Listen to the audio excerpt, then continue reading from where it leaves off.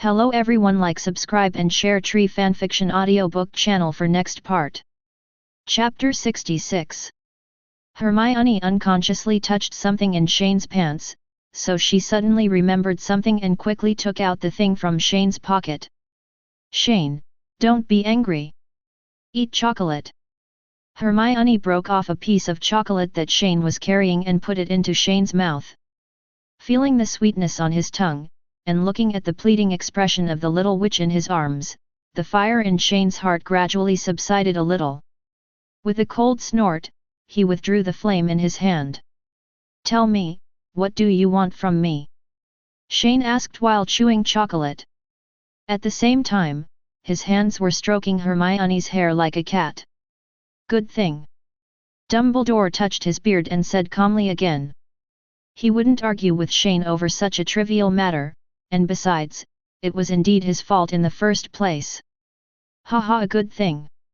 A hint of sarcasm appeared on Shane's face. If you can avoid causing trouble to me, that would be the greatest good thing in the world.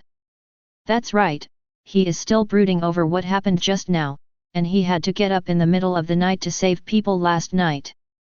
However, Dumbledore didn't pay attention to Shane's little ridicule, but looked at Harry and said, "You have been building your guild in that room recently, haven't you? I want Harry and the other three to help you, as punishment for their wanton behavior this time." When Shane heard this, he couldn't help but stop petting the cat. He looked at the little witch in his arms who was biting his hand, and then at the embarrassed Harry and Ronald beside him, and immediately nodded in agreement. Okay, no problem. I just happen to be short of manpower to help organize the guild's house. This free labor is not used in vain.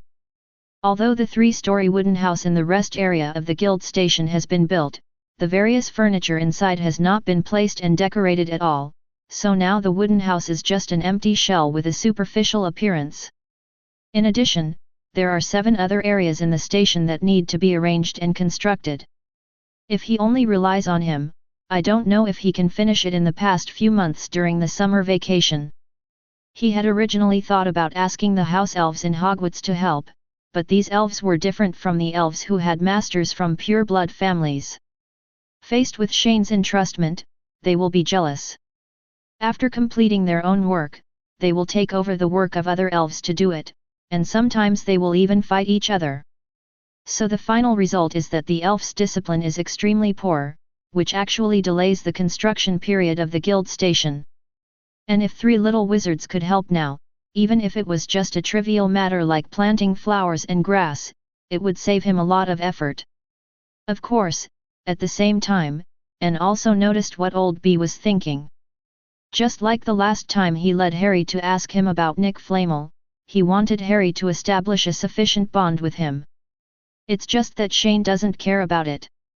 Seeing that Shane agreed immediately, Dumbledore nodded, and then said to the 3 little ones. You 3 have also heard what you want to do and how you should do it. Mr. Dolea will come to you later. Then he looked at Professor McGonagall. Now, Minerva, please take them back first. After going through so many things, our little wizard deserves a good rest.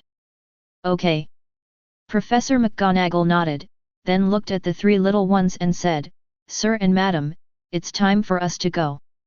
After saying that, he led the 3 of them towards the door. As the oak door was gently closed, the office suddenly fell into an eerie silence.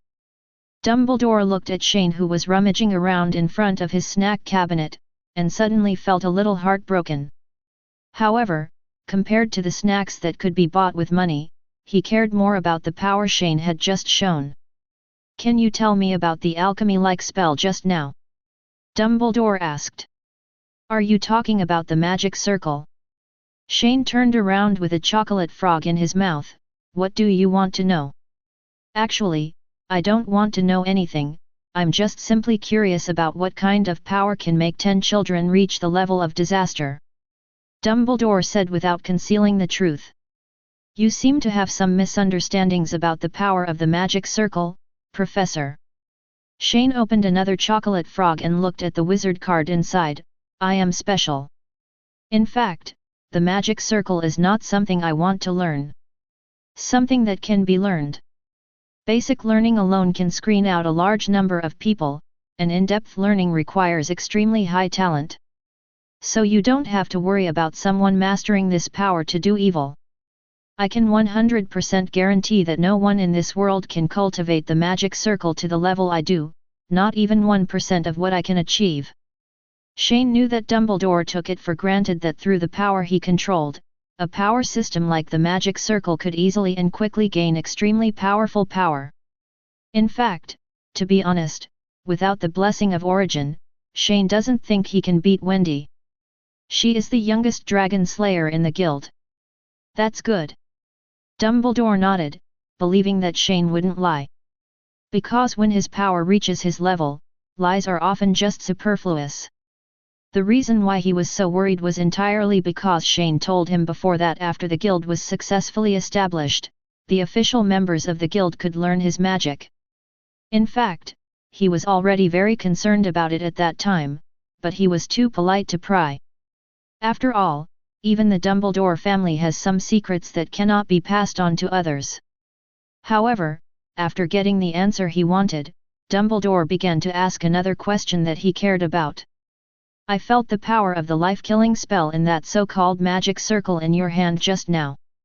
Have you found a way to destroy Tom's soul in Ravenclaw's crown? Hey? How did you know? Shane suddenly looked confused. He remembered that he had never said anything about this magic from beginning to end. It's no secret to me that the death curse can directly destroy people's souls. Dumbledore explained. In addition, you just said that the two magic circles were merged and reconstructed, so I guessed what you just said magic is used to deal with soul crystals. This is indeed old and almost demonic. Shane sighed in his heart, as expected of an old fossil that has lived for more than 100 years. Just through a few words, you can tell that he has successfully developed the magic to deal with Horcruxes. Yes, that is indeed the magic used for Voldemort's soul. The name is called Soul Purification Bell. Shane nodded, and then took out Ravenclaw's crown from his pocket. It's better to choose the day than to hit it. I will destroy Voldemort's soul hidden in the crown now. After saying that, a golden-green magic array suddenly unfolded in the hand holding the crown. The death array on it changed from holding a sickle to holding a bell. There was also a trace of golden light flowing in the middle of the entire array. 0. Please give me flowers. As the power of the magic circle was activated, Voldemort's soul in Ravenclaw's crown felt a serious threat, turned into a black mist and poured out, letting out a painful and angry roar. Dumbledore looked at the ugly, crazy, and familiar face with a serious face, and he couldn't help but feel a little worry in his heart. However, his worries were unnecessary. Just hearing a long sound of bells ringing, refer to the Sand-King bell, Dumbledore felt an invisible force impacting his brain and even his soul. Immediately, the howling of Voldemort's soul became weaker and weaker, and he soon completely disappeared from this world with the sound of bells. Voldemort's Horcrux -2. Shane looked at the intact Ravenclaw crown in his hand and instantly smiled happily. Because his magic worked. It was not in vain that he spent so much time combining Fairy Law and Avada Kedavra, two magics with extremely complex magic structures. 000. Because Voldemort's soul has disappeared, the gems on Ravenclaw's crown have gradually changed from black back to their original dazzling Klein blue. Congratulations, Shane. Dumbledore smiled and expressed his blessing, and he was also happy that he could find a way to destroy Voldemort's Horcrux. Can this magic remove Voldemort's soul from Harry? It's a bit hard to say. Shane took back the crown, then shrugged and said, if Harry's soul does not merge with Voldemort's soul, that's okay. But if a fusion occurs, this magic may purify Harry's soul together. Is that so? Dumbledore was a little disappointed, but he quickly recovered. But it doesn't matter, Harry's matter can be put aside for the time being. I am currently investigating the traces of other Horcruxes, hoping to find them later. Can you help destroy these Horcruxes? Why are you looking for me? Can't you do it yourself? Shane raised his eyebrows, and then he seemed to notice something. "Professor, you don't think that only my magic can destroy Horcruxes, do you?" Dumbledore was stunned for a moment. The surprise on his face seemed to say, "Isn't it? Professor, I created this magic to destroy Voldemort's soul without damaging Ravenclaw's crown. If you don't have this requirement, you can just use waste fire." Hearing Shane's explanation, Dumbledore was speechless. He realized that he seemed to have entered a dead end. Because after learning about the Horcruxes, he collected all the books about Horcruxes in Hogwarts and studied them non-stop.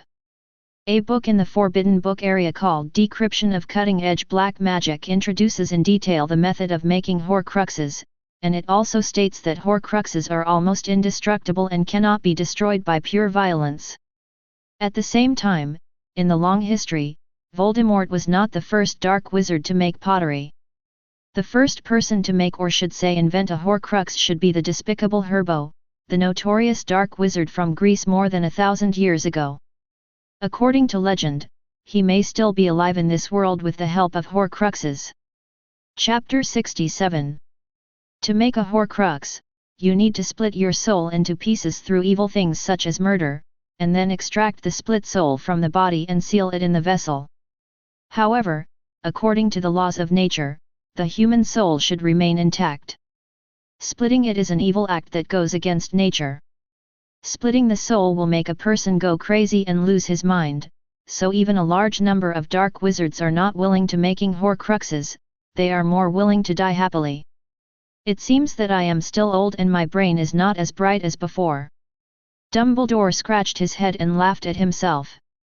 No one can resist the erosion of time, right? Shane replied calmly, "Just like your friend, Nick Flamel, can his current body support him to live in this world?" "You actually know. I studied the power contained in this stone." Shane took out the magic stone.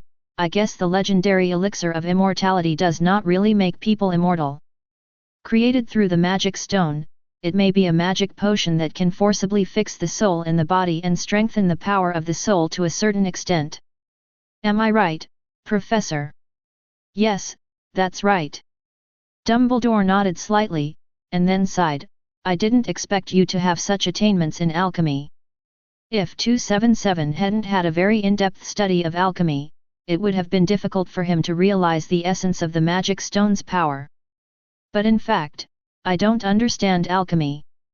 Shane shook his head and denied, "It's just because the runes in alchemy are very similar to the magic circle I master, so there is no need to study them.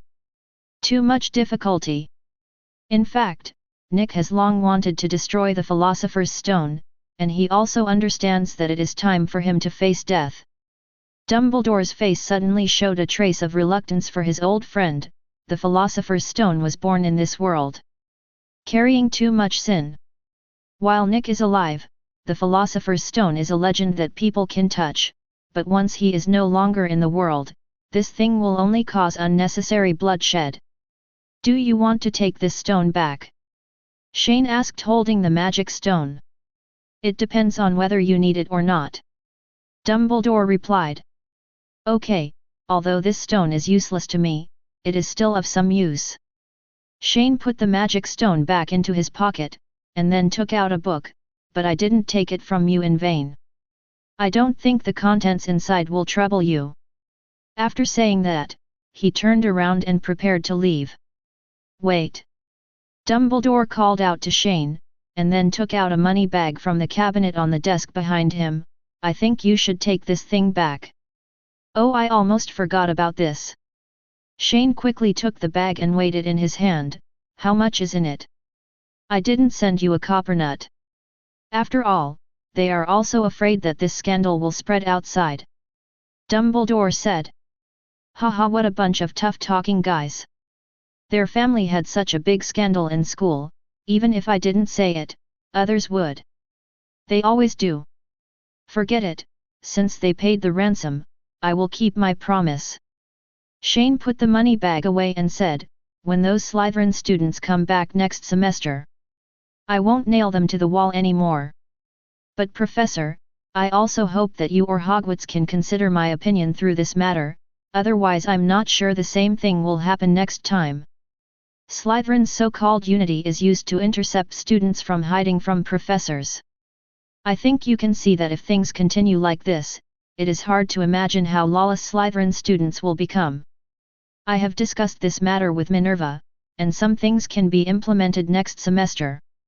The next day, at noon, Hogwarts held the end of the school year ceremony as scheduled and prepared to announce the winner of the House Cup. However, because Shane, the butterfly, stepped in from the middle, Dumbledore was no longer able to create a large-scale shady scene. Ding! Ding! Ding! The luncheon was coming to an end, and the crisp bell rang. Professor McGonagall took a copper spoon and knocked on a tall glass, and the originally noisy Hogwarts Great Hall fell silent instantly. Immediately, Dumbledore stood up from the chair and began to speak with a serious but slightly smiling expression. Another year has passed and today is the day to award the Academy Cup. Now, on behalf of Hogwarts, I announce the scores of each house as follows. 4th place, Gryffindor, with a total score of 30 points. Upon hearing this score, the little Gryffindor lions lowered their heads and sighed. Although they don't care about the Academy Cup as much as Slytherin, this score is really too low. This school year, first of all, Snape deducted points for various difficulties he initiated against Harry Potter. The scattered scores added up to 60 or 70 points. Secondly, there are points deducted for the Weasley twins for playing pranks everywhere, but the most serious ones belong to the trio of Harry, Ronald, and Hermione. The three of them were deducted 30 points once for Halloween, and another time for a night out after Christmas. 150 points were deducted. To be honest, if Hermione hadn't taken the initiative to raise her hand to answer questions during class, which brought Gryffindor's score back a bit, the little lions might not have even gotten 300 points this school year. However, the third place announced next made the little lions' faces turn rosy again. 3rd place, Slytherin, with a total score of 312 points. Dumbledore continued. As soon as this result, which was only 3 points higher than Gryffindor's, was announced, the little lions applauded enthusiastically, but the little snakes and Snape were livid. The Slytherin Academy's score was originally far ahead, but they were deducted 300 points for ambushing Shane. If Snape hadn't desperately found various reasons to get the points back, this year's Slytherin would definitely be outclassed. Enter the annals of history. The 2nd place is Hufflepuff, their score is 36 points.n. Although they rarely came in 2nd place, the little badgers just shrugged and said it didn't matter. Their college doesn't care about college points the least. Rather than chasing that false honor, they think it's more practical to work hard. However, as soon as the 2nd place results were announced, the little eagles who originally had no desire for anything other than knowledge finally began to show a slight fluctuation in their faces. Because this means that Ravenclaw's title as the 2nd best in 10,000 years has finally been wiped away today. Topping the list is Ravenclaw Academy with a total score of 412. Sure enough, as soon as Dumbledore finished speaking, enthusiastic cheers suddenly erupted from Ravenclaw's long table, and Professor Flitwick also raised his hands in joy. Yeah, the eaglets cheered. Because of the previous fight with the Snake Academy, Ravenclaw Academy was also deducted 100 points. The Eagles originally thought that they were 2nd in the school again this year, but they couldn't stand it. This year, Shane is here. The points he added to the Academy alone accounted for one of the total points. Number 0. At this time, Dumbledore also looked at the location of Ravenclaw Academy, nodded and applauded, "Very good, very good. Well done. Well done, Ravenclaw." Then he raised his hand, and the entire auditorium raised the blue raven flag. The long table belonging to Ravenclaw was boiling again. Professor Flitwick clapped his palms red, and tears of joy flowed from the corners of his eyes. However, while the Eagles were enthusiastically celebrating their victory in the Academy Cup, they were also looking for the Academy's great hero, but the search was endless. Aid. Only now did everyone realize that Shane didn't seem to come to attend the important end-of-school ceremony. The little eagles suddenly felt a little wilted, because the biggest protagonist was not here, and they always felt that something was missing. Next, Ivana took the stage to receive the Academy Cup on behalf of the college, and the graduation ceremony officially ended. However, just as the little wizards were busy preparing to go back to their dormitories to pack their luggage, a voice that was extremely familiar to all Ravenclaws suddenly came over. What is the highest wisdom of mankind? The sound quality was like that of a big bell being struck. It resounded long and long throughout Hogwarts and could be heard in every corner. The eaglets looked around in shock. Pinello murmured in a low voice, "This is the sound of the crow ring in the lounge." Other little eagles also started discussing. What happened? How did Crow Ring's voice reach here? And I've never heard Crow Huan ask this question before. The little eagles were chattering, and the professors on the rostrum also looked confused. Including Dumbledore, he also frowned, but he already guessed who this unusual scene was related to. And just when everyone was in shock, a voice that was familiar to the entire Hogwarts answered the question raised by Crow Ring just now. The highest wisdom of mankind comes from mankind itself. How to do it? Swallow the bitter pill of history and never repeat the same mistakes again. Advice. The only lesson that humans can learn from history is that humans never learn from history. Noble and exquisite. A few short words of dialogue left the entire Hogwarts Great Hall in silence. It wasn't until Crow Huan said his last words of praise that everyone gradually came to their senses. Hermione raised her head and said in shock, "This is Shane's voice." The eaglets looked at each other and suddenly started running upstairs like crazy. Some of the eaglets that had learned the flying magic took off directly on the spot and flew quickly towards the lounge. The students from the other 3 colleges, as well as the professors and staff on the rostrum, also followed curiously. The first ones to arrive at the Ravenclaw were some of Ravenclaw's senior eaglets. Ivana, the senior, stood at the front. At the same time, she was holding Pinello, who had just learned flying magic. Everyone saw that the door to the Ravenclaw lounge had been opened at some point, and strangely it did not close automatically. The crow ring on the door is still the same crow ring, without any change. However, when everyone walked through the door, they found that they were not in the lounge of their own college at all, but in another completely unfamiliar place. Chapter 68. Time went back more than half an hour. Shane had no interest in attending the noon end-of-school ceremony and luncheon because there was a more important thing waiting for him to do at this time. After washing up in the morning, Shane walked around the campus and finally found Peeves in a room next to the Hogwarts kitchen. This room is where the elves place the food for the banquet. On the surface, Peeves wants to play a prank here, but in fact, being refused to attend the banquet, he simply wants to come and feel the atmosphere of the banquet. "Peeves, I found you." Shane lifted a long white tablecloth, and Peeves was hiding under the table. "You found me?" Peeves showed a smile that was completely different from the one he usually wore after playing pranks, a happy smile from the bottom of his heart. "You should know that the bad guy in the crown has been eliminated by me." Shane took out Ravenclaw's crown and showed Peeves the gem glowing with sacred blue light. According to previous speculation, Peeves should have sensed his move to eliminate Voldemort's soul in the principal's office last night.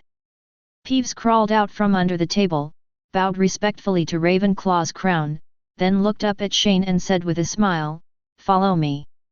Follow me." Immediately, Shane followed Peeves, watching it jump and lead him in front. It's strange that the stairs of Hogwarts are exceptionally quiet today. They don't turn around randomly as usual, but seem to be leading the way for someone. After a while, Peeves brought Shane to the door of the Ravenclaw common room. "I saw it whispering to the bronze crow ring on the door, he's here."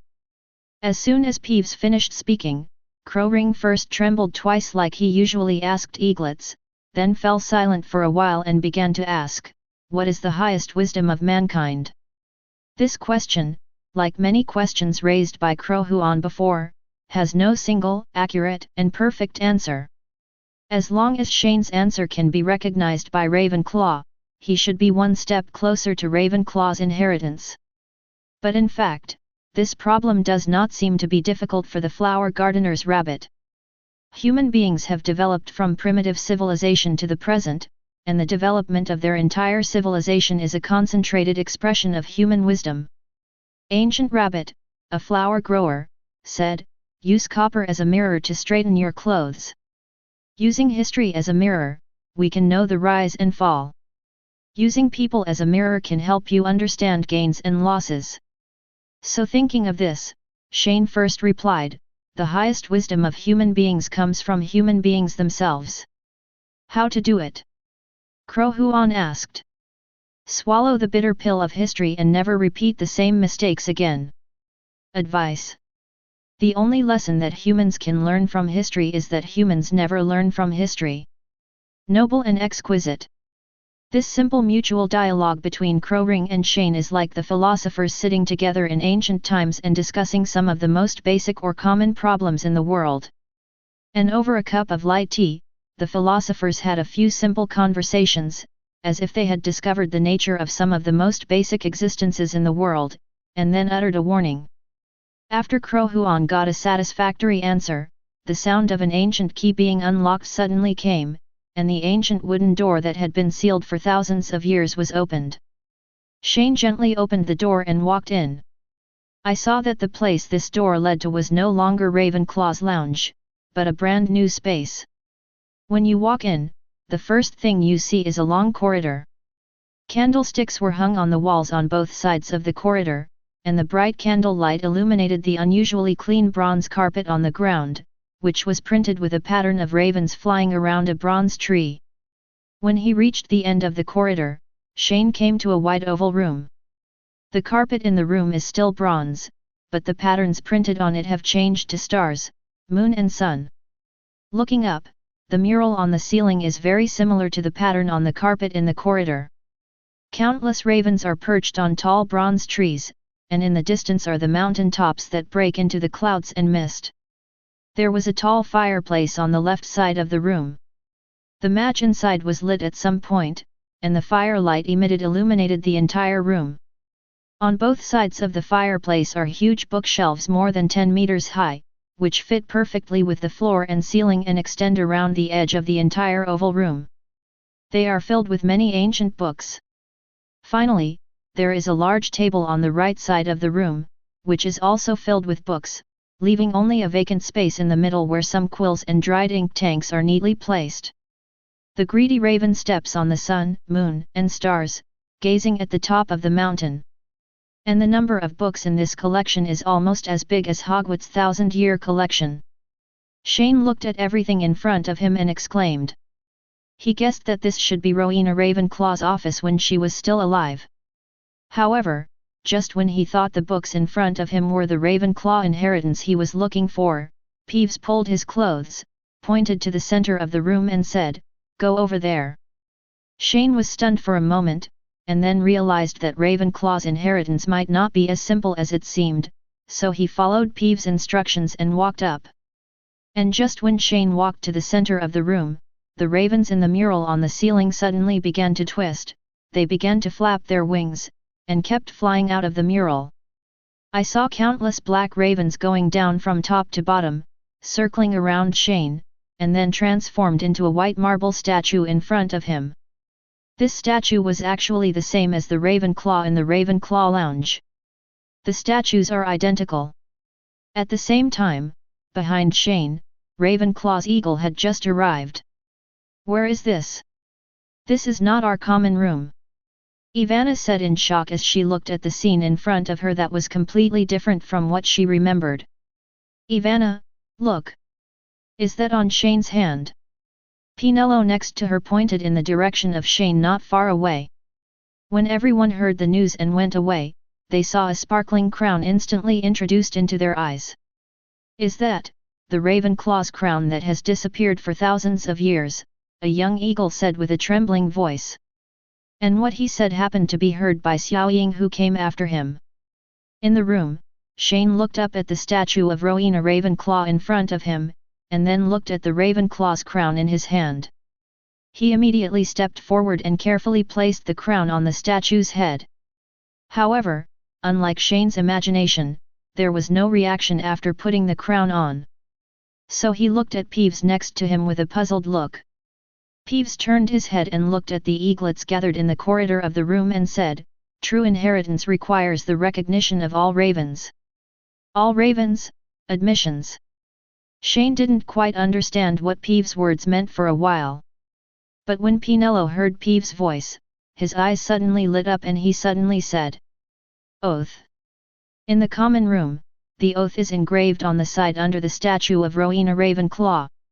After saying that, he immediately ran forward in the direction of Shane. When the other eaglets heard Pinello's words, they immediately thought of something and hurriedly walked forward and followed behind him. Nearly 200 young eagles filed into the room. They gathered around the statue of Shane and Rowena Ravenclaw in front of him, and began to chant in unison. "Intelligent, determined, and enterprising, we turn into greedy ravens." 187. Calm, composed and gentle, we climb the mountain of wisdom. Be firm, patient, and curious. We yearn for infinite knowledge. Accurate, superb, elegant, we pursue absolute truth. We come from the tranquil lakeside. We are scholars who are covered in darkness but can see through the darkness. We are ravens that soar in the sky but never forget to gaze at the land. We always pursue the truth and study hard. We are full of curiosity and our hearts are toward the sea. We are loyal to ourselves and loyal to reasonable and loyal to wisdom. We are Ravenclaw. At this moment, the statue of Rowena Ravenclaw under the crown suddenly emitted a warm white light, and at the same time, the bronze crow ring outside also transmitted a force to Ravenclaw's crown, causing the gems embedded in it to burst out. Dazzling blue light. On the other side, Helena Ravenclaw, who had been staying in Ravenclaw's tower, also looked in the direction of Shane in shock and shouted in disbelief, "Mother!" The oaths in the room continued. "Here, we only swear in the name of Rowena Ravenclaw. Shane Dolea, Ravenclaw is willing to crown you with the crown of wisdom. Your wisdom will become our eternal glory and faith. We will use you as our guide to become the supreme wise slaughterer in the world." At this point, the oath is made. The solemn chanting echoed throughout Hogwarts.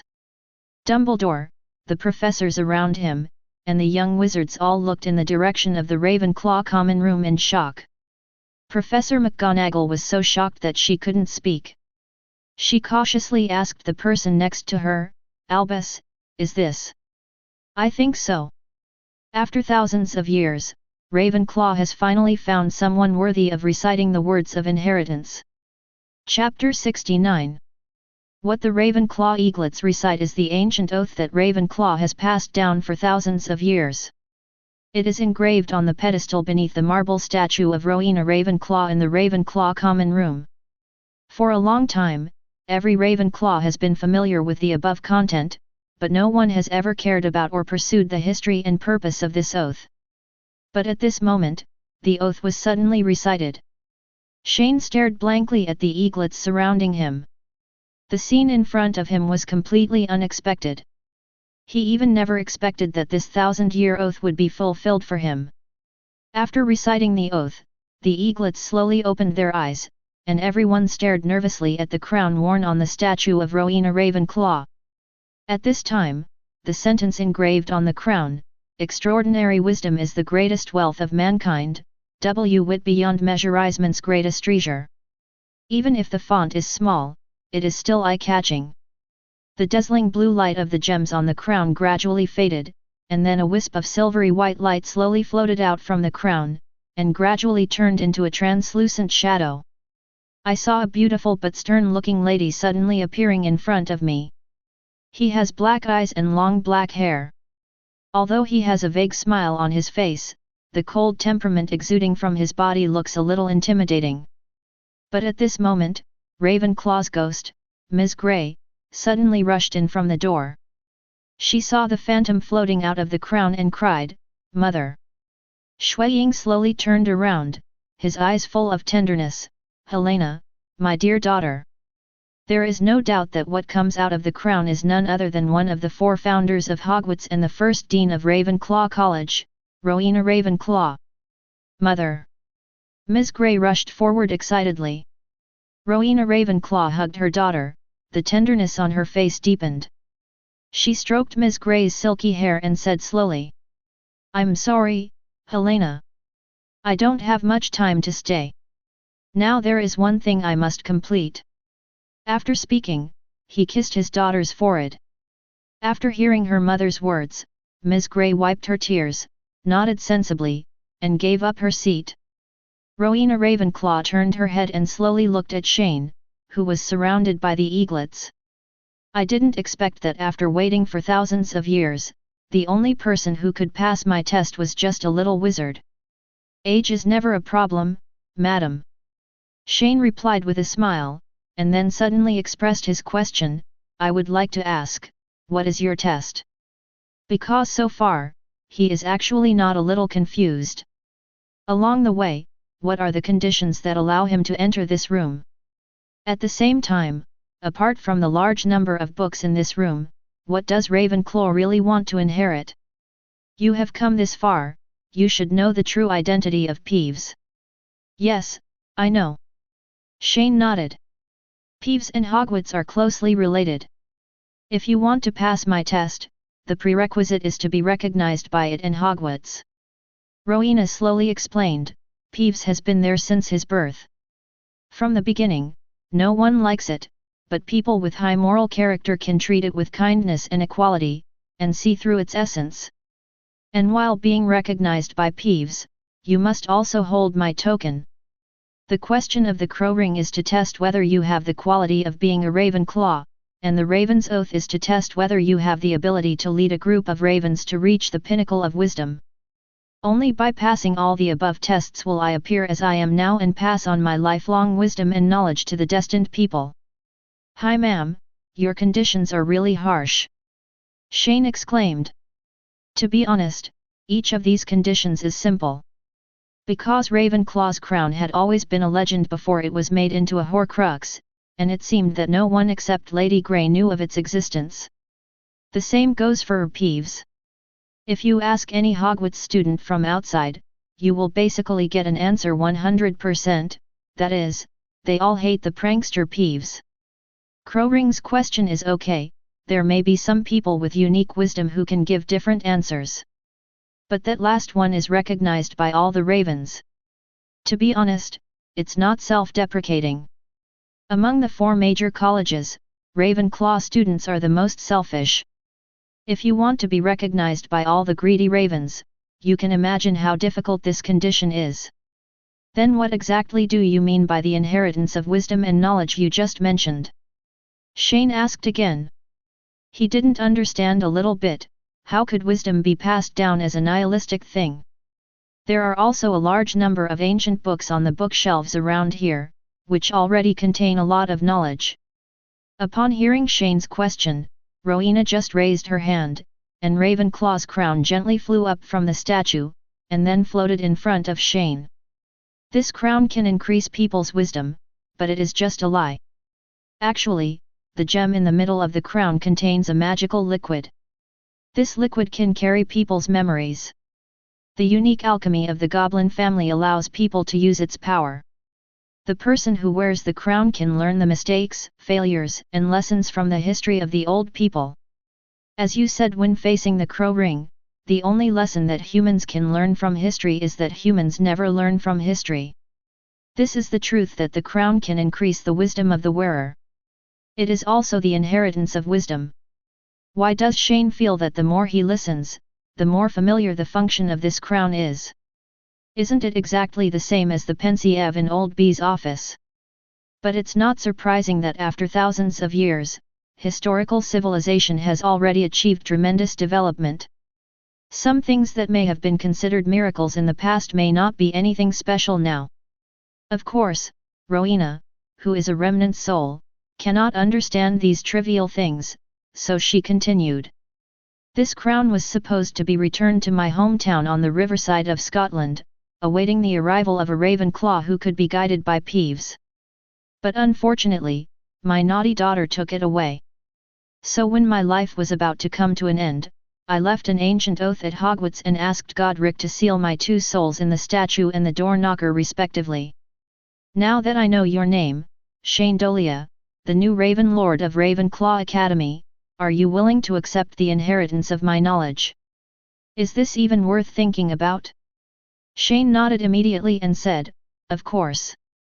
And at the moment Shane agreed, Ravenclaw's crown burst out with dazzling light again, and Rowena's soul merged into the crown again. Immediately afterwards, a silver flake floated out from the gem in the middle of the crown and merged into Shane's brain. Shane could feel that the silver flakes were harmless to him, so he let go of the thinking barrier in his mind, and Ravenclaw's lifelong magical knowledge began to be integrated into his memory. All the eaglets around him spontaneously gathered around Shane to protect him.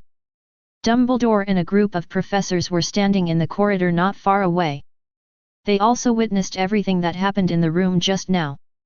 Albus, what should we do now? Professor McGonagall asked with serious eyes. At the same time, she was also thinking about whether Godric Gryffindor would have a legacy left back then. Inform the Department of Transportation of the Ministry of Magic that the end of school at Hogwarts will be postponed by 1 day, so that they can rearrange work related to the express train. Dumbledore thought for a while and began to say, then he notified the students outside that Hogwarts something important happened here, let everyone move freely first, but don't let them get close to here. After saying that, he lowered his head and looked at the excited Professor Flitwick next to him. Phileas, you should know how to do this. I will protect Mr. Dolea to the death and let him successfully accept the inheritance of Ravenclaw. Professor Flitwick said firmly. He is the champion of the duel competition and the master of spells. I'm afraid there aren't many people in the entire European magic world who can absolutely defeat him. Very good. Dumbledore nodded, and then looked at Shane who was receiving the inheritance not far away with a lot of emotions. He knows that with the blessing of being the heir of Ravenclaw, what Shane wants to do in the future will be even more unstoppable. The Ravenclaw inheritance time is neither long nor short, just over half an hour. As the light of the crown gradually extinguished, the light strands connecting it to Shane also gradually disconnected. Shane suffered from indigestion because too much information was suddenly stuffed into his mind, and he fainted on the ground. Pinello quickly ran forward and hugged him, Giens, and rested his head on her soft thighs. At the same time, Rowena's spirit reappeared in the room. Upon seeing this, Bulido stepped forward with his robe attached and said respectfully, "Welcome, Ms. Rowena Ravenclaw, the founder of Hogwarts and representative of supreme wisdom." Rowena looked up and down at the old man in front of her, whose beard had almost fallen to the ground, and nodded, "Hello, Albus Percival Wulfric Brian Dumbledore, the Master of the Phoenix. I have been observing you and you are a very good principal. Thank you for the compliment." Dumbledore gave the eagle ancestor in front of him the greatest respect, but the coldness on Rowena's face did not seem to diminish because of this, but instead deepened. Just listen to Rowena continue. "But Principal Dumbledore, although you are very good, there are some things I still need to remind you. The current Hogwarts has completely deviated from the original intention of establishing this school. Especially Slytherin House, Salazar would never like to see the students of his house become like this." When Dumbledore heard this instruction, he couldn't help but be stunned for a moment, then seemed to understand something, and then nodded, "I understand, madam." Chapter 70. Rowena Ravenclaw's mission has been completed. She turned her eyes to Shane who was digesting the inheritance, then glanced at the eaglets in the room who were looking at her with admiration, and began to say, "My mission has been completed. I hope you can all inherit Ravenclaw's qualities of intelligence, determination, enterprising spirit, calmness, composure, gentleness, firmness, patience, curiosity, precision, mastery, and elegance.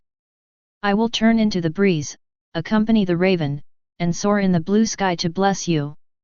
Follow your teachings, all the Ravenclaw said in unison. At this time, they seemed to show the same sense of unity and honor that was unique to Slytherin. After leaving her last blessings, Rowena turned around and looked at her daughter with a gentle face. "Helena, I don't have much time." Ms. Grey quickly stood up and flew over, holding her mother's hand, and then passed through the bookshelf in the room, going to no one knows where. However, everyone felt that the mother and daughter had a lot to talk about. Shane continued to lie unconscious on Penelo's lap. In fact, he can feel everything happening around him, but he can't be distracted at all now. Rowena Ravenclaw's inheritance of wisdom and knowledge. Wisdom refers to the ability of Ravenclaw's crown, and knowledge refers to all the knowledge she stored in the crown before her death.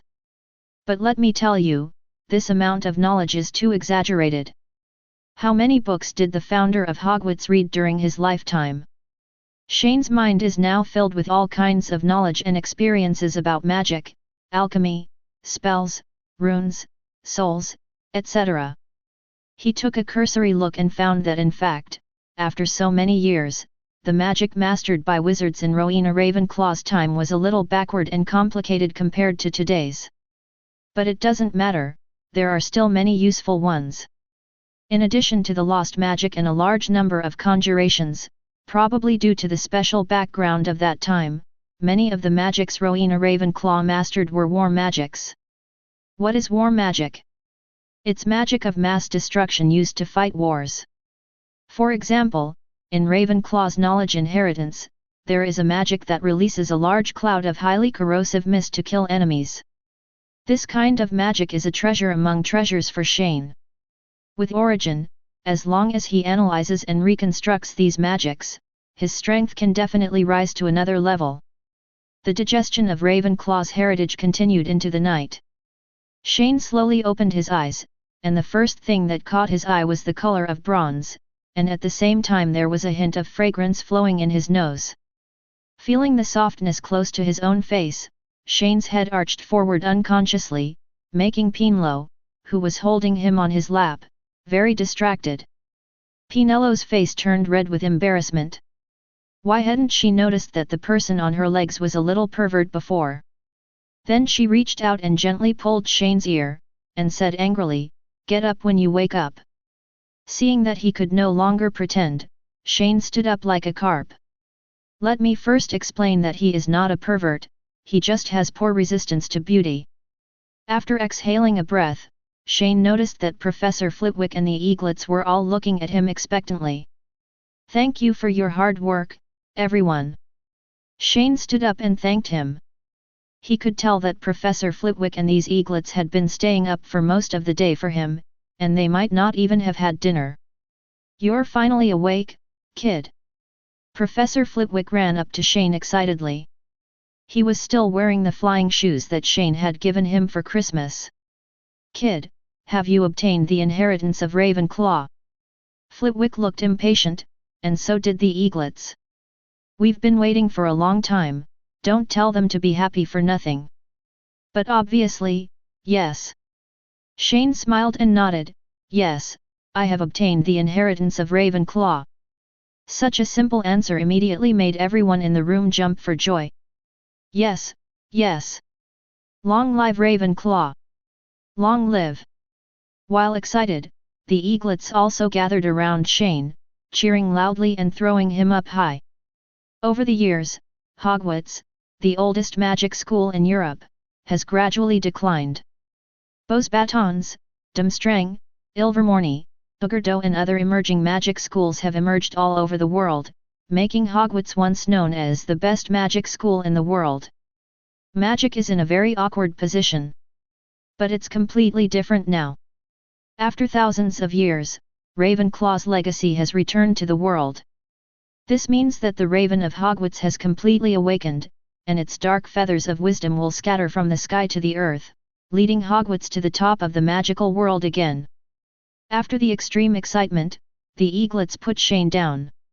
Professor Flitwick stepped forward again and asked, "Child, can you tell me what inheritance Ms. Rowena Ravenclaw gave you?"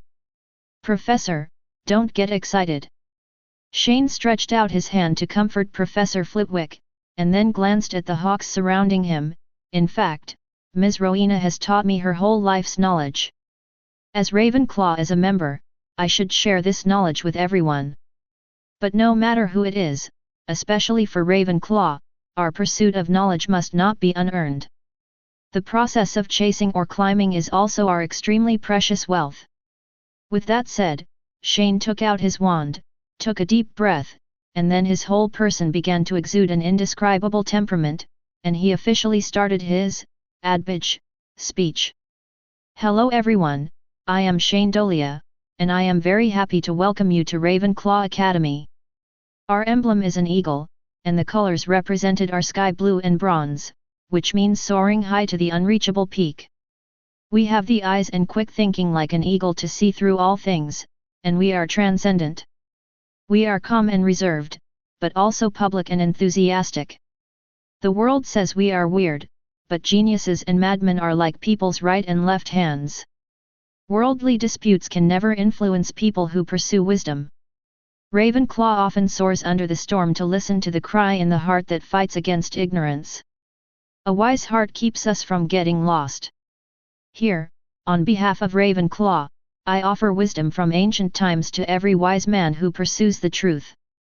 As he spoke, Shane pointed the wand in his hand at the mural above his head, and a huge blue magic circle rose into the sky, and the permanent super magic hometown of Horai was activated.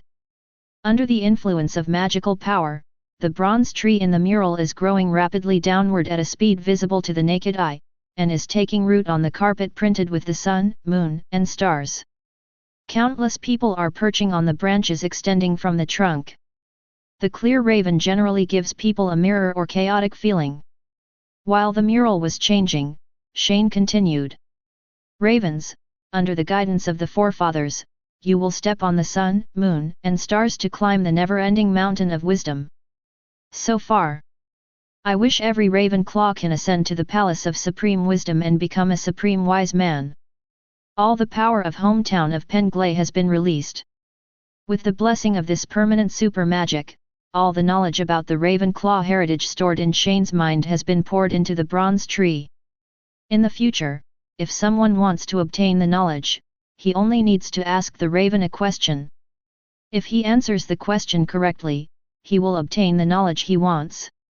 Of course, the more difficult the knowledge is to obtain, the more ravens you need to face. Only when all the answers are correct will the raven turn into a book carrying knowledge. As for the above methods, Shane has already told the little eagles through the speech just now. Maybe others may not understand it, but the smart Ravenclaw certainly can. However, just as the eaglets were excitedly staring at the tall bronze tree in front of them, Ivana, the senior, suddenly thought of a question. Shane, what about our common room? As soon as this question came up, all the little eagles reacted instantly. That's right. The door of the room they are in now seems to be the same as the common room of their college. Oh, this is a question. Shane took out a piece of chocolate nonchalantly and started to replenish his energy. He puffed up his cheeks and said, you just need to tell Crowhoo on which room you want to enter, and then answer the questions correctly, and he will give you which door did you open. Also, you can read the books on the shelves around here, but you can't take them outside. Then what's the name of this room? Asked one of the eagles. This place used to be Rowena Ravenclaw's office, so why not call it the Bronze Tree Palace now? Shane thought for a moment before finalizing the name of the room, and then shouted towards the door, Ravenclaw, Bronze Tree Palace, did you hear it? The crow ring immediately shook twice. It said it heard it. Shane said with a smile. The eaglets were all speechless for a moment. So careless. It's not because of the name, but shouldn't the process be a little more sophisticated? At least take a wand and recite a few spells. It seems so simple and expensive. However, Shane didn't care about the little eagle's thoughts. From the morning to the present, he just wants to have a good late-night snack and then have a good sleep. So after leaving a few instructions, under the escort of Pinello, the eaglets watched Shane leave the Bronze Tree Palace. Chapter 71. The day after receiving the Ravenclaw inheritance, Shane slept until 3 o'clock in the morning before getting up. He didn't know why, but when he looked at the bright sun outside the window, he felt particularly refreshed. He slowly climbed out of bed, and after a simple wash, his only thought was to go to the auditorium to work. But, why is there not a little eagle in the lounge? They wouldn't have stayed in the Bronze Tree Palace all night, right? With such doubts, Shane wanted to go to the Bronze Tree Palace first, but he didn't expect that as soon as he opened the door of the lounge, he was stunned by the scene in front of him. What the hell? Shane looked outside the door and exclaimed. Did you act too aggressively or did you open the wrong door? Why are so many little wizards gathering outside the lounge door, and they all look expectant?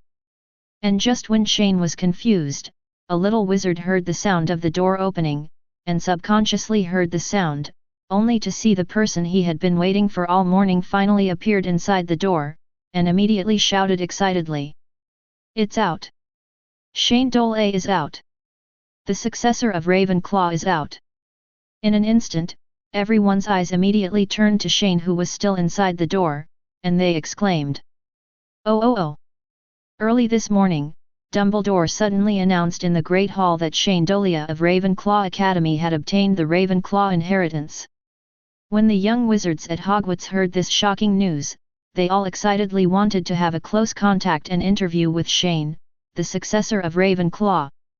So they all gathered at the door of the Ravenclaw common room one after another and hunkered down all morning without even packing their luggage for home. At this time, Shane woke up quickly when he heard the little wizard's enthusiastic screams. He broke out in a cold sweat and wanted to close the door, but he didn't expect that it was too late. I saw a few little wizards grabbing his hands and dragging him out of the door, and all the little wizards around him immediately gathered around. Dolea, how did you obtain the Ravenclaw inheritance? Not to mention how you got it, can you tell me what Ravenclaw's inheritance includes? Wands, spells, or other very powerful things. I heard that you met Rowena Ravenclaw yesterday. Isn't she very beautiful? And did she tell you about any clues about the inheritance of other founders? Like a flock of birds, the little wizards gathered around Shane and kept chattering. Shane was so busy talking that he couldn't hear clearly what they were saying. And after an unknown amount of time, Shane, who was squeezed in the middle of the crowd, finally couldn't stand it any longer. He felt that he might be squeezed into a meat pie if he stayed here any longer. So as soon as I thought about it, I immediately activated space magic and escaped.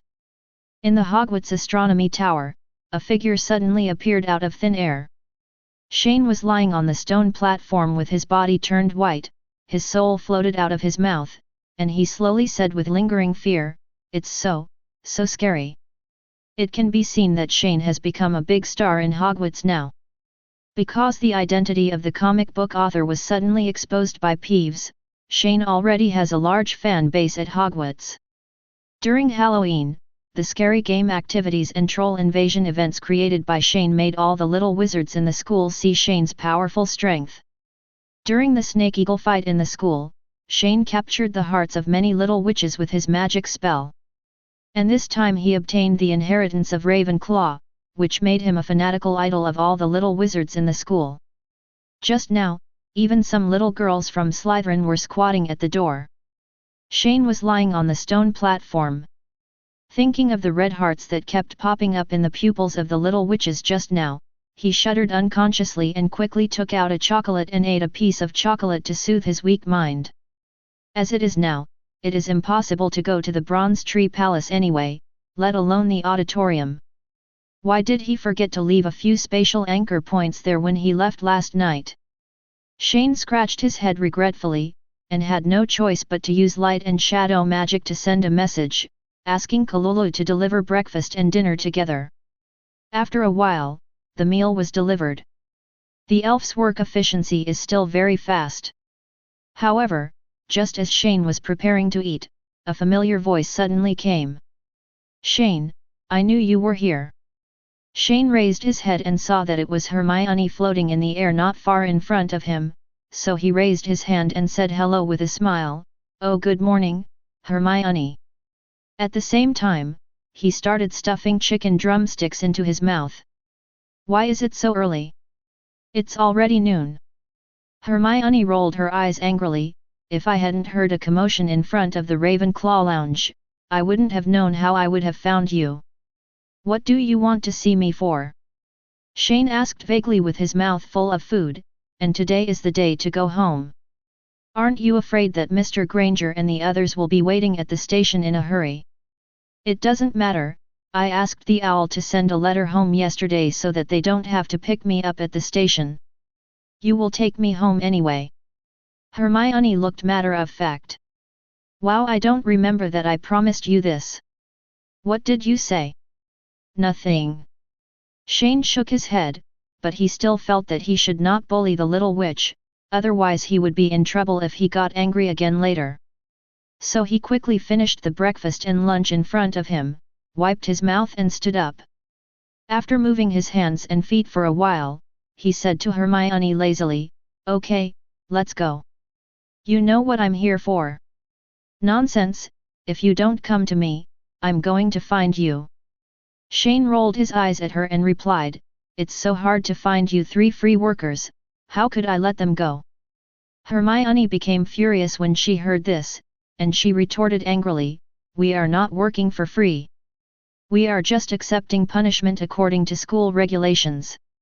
Is that any different?" Hermione was speechless. But when she saw Shane's unusually unbeatable look, she suddenly became furious. Then she couldn't help but raise her calf, thinking of kicking Shane's knee. But unfortunately, she failed to succeed. Instead, Shane pressed her head and kicked the air randomly. On the other side, the Gryffindor lounge. At this time, Harry and Ronald were playing wizard chess out of boredom. "When will Hermione come back?" Ronald complained weakly, "It's been all morning, where has this Dolea gone? I heard that everyone from Ravenclaw has disappeared, and there is no news about him at all. Now many people are guarding the Ravenclaw common room, and many girls want Dolea's autograph." Harry's tone of reply was a little strange.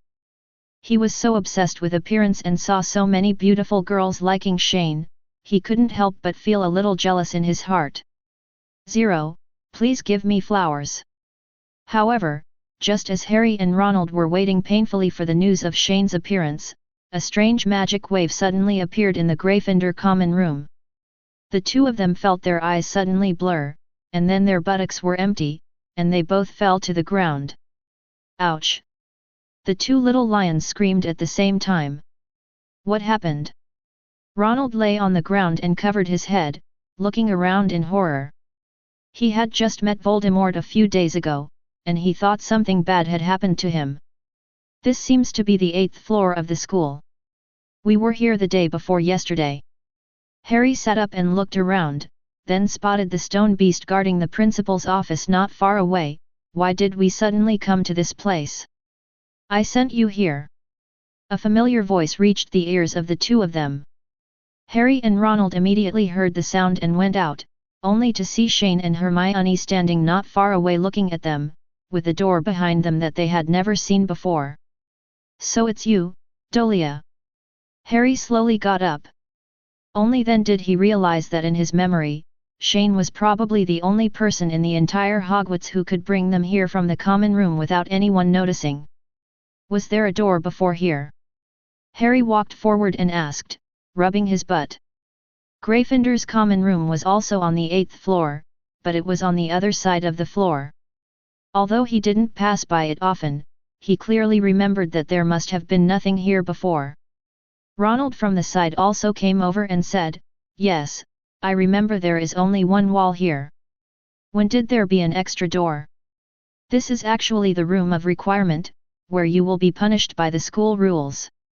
Shane explained, "The entrance to the room of requirement can only be opened when the user concentrates on thinking about the place they need and walks through the wall in front of them 3 times. Up here. The room of requirement." Hermione looked confused when she heard the name. "Why is it called that?" "It can satisfy your wishes as much as possible. For example, if you want a toilet, the room of requirement will become a toilet.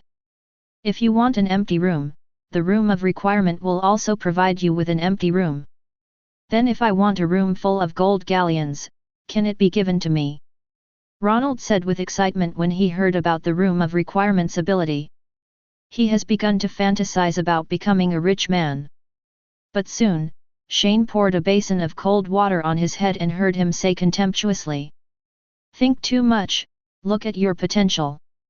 The room of requirement is not omnipotent. What it can give you can only be a room that actually exists within Hogwarts, and its authority is not the highest. Permissions. A question mark appeared on Hermione's head. What do you mean? For example, if you want to go to Dumbledore's office, the room of requirement cannot grant your wish.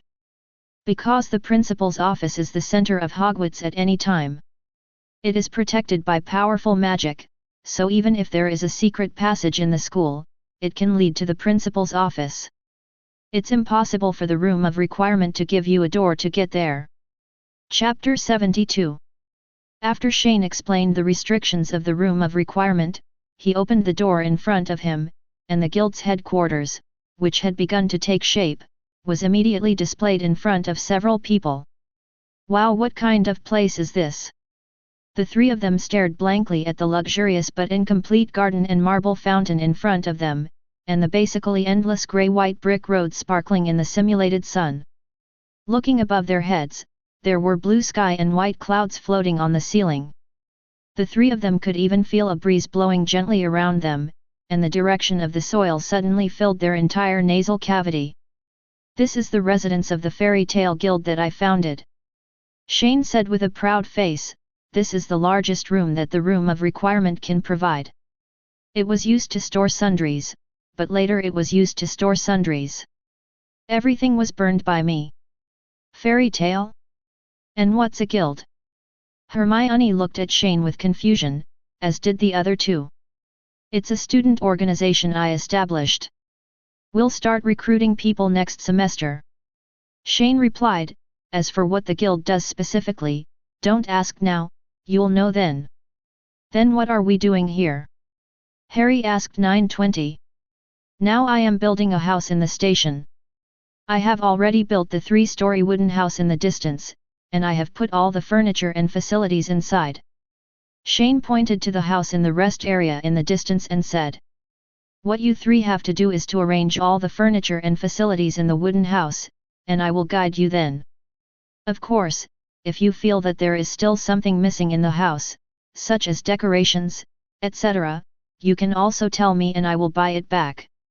Is this the end? Ronald asked weakly. What are you thinking about, young man? Shane turned around and smiled sinisterly, then pointed to a few large sacks stacked not far away. After taking care of the inside of the wooden house, you have to continue plant those bags of seeds into the base of the flowers, then water and fertilize them. So many.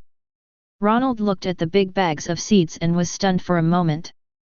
This is just the beginning, there is still a lot of work to be done. Shane said calmly, but if you feel it's too hard, you can also ask Fred and George to come over and help. I can pay them galleons. 1 piece a day. Then do I have one? Ronald looked up and his eyes suddenly lit up. That's a good idea. You came here to be punished for violating school rules. You don't get paid. Shane suddenly looked like an evil capitalist. And if you are short of money, you can go to Pumpkinhead on the first floor. I remember that since free after Germany, it seems that no one can get the game rewards I set. Forget it then. Ronald immediately shook his head in horror. He had entered that Pumpkinhead once, but that game experience gave him nightmares for almost a week. But Dora, there is a problem. Harry raised his hand and said a little embarrassed, Hogwarts does not allow students to return to school during the holidays, and we have all gone home, then. You don't have to worry about these problems. Shane waved his hand, and then took out his wand. Old B has already acquiesced by letting you come here that you can freely travel to and from Hogwarts during the holidays. As for how to come to school, now I will cast a spell on you. Every day I will draw you on time and send it from home." After saying that, with a wave of the magic wand, a silver magic circle lit up on the back of the three people's hands, but it quickly disappeared. "Then what time do we come here every day?" Ronald asked. "I will teleport you here at 8:30 in the morning, and I will teleport you home at 6 p.m. Shane said with a smile, "Don't worry, I will take care of lunch. But please remember not to do it during this time. Go to the toilet, otherwise I will throw you into the Black Lake if you soil the station. I think the mermaids there would be more than happy to bathe with you." "Devil! Mom, this person in front of you is a devil." Ronald looked horrified. At Hogwarts, all boys are warned not to approach the Black Lake easily when they first start school, especially in spring and summer, but strangely, the school does not tell them the specific reasons. But as Ronald, who was born in the Weasley family, he knew. Before enrolling in school, his father, Mr. Arthur, had told him that in the spring and summer, the mermaids in the Black Lake of Hogwarts might catch as many as a dozen people to mate with the tribe. Although I don't know what their purpose is, they don't seem to care about age. In this way, Shane's first school year at Hogwarts gradually came to an end. In late June, the little wizard's vacation has just begun. After Shane said hello to the three little ones' families, Harry's family was threatening. He sent them and the Weasley twins, who learned that they could earn gold galleons, to Hogwarts. Then we came to London's largest Chinatown. He came here just because today is a special holiday. Today is the 5th day of the 5th lunar month, a traditional festival for flower growers, the Dragon Boat Festival. Shane came here in search of the taste of his hometown that he had not tasted for a long time. Walking on the streets of Chinatown, looking around, although this is a place where the rabbits of flower growers live together, the architectural style is still British style. Perhaps the only thing that can keep in touch with the flower growers is the rabbits and food here. Shane walked around and came to a restaurant with a blackboard saying Zongzi for sale. I opened the door and walked in. Perhaps because it was not lunchtime, there were no customers in the store, and even the boss was nowhere to be seen. Ever since, Shane shouted to the store in his long-lost Mandarin, "Is anyone there?" As soon as he finished speaking, a middle-aged man suddenly poked his head out of the store and responded in a less fluent Mandarin, "Oh, yes. What do you want to eat, pretty boy?" "Hey. Is the boss from Cantonese?" Shane asked curiously, speaking in Cantonese. Because he heard that the boss's Mandarin accent was very strong, like a rabbit from Guangdong and Guangxi, so the broad-spectrum flavor should not be too strong at first. "Yet. I've been here for a few years," the boss replied with a smile. He wasn't surprised that Shane could speak Cantonese. There weren't too many Huxia in Chinatown. "But you look so cool. Is this your first time in Ledu? Are you an international student or an immigrant?" "Boss, you are wrong, I grew up in London." Shane generously pulled up a stool and sat on it. "Are you so sharp?" The boss was surprised when he heard that Shane grew up in London. "You grew up in London and you can speak fluent Mandarin and Cantonese. Are you talking about me?" "No need to worry." Shane responded with a smile, "Boss, let's not talk about it for now. I just saw it outside. Do you think you are selling rice dumplings to the public?" "It's tight." The boss nodded, "Do you want to taste it first? Are there any rice dumplings with pork and salted egg yolk?" "Hey! You know how to eat. How much do you want?" "It depends on how old you are." After a while, Shane dragged more than 200 kilograms of rice dumplings out of the store, and then activated a space magic and disappeared in an instant. But then, people from the Ministry of Magic suddenly appeared near the place where Shane disappeared just now, and began to search for something all over the world.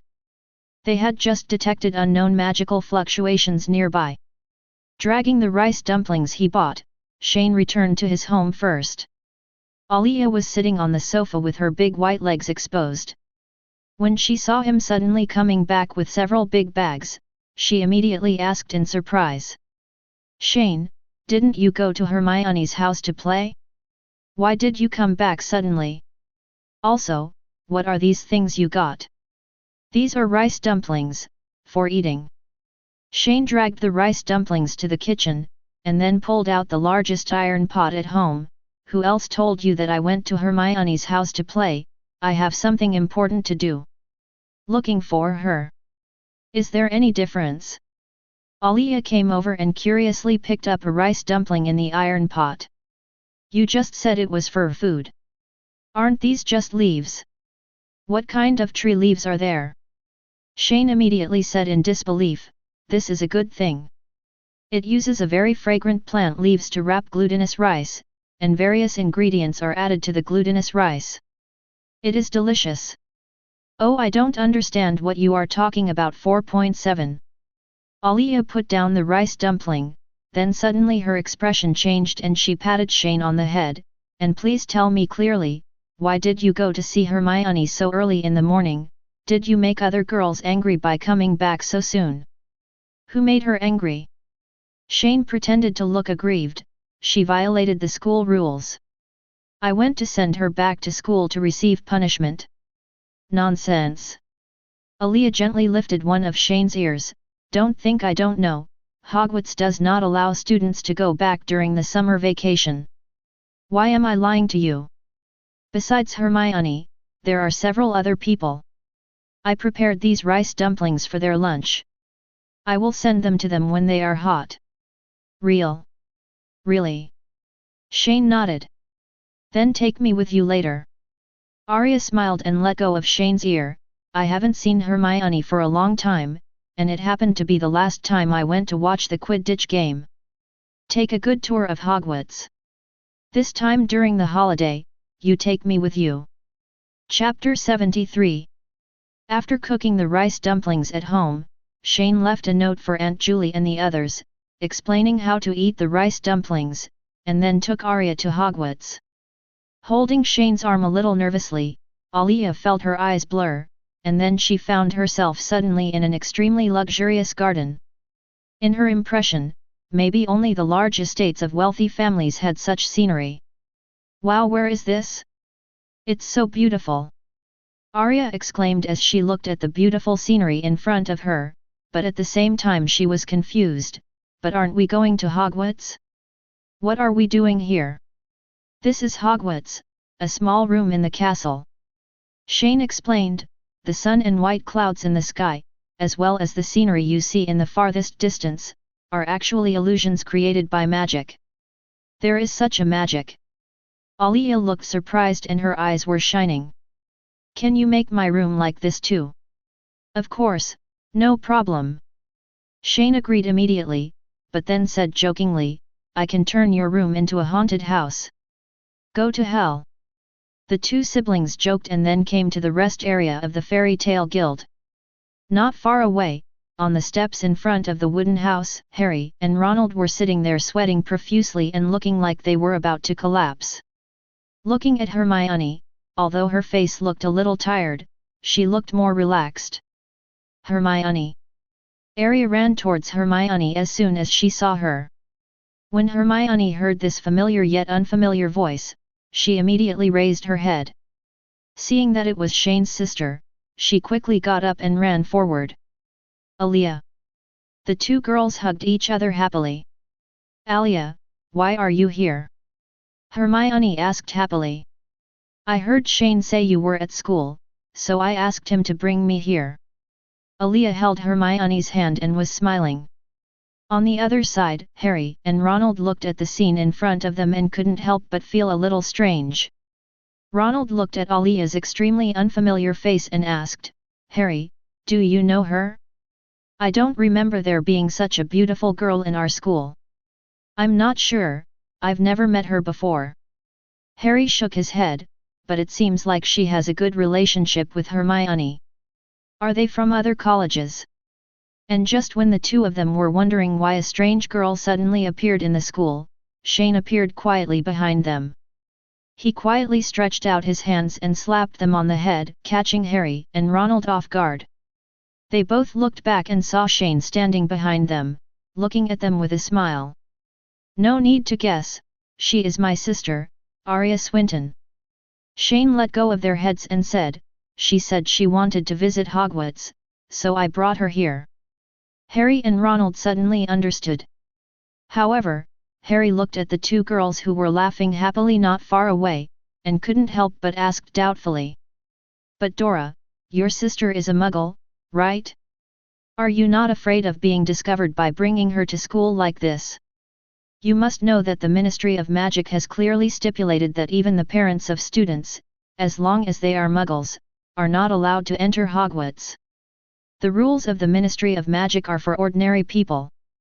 Shane said calmly, there are many things.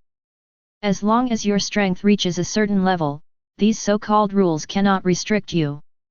Just like the Professor Dumbledore you know so well. Do you think he is a kind person? When he was young, he wanted to impress the Ministry of Magic more than once. However, considering the stability of the magical world, he refrained from taking action. How is that possible? Harry looked shocked.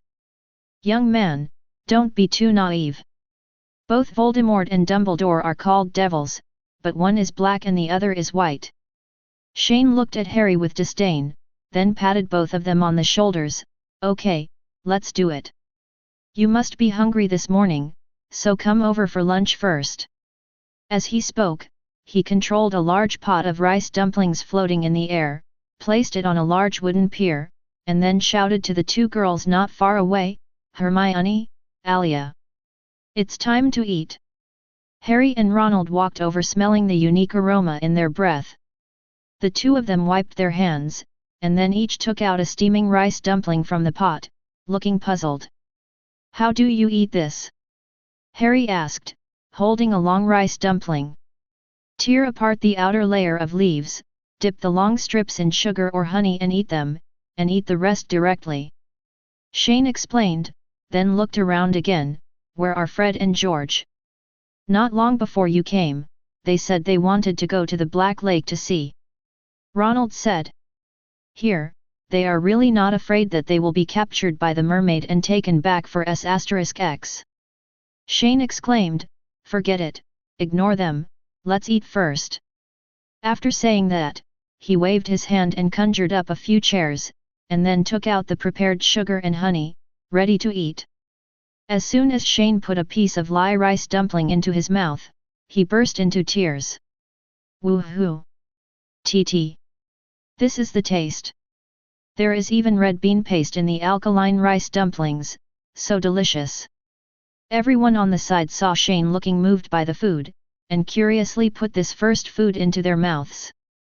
After a while, everyone's eyes lit up and they all shouted in their hearts, it's delicious. Next, it's the daily lunch break and lunch time. More than an hour later. Seeing that Harry and Ronald were still lying on the grass like two dead snakes, Shane couldn't help but began to urge, I tell you to, get up and get ready to work after you have eaten and rested enough.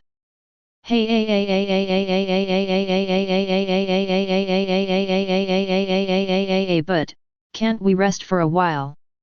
Ronald suddenly had a bitter look on his face, and haven't Fred and George come back yet?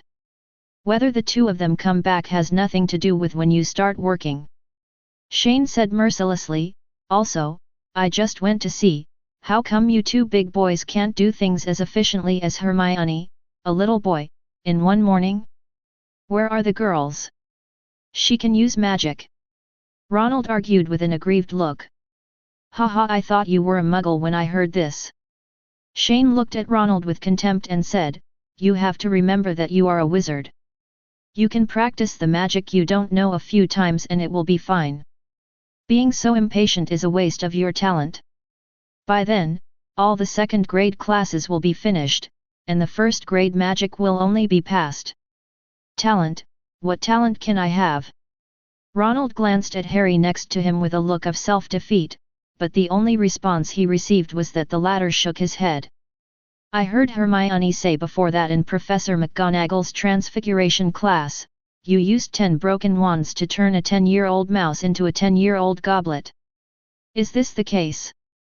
Shane decided to teach in professor mode. Guide. It seems that there is indeed such a thing, but that goblet has a rat tail. Then let others try using a broken wand to see if they can do it as well as you. Especially when you first come into contact with transfiguration, it will be good if you don't get the curse backlash. So, I'm very talented in transfiguration. Ronald's mouth suddenly started to rise when he heard this. That you thought too much and just clicked. Before Ronald could be happy, Shane cruelly interrupted the beautiful fantasy about to come in his mind. In Professor McGonagall's Transfiguration Club, every student in it is better than you. Ronald suddenly drooped his face again. Okay, why are you talking so much? Get up and start working. Shane impatiently took out his wand and began to threaten, if you stay on the ground and can't get up, I will use the Imperious Curse to control you to work. This last sentence frightened Harry and Ronald so much that they quickly got up from the ground, because they knew that the man in front of them was really capable of such sinister things as using the Imperious Curse. What about Hermione? Doesn't she have to work together? Ronald looked aggrievedly at the two girls who were playing with Puffwrong on the grass in the distance. Hermione has this afternoon off. Why? Harry and Ronald shouted in unison, blowing the horn of resistance at the same time. You can't be selfish just because your sister is here and needs Hermione to play with her. Harry said angrily. Yes, you must know that she received the punishment with us. Ronald 253 also nodded in response. You two have the nerve to say that. Several tic-tacs appeared on Shane's forehead. Hermione is a girl. She has done more work all morning than you two boys. If you keep talking nonsense, don't blame me for being rude. Then Fred and I'll catch them and bring them back. After saying that, Shane pushed Harry and Ronald into the cabin, then walked to Hermione and said, Hermione, you don't have to work in the afternoon. If you can take Arya around the school. I'll go find Fred and the others first. Okay. Hermione nodded while holding a velvet. After a little warning, Shane walked out of the room of requirement and flew directly out of the window of Hogwarts Castle. Flying over the Black Lake and looking down, Shane's eyes turned into vertical pupils, and he suddenly had the vision of an eagle. The entire Black Lake is not that big, with a diameter of less than 1 kilometer. I checked around in the air and couldn't find the Weasley twins anywhere. They didn't run into the Forbidden Forest, did they? Just when Shane was confused, he suddenly caught a glimpse of the shore of the Black Lake closest to Hogwarts. There were some drag marks on the lawn there. He quickly landed and checked. I saw 2 shallow drag marks on the grass on the shore of the lake, which could not be found without careful inspection, and there was a lot of mucus around the marks. Shane immediately held his forehead and sighed. These 2 guys might actually have been captured by the mermaid. Just when Shane was complaining that the Weasley twins might lose their virginity, several dark figures in the Black Lake had quietly approached. Suddenly, several rope loops made of water and straw bales shot out of the water, aiming directly at Shane's neck. However, Shane didn't even look at it as the rope loops were all reduced to ashes not far from him. Then he hooked his fingers, and several ugly mermaids were pulled directly out of the water by Shane. Chapter 74. Shane looked at the ugly mermaids in front of him, which were completely different from the images of mermaids in fairy tales. It has protruding brow bones, large yellow fish eyes, a flat nose, incomplete fangs, and clear black-green hair like thin strips of waterweed on its head. The skin all over the body is iron grey, with mucus and thin scales. The upper body is human and the lower body is fish tail, and it always exudes a strong fishy smell. Several mermaids were struggling in mid-air, and one of them with a spear wanted to attack Shane, but the spear made of fish spines and stones turned into ashes as soon as he threw it. Shane sighed, then used light and shadow magic to simulate the appearance of the Weasley twins, and then asked politely, "Have you seen these 2 people?" However, in the face of Shane's question, the mermaids just kept struggling and made hoarse screams, as if they were very angry. It seems we can't communicate. Shane was helpless. When he watched Goblet of Fire a long time ago, he remembered a scene where mermaids could talk. Moreover, Fantastic Beasts and Where to Find Them also says that mermaids have an IQ no lower than that of humans, and they like to sing and have their own unique culture and language. But now it seems that creatures like fishmen may have more beast aspects than humans. However, since we can't communicate, we can only do it hard. So he waved his hand and flicked it casually, and several mermaids flew out instantly, and bounced on the lake surface a dozen times as if they were floating on water, and then slowly sank to the bottom of the lake. After dealing with the mermaid, Shane stamped one foot on the grass, and a huge purple magic circle quickly unfolded. The twisted patterns on it looked extremely oppressive. Super magic, celestial magic super gravity activates. Suddenly, the entire black lake began to fly rapidly into the sky as if it was attracted by some force. The creatures in the lake soon discovered the strangeness, got into a mess one after another, and began to run rampant in the lake. The mermaids were even more frightened. They looked at the exposed bottom of the lake and desperately followed the water up to the sky. After a while, the south side of Hogwarts Castle. I saw a huge water bag floating in the air. It was like a balloon filled with water, twisting constantly under the interaction of gravity. Giant squid, Grindylow, mermaid, and other magical creatures are swimming quickly among them in a panic. Under the water bag, the bottom of the black lake has been completely exposed and formed a huge cavity. Countless water plants and many fish are jumping between the wet sand and cloth. And at this moment, the direction of Hogwarts Castle. Hermione, who was showing area around the school, suddenly saw the water bladder floating in midair in the distance and the completely empty black lake, and she suddenly became stunned. "Oh my god, what is Shane doing again?" Hermione said in shock as she leaned against the window. Then, that was Shane's doing. Alia looked at the almost miraculous scene in front of her with disbelief on her face. Because this was the first time she had seen how powerful magic could be. Did something happen to Fred and George? Hermione frowned and guessed to herself. Fred and George, are they the brothers of the boy named Weasley just now? Arya turned her head curiously. That's right. I'm afraid something happened to the two of them, otherwise Shane wouldn't have made such a big fuss. Hermione nodded affirmatively. How about we go over and take a look? Good. Immediately, Hermione took out her wand and began to cast the levitating spell, flying towards the black lake with Arya. On the other side, Shane walked around the completely exposed bottom of the black lake for several times, and finally found the Weasley twins tied up with water plants and stripped of their clothes in the mermaid village. Fred and George looked at Shane in front of them, tears filled their eyes, and they immediately struggled and whined for help. But when Shane saw this scene, he did not save them immediately.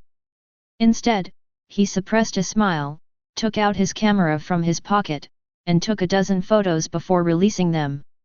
Cough cough cough. You. Fred and George fell to their knees, naked, coughing and nauseated. I saw that they still had fish gills on both sides of their faces, and their feet were still webbed. It looked like they had been fed gillweed by the fishmen. Pfft! Ha ha ha!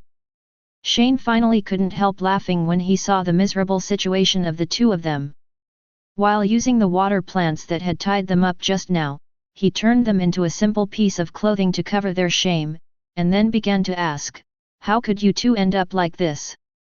Ahem! Fred coughed twice, and then complained, "Forget it, it's all George's fault.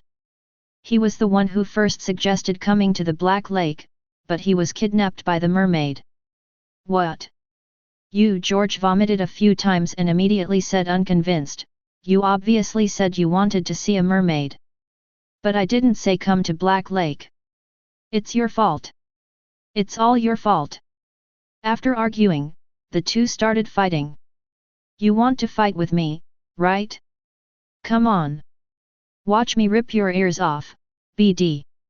Weasley cursed each other and began to fight each other. Shane shook his head when he saw this, but he was too lazy to care about these two living treasures. He reincarnated and started walking around the mermaid village to see if there were any rare potion ingredients or herbs nearby. You know, herbs like gillweed were only found growing in the Mediterranean Sea before. I didn't expect that they would also grow in the Black Lake. And this herb grows in water and is difficult to pick. The growth conditions are also relatively harsh, and apart from allowing people to gain mermaid-like abilities in a short period of time, it actually doesn't have much effect. Therefore, gillgrass is rarely circulated in the market, but its price is extremely high because of its scarcity. And just when Shane started looking for herbs everywhere, Hermione had already brought Arya to the Black Lake. Arya held Hermione's arm and looked up at the huge water bag suspended in mid-air. She couldn't help but feel a little worried and asked, "Isn't this going to fall?" "Probably not for the time being." Hermione looked up, also a little unsure, "But don't worry, as long as we find Shane, we won't have this problem." As he said that, he accelerated and flew forward. After a while, they saw the Weasley twins wrestling with each other in the middle of the lake, and Shane digging for something not far away, so they quickly flew in the direction of Shane. After landing at the bottom of the lake, Arya looked curiously at the strange lake environment around her, while Hermione walked up and asked, "Shane, what are you doing?" "Oh Hermione, Arya. You are here," Shane said, pulling out a huge lake clam with a diameter of more than 2 meters from the mud, and then said happily, "Look, tonight's dinner is ready." He didn't find the herb first, but he discovered that it was fresh from the rising lake. It was also the first time for Hermione and Alia to see such a big shellfish, and they were very surprised. Alia asked curiously, "Shane, do you think there will be pearls in it?" "Yes, there may be pearls in this thing. Let me take a look." Hearing this question, Shane suddenly remembered that most of these large shellfish would produce pearls. So, he used magic to force open the shell of the lake clam, rummaged around inside, and soon found several fist-sized and irregularly shaped pearls hidden in the flesh. Shane took out the pearls, cleaned the largest one and gave it to Arya, and then handed the other smaller one to Hermione. However, compared to Arya's natural joy, Hermione looked at the pearl in front of her and immediately shook her head and refused, "This is too precious, I can't have it." What's precious or not? There are plenty of them at the back." Shane gestured behind him with his thumb. Then Hermione discovered that there were countless giant lake clams in the pile of rocks behind Shane, but because they were covered with water plants, they looked no different from real rocks.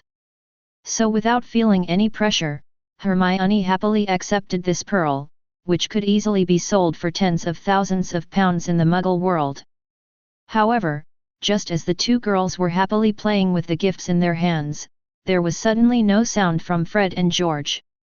Shane looked curiously and found that they were exhausted from the beating and were lying on the ground limply, looking as if they were hopeless. At this moment, Hermione suddenly remembered that there were two other people, and immediately asked curiously, "By the way, Fred and George, what happened to them?" "It's nothing, they were just kidnapped by the mermaid," Shane explained nonchalantly, then suddenly he felt sick in his stomach and shuddered, "I just don't know if they were fed by the mermaid while they were kidnapped. Something indescribable." "What indescribable things? Why are children asking so many questions?" Shane knocked Hermione on the head and walked straight towards the Weasley twins. "Let's finish the quarrel.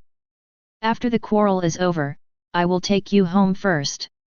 Anyway, you can't work today like this." After saying that, without waiting for the twins to respond, he pulled them and flew to the shore without saying a word. After a while, several people returned to the shore. However, a huge figure was also standing on the shore of the lake at this time. "Oh, my God! Shane, it's you!" Hagrid saw several people slowly descending from the sky. What the hell happened? A few minutes ago, he had just returned to Hogwarts from Diagon Alley. He saw the incredible scene on the Black Lake from a distance. He thought something terrible had happened. The two of them were caught by the mermaid and taken into the lake. Shane explained with a teasing look at the Weasley twins on the grass. Hello no, oh that's really. Hagrid suddenly became embarrassed when he heard the news. He looked at Fred and George with his mouth open, and after a while he asked in a pitiful tone, are you two okay? The Weasley twins shook their heads, but said nothing. It was obvious that they did not want to tell what happened at the bottom of the lake. Only they know if something is wrong. Shane said, while also unblocking the lake water. I saw that the water bag floating in midair suddenly lost its support and began to plummet to the ground. Then there was a loud bang, and a large amount of water hit the bottom of the Black Lake, causing a huge storm. However, just when a huge amount of lake water was about to fall on Shane and everyone, an inexplicable force suddenly pushed the lake water back. Hagrid, this is my sister, Arya Swinton. Shane first introduced Arya to Hagrid, and then grabbed the Weasley twins with both hands. I will send these two unlucky people back first, please take care of them. They. Oh, okay. Of course that's no problem. Hagrid nodded. Also, there are more than a dozen rice dumplings on the 8th floor of the school. They were originally prepared for these two guys, but now they are no longer tasty. You can take them back and try them. After saying that, Shane activated his magic and left Hogwarts. Immediately afterwards, he came to the outside of the village of Ottery St. Catchpole in Devon, England, where the Weasley family lived, the Burrow. Chapter 75. The Burrow is where the Weasley family lives. It is a crooked little building several stories high that was built using magic. There are 4 or 5 chimneys on the roof that are emitting smoke. Its base seems to be a large pigsty made of stones. It can be seen that from the beginning to the present, the owner must have built some rooms on top and around it with wood and other materials to form its current appearance. At this time, Shane looked at the fairy tale-filled house in front of him. He still couldn't figure out why the Weasley family was so poor until now. Even Ronald's wizard robe was worn by his brother. To be honest, it was ordinary. There is no difference in price between the clothes. It didn't matter before. I had a large group of children to raise, so I needed to live frugally. But now, the male owner of this house, Arthur Weasley, works in the Ministry of Magic's office for the prohibition of the misuse of Muggle items. Although the salary is not very high, it is still acceptable. The eldest son, Bill Weasley, worked as a curse breaker at Gringotts Bank after graduation. This job is not something you can do casually. Because the curse breaker may be killed by ancient jinxes, poison spells or curses in daily work, and this position requires wizards to learn arithmetic and divination, as well as defense against the dark arts, charms, potions and transfiguration.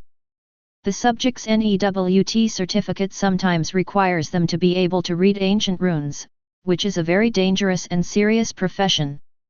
So accordingly, the rewards for curse breakers are very generous. The second son, Charlie Weasley, is studying fire dragons in Romania. This job is also extremely dangerous. There is no guarantee that one day he will be sprayed into ashes by the dragon's breath, so the salary is also not low. The third child, 310 Percy Weasley, is about to graduate now and has basically no money left except tuition and daily meals. The Weasley twins, Fred and George, sell prank props and homemade potions at Hogwarts every day, and they can completely support themselves. So the Weasley family now only has 2 children, Ronald and Ginny, to raise. No matter what, they won't be this poor. And just when Shane was wondering where all the money from the Weasley family was going, the twins next to him were looking at the door of their home, looking uneasy and hesitant. So, when Shane saw them like this, he took the initiative and knocked on the door of the burrow. Boom! Boom! Boom! Here we come! Mrs. Molly's voice came from the door, and then she was heard shouting, Ginny, dear! Come down and help open the door to see if Dad is back. After a while, there was a sound of coming down the stairs from the burrow, and then the door was opened, and a beautiful red-haired little girl poked her head out. Hi, Ginny. Shane greeted with a smile first. Brother Shane, why are you here? Ginny opened the door happily and looked at Shane again. She was happy, but at the same time she felt a little more disappointed for some reason. Upon seeing this, Shane immediately shouted that he had seen through the little girl's mind, so he joked, "Don't look, Harry is not here." This moment made Ginny blush with embarrassment. However, compared to that guy who is still being punished at school, I think you should be more worried about your two brothers now, he said with a smile, and then Shane stepped aside, revealing Weasley hiding behind him. Twin. Ad. Oh my god! Ginny exclaimed, Fred, George. What have you done? At this moment, Mrs. Molly, who had been hearing no movement at the door and was afraid of any danger, also walked out with a wand. As soon as she saw her two sons standing naked at the door, with only some water plants covering their bodies, she instantly felt a surge of anger rushing to her forehead. Oh, my god! Fred, George, what on earth did you do to end up like this? The twins were speechless. At this time, Shane, who was standing aside, said hello politely, "Good afternoon, Aunt Molly." Then he took out a large bag of rice dumplings and said, "I brought you some food." "Oh, welcome. Thank you so much, kid." Mrs. Molly saw that Shane was there, and immediately changed her face and showed a warm smile. She took the rice dumplings and waved, "Come in, dear." Then he yelled at Fred and George, "And you two, come into the house immediately and tell me what happened." With that said, he turned around and walked back into the house. As soon as you enter the Weasley family's burrow, you can see the dining room. On the left is the sink and the kitchen next to the dining table. At this time, there was a brush on the sink that was automatically cleaning the dishes in the sink, and there was also a broom not far away that was constantly jumping around to clean the house. After passing the restaurant and walking inside, there is the living room. There are several sofas in the living room. On one of the sofas, two needles are automatically knitting a sweater. There is also a nearly 2-meter-high vertical clock placed on a pillar between the living room and dining room. The hands on it are printed with mug shots of the Weasley twins and Ronald. Anyway, although the entire burrow looks very old, it is very warmly decorated. Mrs. Molly first put the rice dumplings on the table, then turned around menacingly and stared at Fred and George with her hands on her hips and asked, "Tell me. What trouble did you two get into again?" Fred and George looked at each other, neither of them dared to speak. Normally, even when facing professors in school, they would dare to show off, but facing their own mothers, their natural suppression was not just talk. The twins didn't dare to say anything, but Shane, who was watching the show on the side, took the black tea handed over by Ginny, took a sip, and immediately explained to the two of them calmly, "The two of them sneaked away while I was away. Went to the Black Lake and got captured by the mermaid." Upon hearing the bad news, Mrs. Molly felt a bolt from the blue above her head. She took a breath of cold air, turned around and looked at her two sons with wide eyes, and asked in a trembling voice, "Sya, is what Shane said true?"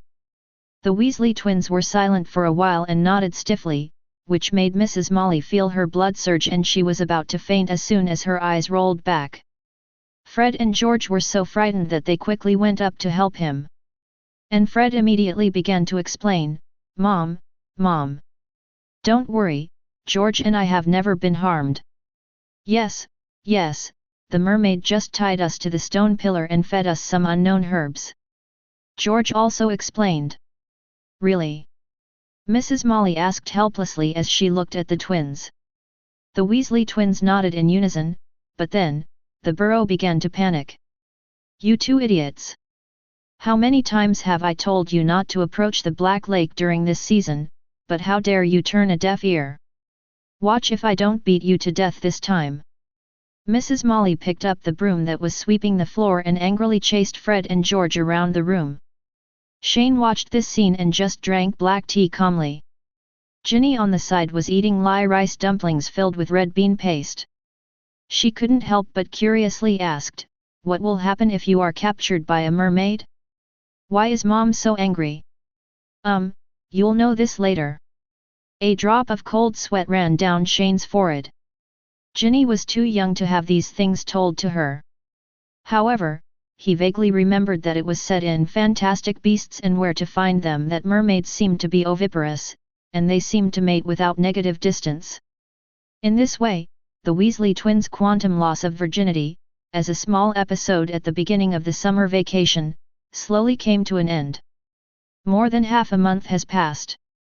During this time, the construction of the fairy tale station in Hogwarts was progressing very smoothly, but at the same time, the entire European wizarding world was still eager to find Shane. Since Shane received the Ravenclaw inheritance, many media have wanted to interview him, but Shane has disappeared and Swinton Jiaoan has added powerful guardian magic to him. Therefore, until now, no media has been able to find Shane. Instead, the eagles who witnessed the Ravenclaw inheritance were brutally tracked. At this time, Shane was staying at home with a copy of the Daily Prophet, and his heart was gradually becoming more active. You must know that if you want to defeat the pure blood theory, you must take the initiative in the battlefield of public opinion. Because only in this way can we win the general support of the general public, so that we will not fall into passivity and follow the truth when doing anything. If you want to control public opinion in the magical world, those paper media are the main targets. Shane has mentioned before that because the wizarding world has been out of touch with the Muggle world for a long time and has lagged behind in technological development, in addition to playing Quidditch and wizard chess, the most important means of entertainment are reading newspapers, listening to the radio, etc., and the broadcast content is also pitiful. There are currently three most famous media outlets in the British wizarding world: the Daily Prophet, Wizards Weekly and the Quibbler. The Daily Prophet mainly reports on social news, political and business trends, and some major sports events. It can be said to be the official media of the Ministry of Magic, but at the same time it contains a lot of content that criticizes the Ministry of Magic. Wizard Weekly is the entertainment section, which contains a lot of messy gossip and untrue news, as well as some boring current affairs in which Gilderoy Lockhart won the award for the most charming smile. The Quibbler is a bit like Muggle stall literature. It spreads some things that are very unreasonable even in the magical world. The style is very absurd and bizarre, and it is therefore deeply loved by many young teachers. Chapter 76. For Shane, Wizard Weekly is just an entertainment magazine that reports gossipy news, and its use value is not great. But the other two are completely different. The content reported by the Daily Prophet is usually some current news such as the Gringotts theft case and Hogwarts defense against the dark arts professor recruitment information, etc. Therefore, because of its seemingly serious and high-sounding characteristics, it has always been the main channel for people in the British magical world to obtain information, and its credibility has always been the highest in people's minds. But at the same time, as an official media not completely controlled by the Ministry of Magic, the Daily Prophet has always been a thorn in the side of the current Minister of Magic, Cornelius Fudge. Ever since Fudge became Minister of Magic, his desire for power has continued to expand. In order to consolidate his power, he has always wanted to completely control the entire Daily Prophet, and there are even rumors that he wants to bring Gringotts into his sphere of influence.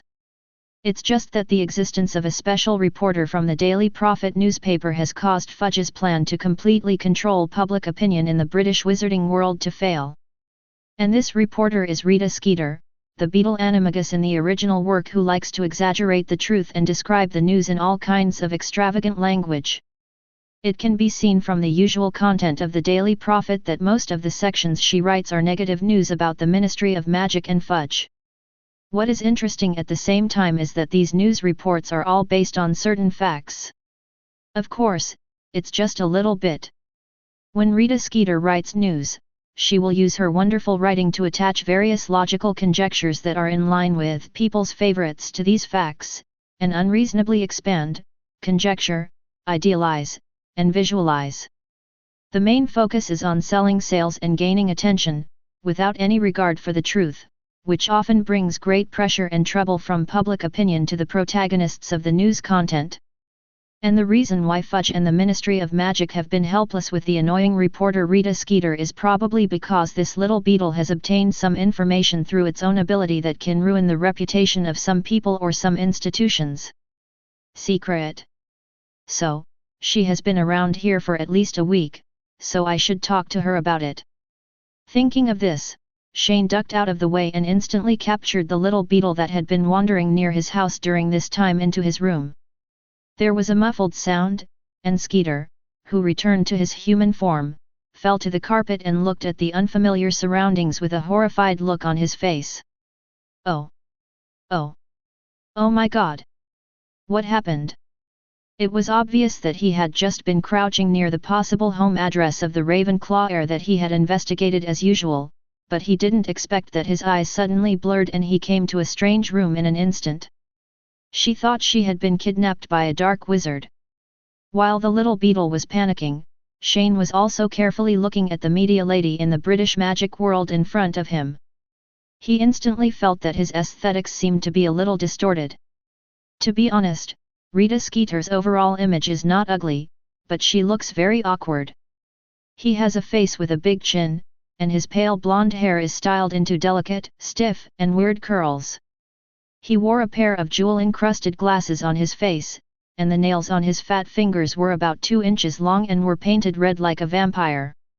Looking at Skeeter, who was still sitting on the ground, Shane greeted politely, "Hello, Miss Skeeter." Skeeter immediately heard the sound and turned around to look behind him, only to see that the man who had been searched for by the entire British media industry for half a month was sitting in front of him. "Oh, Mr. Dolea, it's an honor to meet you." Skeeter stood up immediately, not caring at all that Shane caught her rashly, and showed a professional fake smile. "I think you know whether you really feel honored to meet me or not," Shane said teasingly while sitting on the bed. Then he drew his hand in front of him, and a table, a chair, and a cup of black tea appeared between the two of them. "To be honest, Miss Skeeter, I kind of admire your professional ability. I cast a powerful protective spell on the house under our feet and my family, but you can still find it around here. I have to say, you are much better than your peers." "Thank you for the compliment. But let me tell you, no matter how powerful the magic is, it can't completely erase the traces of a person's growth, can it not?" Skeeter sat on the chair unceremoniously and took out the dark green shorthand quill and notebook she carried with her. And Shane didn't stop her when he saw her doing this, because he actually took the initiative to find this little beetle, which showed that he didn't care about her random fabrications.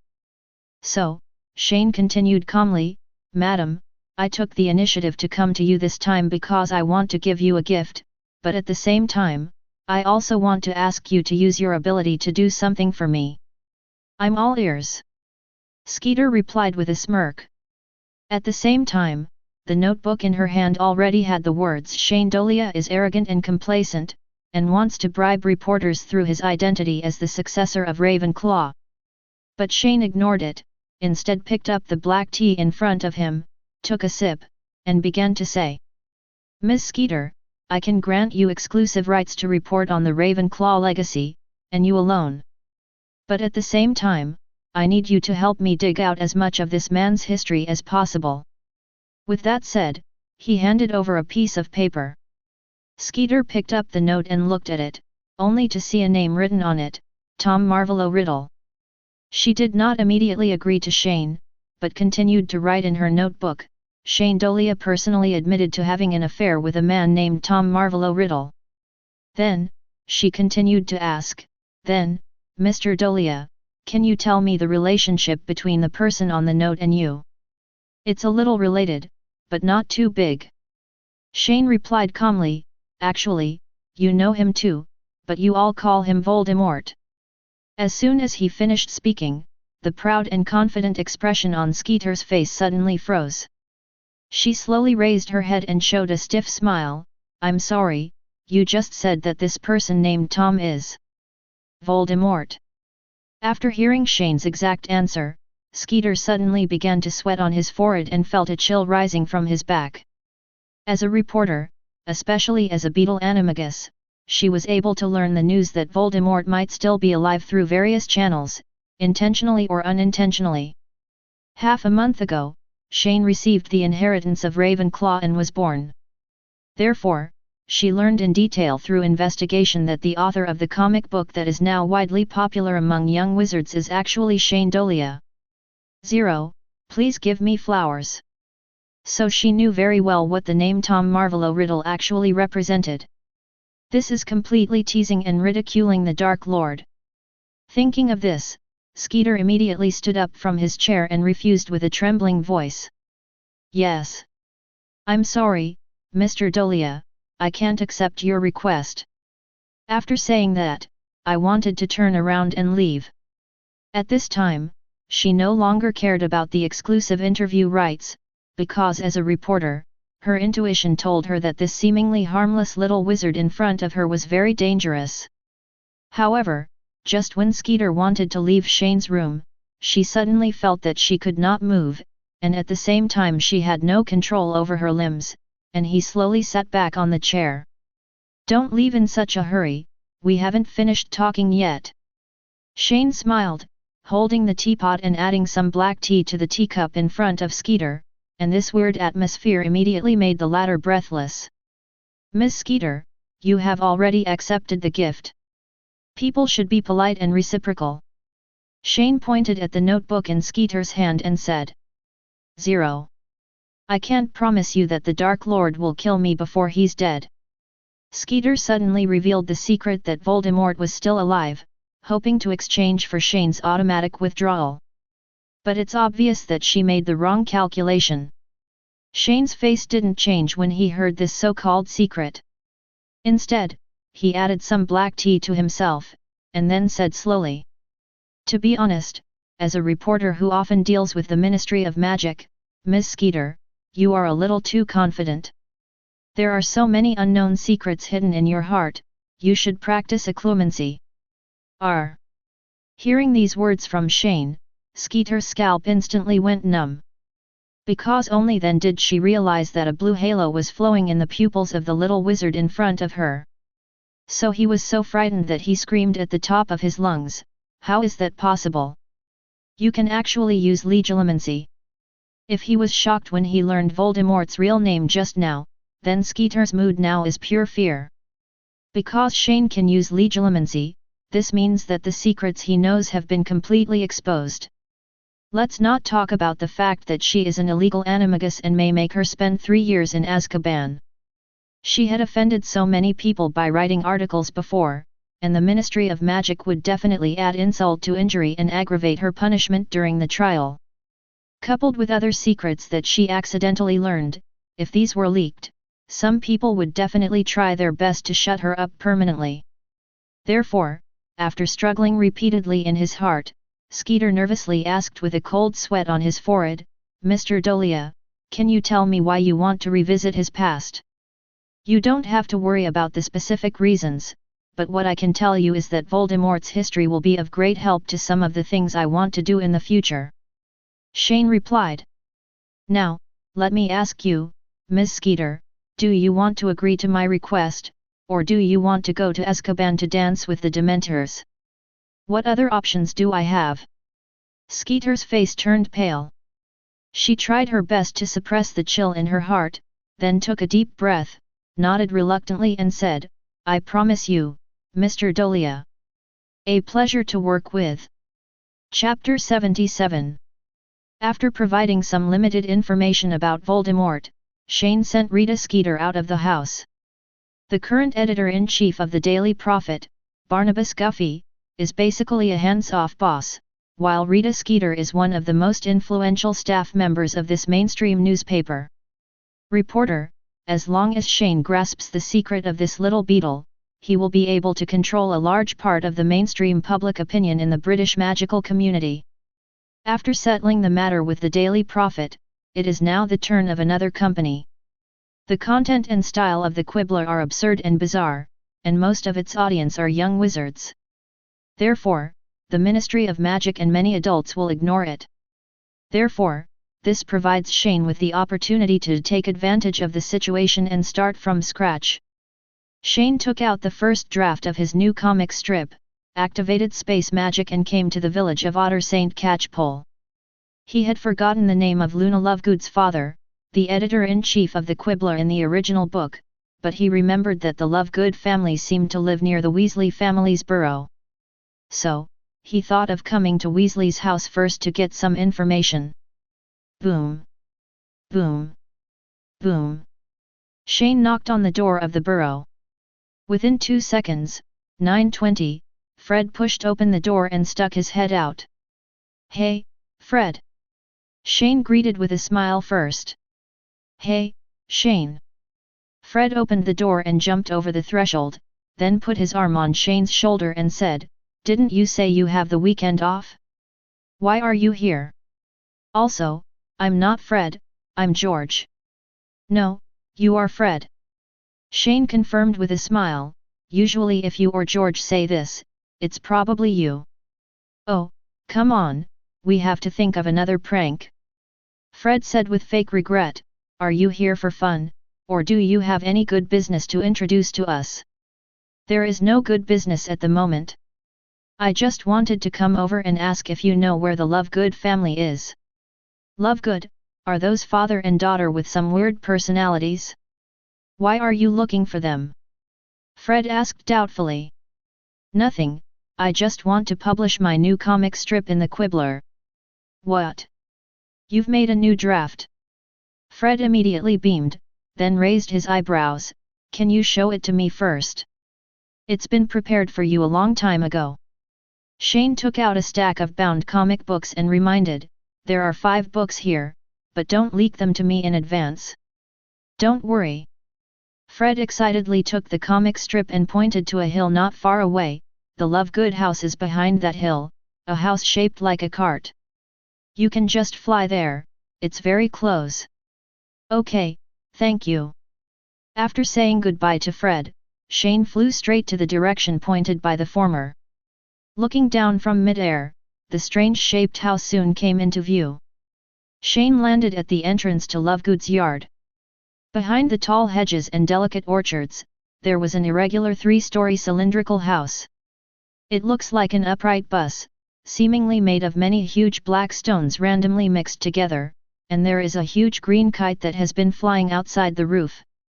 In addition, there is a large mistletoe growing at the door of the courtyard, and there are 3 hand-painted wooden signs nailed to the ruined courtyard door.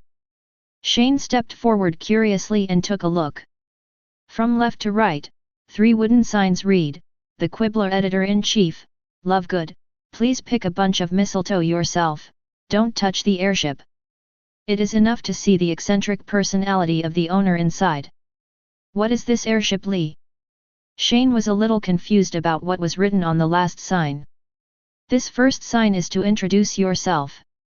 For the second brand, although I don't know why I have to pick the plant with white berries that is traditionally used for Christmas decorations, I can at least understand the noun.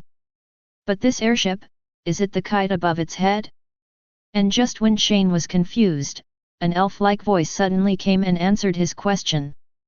"Airship Lee, it can help people accept abnormal things." Shane looked up and heard the sound, and saw a girl with a somewhat aloof temperament suddenly walking out of the dense jungle next to the yard. She has messy waist-length dirty blonde hair, a pair of trance-looking grey eyes that protrude outwards, and light eyebrows. Temperament. There was also a necklace made of butterbeer corks hanging around her neck, and a pair of carrot earrings in her ears. "Hello, Shane Dolea." A voice that sounded like an elf singing. "Hello, Luna Lovegood." Shane smiled and looked at the girl in front of him. "Oh, you know my name." Luna showed a hint of happiness and surprise. Perhaps due to family and personality reasons, she has not had many friends since she was a child. At the same time, the trance-like and dreamlike quality she showed when she spoke also made the surrounding children of the same age afraid or unwilling to take the initiative to contact her. But in Shane's opinion, the trait shown by Luna is more like a talent. Moreover, in the conversation that lasted less than 10 seconds, he even saw that the quirky girl in front of him also had abilities that were naturally different from ordinary people. "Are you here to see my dad? It's a pity that he is sleeping now and I can't wake him up." Luna turned to look at the second floor of the house, which seemed to be her father's room. "That's a pity." Shane also followed Luna's gaze to the second floor, but he added, "But I think you should be able to accept my submission on your father's behalf." With that said, Shane took out his newly drawn comic strip from the portable space and handed it over. "This is my new creation. Can you see if you can publish it on the Quibbler?" "Oh, this is it." Luna happily took it. "The story of your painting is very interesting, but unfortunately, the copy I got was accidentally stolen by Owlhook last time.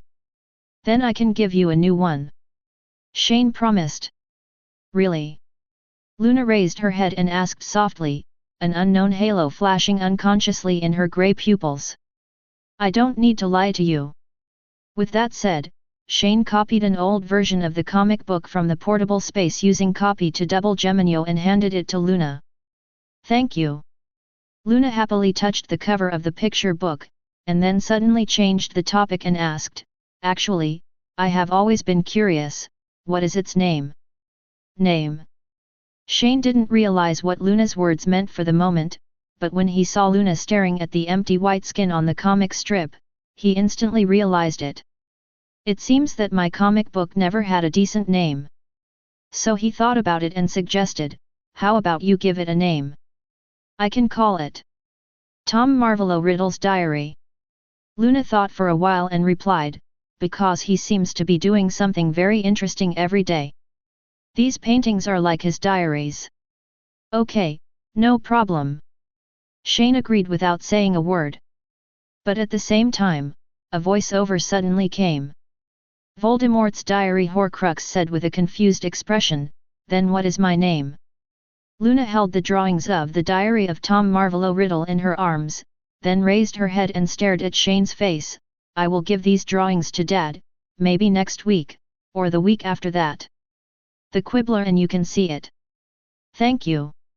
Shane nodded and thanked, and then suddenly handed over a piece of paper. "This is my contact address. If you have anything, you can send me a letter." Luna tilted her head and took the note, with a deeper smile on her face. "It seems that my owl can help send some different things. This is a good thing, isn't it?" Shane smiled, then turned to look at the figure who had been peeking on the second floor of the house. "Then I will ask you to pass my manuscript to your father." "Nice to meet you, Luna. I'll be waiting for you at Ravenclaw Academy. I'm also very happy that someone can talk to me today. Don't worry, these paintings will not be stolen by Owlhook." So, Shane ended his visit to the Lovegood family. He was flying in mid-air, looking at Luna who had just entered the house, and suddenly murmured, "A natural legilimens. Time flies. It's late August, and it's less than a week away from the end of summer vacation." However, just when Shane was accelerating the completion of the construction of the 0.8 Guild station, he suddenly received a special express delivery. "What is this?" Shane asked confused. He had just returned from Hogwarts when an owl suddenly flew across the sky, and then his head was hit by a wooden box the size of 2 fists. When I opened the express delivery, I saw that the contents of the box were wrapped in many layers of fabric, 3 inside and 3 outside, but there was nothing else. Who on earth sent this? It's not signed yet. Shane complained, and then took apart the fabric. After a while, a bottle of magic potion suddenly appeared in front of me. Oh, no wonder that owl had such a bad attitude just now and dared to hit me on the head. I dare say it belongs to the old bat family. Shane picked up the potion and looked at it. It seemed like it was a potion made from Helena's venom. Although Snape did not leave any letters, he also wrote on the potion bottle the effect of the potion. It can keep people absolutely awake for 24 hours and immune to the Imperious Curse. With this simple sentence, Shane immediately saw the characteristics of this potion, which was completely a double-edged sword. Chapter 78. The potion made by Snape using Helena's venom can be described as a double-edged sword.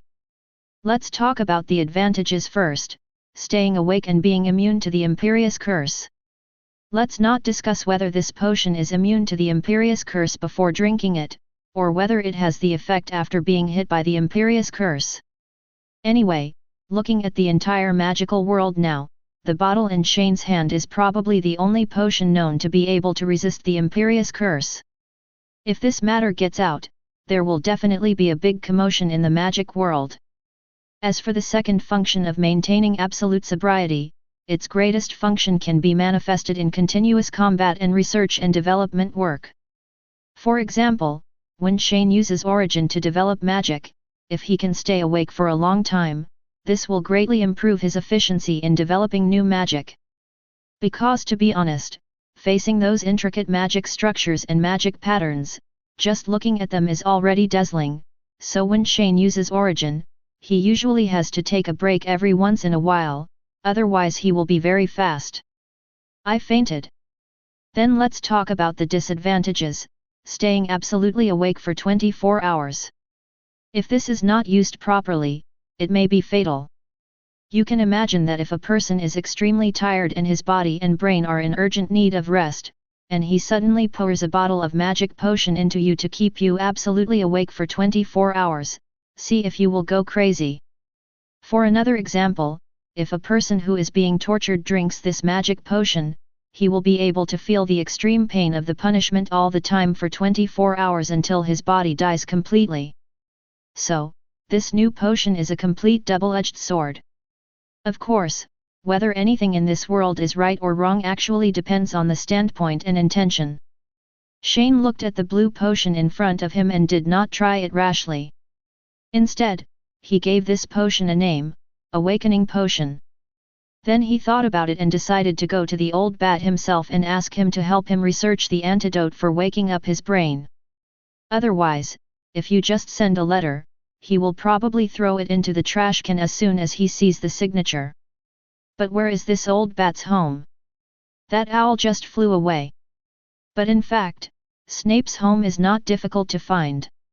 The next day, Shane received a letter from Dumbledore, and he learned that the old bat's home was actually located in Spider End Lane, Cokeworth. Cokeworth, this is a large town located in the central region of England. There are many streets with houses made of the same bricks on both sides of the road, which looks very monotonous. At this time, Shane was walking on the slippery streets of Cokeworth town, covering his nose with black lines on his head, and kept complaining in his heart, why can people still live in such a ghost place? Cokeworth is located on the edge of an extremely dirty river. The river is winding and winding, with overgrown weeds and piles of garbage on both sides of the river bank. An unknown mist floats on the surface of the river. People passing by can hear the gurgling whimpering of the dark river water inside. There was no sign of life, except for a lean, bald fox slinking down the bank nosing hopefully at the wrappers of a few rotting fish and field beans deep in the weeds. Looking across the river into the distance, the most conspicuous thing about Cokeworth town is the towering old chimney, which stands in an abandoned mill. This makes this dusty town even more eerie. It was ominous and dead. Here, it seems to be the boundary between the world and hell. Shane walked across the smelly river, entered the town, and looked around. He pinched his nose, trying his best to block out the strange smell in the air, and complained again. My old swan! This old bat really lives up to his name. How can he bear living in such a dark and damp place? Or do all Slytherins like such dark places? Also, why do I feel like I have stepped into the screen of some horror game? I don't know why, maybe it's because it's raining now, but Shane is the only one walking on the streets of Cokeworth town at this time. There's a dead silence all around, and the sky is still grey. He's like someone from a horror game. Opening screen. Following the address given by Old B, Shane walked along Spider End Alley to the end, and finally arrived at Snape's home, a 2-story red brick house. Boom! Boom! Boom!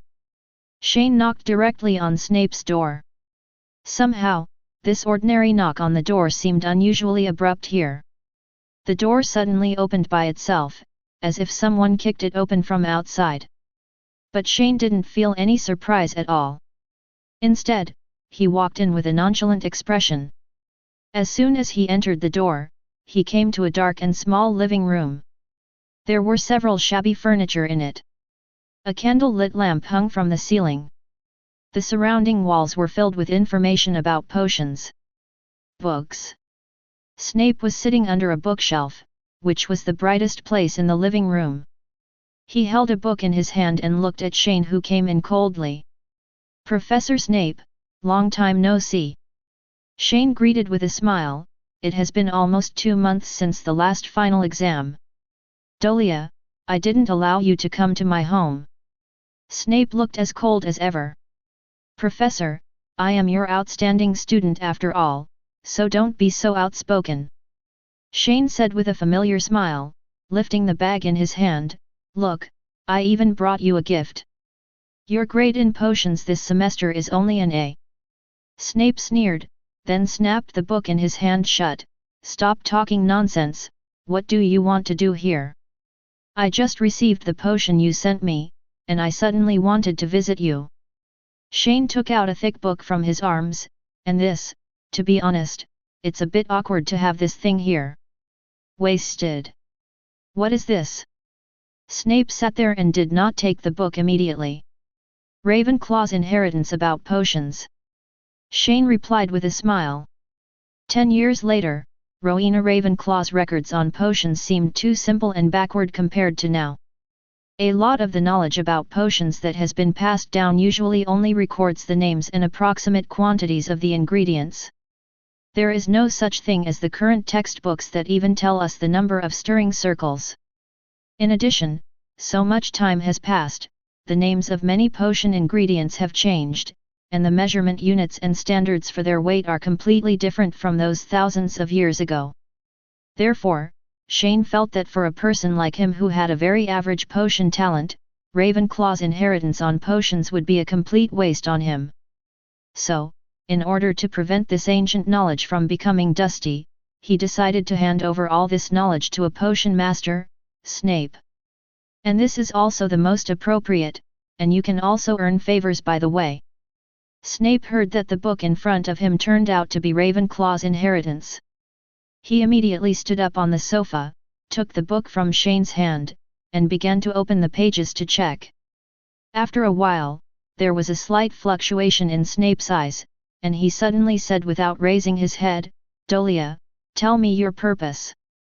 "Sure enough, it is refreshing to deal with smart people." Shane sighed in his heart, and then said, "As for the awakening potion, you used the magic potion prepared by Helena. Can you prepare an antidote that can relieve absolute wakefulness?" Snape frowned for a moment, thought for a moment, then turned around and took out the crystal bottle that Shane had given him on Christmas Day from the nearby cabinet and threw it towards Chang'en. And Shane also directly and understandingly summoned Helena to extract some venom. Snape put away the crystal bottle that once again emitted a faint blue light, and then suddenly began to drive people away mercilessly. "You can leave." After saying that, he turned around and prepared to walk upstairs. But after walking a few steps, he saw Shane suddenly rushing into the kitchen, so he immediately frowned and asked coldly, "Dolea, what are you doing?" Shane did not respond. He just opened the refrigerator, which was only about 1 meter high, and then complained, "Wow, Professor, you usually eat these things.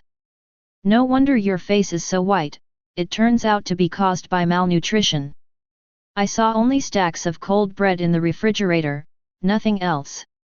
This old bat doesn't usually use magic potions as condiments, right?"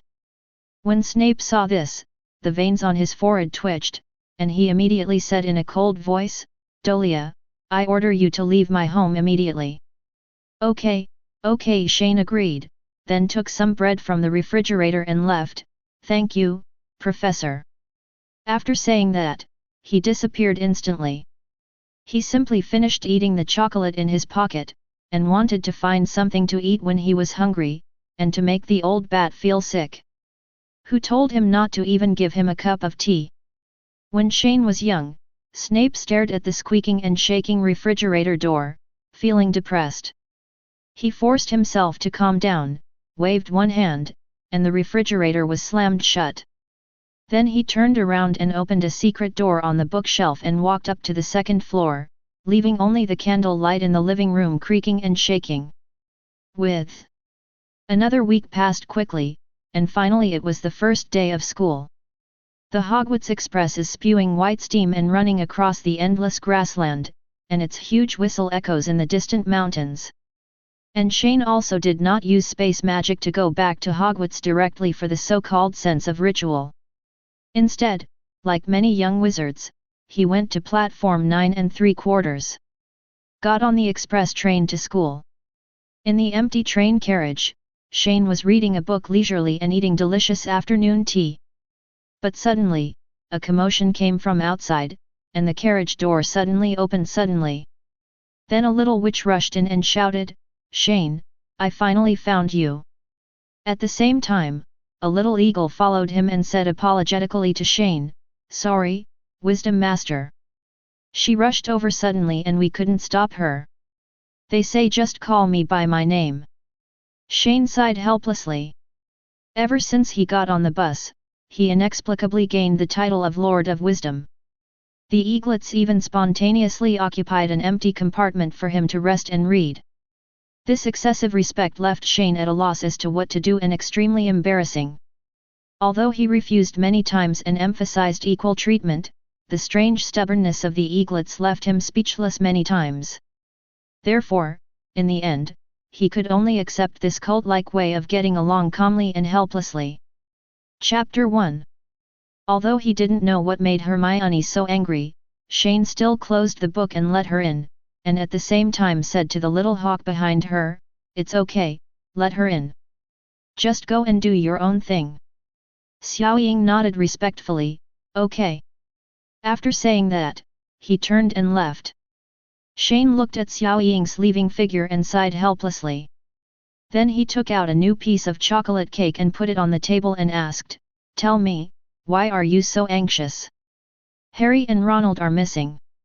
I searched all the carriages and couldn't find them."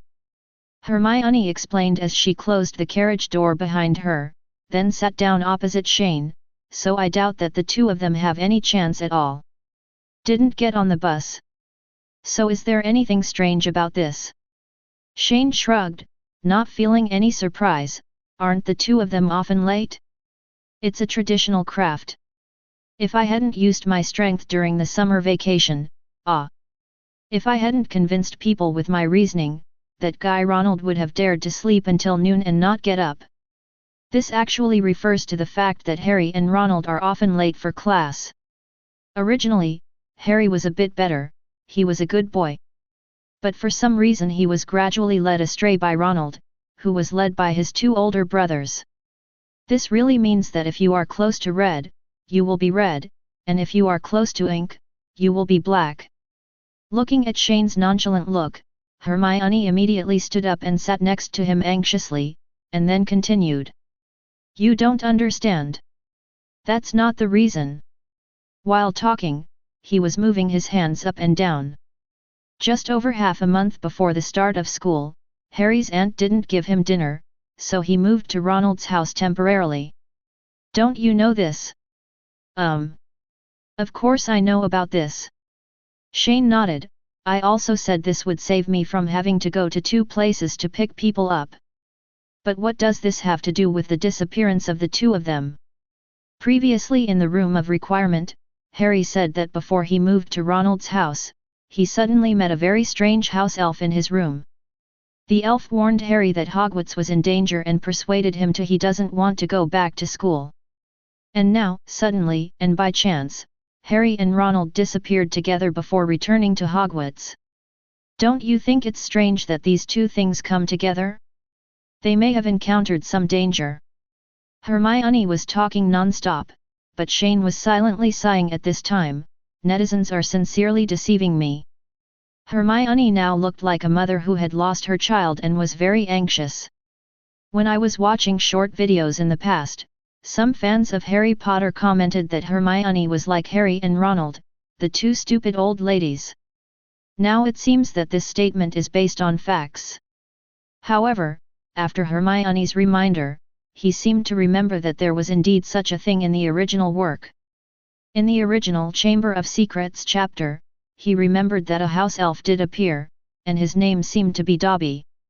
At the same time, it seemed that it was precisely because of it that Harry and Ronald were unable to get on the express train back to Hogwarts. Thinking of this, some plots hidden deep in his memory gradually emerged in his mind. Shane looked out the window consciously, and his pupils instantly turned into eagle eyes. Sure enough, in the midair in the distance, a car was flying crazily towards the express train. OW! Shane made a sound of gloating. These two little lions have gotten into big trouble. At least Ronald will definitely be scolded by Mrs. Molly. In fact, these two idiots could have stayed at the burrow and waited for the professor from Hogwarts to pick them up back to school, or they could have waited for Mrs. Molly or Mr. Arthur to send them off. But they unexpectedly chose the stupidest way and drove out Mr. Arthur's privately modified flying car. At this moment, Hermione, who had been chattering non-stop, also noticed that Shane had been silent.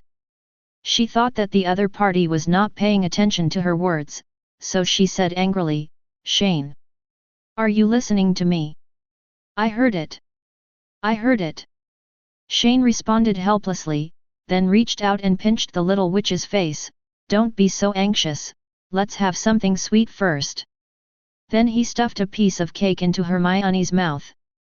Feeling the sweetness on the tip of her tongue, the little witch's face instantly turned red, because what Zhen was eating was what he had just eaten in front of her. "Don't worry, those two idiots will be fine, but that won't be the case later." Shane started stroking Hermione's head again like a cat. "How did you know?" Hermione asked, frowning in confusion. "It will be clear when you look at it." After saying that, Shane got out of his way. Hermione leaned against the car window with questions and looked outside. She immediately discovered that 10 Ford Anglia 105E deluxe speed cars were flying outside with Hogwarts. Express trains are competing against each other. The question mark above my head instantly turned into countless exclamation marks. She recognized the car in front of her. When she visited the Weasley family during the summer vacation, Ronald's father, Mr. Arthur, pulled her along more than once to introduce his favorite works, and asked her for advice on modification more than once. "Why are they there?" Hermione exclaimed. "Because they are little lions," Shane replied matter-of-factly. At the same time, he stood up happily, opened the door of the carriage and suddenly shouted outside, "Ravenclaw!" Boom! Boom! Boom! As soon as Shane finished speaking, the sound of more than a dozen doors opening echoed throughout the carriage corridor, and then the eaglets swarmed out. "That car outside, try to rescue the people inside without damaging the car." The eaglets all looked out the window. Although they didn't understand what was going on, they still agreed in unison, "Copy that." Wisdom Lord, at any time, the truly valuable wisdom comes from the development process of each thing, not the result. After closing the carriage door again, Hermione looked at Shane dumbfounded and asked, "Why are you doing this? You can obviously solve it with just a wave of your hand." "No reason, it's just fun." Shane showed a harmless smile. This was the first time Hermione sensed the ill intentions of the person in front of her. At the same time, outside the carriage, the eaglets are gathering together to discuss the rescue plan. To be honest, it is not difficult to rescue people. What is difficult is how to ensure the safety of the car. Because not to mention the entire Ravenclaw, there is no one in the entire Hogwarts who can drive, let alone a modified magic speed car.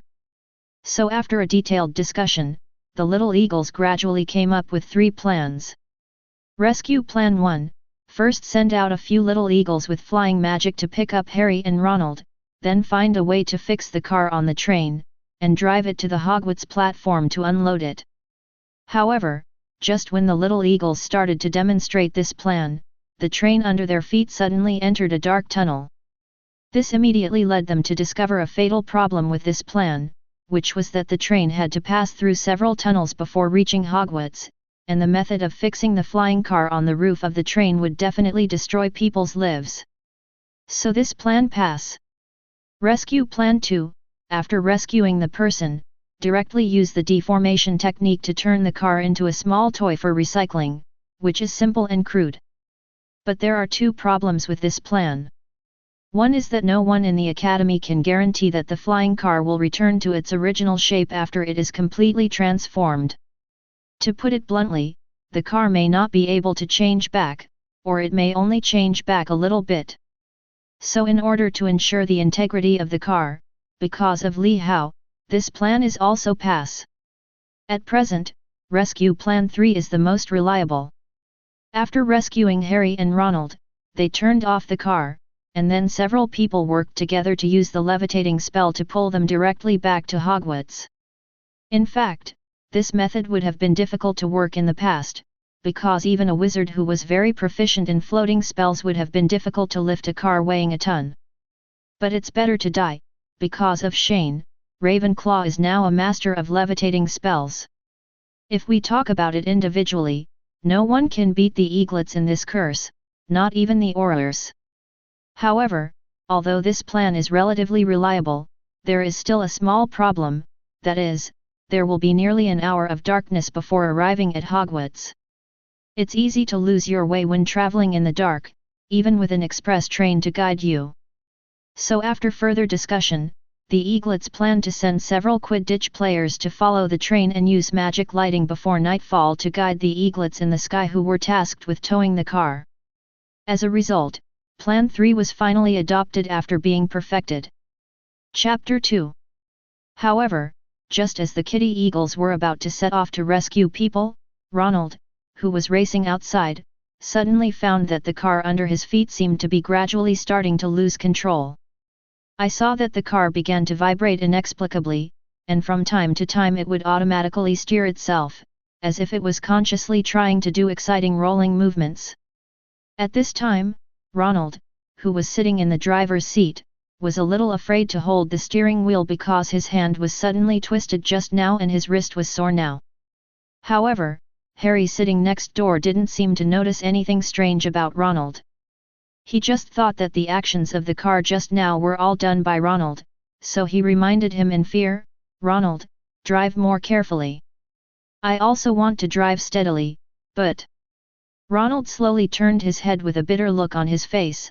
"I feel like there may be some technical problems when my dad was modifying this car." "What?" Harry looked confused.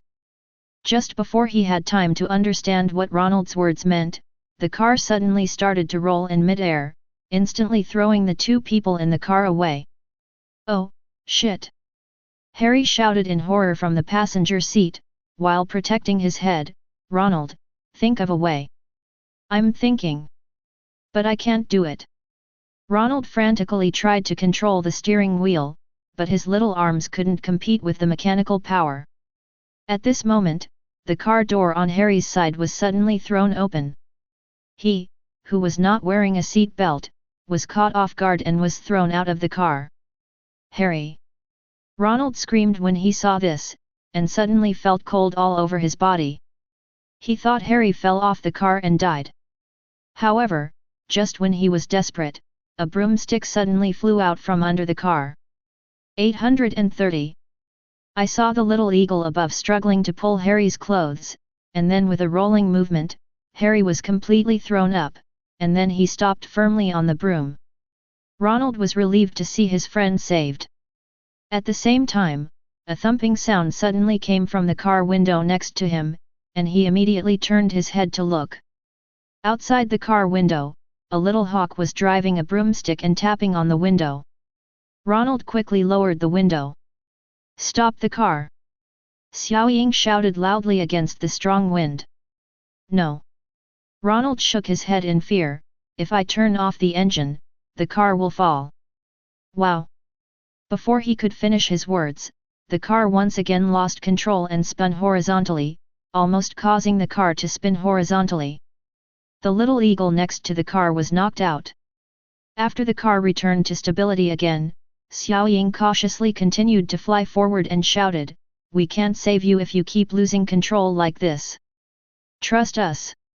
Stop the car," he said, pointing. Distant direction. Ronald looked in the direction of his finger and saw not far away, there were several Ravenclaw Quidditch players riding broomsticks and wands on standby around the car. Ronald was instantly moved by the picture in front of him.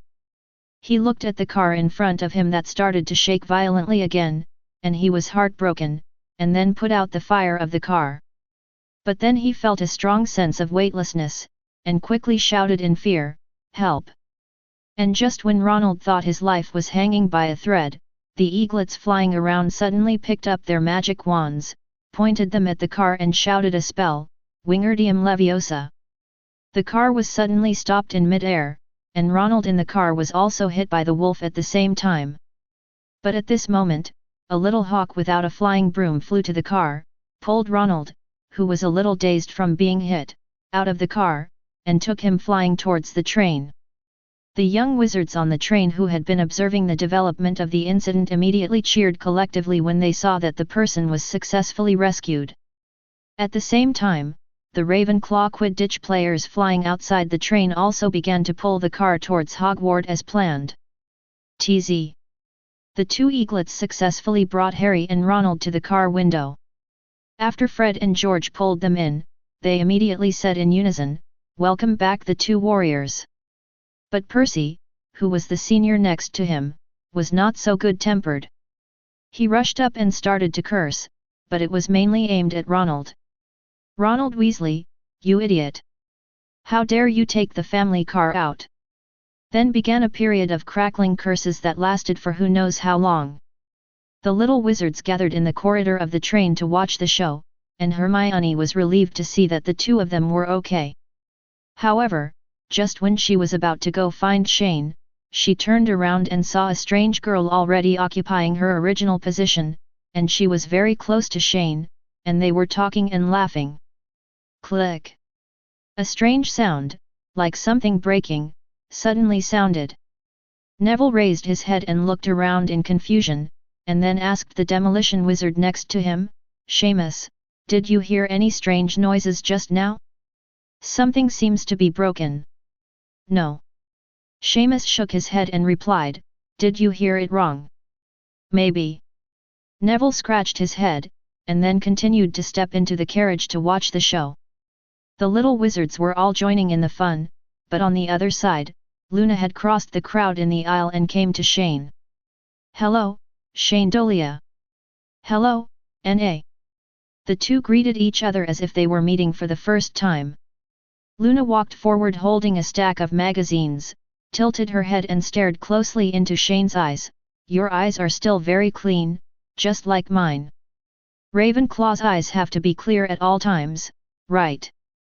Shane replied with a smile, "Are you here to deliver me the new issue of the Quibbler?" "Yes." Luna said softly, "Audad," then took out a brand new copy of the Quibbler and handed it over. "Tom's interesting stories are all published in it. There are also scimitar-horned beasts." "Thank you." Shane reached out and took the magazine, but didn't open it immediately. Luna slowly turned her head, looked at the changing scenery outside through the carriage, and suddenly said, "I hope the train can go faster." "Why?" Shane asked confused. "I'm hungry, I hope there will be pudding tonight." Luna replied with some confusion, and then shifted her gaze to Shane's eyes again. "My dad hopes to know which college I will go to as soon as possible. Then I think you can use the owl to send messages now, and you will definitely be assigned to Ravenclaw." "Why?" Luna looked a little confused. "Why are you so sure?" "That's it." Shane replied confidently, then took out Ravenclaw's crown from his pocket and placed it between the two of them. "Want to give it a try? I feel like something is attracting me." Luna stared curiously at the mysterious crown in front of her, and at the same time, her hand began to stretch forward unconsciously. The moment Luna's fingers touched the crown, the gem embedded in the middle of the crown suddenly began to emit a faint blue light. This phenomenon immediately attracted the attention of the little wizard in the train. That's Ravenclaw's crown. How is that possible? That girl seems to be a new student. This has nothing to do with whether you are a new student or not. Have you forgotten what Zisha once said? Those with a clear mind will be recognized by the crown. Are you so envious of the natural Ravenclaw? She is the first person besides the Wisdom Lord to be recognized by the crown. The eaglets discussed in shock. At this time, Luna felt that her brain was sober as never before. She felt that her vision was much clearer and her perception of things around her was much sharper. She also had many problems that were difficult to figure out before, but now she gradually had ideas. Why, I feel something in the crown. Luna slowly retracted her finger, it seems to be welcoming me. The secret of Ravenclaw's ability to increase people's wisdom is actually to constantly draw on the lessons and experiences of previous generations to prevent people from making the same mistakes over and over again, Shane explained. But people with messy minds can easily be disturbed and influenced by the memories stored in the crown, leading to another unpredictable path. So when Rowena Ravenclaw made the crown, she specially added an ancient spell to it. If the person holding the crown does not have a clear mind, the crown will refuse to show its ability. But if the reverse is true, this ancient charm will also protect the owner of the crown, keeping his mind clear and not affected by the memories of his predecessors. Very interesting! Luna exclaimed as she stared at the crown in front of her. Indeed, I just felt a lot of things, but I didn't accept them immediately. That's the memory and lessons of the predecessors.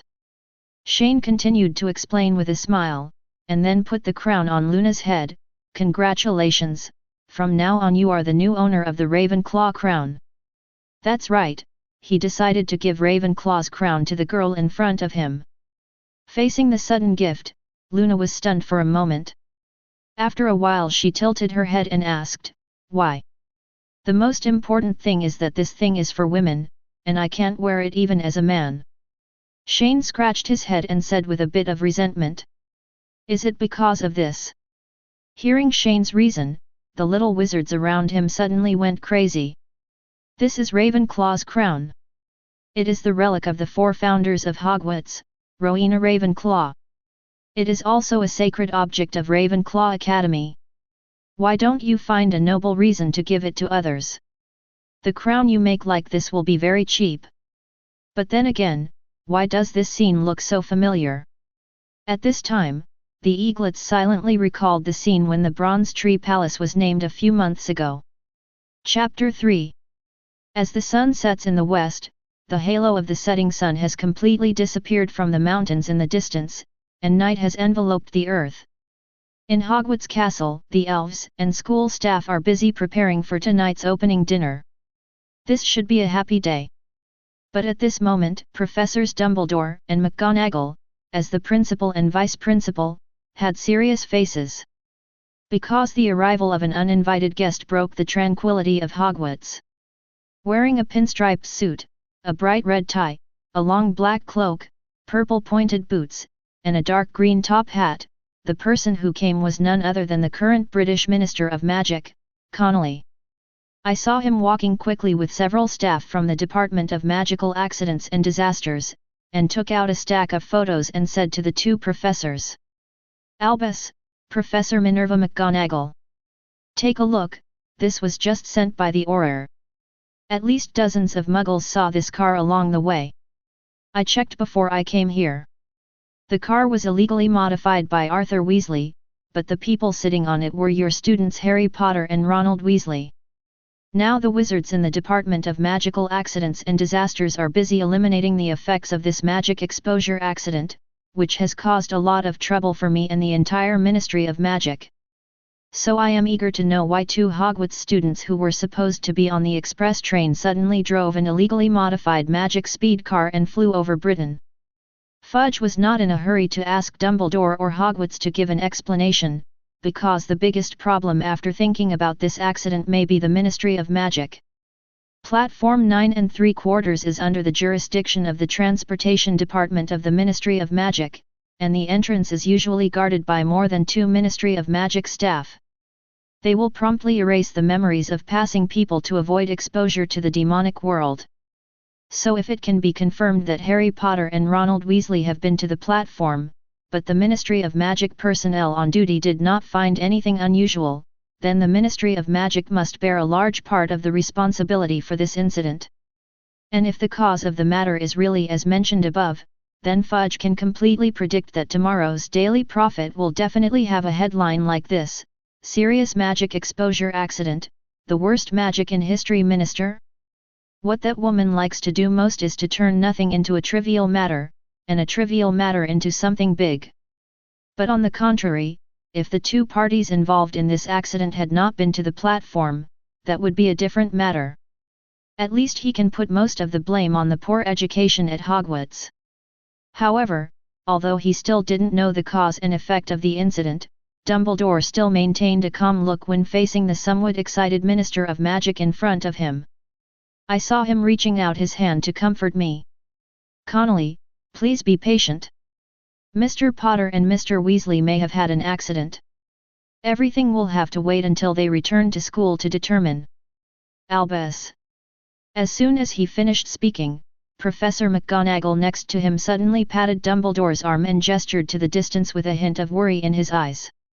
Everyone followed Professor McGonagall's gaze curiously, and saw in the farthest valley, a red light spot suddenly flew from bottom to top into the sky, and bloomed under the night, making it particularly dazzling. "What is that?" Fudge asked in confusion. "Is there a fireworks show at Hogwarts tonight?" Before anyone could react to what was happening, another firework suddenly exploded above the even closer Black Lake. After a while, a dull explosion sounded, followed by a whizzing sound in the air above their heads. So everyone subconsciously looked up and saw 2 students riding flying sweepers circling in front of Hogwarts Castle. One of them shot a stream of fireworks into the sky, while the other landed on the ground. "Walk straight towards the crowd. Professor Dumbledore, Professor McGonagall. Miss Blanchard." Professor McGonagall stepped forward and looked at Ivana in surprise. "What is going on with you? The Wisdom Master asked us to deliver a magic flying car safely to the school, but it was already dark, so we could only lead the way on flying broomsticks." Ivana explained. "Magic speed car?" Professor McGonagall was stunned, and quickly handed over the photo Fudge just brought. "Can you look at this car?" "Yes." Ivana took the photo and looked at it carefully, nodded and replied. "What about Mr. Potter and Mr. Weasley?" "They are all fine. They should have almost arrived at the Hogwarts platform by now. However, I think it's better to let Madame Pomfrey prepare, because when they were in the car, the magic speeding car suddenly lost control several times, and Weasley even hit a big bag on his head." Ivana roughly explained the situation at that time, and at the same time drew an extremely exaggerated circle in front of her with her finger. "Oh, at least the 2 of them are not in any danger." Professor McGonagall breathed a sigh of relief, but it could be seen that her face suddenly became not so pretty. After a while, the Quidditch eaglets escorting the magic speed car back to school also arrived in front of Hogwarts Castle. I saw the car slowly falling onto the grass, bouncing up and down a few times, and then stopped safely on the spot. However, the little eagles who had just completed their tasks also fell to the ground, sweating profusely and breathing heavily. Upon seeing this, Professor McGonagall hurriedly stepped forward and asked worriedly, "Oh, my God! Children, are you all okay?" "We're fine, Professor McGonagall." One of the eaglets raised his hand feebly, but with a smile on his face. Although maintaining the floating spell for a long time was very exhausting, he also gained a lot at the same time. After passing this escort mission, he felt that not only had his attainments in the floating spell become more refined, but he had also accumulated a lot of experience in using the spell. At the same time, other Xiaoying who participated in this escort mission also felt the same way. At this moment, Dumbledore also came over. He looked at the eaglets lying on the ground and nodded appreciatively. "Good job, kids. You did a great job this time. Then he ordered Professor McGonagall, Minerva, please send them to the campus hospital and let Poppy take a look at their bodies. Okay, I'll go right away. Professor McGonagall nodded in agreement. Then with a wave of the magic wand in his hand, a few stones on the ground turned into four-legged stretchers, and then the tired and half-dead little eagle was pulled away directly. Watching Professor McGonagall go away, Dumbledore stroked his beard, and then said to Fudge next to him, Connolly, this unexpected incident may take some time to deal with. Maybe you can go back to the Ministry of Magic and wait. 0, please give me flowers 0. Oh no. Actually, I don't want to go back just yet. What people didn't expect was that Fudge directly rejected Dumbledore's proposal, and he continued, it's rare for me to come back to Hogwarts and I want to attend tonight's banquet. Of course. Dumbledore nodded expressionlessly. In fact, he already knew in his heart what the Minister of Magic in front of him was doing. To be honest, whether this magic exposure accident is big or small, there is no need for the Minister of the British Ministry of Magic to make a personal trip. So just like that, at the opening dinner of the new school year at Hogwarts, there was suddenly such a habitual master. On the other side, after a long drive, the Hogwarts Express train finally sounded its whistle for entering the station. The carriage door opened, and the little wizards began to pour out of the car one after another. At this time, on the platform, Harry was supporting Ronald, whose legs were still weak, and kept comforting him, Ronald, don't worry too much, I think the car will be fine. 0. Harry, you don't understand. This has nothing to do with the car. Ronald looked like he was about to collapse, while looking blankly in the direction of Hogwarts. I'm so stupid. In fact, we should stay at home and wait for the professor to take us back to Hogwarts, but I drove the family car out without permission. My mother will definitely beat me to death as soon as she finds out. Harry looked at the other person who was ready to die generously and didn't know what to say for a moment. After all, this matter had nothing to do with him. But at this moment, Hermione, who was following them, suddenly glared at the two of them sharply, and the cold voice made the two of them suddenly startled, and they suddenly sobered up a lot. I just heard her start to curse in an endless stream. What's the use of regretting it now? Why did you go there earlier? If you are so afraid of Mrs. Molly scolding you, why didn't you know how to notify the school with an owl in the first place? Or do you think Hogwarts will expel you for this matter? Now you two are awesome and have become famous. You raced an express train on the edge of the track in front of the whole school. Have you ever thought that you could drive? Can you reach the accelerator with your legs while sitting on the seat? Can you see the road ahead clearly? I'm afraid your brains were eaten by trolls to do such stupid things. This sudden series of venomous words immediately stunned both Harry and Ronald. They stared dumbfoundedly at Hermione, who was filled with resentment. The nervousness and fear they felt just now suddenly disappeared. What's wrong with her? Did she take gunshot or did Snape get pregnant? Ronald asked in a low voice in Harry's ear, full of questions. It didn't seem like this in the car just now. You'll know, just look at the front. Harry glanced at Hermione secretly to make sure she didn't hear him, and then continued furtively, you forgot that last Christmas, she was 2. Is it like this now? So who do you think it's related to? Chapter 4. When Ronald heard Harry's explanation, he immediately looked forward subconsciously. Not far away, in the Ravenclaw team, Shane and Luna were chatting and laughing, while the crown on Luna's head was also shining. Oh, I understand.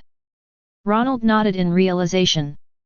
But at this moment, Hermione suddenly turned her head and glared at them fiercely for some unknown reason. Harry and Ronald were so frightened that they quickly pretended to be fine, lowering their heads and not daring to say anything. I'm afraid this is the dimensionality reduction blow that the old lady used on the fool. As the bright moon hangs high and the stars converge, the long-lost Hedwig Variations plays. In the Great Hall of Hogwarts, the freshmen of the class of 1992 are following Professor McGonagall's footsteps into the Great Hall, preparing for the solemn sorting ceremony. First, Dumbledore read out a few more important school rules as he did in previous years, and then Professor McGonagall took the list and began to read out the names of the new students. At this time, on the long table of Ravenclaw, Shane looked with interest at the nervous little wizards who had just entered school not far away, and at the same time lamented how time flies. Now I think back to when I attended the branching ceremony at this time last year, as if it was yesterday. Luna Lovegood. Professor McGonagall called Luna's name. As soon as he finished speaking, all the little wizards in the auditorium all said 977 and looked at the figure who was already sitting on Ravenclaw's long table. At the same time, Professor McGonagall naturally noticed the strangeness of the students, so he also followed everyone's gaze, and then shouted with a voice raised by more than 10 decibels, "Luna Lovegood! Go!" Shane smiled and patted Luna's head gently, his eyes indicating the direction of the sorting hat. "No matter what, you can't skip the process of sorting." "Okay," Luna replied softly. Then he stood up and skipped to the stage. However, as soon as she walked onto the stage, there was a sudden commotion in the direction of the professor's chair. Professor Flitwick stood up from the high stool and said in disbelief, "Oh, my God! She is wearing Ravenclaw's crown." Professor McGonagall was also looking at the girl with a unique temperament in front of him in shock. At the same time, the sorting hat that was being held in his hand also suddenly said the moment he saw the crown, "Oh, I don't think you need to wear mine anymore, Ravenclaw." Yet, the little eagles suddenly cheered, but they had been holding on to their hearts just now. If the person recognized by Ravenclaw's crown is not assigned to Ravenclaw Academy, they will definitely consider kidnapping them directly after the opening ceremony. Even if Merlin comes, he can't stop it. After being officially recognized by the sorting hat, Luna happily returned to Ravenclaw's eagles in the same jumping way just now. Shane grabbed Luna's hand and helped her cross the wide wooden stool, then smiled and congratulated, "Welcome to Ravenclaw." "Thank you." Luna smiled happily. But at this moment, under the influence of the crown, she seemed to suddenly feel something different, and then her hand touched Shane's chest. Click! The sound of something breaking suddenly came from the long table on the other side of the little lion. Both Harry and Ronald looked at the direction of the sound in horror, wondering if they should take some life-saving measures now. Ginny tugged on her brother's sleeve and asked in a low voice, "What's wrong with Hermione?" Ronald immediately covered his sister's mouth, and then whispered with fear, "Don't say anything, it's best not to mess with her now, otherwise you don't know what terrible things will happen." Looking back to Ravenclaw, Luna put her hand on Shane's chest and asked curiously, "I seem to feel the beating of a heart here." "Oh, you found it." Shane looked down and instantly knew what Luna was referring to. "It's called Helena, it's my pet, a very beautiful crouching devil." "Really? I have never seen such a magical creature." Luna's eyes were suddenly full of curiosity. "Is it a girl or a boy?" "Girl," Shane replied. "I want to get to know her, is that okay?" "No problem at all." To be honest, Luna is really an incredible witch, because she was the first person to know that Helena was a winged demon, but she was not timid, and instead wanted to take the initiative to approach it. You know, even Hagrid, who has a passionate love for magical animals, was so frightened that he put the iron brocade on his head when he saw Helena for the first time. Gradually, the dinner came to an end. But Dumbledore did not immediately send the students back to the dormitories as usual, but began to talk about the precautions for this new school year. However, this time his speech seemed to be a little bit longer. "Good evening, fellow students." Dumbledore first gave a friendly greeting. "Tonight we usher in a new school year and a new class of Hogwarts freshmen. Then there are a few things that I would like to announce to you on behalf of Hogwarts."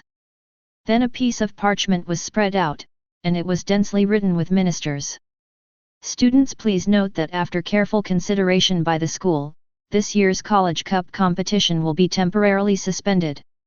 Instead, a professor and dean responsibility system will be implemented within the school.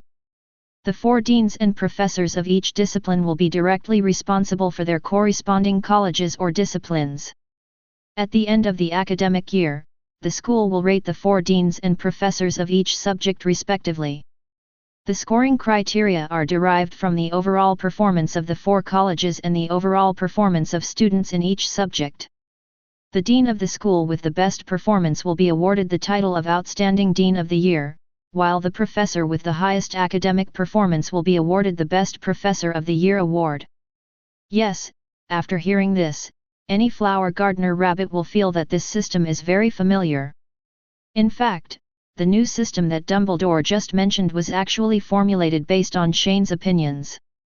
Its purpose is to improve the vicious competition among students in Hogwarts School in the past, and instead let the 4 deans and professors in the school become wildly involved. But now, the simple-minded little netizens have not realized the seriousness of the matter. And in fact, if Shane wants to cause trouble, he will definitely not just do this. Sure enough, Dumbledore continued. Starting from this semester, the school will adjust the class time of each class from the original 30 minutes to 45 minutes, and change History of Magic to World History of Magic and Moral Politics. The professor of World History of Magic and Moral Politics is the ghost of our school, Ms. Helena Ravenclaw, while Professor Binns Cuthbert is the associate professor of this new subject. His main job is to write the new subject teaching materials. After hearing this, the little wizards finally began to react a little bit. The professors didn't care about this paper, why did we also take it together? Also, Cuthbert Binns is no longer in class, so wouldn't the only class where we can sleep be gone? However, this is not over yet. Dumbledore continued. In order to test everyone's academic performance, starting from this semester, the school has decided to hold 2 centralized examinations at the midterm and end of each semester. The results of the examination will greatly affect the evaluation at the end of the school year. At the same time, after the end of the academic year, each subject professor will rate the overall performance of each college during the year, and each dean will rate each other's overall performance of the other 3 colleges. The comprehensive performance of the college includes students' academic performance, Quidditch points, the number of students who violated school rules in a year, etc. So here, I hope that every student can encourage each other to achieve excellent performance in the new school year. After saying that, there was dead silence in the auditorium. At this time, the little wizard only felt that his scalp was numb and his back was cold. Because when they heard this, they didn't know that they were actually the ones who suffered the most. If this new system is really implemented, then for all Hogwarts students, this castle will be tantamount to Devil's Purgatory. You have to know which of these deans and professors in the school, except for a few nagging ones, is the most economical person. You must know that last semester, because Ravenclaw practiced flying magic like crazy, the little wizard's homework had doubled. So you can imagine what methods the professors in the school will use to torture them in order to win the honor at the end of the school year. The little wizard looked in the direction of the professor's chair with cold sweat on his face, and saw that in another space.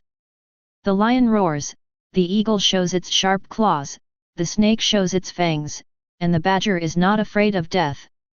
The opening dinner hadn't even ended yet, but the 4 deans had already begun to fight secretly, especially Snape, who looked like he wanted to kill the other 3 deans right away.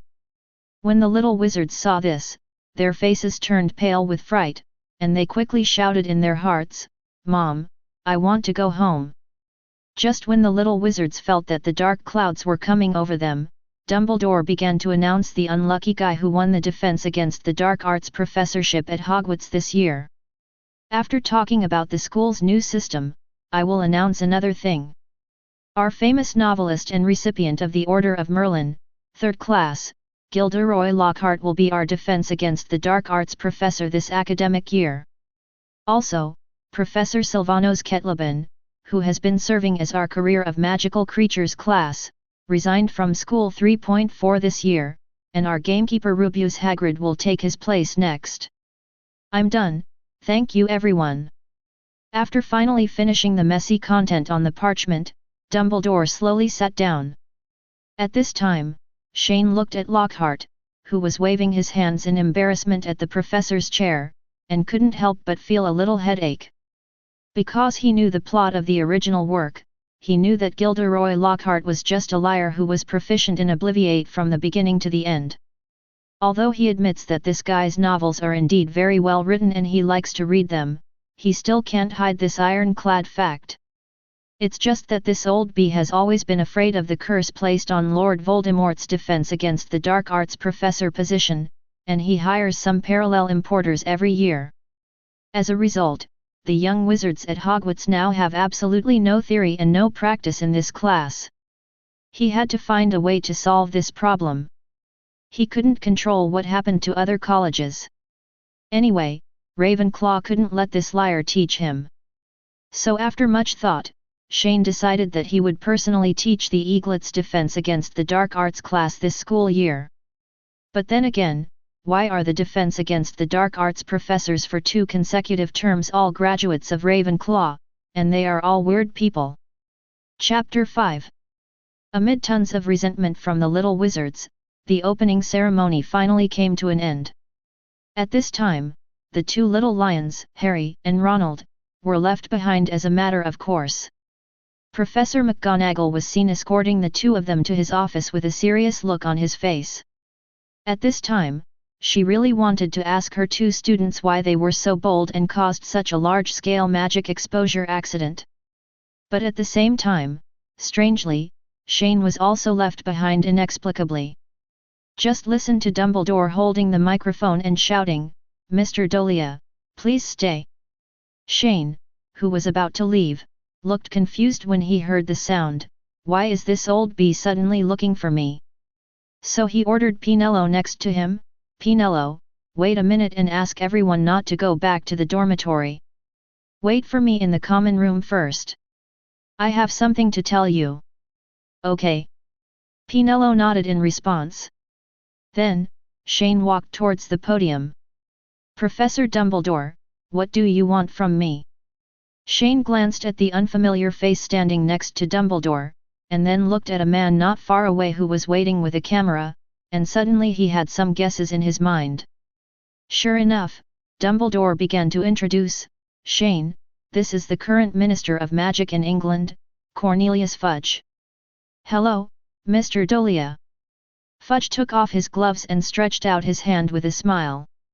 Shane rolled his eyes inwardly when he saw this, but he couldn't reach out to hit the smiling man, so he politely held Fudge's hand and said, "Hello, Minister Fudge." Click, 03. At this moment, the camera next to him suddenly lit up with a flash, and then a puff of white smoke rose. The old-fashioned magic camera took out the photo of the 2 holding hands. Yes, in fact, the main reason why Fudge came to Hogwarts in person today was to establish a relationship with the successor of Ravenclaw. In the past 2 months, Shane's reputation has been unprecedented due to his inheritance of Ravenclaw. As the Minister of Magic, Fudge certainly wanted to take the opportunity to ride on the popularity and improve his reputation. But it's a pity that during the entire summer vacation, apart from people closely related to him, only Rita Skeeter actually met Shane in person. Even though Fudge tried his best and even tried to use Dumbledore's connections to find someone, he was still slapped in the end like a Tai Chi exercise. So when Dumbledore saw Fudge today, he immediately understood what he was doing, and even brought someone to take photos. Doesn't this show Sima Zhao's intentions? Everyone on the street knows it. So just like that, Fudge and Shane started talking in official style. After chatting for more than half an hour, Shane was able to get away. Looking at Fudge's back as he faded away, Shane said with black lines on his head, "If people like this come to me in the future, just tell me that I'm dead." "Oh, this can't be nonsense, and you are still so young." Dumbledore was a little surprised why the person in front of him was looking for such a nonsensical reason. "If there's nothing else to do, I'll go back first," Shane said a little unfavorably, and turned around to leave, but at the same time he left a warning, "And Professor, Tell that guy not to harass me, otherwise I will throw him directly to the go feed the Acromantula in the Forbidden Forest. After saying that, he glanced at the handsome Lockhart who was walking not far away, and then disappeared in an instant, leaving Dumbledore alone and silent and Lockhart alone in a mess. Returning to Ravenclaw's common room, the eaglets have been waiting here for a while. As soon as they saw Shane's arrival, they collectively said respectfully, "Wise lord." They all said that just call me by my name. Shane put his forehead on his face and looked helpless, shaking his head, "Forget it, actually I just wanted to say one thing when I brought you all here. This school year, I will personally teach the defense against the dark arts class in our college." After hearing the news, the little eagles were immediately filled with questions. One of them raised his hand and asked, "Why?" "You will know after you take a Lockhart class." Shane did not immediately explain the reason, because instead of talking about it, it is better for the eaglets to truly experience what parallel importing is. "But of course, we can't skip class so openly, so everyone will come to my place to take this thing away, learn it in as short a time as possible, and then we can come back to class quietly." With that said, Shane took out a stack of small notebooks that he had just prepared. The content inside is a simple method of practicing clone magic. Although it is difficult to hide the clone from the deans, it is definitely more than enough to fool Lockhart. One more thing I would like to remind you is that according to the school's new system, I will personally prepare an exam for you at the midterm and final of each semester, but it is not a theoretical exam, but a practical exam. So all of you must be mentally prepared when the time comes. I can only guarantee that you will not die. But I will be relatively relaxed about the exams for first-year students, but I must not let my guard down. That's it, jealous. After saying that, Shane gave Ivana the method of practicing clone magic and ordered her to distribute it. However, just as he was about to yo-yo to the guild station to prepare for the next recruitment work, Helena Ravenclaw suddenly floated out of the wall and found him. At the same time, in Professor McGonagall's office, Harry and Ronald were standing in front of Professor McGonagall tremblingly and began to explain what they had done today. "Mr. Potter, Mr. Weasley. Do you have something to say to me?" Professor McGonagall frowned and looked at the two of them solemnly. "Professor, it's actually like this." Harry gradually recounted the entire process from the unknown house elf appearing in his home, to him and Ronald being mounted on a pillar at the entrance to platform 9 3/4, and finally to how Ravenclaw's eaglet rescued them. "Said it again." Professor McGonagall sighed helplessly after listening to what the two said, and then said, "I understand everything, whether it's the strange house elf or why the platform entrance was suddenly closed. The school and the Ministry of Magic will find a way to investigate as soon as possible. But I'm still curious. Since you can't get on the train back to school, why don't you go home and wait?" Hearing this question, Harry and Ronald fell silent for a moment. To be honest, they didn't know why they suddenly had a brain twitch and wanted to drive back to school. When Professor McGonagall saw the bitter faces of his two students in front of him, he already guessed that they might not be able to explain the reason, so he continued. "Mr. Potter, Mr. Weasley. Your reckless behavior this time caused a very serious magical exposure accident. So far, the Aurors of the Ministry of Magic are still dealing with the aftermath of this accident." "Then Professor, we won't be expelled, right?" Ronald asked nervously. "Not yet." Professor McGonagall looked at Ronald expressionlessly, "But through this incident, I hope you two can fully realize your mistakes. I will write a letter to your home tonight and punish you by making you read the school rules every day after dinner. Copy it 10 times. When the weight reached the last figure, Ronald were stunned and looked at each other in disbelief. 10 times. Even if my hand is broken, I can't finish copying. You must know that the school rules of Hogwarts are at least dozens of pages thick. They are filled with some weird school rules. They have never been deleted or modified since the school was founded.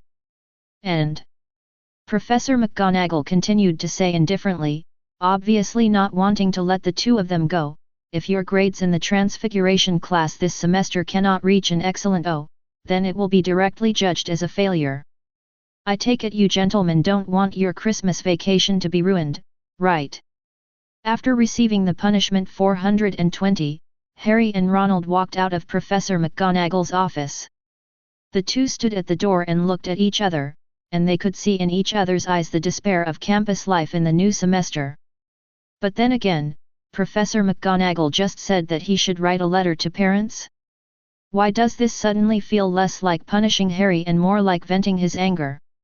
On the other side, Shane was following Helena to Ravenclaw's Bronze Tree Palace. He looked at the wonderful figure floating in front of him curiously, and couldn't help but ask, "Helena, what do you want to see me for?" Just now, the beautiful lady in front of him suddenly found him and said that she wanted to ask him to do something. Before she disappeared, my mother said that in addition to her crown, there was another relic placed in her room. Helena floated in front and said slowly, "That was given to her by the father I thought I had never met." Of. What do you think? Never met before? A question mark appeared on Shane's head. Why does this sentence sound so confusing? Helena slowly flew to a bookshelf with Shane, then pointed to a book with a somewhat conspicuous red cover on it and said, "Mother told me that that thing is behind this book." Upon hearing this, Shane hurriedly stepped forward, pulled out the book Helena pointed to, and then reached out to explore inside. He actually touched an abnormal protrusion, so he subconsciously pressed it hard. Just hearing a snap, the bookshelf not far away suddenly split into two halves. Shane immediately walked over and took a look, opened the loosened bookshelf, and saw a fist-sized pine box with a three-dimensional lion head decoration lying inside the mechanism. Curiously, he took out the box, and after obtaining Helena's consent, he slowly opened the box, and a ring inlaid with a vermilion gem came into view instantly. Chapter 6. Shane looked at the ring in front of him a little dumbfounded. Lion head decoration, red gems, this is obviously not Ravenclaw's style. On the contrary, it is more like. Thinking of this, Shane carefully looked at Helena aside and asked in a tentative whisper, "Helena, is your father?" "Yes, the founder of Gryffindor House, Godric Gryffindor." Shane was speechless and felt a strong smell of a bloody TV series coming to his face. "Then you came to me just to take out this ring?" "No." Helena shook her head, "I want you to help me. I want to see my father." "Impossible, Gryffindor has long, couldn't it be?" Shane subconsciously wanted to say that Gryffindor was dead, and there was no way for you father and daughter to get together. But at the same time, he immediately thought of the scene when Rowena Ravenclaw emerged from the crown, and immediately reacted and asked, "Gryffindor also left something of his own in Hogwarts?" "Yes, although my mother passed away before my father, she once told me before she disappeared that she could feel that her father was in Hogwarts."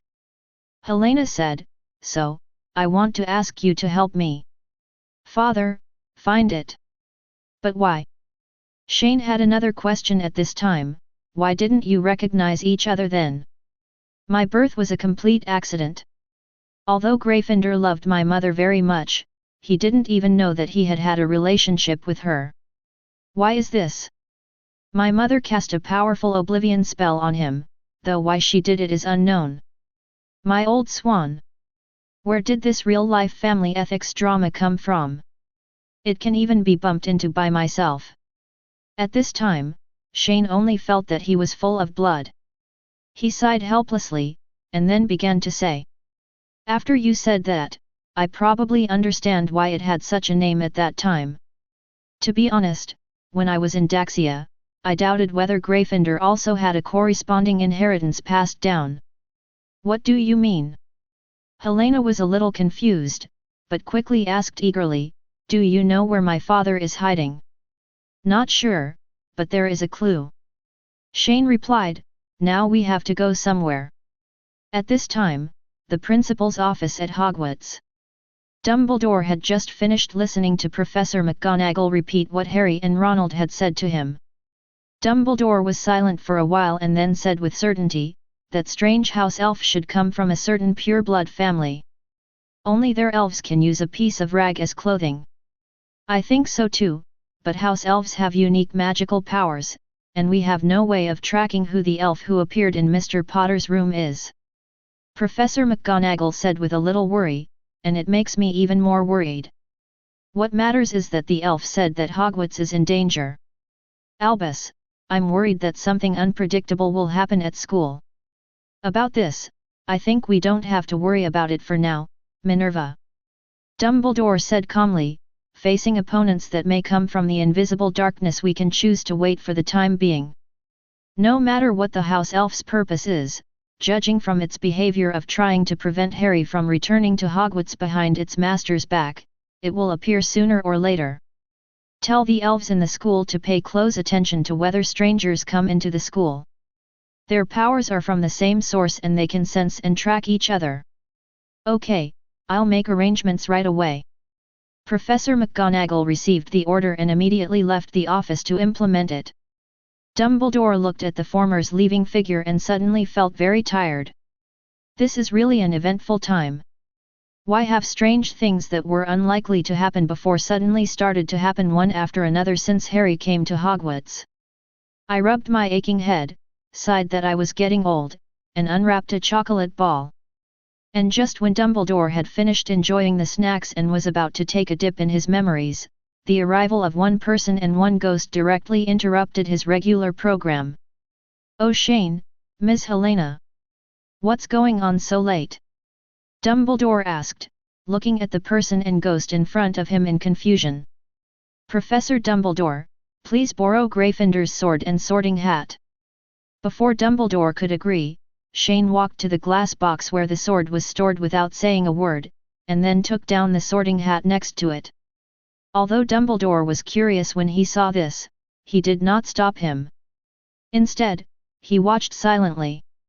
He knew there must be an important reason why Shane did this. "Stinky hat, wake up!" Shane shouted, grabbing the sorting hat and shaking it up and down twice. "Oh! It's you annoying little wizard again!" The sorting hat was shaken awake and immediately shouted angrily, "Don't think that because you have obtained the inheritance of Ravenclaw, you can insult Wyshion's hat at will. I don't want to argue with you today, but I want to ask you if you recognize this ring." Shane took out the ruby ring he just got and asked. The sorting hat was silent for a while, and then replied, "I don't know him." "I don't know what you were hesitating about just now. If you don't know him, you just don't know him." I just suddenly felt an inexplicable sense of familiarity.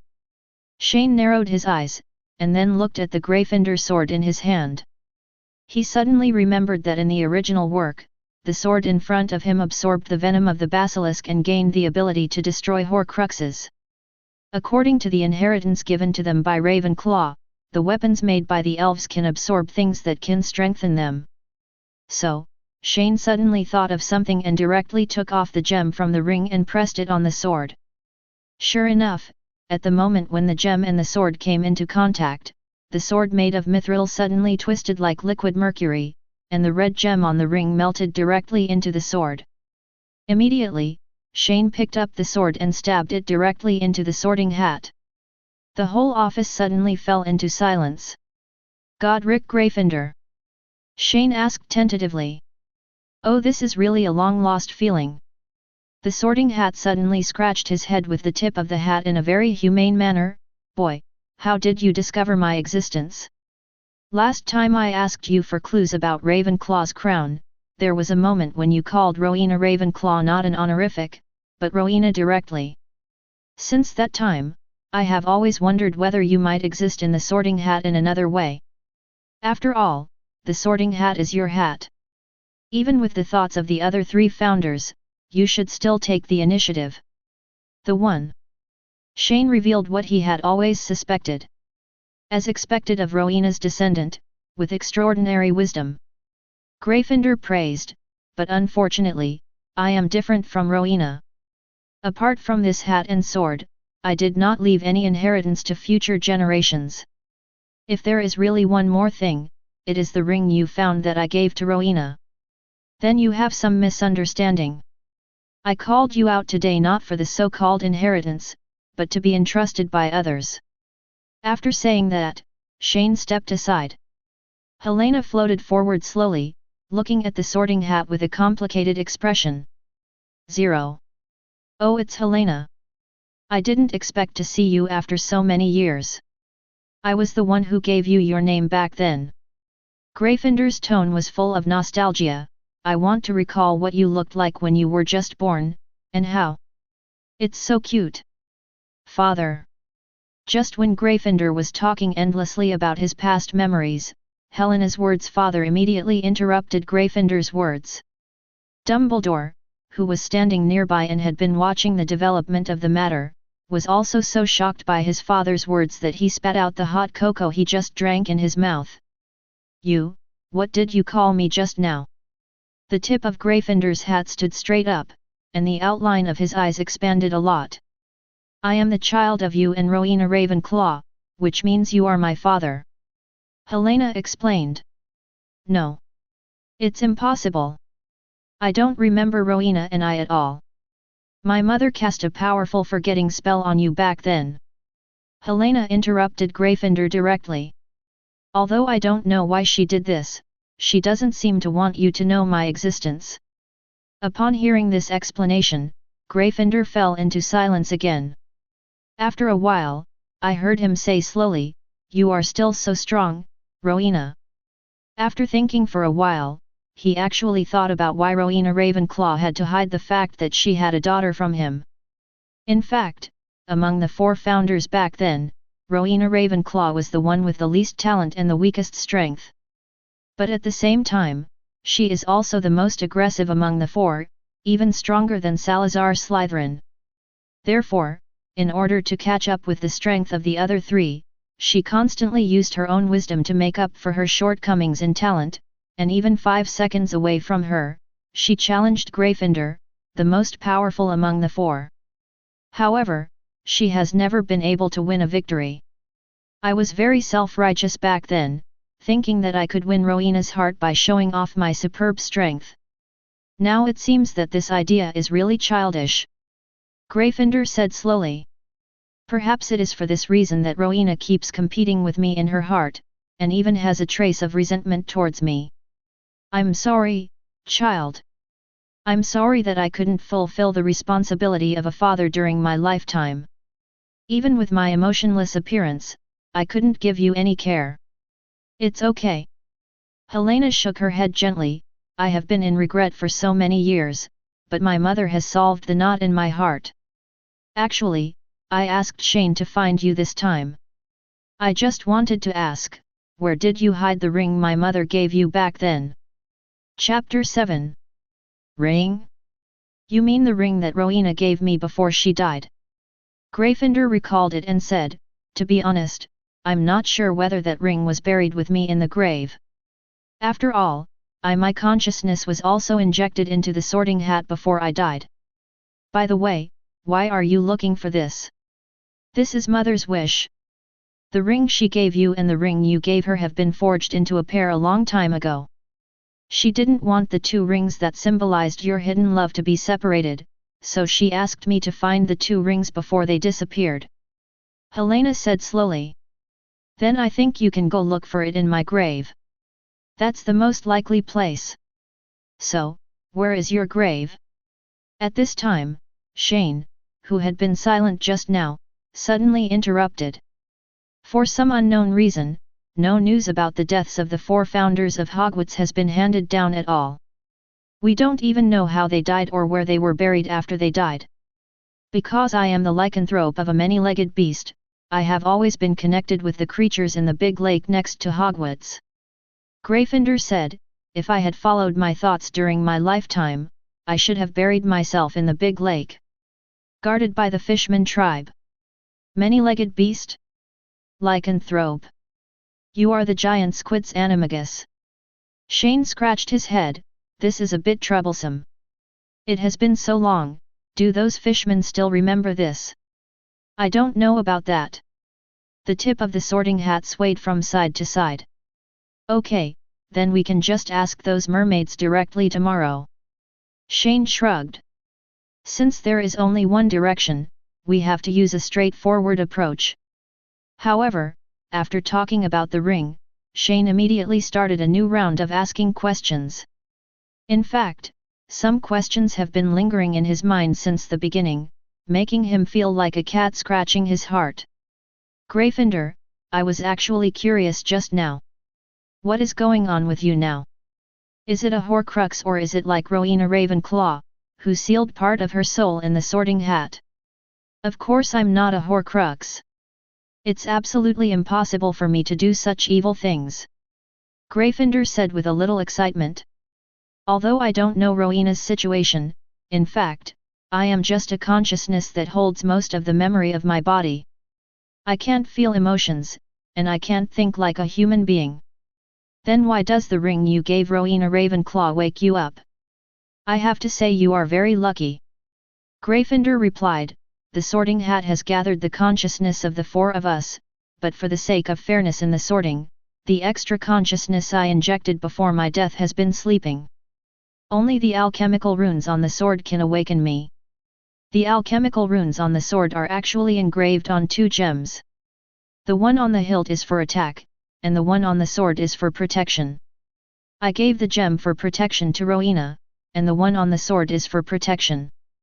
The alchemical runes are incomplete, so I keep sleeping. I see, then I understand. Shane nodded after finally clearing up the doubts in his mind. Now that the questions are over, I won't disturb your father-daughter reunion. I will go to the Black Lake after class tomorrow morning to check out the situation. To be honest, it shouldn't be difficult to find an underwater grave. As he said that, he was ready to activate his magic right away. However, just before he disappeared, he left a message. That's right.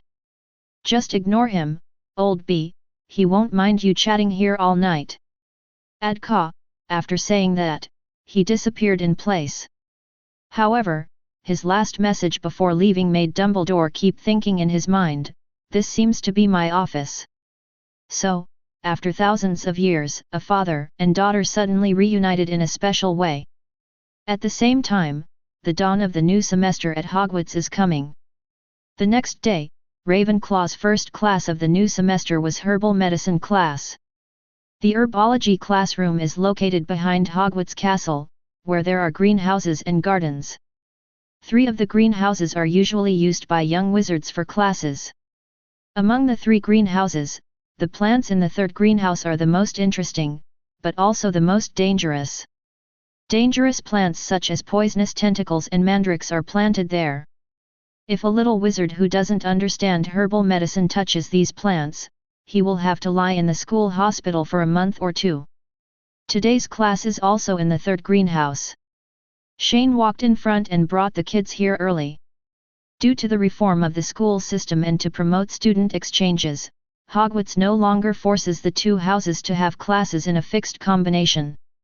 So, today is Ravenclaw's herbology class with Slytherin. Good morning, students. Professor Sprout walked into the classroom with his wand and shovel. Pomona Sprout, Dean of Hufflepuff College and Professor of Herbal Medicine. She is a short, fat witch with flowing grey hair. She is a very optimistic and kind-hearted person. She usually wears a thick hat full of patches, and because she likes to stay in the greenhouse playing with flowers and plants, you can always see her covered in dirt. At the same time, she worked with Professor McGonagall, Professor Flitwick, and others a long time ago. Good morning, Professor Sprout, the little wizard greeted the professor as usual. Welcome all 2nd grade students to the 3rd greenhouse, we will start class now. Professor Sprout's teaching style is very vigorous and decisive. She pulled her sleeves, and then moved a pot of plants behind her to the table in front of her. Today I will introduce you to Mandrake. Does anyone know the characteristics of Mandrake? As soon as he finished speaking, a little eagle raised his hand first. It's not worth it. Her finger can only be a little higher than the head of the classmate next door. Miss Scalia.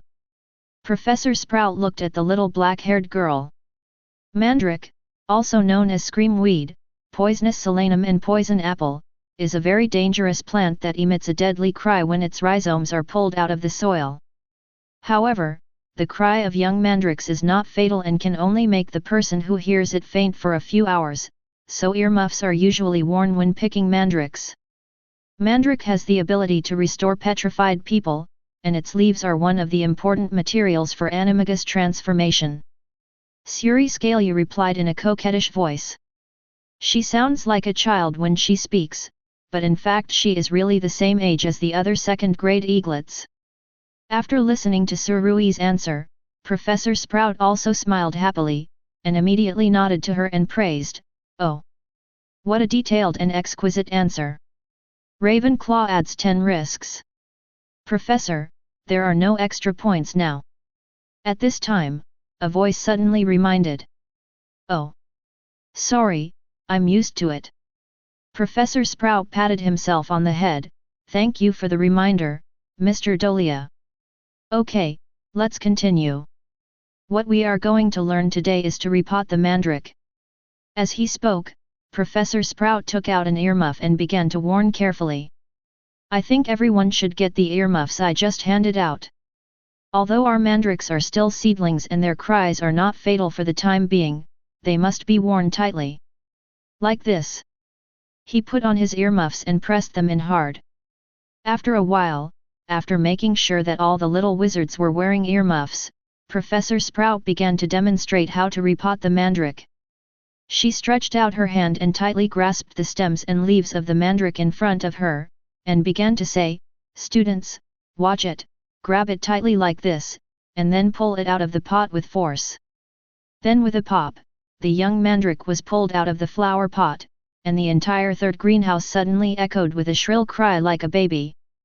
This sound is like a magic sound filling your ears. Even through thick earmuffs, it is difficult to resist it from constantly drilling into your brain. The little eagle and the little snake reflexively pressed their earmuffs tightly and frowned. But Professor Sprout is undoubtedly used to this kind of situation. She calmly put the mandrake in her hand into another empty flower pot, and then continued. After pulling out the mandrake, quickly put it into another pot and sprinkle soil on it to keep it warm. Remember that you must add soil quickly. Mandrake is a plant that is very sensitive to cold. If you add soil too slowly, it will soon freeze to death due to the low temperature. Also, be sure not to compact the soil tightly when spreading the soil. This will also cause the mandrake rhizome to be unable to breathe and die. As he spoke, the loose soil suddenly covered the mandrake that had just been repotted, and gradually the harsh squeaking sound gradually disappeared. Submerge it completely with soil as it is now, and it won't cry anymore. Does everyone understand? Now, you all have a pot of mandrake in front of you, and everyone does what I just did. Start? Professor Sprout glanced at the little wizard in the greenhouse. To be honest, the operation is actually very simple. If you don't know how to pull out grass and bury the soil, you can just find a piece of tofu and kill yourself. At this time, Shane looked at the mandrake in front of him. To be honest, this was his first time seeing this thing. Because the previous first-year herbal medicine classes were all theoretical classes, and they were all taken in ordinary classrooms. Although he often wanders around the school, considering the problem of assimilating knowledge, he usually does not have more than 2 thought entities in class, and they are all concentrated on the 2 courses of Transfiguration and Charms. So this meant that he had never been to the third greenhouse, nor had he attended a senior herbal medicine class. And because the temperature difference is too large, mandrakes don't grow in the Forbidden Forest. Chapter 8. Shane pressed the earmuffs, then stretched out his hand, grabbed the stems and leaves of the mandrake and pulled it up like Professor Sprout did just now, and an extremely ugly and snarling grass root appeared in front of him. He stepped forward and took a closer look. The more he looked at it, the more he felt that he had seen the face of the mandrake in some anime. That thing seemed to be called a spinagu, right? Shane did not put the mandrake back into the pot in a hurry, but curiously opened a gap in the earmuffs. In an instant, he felt a strong dizziness, as if someone had taken his brain out of his skull and hit it hard with a hammer. His vision suddenly became blurred. Shane quickly put the earplugs firmly in place, and then quickly used sky magic to get rid of the negative state. Good guy, this cry is too cruel. Why are the creatures in this Harry Potter world so weird? Thinking barrier has no effect, which shows that the cry is actually a physical attack and a special sound wave. And in fact, what he just heard was not just the cry of the mandrake in his hand, but the cry of the entire third greenhouse. After patting his slightly groggy head, Shane glanced at the mandrake in his hand with dead fish eyes, still crying. To be honest, this thing is really noisy, even wearing earmuffs is annoying. Then a few tic-tac-toes popped up on his head, and Shane grabbed a handful of soil and put it directly on the mandrake's mouth, then stuffed it into a new pot and buried it with new soil. Even though the class time was increased, the herbal medicine class was completed quickly. Before get out of class ended, Shane also took away a few mandrake leaves. Because of Gryffindor's conversation last night and Suri's answer in class just now, he suddenly wanted to try practicing animagus. Animagus, a wizard who can transform into some kind of animal while retaining his own magical power. The way to become an animagus is 1. A single mandrake leaf must be held continuously in the mouth for a whole month, from full moon to full moon. The leaves must not be swallowed or taken out of the mouth at any time. If the leaves leave the mouth, the whole process must start over. 2. Take out the leaves during the full moon, fill a small crystal vial with saliva, and soak the leaves in it to allow it to receive pure moonlight. If the clouds are overcast that night, you will have to find a new mandrake leaf. Start over. Then add a strand of your hair and a silver teaspoon of dew to the moonlit crystal vial. The dew must be collected from a place where there has been no sunlight or human contact for 7 full days. Finally add a pupa of the grimace hawk moth. Place this mixture in a quiet, dark place and do not look at it or disturb it again until the next storm with thunder and lightning. 3. While waiting for the storm to come, you should perform the following actions at sunrise and sunset. Point the tip of the wand to your heart and recite the incantation, Amato, Animo, Animato, Animagus. Amato Animo Animato Animagus. 4. After drinking the potion, you will feel intense pain and 2 intense heartbeats, and the creature you are about to transform into will appear in your mind. In fact, Shane knows a kind of magic similar to animagus.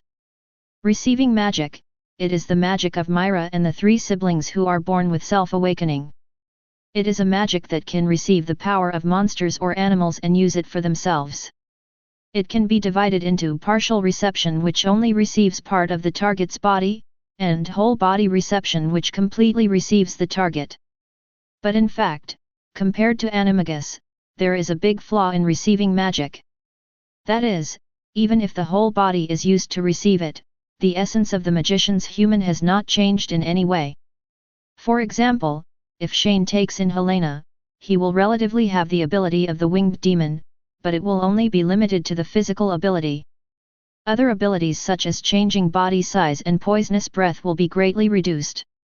Therefore, Shane wants to practice animagus, and at the same time, he also wants to challenge the height that the transformation master in the world has never been able to reach. After leaving the third greenhouse, Shane originally wanted to go directly to the Black Lake to find Gryffindor's graveyard. But before that, a person found him in a hurry. Shane! I finally found you!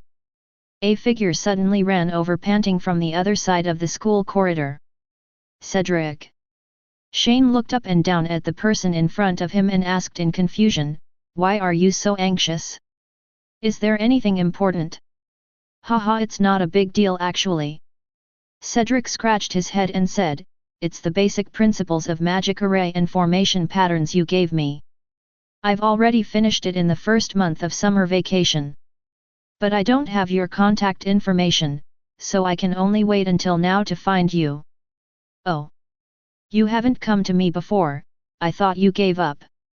Shane exclaimed, "Have you ever tried to draw a basic magic circle?" "Yes, although I'm not very skilled yet, at least I can release it completely now." After saying that, Cedric took out his wand and began to draw a basic magic circle in front of Shane. In a total of more than 10 seconds, a water-type basic magic array was released, and a basketball-sized water polo fell from mid-air to the ground. Very good. Shane looked at the water stains on the ground, nodded and praised, I have to say that your talent is even higher than Hermione's. I gave her several lessons during the summer vacation, but she has the basics of painting. The time of the magic circle has not exceeded 20 seconds yet. Then can I learn skyscraper now? Cedric asked excitedly. Not yet. Shane immediately poured cold water on him, only when you practice drawing the basic magic circle to the point where it takes only 2 seconds, you will be qualified to learn skyscraper. What? 2 seconds? Cedric suddenly looked shocked, how is this possible? Practice makes perfect. Shane replied. Then he snapped his fingers, and a water-type basic magic circle flashed past, and in an instant, a transparent water ball floated in mid-air. Then he snapped his fingers again, the fire-type basic magic circle was released, and the water ball suddenly turned into steam. Cedric, you have to remember. You can't force your brain to memorize the patterns of the magic circle, you have to use your body to feel and become familiar with them. I suggest that you take a certain amount of time to practice repeatedly every day. Although this process is boring, it is the only way to quickly master the basic magic circle. Okay. Cedric nodded a little frustrated, then I want to ask, if I meet the conditions to learn skyscraper, how long will it take for me to be old enough to use the illusion to practice Quidditch? If you want to practice to the point where you can create a permanent fixed illusion like Pumpkinhead on the first floor, it will take about 5 to 8 years, depending on your talent and hard work. 0. Please give me flowers. But if you just want to practice Quidditch, it will take about 1 to 2 years. After all, you only need to cast spells directly on people, but this is more energy consuming than permanently fixing the illusion. Shane made an estimate in his mind and said. Okay, then I understand.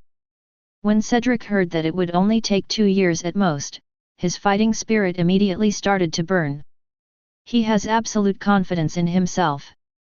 As long as he practices hard, he may be able to basically become a skyscraper in just 1 year or even less than 1 year.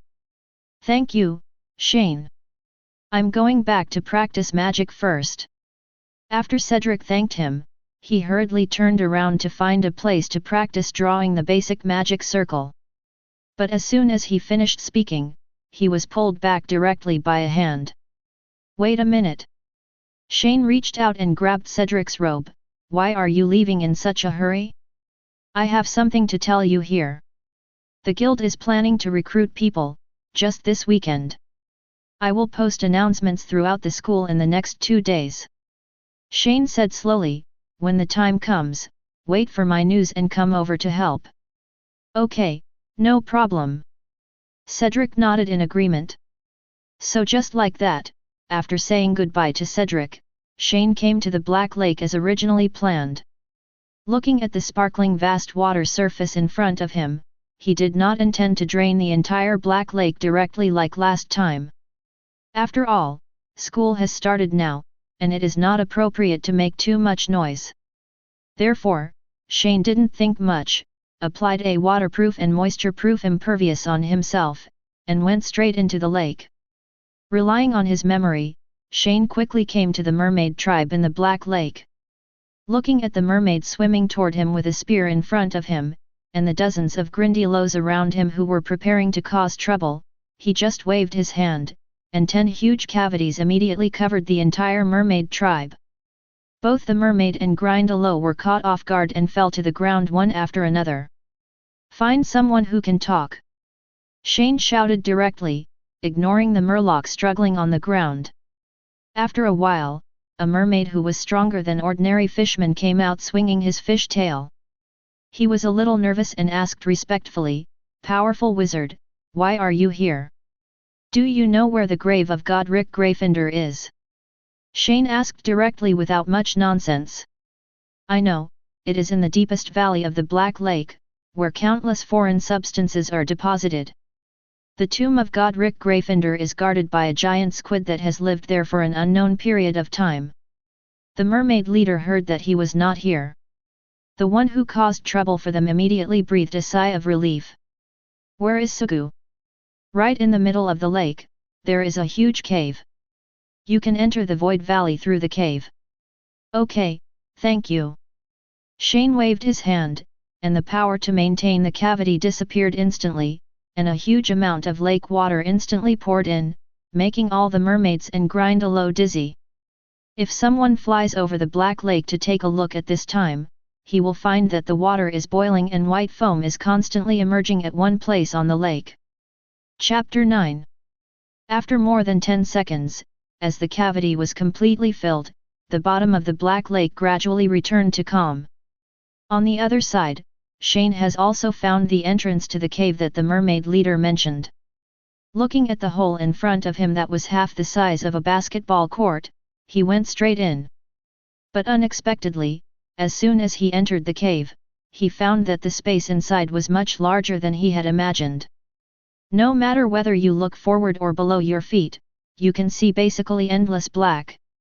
So he slowly went deeper with curiosity, and Shane discovered that the so-called Sugzu Valley in front of him was actually a huge underwater cave. It was just because it was big enough that it was named Valley by the Murlocs.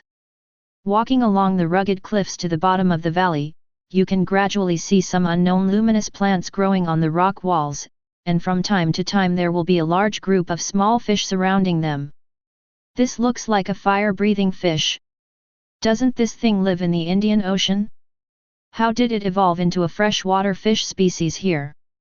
Shane looked at the orange-red fish in front of him, with black stripes on its skin.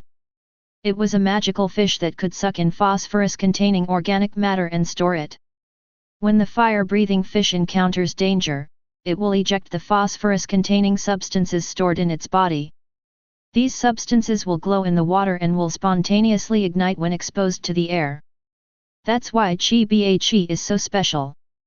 Name. Shane dived very fast, but even so, it took him several minutes to reach the bottom of the Sioux Valley. On the way, he saw many fish that should exist in the ocean like the fire-breathing fish.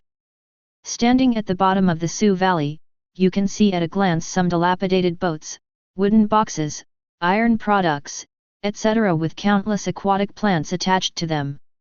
Why are these things here? Shane looked at the scene in front of him that looked like a waste recycling yard, and suddenly felt very confused. Logically speaking, the Black Lake is an inland lake. How could the wreckage of these large wooden sailboats used at sea appear in such an irrelevant place? Secondly, there are anchors, etc. Even if there is a tsunami, it is difficult to bring it up from the bottom of the water. With doubts, Shane continued walking forward.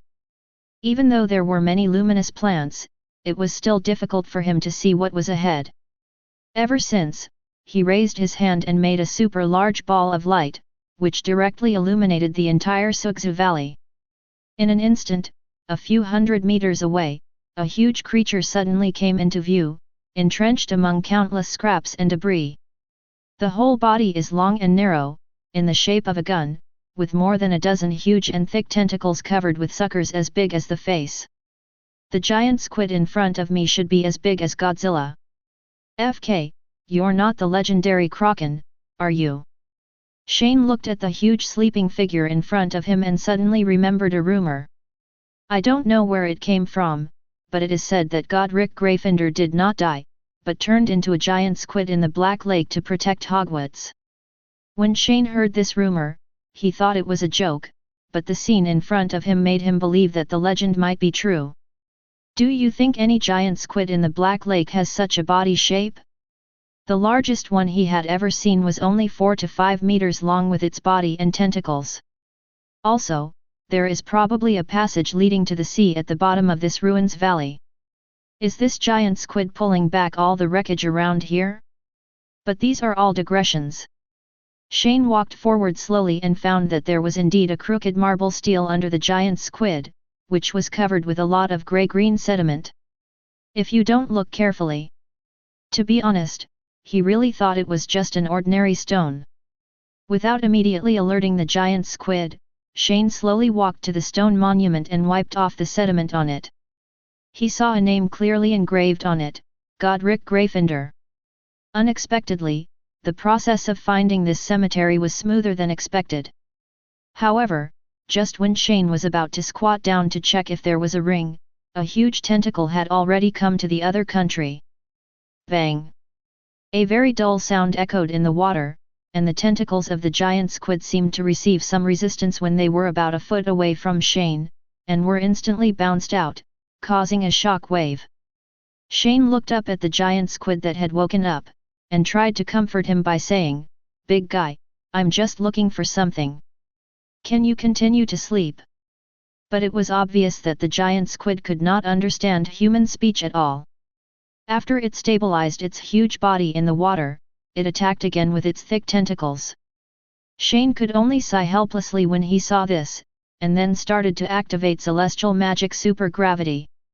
A purple magic array with twisted formations instantly unfolded above the giant squid's head, and a super strong gravity knocked the giant squid to the ground. Looking at the giant squid that was now in the shape of a cake, Shane turned around and started digging for the ring again. He first clasped his hands and bowed in front of the tombstone, and then his eyes instantly turned into a strange white color, and magic, clairvoyance was activated. Under the tombstone, there were no bones and no coffin. The base of the tombstone is actually a thick piece of solid marble with simple carved patterns. After years of precipitation, it was buried in the sand, and only part of the stone tablet was exposed. However, right where the base connects to the tombstone, there happens to be a square vacancy the size of a fist, and the ring can actually fit inside. So, Shane immediately used magic to dig out the entire marble tombstone from the sand. He came to the tombstone and pulled out the only movable piece of marble, revealing a mithril ring inlaid with a blue gemstone and a pair of eagle wings on both sides of the gemstone. Shane picked up the ring and looked at it carefully, and found that the pair of eagle wings on the ring looked very much like a setting. Reminiscent of what Helena said last night, Rowena Ravenclaw once paired this ring with Gryffindor's ruby ring, thinking that this setting should be used to set the ruby. Shane put the ring away, and the process went much smoother than he imagined. He originally thought that he would have to encounter some twists and turns before he could find the ring when he came to Black Lake this time. But now that the goal has been achieved, it's time to go back. This Irisogu is not interesting at all, and there are not even some herbs or ingredients. After adjusting the Gryffindor's tombstone, Shane immediately released his grip on the giant squid, and as expected, the tentacles attacked again. But looking at the squid tentacles so close at hand, to be honest, he really wanted to cut a section and take it back for teppanyaki. But when I thought of that legend, I shook my head and let it go. After all, regardless of whether the giant squid in front of him is actually Gryffindor himself, there is always the possibility of him changing into a human being. Even though it only has the beast side left now, as a human, Shane still can't get over that hurdle in his heart. Ever since, Shane activated his space magic and disappeared into the ruins valley instantly. The giant squid was left alone to roll over the sand crazily in the ruins valley, and then gradually fell into a deep sleep again. Back at Hogwarts, Jeanne immediately went to Dumbledore's office. The old bee man is not here, but Helena is already waiting here at the agreed time. Shane. Helena flew over with an expectant look on her face and asked anxiously, "Have you found the ring?" "False mission." Shane smiled and took out the ring and put it on a table. "Great." Helena came forward and looked at the sapphire ring on the ring with a smile. She reached out to touch it, but unfortunately her hand went right through. Shane looked at the regretful expression on the face of the beautiful lady in front of him, and felt helpless in his heart that he could not help. Shaking his head, he then walked to the glass box where Gryffindor's sword was stored. He took out the sword, then turned to look at Helena and asked, "Helena, do you have anything else to say to your father?" "No, I already said everything I needed to say last night." Helena shook her head in relief. In that case, I will take out the gem. With that said, Shane took out the ruby from the lattice of Gryffindor's sword. I saw the sword flowing like a liquid again, and soon the gaps in the sword grid were completely filled. Then he gently placed the gemstone on the eagle wings of the ring, and it fit perfectly without any surprise. Shane picked up the ring and immediately felt an inexplicable power coming from his hand. He suddenly felt that his body and brain were much more relaxed. How is it? Helena asked, looking at Shane's face. It seems that your mother is very accomplished in alchemy. This ring has the same ability to keep people awake as the crown. Secondly, it also retains the alchemical rune that can activate the protective magic in the ruby. With that said, Shane directly activated the guardian magic on the ring, and then a translucent red protective shield enveloped his body.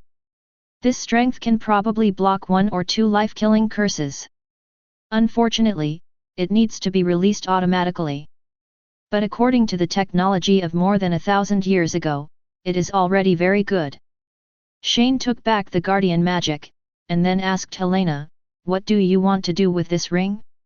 To be honest, it is not appropriate to put it back in the Bronze Tree Palace. Take it first and keep it for me. Helena said, "My mother's last wish was to reunite the 2 rings, and now this wish has been fulfilled. And as my mother's descendant, you are qualified to hold this ring.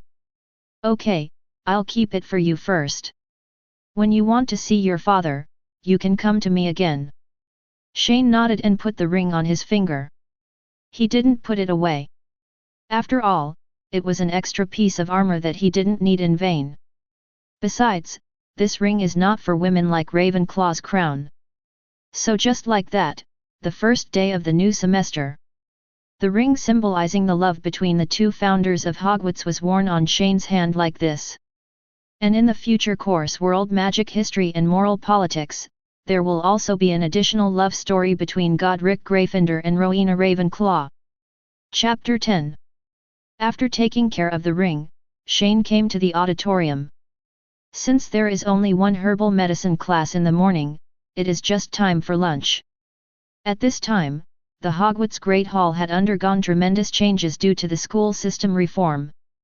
The long tables that represented the 4 colleges in the past have disappeared, replaced by dozens of hexagonal wooden tables. Each table can seat 6 to 8 people. Shane roughly observed that although the junior teachers from the 4 houses of Hogwarts are still naturally gathered in one area, but without the barriers of hardware, communication between people will inevitably occur for various reasons. The little lion and the little badger are the most social. There are already many little wizards in these 2 colleges who can sit together to eat and chat with each other. Most of the little eagles have introverted personalities. Although they are not proactive in social interactions, they are always friendly to other little wizards. It's just that compared to the previous 3 academies, the little snakes are more unique, but not all of them are people who are full of pure blood ideas.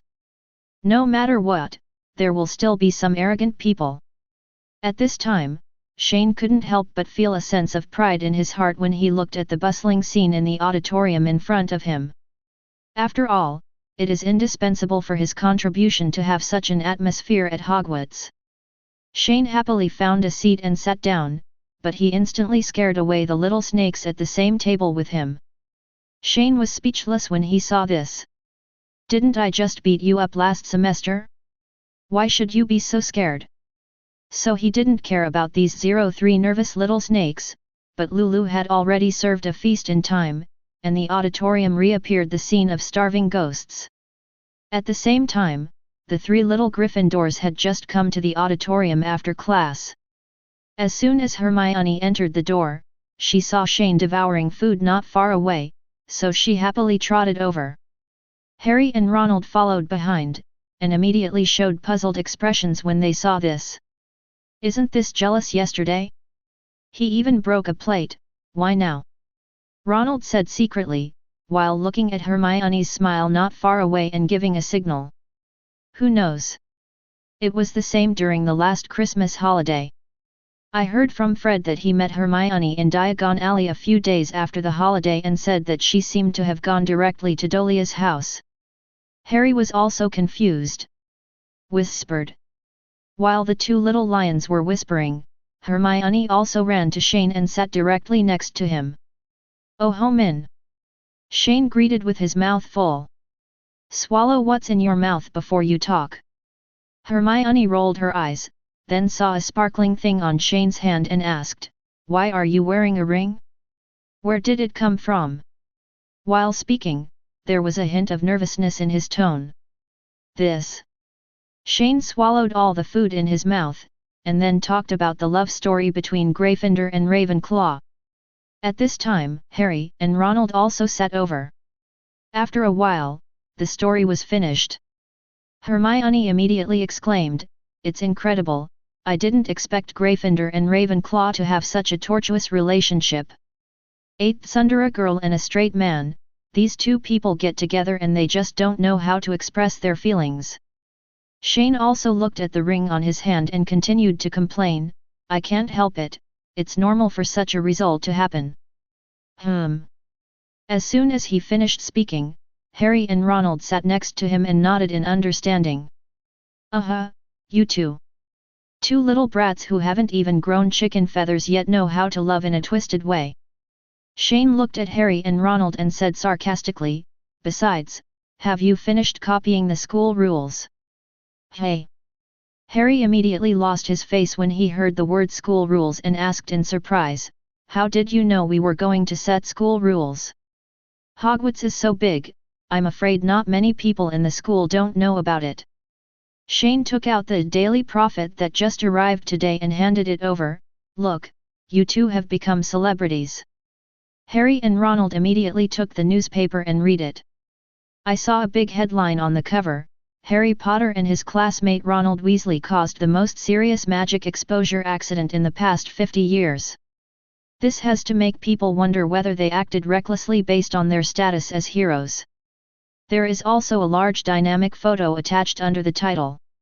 From far to close, you can see Harry's face sitting on the flying army. "Oh my god, who took this picture? We clearly pressed the button of the cloaking device." Ronald shouted in shock. "If the stealth function of your car was normal, there wouldn't be so many people seeing a car flying in the sky." Shane showed a sarcastic smile and said, "Seriously, you two, if you have gotten into such a big trouble this time and haven't been fired yet, you should go home and burn incense and worship Merlin. If you follow normal procedures, you should be in Azkaban now." Hearing this last sentence, Harry and Ronald's faces instantly turned blue. "Don't scare them too. If they were going to Azkaban, they would have been captured by the Ministry of Magic. I heard that the Minister of Magic was sitting next to Professor Dumbledore at the dinner last night." Hermione patted Shane's arm. Interjected. "Oh my god! My mother will definitely beat me to death when she sees this newspaper." Ronald collapsed on the chair with a look of horror on his face. "I wish I had heard this sentence last semester. You also had something to do with me last semester." Shane reached out and pinched Hermione's face, making the latter feel embarrassed and angry. And at this moment, a familiar voice suddenly came from above his head. An owl flew in through the skylight of the auditorium with a hooting cry, then flapped its wings twice and bumped into Ronald's arms. Shane feels that the only owl in the Weasley family seems to have poor eyesight. At the same time, he saw the letter in the owl's beak, and immediately looked at Ronald with pity, and made a strange sound, "Oh," and then covered Hermione's ears. "What are you doing?" Hermione blushed and grabbed Shane's hand, asking curiously. "I saw Ronald tremblingly picking up the roaring letter, swallowing before mustering up the courage to lift the sealing wax. And at the moment when the sealing wax was lifted, the roaring letter instantly turned into a grinning red lip, and the huge sound resounded throughout the auditorium and formed an echo. Ronald Weasley! How dare you steal that car? I'm really going to be mad at you. Your father is under review by the Ministry of Magic, and you brought Harry with you. It's all your fault. If you continue to disobey the rules and do something outrageous, we will take you home directly." Listening to this terrifying and familiar curse, Ronald could only keep nodding mechanically, his eyes full of fear. But the next moment, he heard the yelling letter change the topic again, his tone became gentle and he looked at Shane next to him. "Thank you, Shane. Ronald gave you trouble. And Ginny, congratulations on entering Gryffindor. Your father and I are both proud of you." Immediately, the roaring letter stuck out its tongue at Ronald and automatically tore itself apart. Ginny looked at her brother at the next table with a look of helplessness. At this time, the entire auditorium fell into a dead silence, and everyone looked at Ronald sitting there in shock. In the next few days, the roaring letter Ronald received became an interesting story that the entire Hogwarts junior class talked about. Time soon came to night. Shane had just left the guild station and returned to the common room when he suddenly heard a whine. "Wise master! Hey!" Shane heard the sound and went out, only to see a group of third-grade eaglets lying in the corners of the lounge, looking at him feebly, and immediately said in surprise, "FK. What's going on? Who is it?" "Bullied. They had 2 defense against the dark arts classes this afternoon, and that's it when they came back." "Hey? Who's talking? Wise lord, don't pretend you can't see me," Sir Rui said angrily, raising his head. Wise Master Zhongqiu sat under a sofa with a tired look on his face. "You are right, we had a defense against dark arts class this afternoon. Lockhart actually asked us for 2 consecutive classes. What is his favorite color? What is his ambition? When is his birthday and what is his ideal birthday gift? Oh my god! This is torture!" At this time, another Xiao Ying also started to interject from the side. After these 2 classes lasted for 90 minutes, they were all about his own affairs, and black magic defense had nothing to do with it. =0**. Oh, that's why I said last night that I'm going to teach the defense against the dark arts class this school year. Shane sighed with some empathy. As long as he took one of his classes, everyone knows that he is a real parallel importer, and only his idiot fans will believe him. "Wise lord, when will you give us lessons?" Zhongqiu asked. "I don't want to take Lockhart's lessons anymore, even if we haven't mastered the clone magic yet."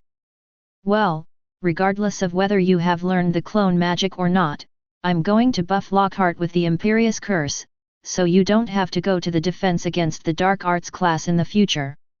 Shane thought for a moment and said. "Then when will we have class?" "Just in the evening, just do it in the lounge." Shane said, "From 7 to 9 p.m., the 1st to 3rd grade classes are in class, and everyone else is in class until 11 o'clock. Then Wisdom Master, let's start now." All the 3rd grade eagles immediately stood up as if they had been given a shot of blood. "Don't you guys take a break?" Shane looked at the little hawk in front of him in surprise, which was half dead just a moment ago. Why did he suddenly become full of life? "We just expressed our temporary despair for the future," Zhongqiu said. "Okay, let's call all the 1st and 2nd graders." In this case, Shane also decided to familiarize the little eagles with his teaching method. In fact, Shane used to have a nickname in fairy tale, Devil Teacher. All the magicians in the guild who had experienced his training complained endlessly. Even a strong-willed person like Urza would be a little afraid of Kongjin's training method. Although the training effect was very good in the end, the way of training from physical to mental was simply making life worse than death. Natsu once challenged Shane without fear of death.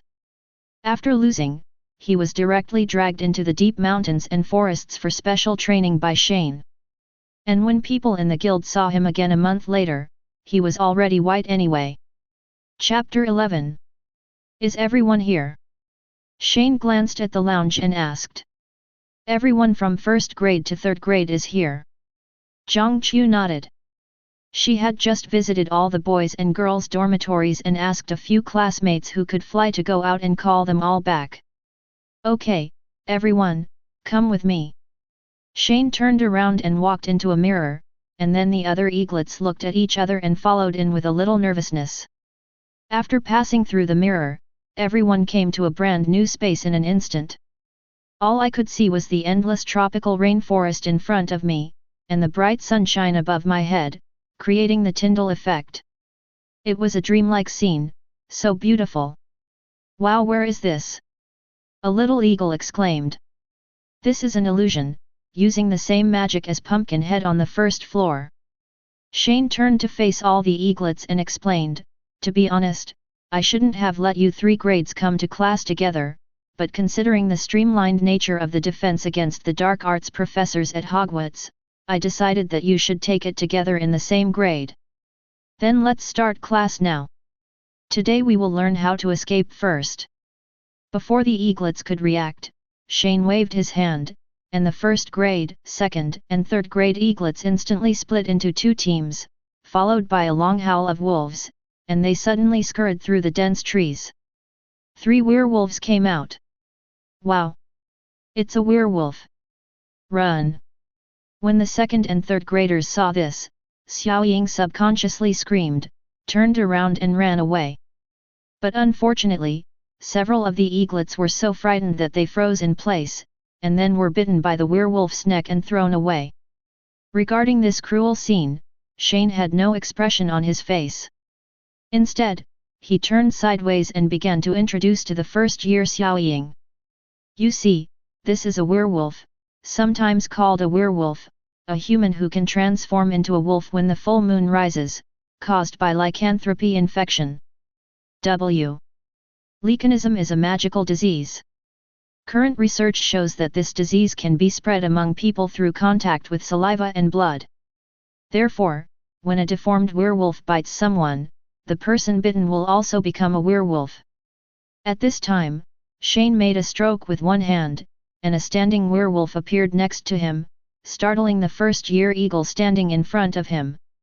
Because lycanthropy is very easy to spread, there are not a few werewolves in the magic world today.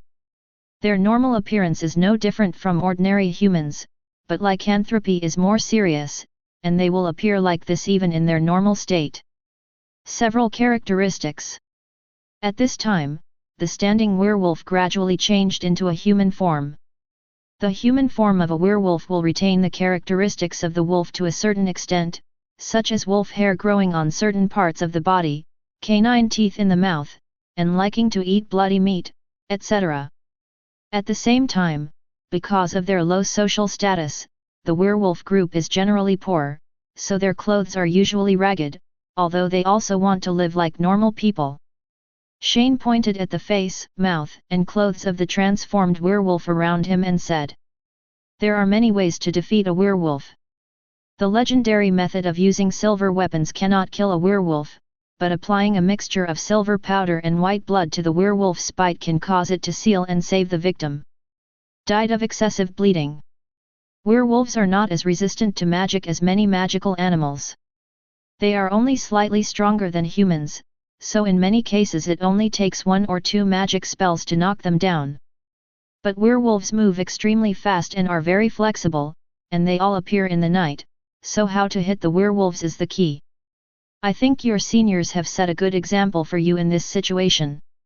While Shane was giving a lecture, in the distant jungle, several more eaglets were bitten on the hands or legs by werewolves and were thrown away. However, some of the stronger ones have come to their senses and started to take out their wands to fight back, but unfortunately none of their spells hit.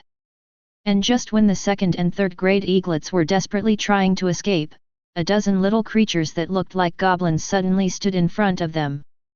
So, after talking about werewolves, I will talk about another dark creature that is very similar to werewolves, the Red Hat. A short figure with a blood-red hat appeared next to Shane again. In this way, under the immersive squeeze teaching, 2 hours passed quickly. At 9 o'clock in the evening, in Ravenclaw's common room, all the young eagles in the 3rd grade and above were notified that they were going to take the defense against the dark arts class, and they were all waiting here. At this moment, the extra new mirror in the lounge suddenly rippled, and the little eagles who had been in class came out one after another. "What's wrong with you?" Pinello asked cautiously, but no one responded. "I saw that these little eagles in front of me seemed to have souls out of their bodies," like soulless walking corpses, using their body's instinct and subconscious to walk.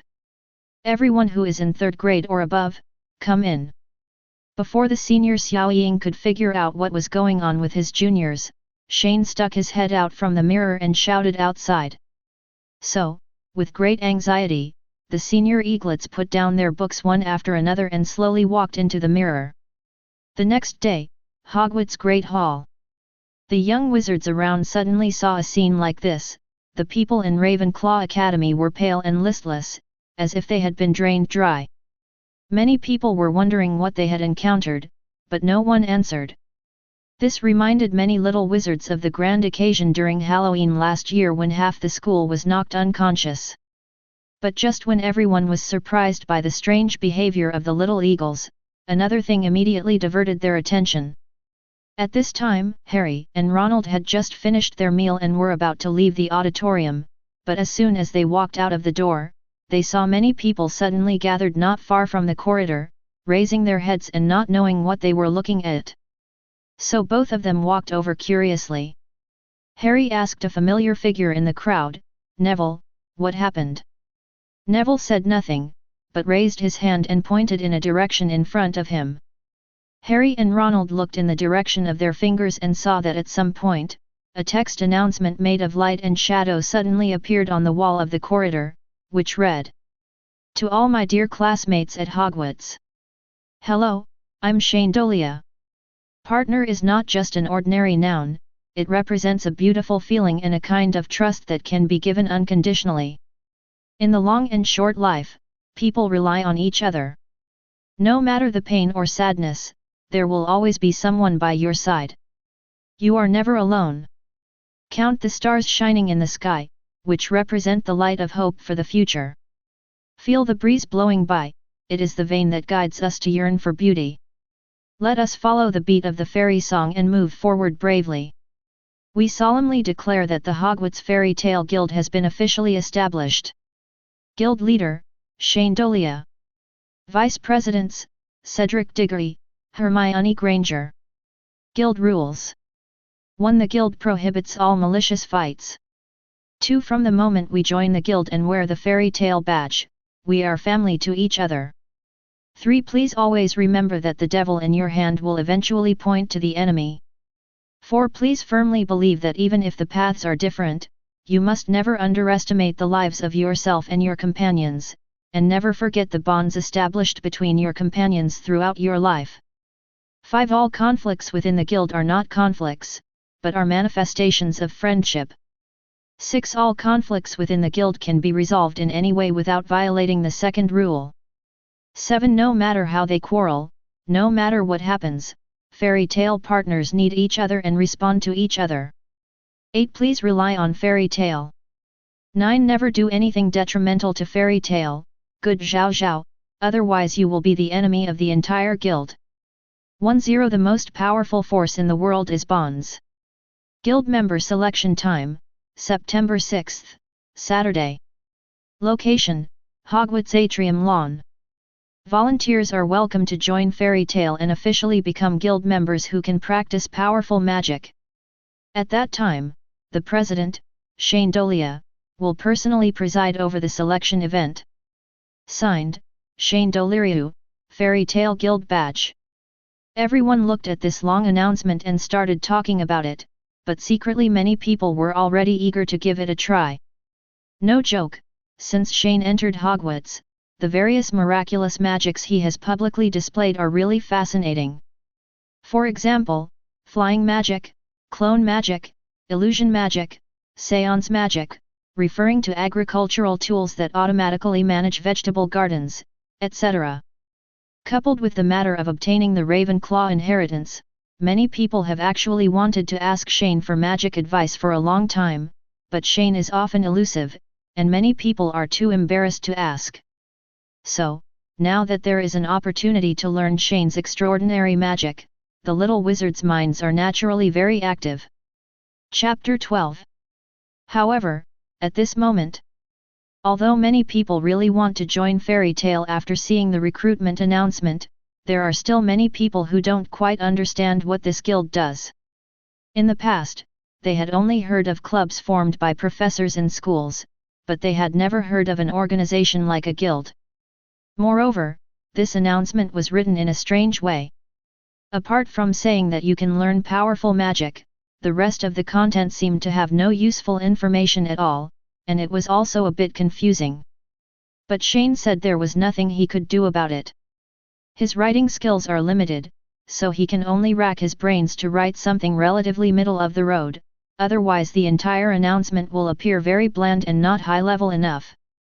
However, compared to the puzzled little wizards around them, Harry and Ronald knew some of the inside story. Come to think of it, we have been helping in the Room of Requirement for so long, and we still don't know what this guild does. Ronald said with a bit of resentment. Then are you going to participate? Harry turned around and asked. Of course I want to participate. You don't know how luxurious that place is. Ronald replied, although I was punished for violating the school rules, I still have a share of the credit. I also want to enjoy it. That's right. Harry nodded in agreement. And just when the little wizards were having a heated discussion about fairy tale, Cedric, who was far away on the Quidditch pitch, suddenly received a message from an owl of light and shadow, asking him to immediately go to the Room of Requirement opposite the Tapestry of Barnabas on the 8th floor where the troll was beating the fool. Looking at the letter in his hand, Cedric was very surprised why it happened so suddenly. So he rushed to the place mentioned in the letter without stopping. As soon as he arrived in front of the tapestry on the 8th floor, he saw Hermione already waiting at the door. Are you Cedric Diggory? Hermione asked with a smile. Yes, it's me. Cedric nodded. My name is Hermione Granger, just call me Hermione. Hermione introduced herself first, then turned and opened the door to the Room of Requirement. Come with me, Shane is waiting for us inside. After saying that, he walked into the gate. Cedric followed behind, and at the same time he was very confused. He wondered if there was a door before here. After 3 years at Hogwarts, although he went up to the 8th floor less frequently, he still knew that it was just a wall. So with doubts, Cedric slowly walked into the door, and an extremely beautiful scenery came into his eyes instantly, which stunned him. After a whole summer of construction and renovation, the Fairy Tale Guild station has been 100% completed and all facilities have been installed. As soon as you enter the door, the first thing you see is a huge square. There is a marble fountain in the middle of the square. The fountain's pool contains some common fish caught in the Black Lake. Most of the square is covered with green lawns, separated by grey-white stone brick roads. At the same time, there are many magical animals that Shane captured from the Forbidden Forest, such as velvet, pig monsters, fairies, and so on.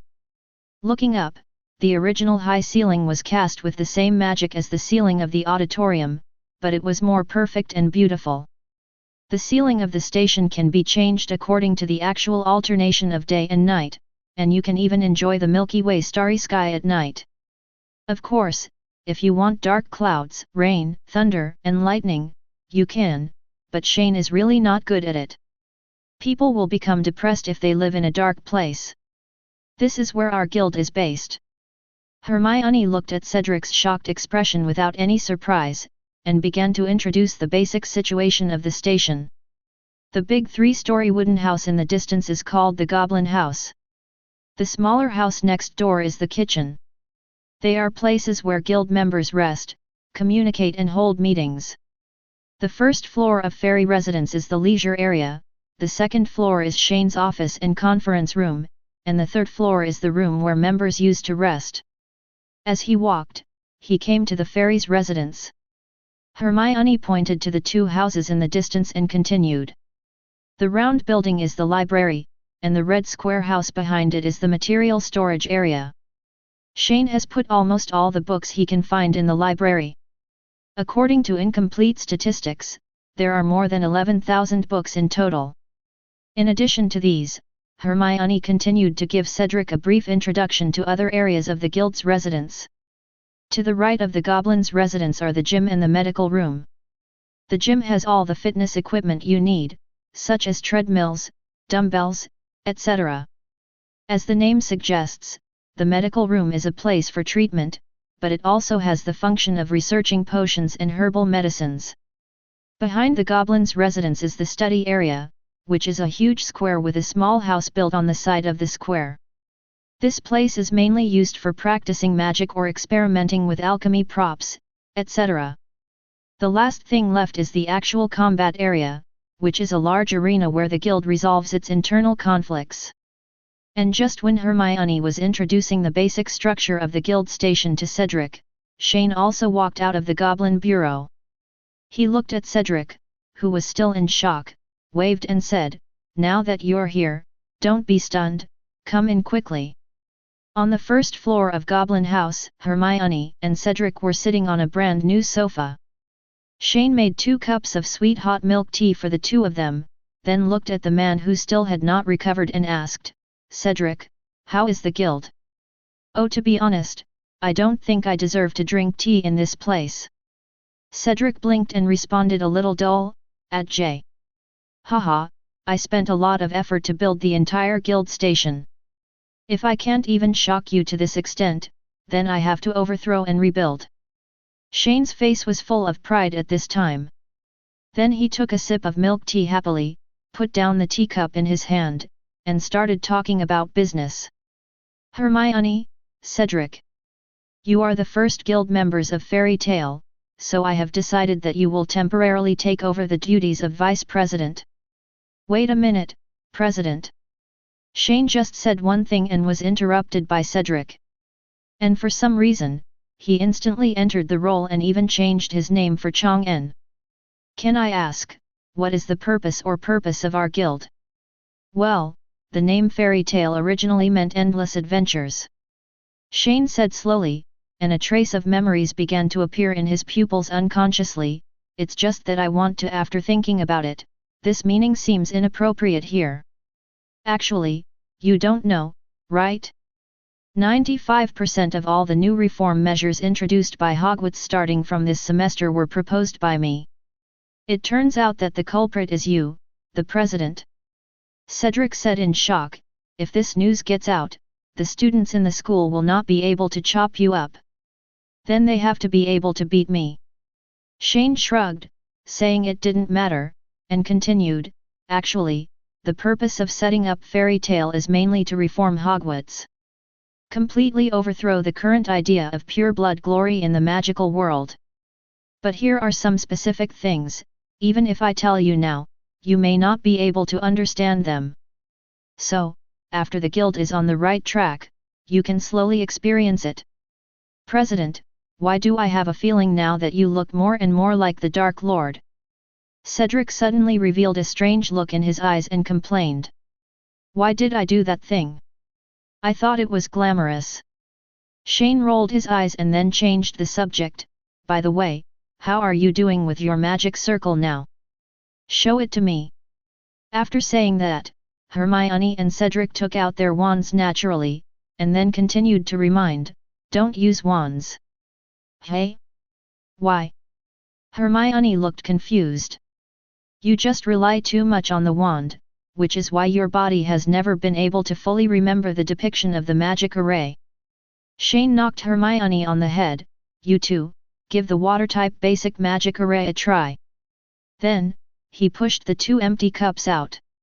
Seeing this, the two had no choice but to put down their wands, and then began to use the feeling of practicing magic circles to release magic. After a while, both glasses were filled with water, and a lot of water drops were sprinkled on the table. Hermione took 41 seconds, Cedric took 27 seconds. "It takes twice as long." Shane sighed and put away his pocket watch. "I'll give you two a task, compress this time to 2 seconds within a month. There is a magic gathering array in the study area at the back. The magic power there is rich, which can speed up your practice." "Magic? President, what is magic?" Cedric raised his hand. "Oh, by the way, I haven't told you this concept yet." Shane patted his head. In fact, during the summer vacation, when Shane was teaching Hermione, he accidentally discovered that Hermione was unable to sense magic, and then a problem that he had ignored suddenly surfaced. That is the wizard in the world of Harry Potter, and there is no concept of the term magic. It may be that the purity of magic power is too high. For people like Hermione who have grown up in this plain world, the original magic power of this world is like air and water, and has naturally integrated with human life. Therefore, the natives in the world of Harry Potter do not feel any special difference in the original magic power with their bodies, so it is difficult to perceive it unless the amount is huge enough. Chapter 13. As for magic, let Hermione talk to you later. Shane said, there is one more important thing to do now, that is, I want to ask, what color do you two like? Color. Both Hermione and Cedric had a question mark over their heads. What kind of important question was this? But although neither of them quite understood what Shane wanted to do, they quickly answered. I like blue. Heeman said. I prefer green, said Cedric. Okay. Shane took out his wand. Where do you want to engrave the guild seal on your body? Cedric, you come first.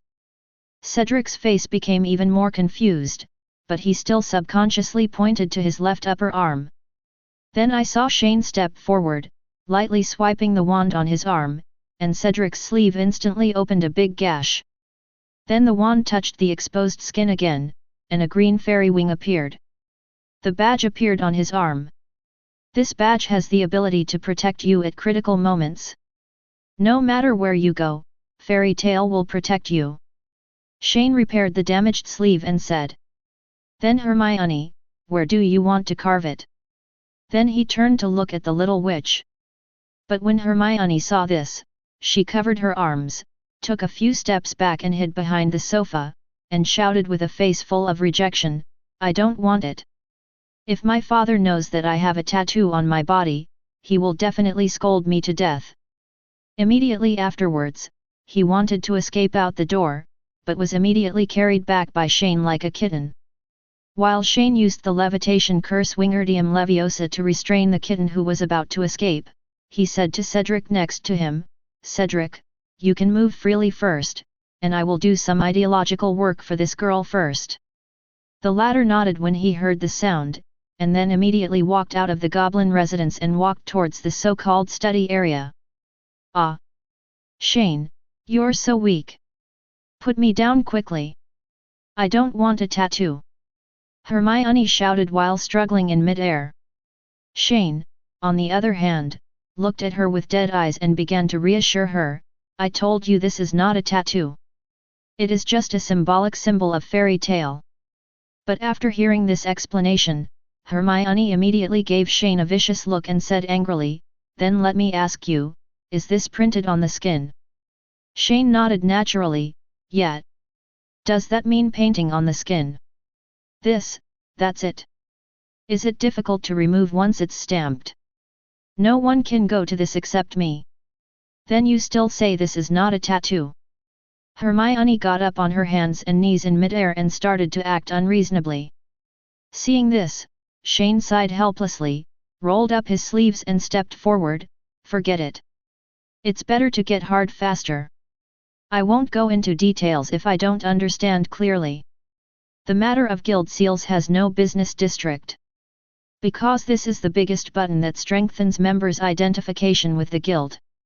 Are you ready or not? Shane reached out and pinched Hermione's little face. Not yet. Hermione replied firmly, determined to die. If you don't, I'll tell Mr. Granger what happened to you at the end of last semester. Hermione felt aggrieved and finally gave in.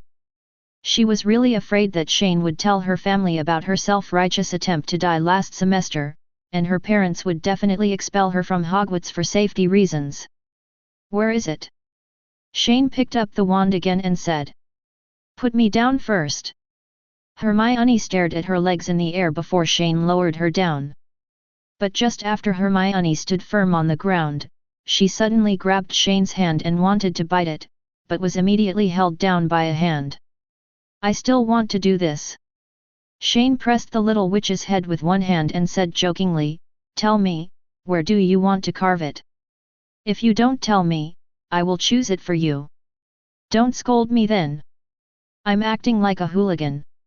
Hermione's face turned red upon hearing this, and she hesitated for a moment before reluctantly pointing to her left upper arm. Wouldn't it be better if this was the case earlier?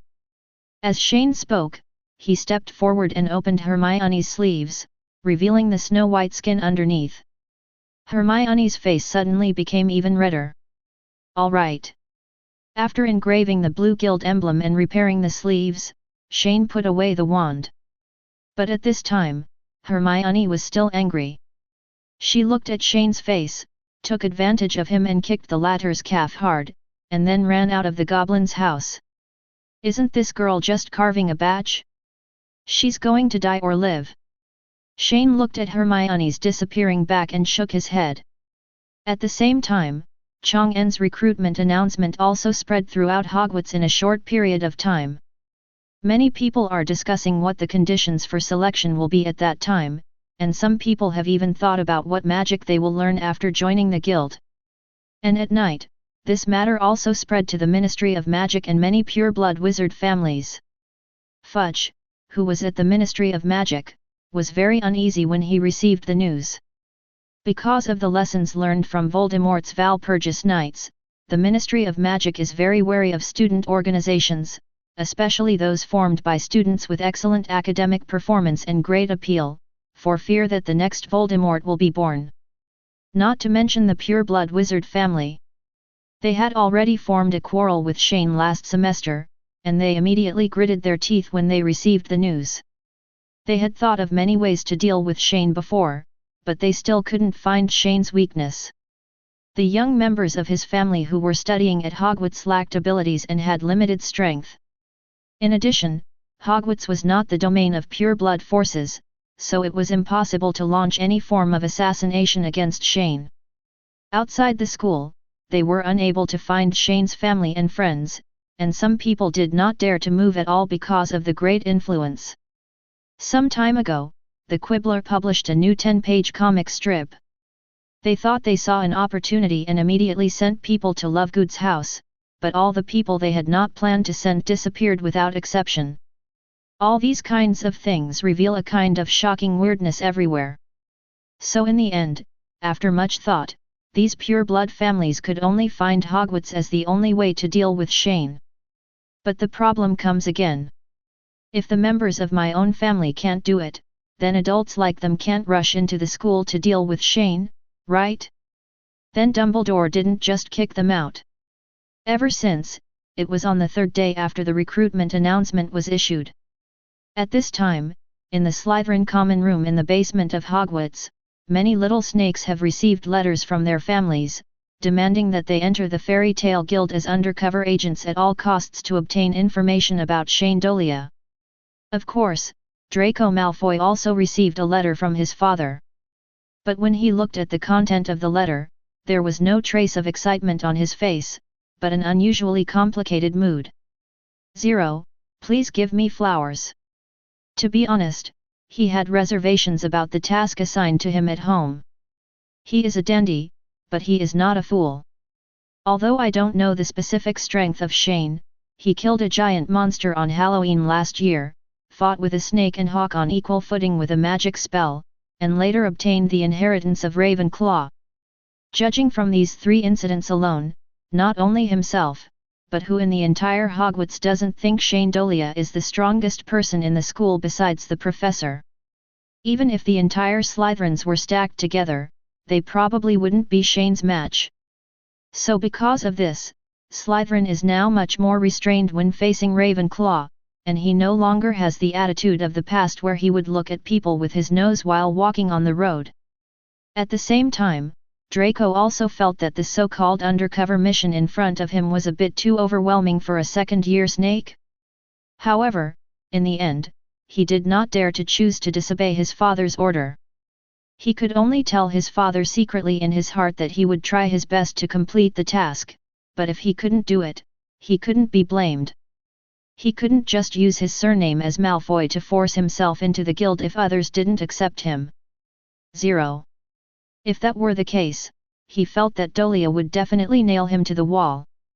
Compared to the Slytherin side, the Ministry of Magic is also unable to sit still.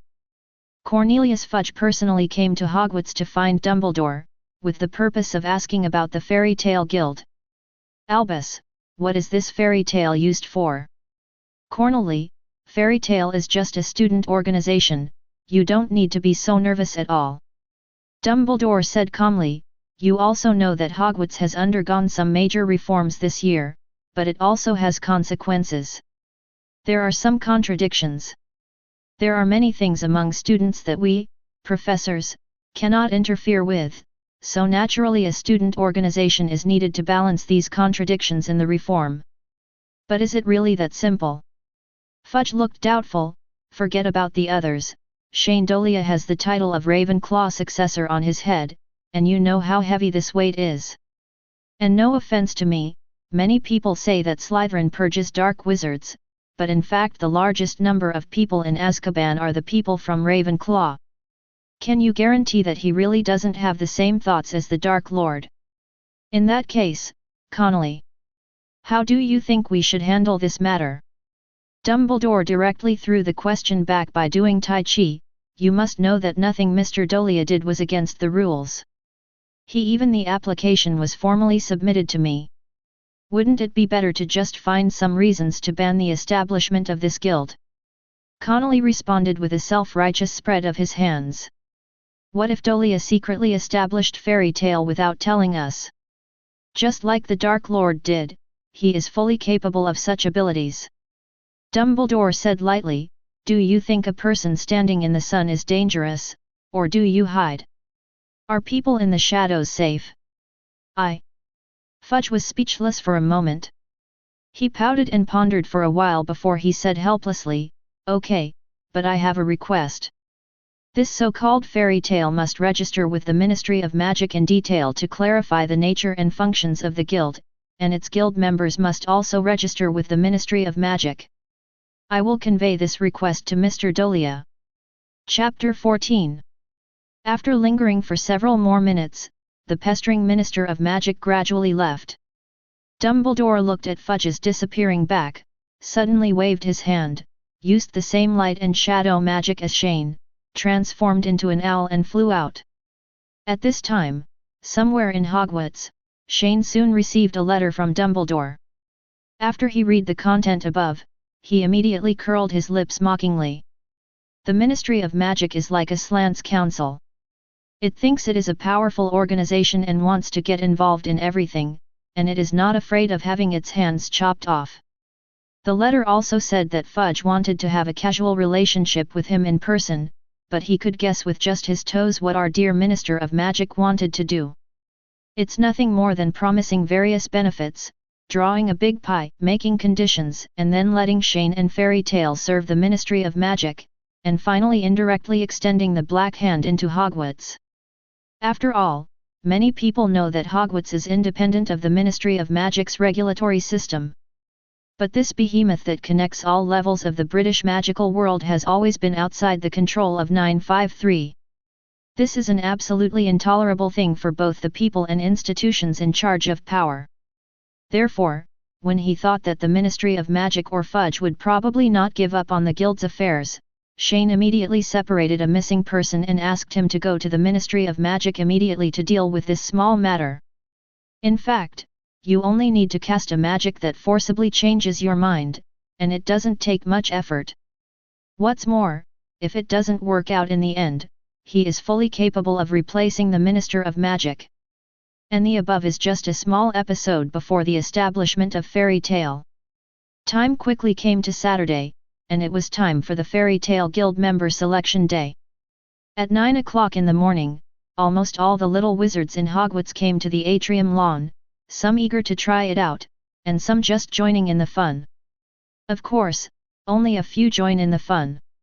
At this time, the lawn in the atrium was crowded, and it was estimated that at least 80% of the students in the entire Hogwarts came to participate in the selection of Fairy Tale members. Around the selection team, there are at least 10 Shanes who are maintaining order.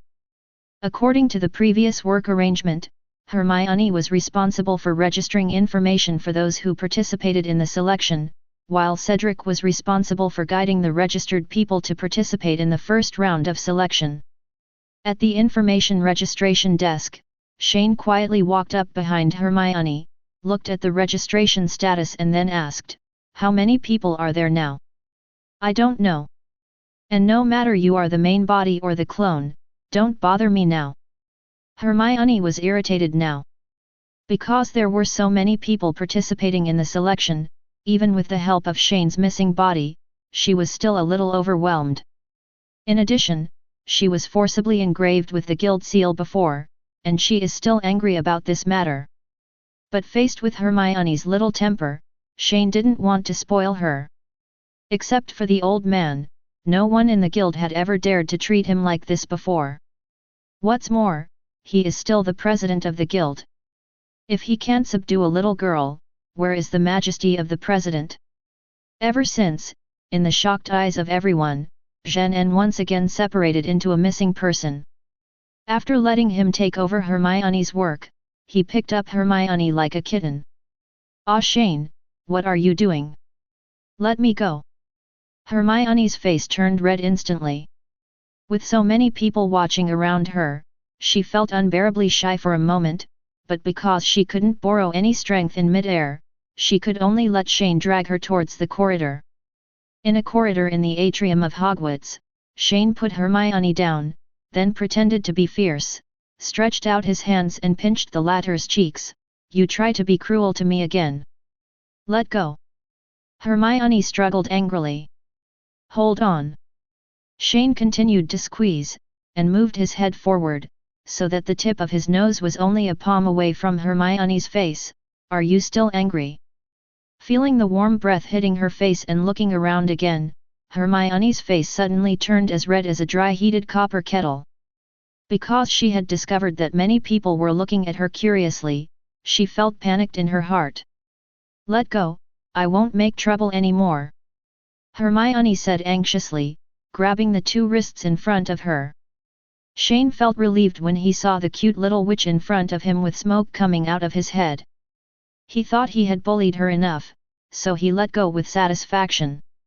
But after Hermione was let go, she looked at Shane's smiling and proud look, and was immediately out of breath. With a blush remaining on her face, she pushed the latter's chest hard, and then ran away angrily. Then, the selection activities continued. In fact, there were only 2 casting challenges set by Shane. The content of the first challenge is to test the young wizard's ability to perceive magic. Shane has set up a magic gathering array on a lawn in the atrium. The process of the challenge is to let the little wizard enter the array to sense the magic, and then condense a visible magic particle within half an hour, and then he will be eligible to enter a challenge. However, this first hurdle has already dissuaded many people. Because no one knew what the concept of magic was, when Cedric explained the rules of the challenge, all the little wizards looked confused and entered the magic gathering circle to challenge. The result was that half an hour later, only 2 of the first batch of 30 people passed, and the elimination rate reached an astonishing 97%. The second selection challenge is a fantasy magic that extremely tests human nature. The challenger needs to enter an isolated island in the sea with an area of 25 square meters, all memories about magic will be cleared, and at the same time maintain an extreme survival for 7 days with an ordinary friend in reality, a fictional fantasy, but the food on the island and fresh water can only sustain 2 people for 4 days at most. The main purpose of this challenge is to test the character of the challenger.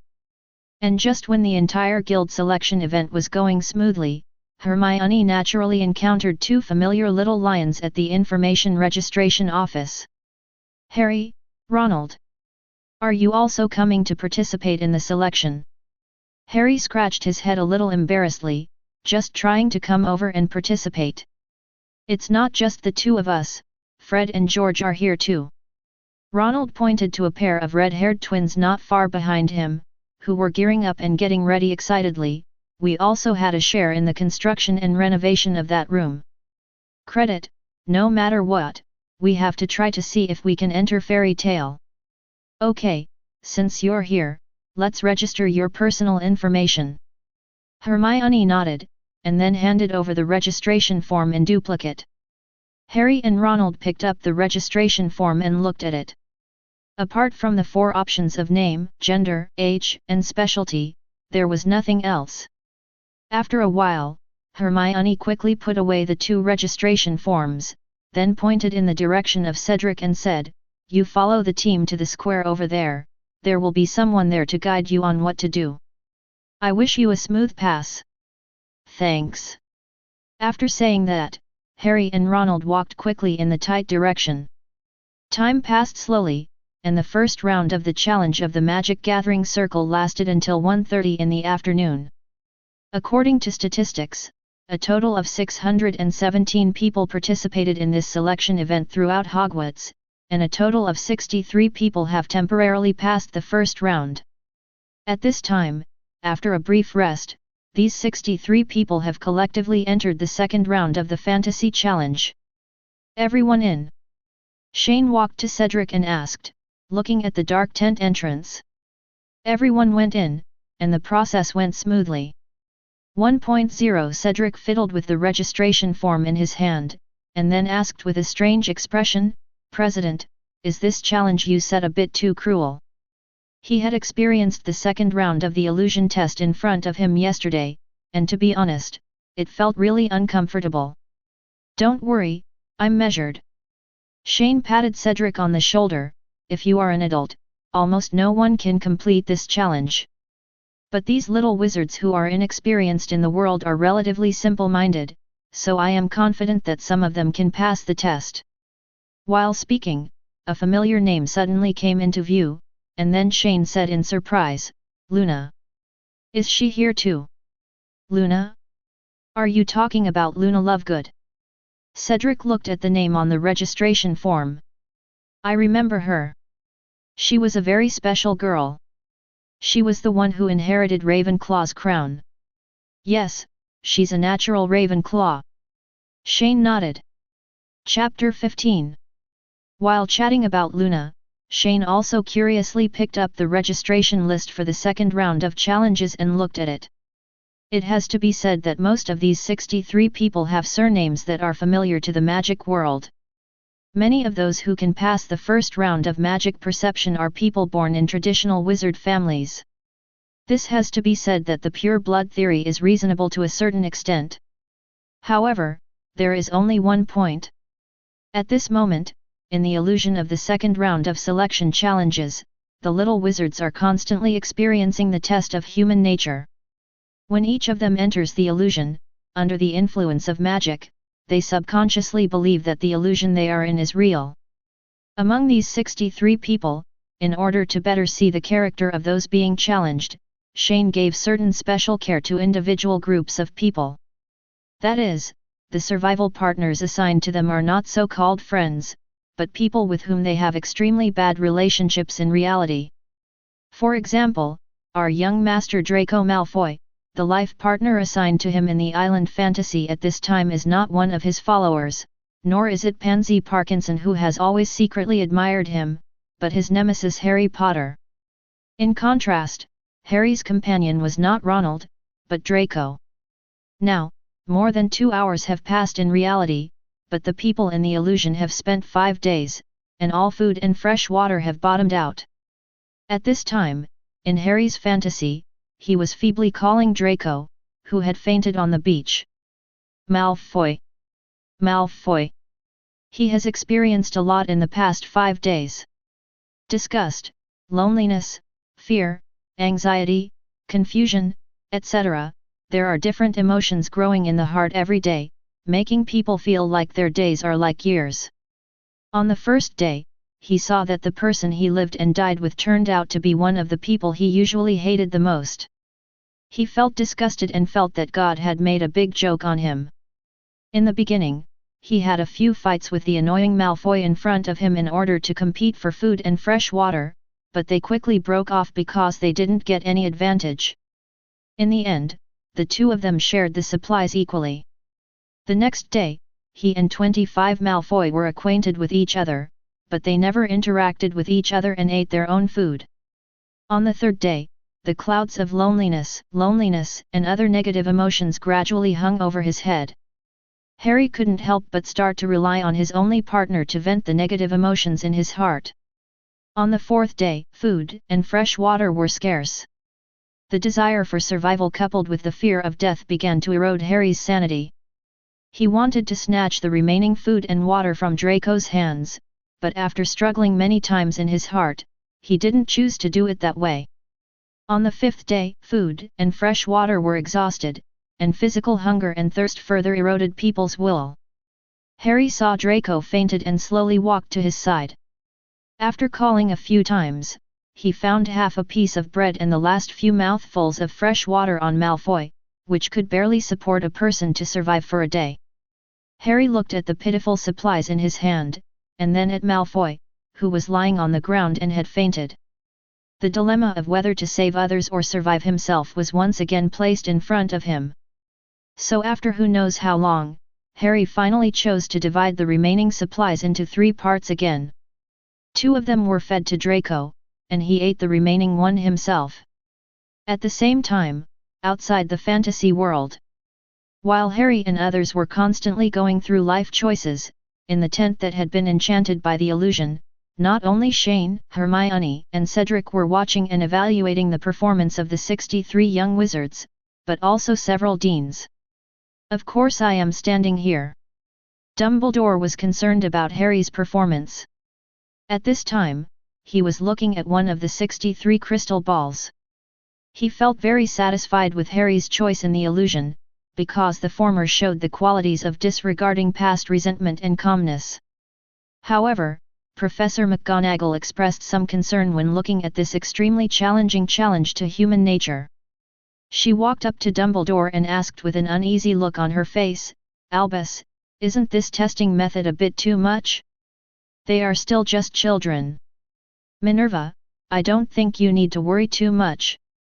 It's precisely because they are children that they can withstand such a test." Dumbledore said lightly, "They are not saturated with the colors of the world like us. They are simpler than us old guys. Much more. I think Mr. Dolea set up such a test just because he took this into consideration." At this moment, Shane, who heard the conversation between the 2 professors not far away, suddenly said, "Professor McGonagall, a person's nature is not determined by his own abilities, but by the choices he makes when facing desperate situations. As you just said, these 63 people are just children who are not deeply involved in the world. But because of this, they lack absolute rationality to make the so-called correct choice. The lack of rationality must be replaced by their nature. The purpose of setting up this illusion is to allow us to better see the good and bad nature of each of them, so that they will not embark on an irreversible path after learning powerful magic." "Oh! Mr. Dolea, your words are really inspiring," Professor Flitwick exclaimed. "Just a little insight into life." At the same time, on the other side, after Snape entered the tent, the first thing he did was go to the crystal ball in front of Harry and look at it for a while, and then he went to see the situation of the Slytherin students. But after looking around, to be honest, he was very dissatisfied with the performance of his students. The characteristics of Slytherin College are shrewdness, tact, ambition, self-preservation, unscrupulous means, strong will, talent, friendship, and power. But what did he just see? Facing the dilemma of survival on an isolated island, in addition to protecting himself wisely, he only saw 4 words: hysteria. Obviously the partners we live with are our friends, so why can't we choose to share weal and woe? However, not all little snakes are so selfish and pretentious. Snape saw a student who had the hope of passing the fantasy test, and that was his friend's son, Draco Malfoy. In the fantasy world, when Draco woke up on the first day, he saw that the person lying next to him was Harry Potter, and his mood was similar to Harry's. However, compared to Harry, the young master's behavior on the isolated island was more arrogant. On the first day, it was the same as Harry's place, including field frames and platform supplies. The next day, I couldn't stand the loneliness, and while eating and drinking, I started to show off my glorious history to Harry crazily, but I don't know how much of these deeds were bragging and how much was true. The third day was no different from the second day, except that the supplies were almost exhausted.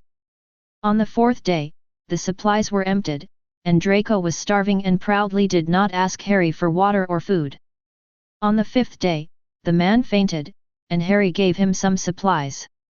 He didn't dare to waste food as he did before. On the sixth day, it was Harry's turn to faint. The first thing Draco thought when he saw this was, if this damn Potter dies, he will die, it's none of my business. But when night falls, the island is quiet except for the sound of waves.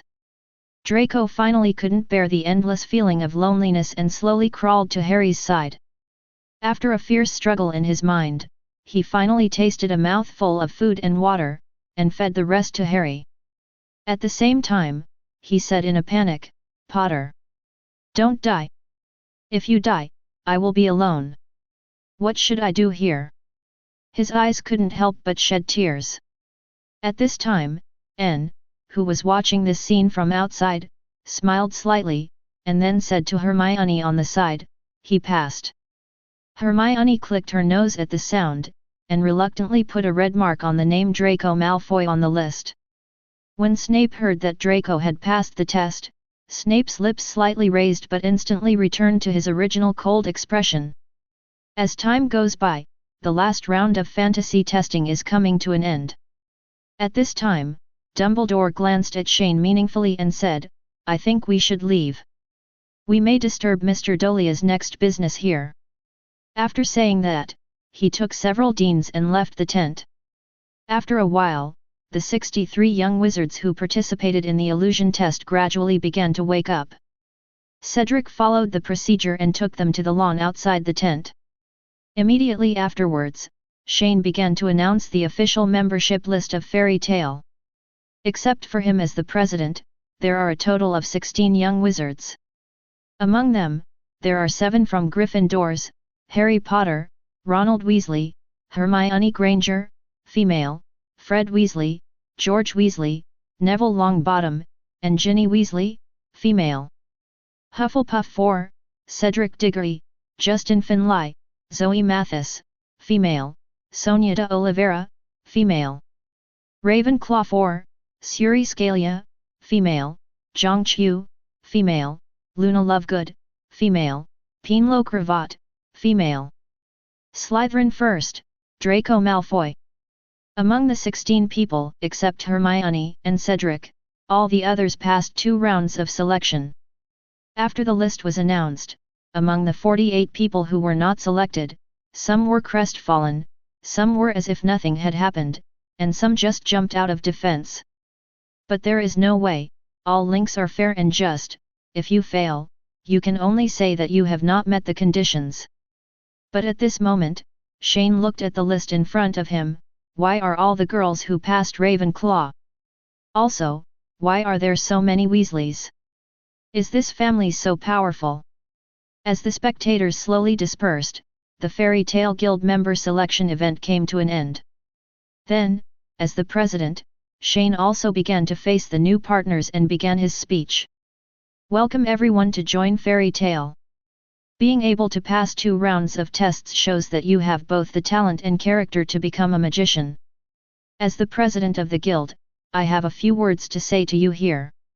Fairy Tale always values harmony between people. Human beings are originally weak creatures with uneasy emotions. In order to live strong, we support each other, and in order to prevent clumsy people from hitting more walls and taking long detours, we need guilds and partners. The presence. Please remember. Support each other, rely on each other, trust each other, and keep moving forward on the path you believe in. This is the magician of Fairy Tale. Then now." Shane snapped his fingers, and everyone's eyes blurred, and they came to a place with beautiful scenery. In the garden in front of the fairy's residence, I saw a large round wooden table filled with various delicacies, and a mouth-watering aroma wafted in the air. In order to welcome the new members, the guild has prepared a sumptuous banquet for everyone. Please celebrate happily." As soon as he finished speaking, the Weasley twins rushed towards him like crazy. When I got to the table, I started to wolf down the food.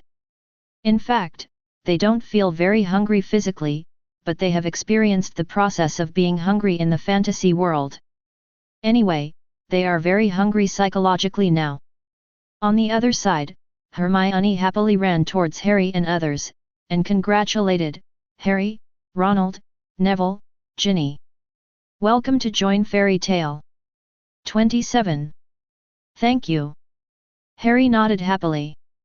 But at the same time, he also had mixed feelings and glanced at Draco, who was a little awkward not far away, not knowing what he was thinking. However, no one noticed anything strange on Harry's face. While Ronald was happy, he had a look of fear on his face. He recalled with some horror, "To be honest, I thought I was really going to starve to death on that island. The feeling of wanting to stuff everything in your mouth is really scary. I swear I will never waste any food in the future." "Me too." Neville next to him agreed. "In the end I started drinking sea water, but I don't know why I became thirstier as I drank. It was simply torture." 11 even shivered after finishing speaking. Although they all passed the test, the feeling of enduring hunger and thirst made them deeply touched. "Ginny, how are you feeling?" Hermione looked at the youngest red-haired girl among them. "I'm fine." Ginny smiled shyly, while glancing in Harry's direction from time to time, her face turning red unconsciously. Chapter 16. Fairy Tale was officially established, and Shane prepared a sumptuous welcome banquet for the new members.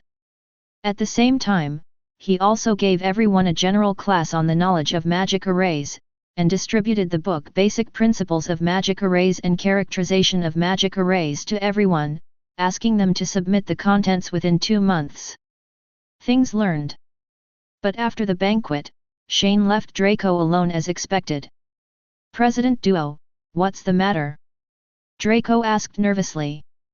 He didn't know why, but he always felt an inexplicable sense of fear when facing this. "Why are you so nervous?" "I'm not a monster and I won't eat you." Shane said a little funny, then put his arm on the latter's shoulder. "I left you alone because I just wanted to talk to you. I said, when we come to Fairy Tale, everyone is family and friends. But I saw that you just took the food and sat alone at the banquet. What were you thinking about?" Draco was speechless for a moment, but after a moment of silence he said, "I am the only one in Slytherin here. This has nothing to do with the academy." Shane replied with a smile, "Have I forgotten what I said before the banquet? Mutual support, mutual dependence, mutual trust, and belonging to different academies does not affect your communication with other people."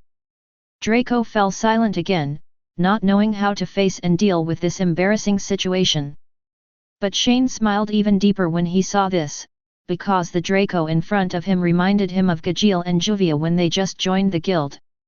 When the two of them first left Ghost and joined Fairy Tale, many people didn't like them, but they later passed their performance and were recognized by everyone in the guild. So, in order to guide the little snake in front of him who had been misled by his family, Shane suddenly asked another question, "Draco, do you have any friends?" "Of course I do." Draco replied immediately, "Goyle and Crabbe, are they both my friends?" "A follower or a friend?" Shane asked thoughtfully, "Perhaps you can ask this, do you think they are interested in you as Draco or the surname Malfoy?" Hearing this question, Draco lowered his head silently, speechless. "You are usually arrogant and domineering, but I can see that you are a smart person and your character is not bad, otherwise you would not be able to pass the final test of the illusion." Shane continued, "Take your time with some things and don't put yourself too high. So tall, no one is born noble. The death curse won't go around you just because your last name is Malfoy, and it won't definitely kill the target just because it's a muggle. So, think about it. And remember, Fairy Tale is always one big family." After saying that, Shane patted Draco on the shoulder, stood up and prepared to leave. However, at the next moment, Draco called him back. President, my family. Draco stood up, with a hesitant expression on his face. Shane smiled immediately when he saw his appearance, and immediately comforted him. Don't pay too much attention to the tasks given to you at home, do what you think is right. Looking at Shane, who disappeared in an instant, Draco fell silent again. After a while, he slowly came to his senses and began to murmur, so the president has known about it for a long time. Dad, it's not that I don't want to complete the task you gave me, it's because the president is a freak. Time passed slowly, and a month passed quickly. In this month, since the establishment of Fairy Tale, this so-called guild seemed to have suddenly disappeared in Hogwarts, and there was very little news about them in the school. The reason why this happened was entirely because the new wizards who joined the guild were being forced to study in seclusion at the request of Shane. In order to urge new guild members to lay a solid foundation for practicing magic circles as soon as possible, Shane has forced everyone to go to the guild every day after class in the afternoon for intensive learning and special training in magic circles, and dinner will be directly taken care of by the guild. At night, Harry, Ronald, Neville, Ginny, and others had just come out of the room of requirement, all looking tired. Oh my God, when will this end? Ronald complained with a look of despair, I have to go to class during the day and come to the guild at night. I feel like all I have to do is eat and sleep every day. Let's study next. Don't forget, we haven't even finished copying the school rules that Professor McGonagall gave us 10 times. Harry also added fuel to the fire with his eyes blank. Actually, I feel pretty good. Neville said next to him. He didn't look very tired, it was just that he was a little out of sorts after a night of studying. In the past, I didn't know what to do with the extra time after taking classes. Even if each class is now increased to 45 minutes, the maximum of classes in a day is only 3 hours. So I think it's pretty good to use the remaining time to do homework and study. Harry and Ronald looked at the classmate in front of them who was among the best in their grade in both herbal medicine and potions theory, and immediately didn't want to talk to him. However, just as the 4 little lions were preparing to return to their college to rest, a very strange sound suddenly reached Harry's ears. Blood, I smell blood. Let me tear you apart, let me FK you deep. Kill. Kill. Kill. Listening to this creepy mysterious whisper, Harry's expression suddenly changed, and he subconsciously began to ask, what's the sound? He looked around nervously, but didn't see anything, and the source of the sound seemed to be in the wall. So he quickly put his ear against the wall and listened carefully. But at this time, Ronald and others who didn't hear the sound looked at him in confusion. They didn't understand why the latter suddenly became so nagging, so Ronald asked, Harry, what's wrong with you? Did you hear any noises? Harry asked nervously, turning his head. Ronald, Neville, and Ginny looked at each other and shook their heads. It's time to kill. The mysterious whisper came again and moved quickly along the wall. Upon hearing the sound, Harry immediately shouted anxiously, it's moving, it wants to kill someone, and then ran after the sound without saying a word. The 3 people behind him were still confused, but they still followed immediately because they were worried about Harry's safety. At the same time, Goblin's Curie. Hermione and Cedric were standing in front of Shane, showing off their results in the past month of special training. Very good, Hermione is exactly 2 seconds and Cedric is 1.72 seconds.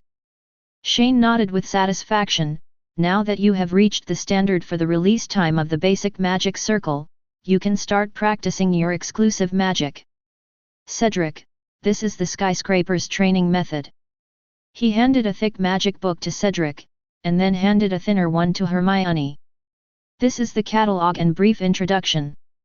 You can choose a kind of magic to practice here. The 2 excitedly took the books in front of them, and after practicing for more than half a year, they were finally able to learn more profound magic. After a while, Hermione decided that she wanted to learn the formation. Sky Dragon Slayer magic, why do you want to choose this? Shane looked at where Hermione pointed and asked curiously. I saw that this magic is very comprehensive. It not only has the ability to fly quickly, but also has healing and auxiliary magic, and its power is not bad. Hermione answered truthfully. Indeed, among the many dragon-slaying magics in the sky, although it is not the most powerful, it is the one with the most comprehensive abilities. Its abilities include attack, defense, assistance, etc. Now that you have decided, this is how to practice the dragon-slaying magic in the sky. Shane took out the corresponding magic book from his portable space, but without the help of the dragon-slaying magic crystal, you may not be able to practice this magic. It will be more strenuous, so be prepared to endure hardship. Dragon Slayer Crystal? What did it come from? Hermione asked curiously as she took the magic book. The dragon-slaying magic crystal is a treasure that inherits the power of magic. If you implant this crystal into the human body, you can directly obtain the power of dragon-slaying magic. Shane explained, if there is a magic crystal of dragon-slaying magic in the sky, you can basically ignore the learning process and jump directly to the stage of how to use the power of Dragon Slayer magic. So awesome! Hermione exclaimed. That's why the Dragon Slayer crystal is a treasure. Shane replied. And just as the two were discussing the Dragon Slayer magic crystal, a small figure suddenly ran over from a distance and shouted, President! President! When they heard the sound, they saw Ginny running towards them panting. When Shane and the other two saw this, they subconsciously thought that something had happened, so they rushed forward to greet them. Hermione spoke first and asked, Ginny, what happened? Something happened. Shane frowned when he heard these words and quickly asked Ginny to lead the way. After a while, Ginny led a few people to the corridor on the third floor, and saw a very horrifying scene in front of them. Filch, the caretaker of Hogwarts, and his cat Mrs. Loris were hanging upside down on a statue, their whole bodies in a stiff state. There was a message written in blood on the wall next door, the Chamber of Secrets has been opened. Enemies of the air, beware. Harry, Ronald, and Neville were standing in front of the wall, a little at a loss. Oh my God! What happened? Hermione was shocked when she saw this. I don't know. At first, Harry said he heard some strange noises, and then we ran here, and then this is what happened. Neville replied a little nervously. I heard some very scary noises, like snakes. Harry also began to explain next to him, slowly telling what had just happened. At the same time, he was still looking at Filch and Mrs. Norris, who were like pendulums on the wall, and 10 kinds of fear, doubt, and familiar feelings were lingering in his heart. And before everyone could figure out what happened in front of Lee's, by Shane, who knew the plot of the original work, had already come to the upside-down Filch. He first looked at the window glass on the side of the corridor, where his face was vaguely reflected, and then stretched out his hand to activate the sky magic, trying to see if he could undo the petrification. But alas, nothing happened. President, are Filch and Mrs. Norris dead? Ronald asked nervously. Not dead, just petrified. Shane replied calmly. Is it a petrification spell? It's not a curse, to be precise it should be a curse. After saying that, Shane put Filch and Mrs. Loris down, and then said to everyone present. You all go back first, I will handle it here. And Harry, as in. If you hear any strange noises again, don't worry about it for now and notify me or the deans as soon as possible. This is not something you can solve. Shane, what the hell happened? A dangerous magical creature has been awakened. Shane replied simply, then smiled and touched Hermione's head, be obedient and go back first. If you have anything to do tomorrow, say it again. Then, after sending away the little wizard who was still in endless doubts, Shane looked at Filch and Mrs. Norris on the ground, and gradually fell into deep thought. Unexpectedly, Voldemort's diary Horcrux still entered Hogwarts in an unknown way. Is this the corrective power of the world? Chapter 17.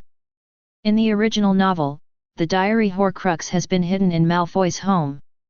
However, a large-scale inventory of dark magic items by the Ministry of Magic forced Lucius Malfoy to take the diary out of the mansion.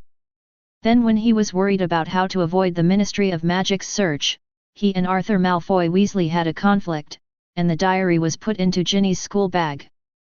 As a result, the Horcrux accidentally entered Hogwarts and caused chaos, which led to the subsequent Chamber of Secrets incident. Precisely because he knew the plot of this original work, Shane secretly checked Ginny's belongings at the beginning of the school year and did not find the existence of the diary Horcrux, so he thought that Hogwarts could calm down at least for a short period of time. But I never thought that just 1 month into the school year, the first batch of victims would come. Originally, he wanted to let the basilisk sleep and use it to give the eaglets the final exam questions at the end of the semester. But since he woke up early, he simply went to the secret room to catch it and count the balls. Also, no matter how the diary Horcrux entered Hogwarts, it is necessary to find out whose hands this ghost thing is, otherwise Chi-Dan will be a disaster. So, thinking of this, Shane erased the bloody writing on the wall, then activated space magic, taking Filch and Mrs. Norris to Dumbledore's office. "Good evening, Professor Dumbledore." Shane looked at the figure leaning in front of the Pensieve and said hello first. "Good evening, Mr. Dolea." Dumbledore heard a familiar voice and raised his head from the Pensieve and turned around slowly. However, when he saw a man and a cat lying on the ground, his calm expression suddenly became a little serious. "It seems that something bad happened in our castle again. What happened to our dear caretaker and his cat?" "One of Voldemort's Horcruxes awakened a basilisk, which was turned to stone by the curse." Shane walked to the tea table nearby, poured himself a cup of hot cocoa naturally, and continued. Harry heard something that others could not hear. The voice, Parseltongue. "Really, but that's not surprising. As a Horcrux, he may inherit some of Voldemort's abilities as a matter of course." When Dumbledore heard Shane's words, he immediately thought that it was related to Voldemort's soul. "But what about the Horcruxes and basilisk you just mentioned? If there are such dangerous magical creatures wandering around Hogwarts, there can't be any warning. That basilisk is not from outside. It has been sleeping in Slytherin's secret room, but one of Voldemort's Horcrux sneaked into Hogwarts and woke it up." Shane replied. "Is there really a Chamber of Secrets?" Dumbledore frowned. "Professor, you've been lying on the Pensieve for so long, haven't you been able to discover something?" Dumbledore fell into silence for a while, and then said slowly, "You are right, ever since you told me about the Horcrux, I have been looking for some clues about the Horcrux in my previous memories. I did notice something. In 1943, I was the Transfiguration professor at Hogwarts and Tom was in his 5th year.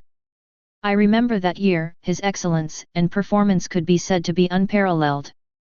At that time, the entire Hogwarts professors, including me, thought he was a perfect student. But there are no perfect people in the world. If there is, it is because he deliberately shows what you think he is perfect to cover up something invisible." Shane took a sip of hot cocoa and answered. "Yes, Myrtle Warren, a Muggle-born girl was suddenly found murdered in the bathroom on the 2nd floor of the school one day. Looking back now, the circumstances of her death at that time and the current situation are. Urkai was exactly the same, with his eyes wide open and full of boundless fear."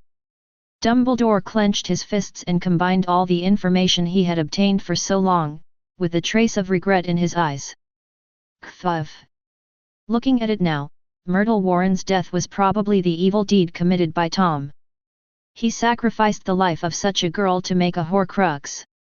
Perhaps the subsequent incident of Hagrid's expulsion may also be it was also a frame-up planned by him.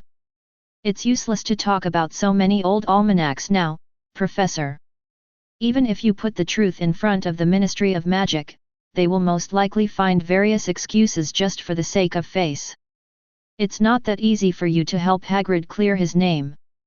Shane drank the hot cocoa in the cup and put it back on the tea table. Let me deal with the basilisk. I will also help investigate the Horcrux. However, you also need to use the principal's authority to help find the diary. The Horcrux is a diary? How did you know? Hearing that Shane actually knew the specific Horcrux that caused trouble this time, Dumbledore suddenly showed a trace of confusion on his face. Last time, Ravenclaw's crown could be interpreted as a coincidence, but where did the information come from this time? Of course, Shane would definitely not tell him that he was a time traveler, so he answered directly when he saw him, "Don't worry about how you know, the cover of that diary says Voldemort his name, you just need to follow this clue to find it. Hogwarts is such a big place, it shouldn't be difficult to find, and if someone is controlled by a Horcrux, there should be some abnormal behavior. Okay, I'll get people's attention. Then Filch and Mrs. Loris will leave it to you. I hope Professor Sprout's mandrakes can grow faster. Otherwise, those little lions that roam at night may lose the fun they should have for a long time." After saying that, Shane was about to leave the office, but Dumbledore immediately stopped him when he saw this. "Shane, there's something I want to confirm with you. Did you make all the students at Ravenclaw Academy skip Lockhart's Defense Against the Dark Arts class?" "Yes, this happened." Shane nodded without any hesitation. "It's really you?" Dumbledore said with a headache. "A few days ago, Severus complained to me that the students in Ravenclaw are doing something special. The students who go to the Defense Against the Dark Arts classroom are all stiff clones. Absenteeism is a serious violation of school rules. And Ravenclaw's collective truancy will have a very bad impact if it spreads to other professors and students. So I want to ask you, can Ravenclaw students go back to class normally?" "Cannot." As soon as Dumbledore finished speaking, Shane glared at him and firmly refused. It's a good thing that the old bee didn't mention this matter, but he became very angry when he mentioned it. Over the past month, he has been giving Defense Against the Dark Arts classes to the Little Eagles, and he has become increasingly angry as he goes on. First, the foundation is very poor, and most of the knowledge about many dark creatures is only half understood, which is simply called a dead endorsement. The second is that the application of knowledge is too rigid, and there is no way to integrate the knowledge in the book to use magic. For example, when the third-grade Eagles deal with giant monsters, they actually like to directly use magic spells such as Incarcerus and Petrificus Totalis. That really pd Shane off. The most terrifying thing about the troll is its huge physical strength, and the troll is a magical creature with high magic resistance. To it, these magics are simply equivalent to none. So the best way to deal with a troll is to target its weaknesses. The troll's IQ is not high and its head is fragile. You can knock it down by placing quickly enlarge Engorgo on the obstacle under its feet. This will buy you at least 7 or 8 seconds of attack time to hit its head. At this time, what kind of magic can't be used? But for such a simple reason, the little eagles panicked when they saw the giant monster's huge body, and then were affected by the smell of the troll's body and used magic indiscriminately. Thinking of this, Shane suddenly became furious, and flames of resentment began to appear in his eyes. "Professor, since you brought up the Defense Against the Dark Arts class, I'm going to take the opportunity to have a little chat with you." I saw him taking a deep breath, and then shouted. "Old bee! I'm not talking about you. It's been 2 years in a row, 2 years. What kind of crooked professors did you find for the Defense Against the Dark Arts course? Last time he was a two-faced monster, this time he is a liar. I also heard from third-year students that their first-year Defense Against the Dark Arts professor was hired by you from Azkaban. Later I learned from Hagrid that this so-called professor turned out to be a smuggler of magical animals. What happened to him was because he went to the Forbidden Forest without authorization to look for magical animals. At this rate, are you going to find a werewolf to teach the students next semester? If you find someone more normal, you won't cause so much trouble. Do you know what it's like when I'm giving practical lessons to Ravenclaw students? The entire third-grade team, Xiaoying, beat up a werewolf. They were all wiped out in 5 minutes. 5 minutes? How did you become the principal? Why don't you dare to fight against Voldemort's bullshit curse? Let me tell you, every student is a bully, and you, the principal, are always a bully. If one day a Hogwarts student goes out and is killed by a dark wizard, it will be because you, the principal, are too cowardly. Shane took the opportunity to squirt hard on Dumbledore. The portraits of the past principals on the wall next to them were stunned when they saw this situation, because they had never seen a student dare to confront the principal like this. Of course, Dumbledore was also speechless. Because in fact, he also knew very well that in the past 10 years, especially since the period when Voldemort was active until now, the students of Hogwarts are indeed far behind in defense against the dark arts than before. Millicent Barnold, the previous Minister of Magic, had complained to him, saying that the quality of Hogwarts graduates had dropped drastically, and that the magic level of many newcomers was a mess compared to before. First, because Voldemort carried out terrorist activities more than 20 years ago, Dumbledore directly took the defense against the dark arts course in order to prevent some students from pure-blood families in Hogwarts from learning dark magic and to increase Voldemort's power. The content has been deleted year by year, and many black magic books have been moved to the restricted area. Secondly, because of the curse placed by Voldemort, the position of defense against the dark arts professor at Hogwarts is changed every year, resulting in students not being able to learn coherently and systematically. In addition, Dumbledore did not dare to hire him out of conscience. Professors with higher quality come to teach students, and the quality of teaching drops significantly. Shane continued to spit out sweet things, and Dumbledore was extremely embarrassed at this time.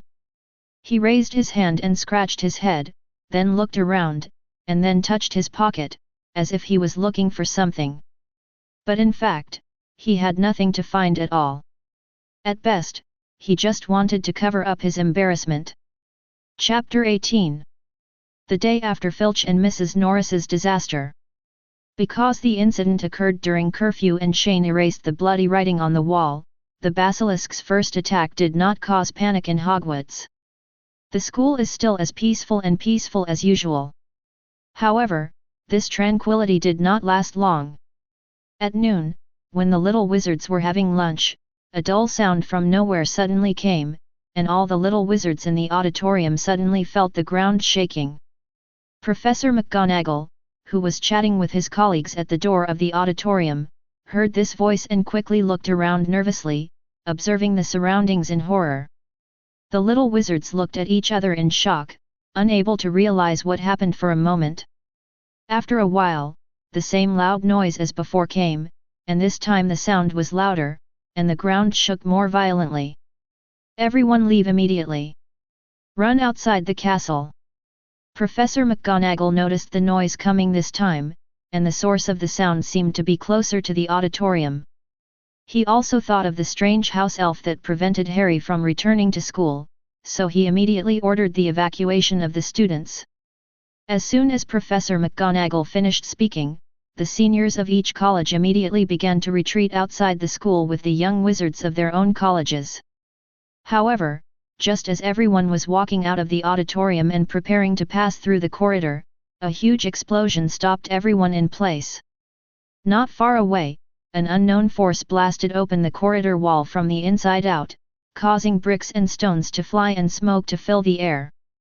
At the same time, a giant snake nearly 30 meters long flew out of the wall, accompanied by a painful roar.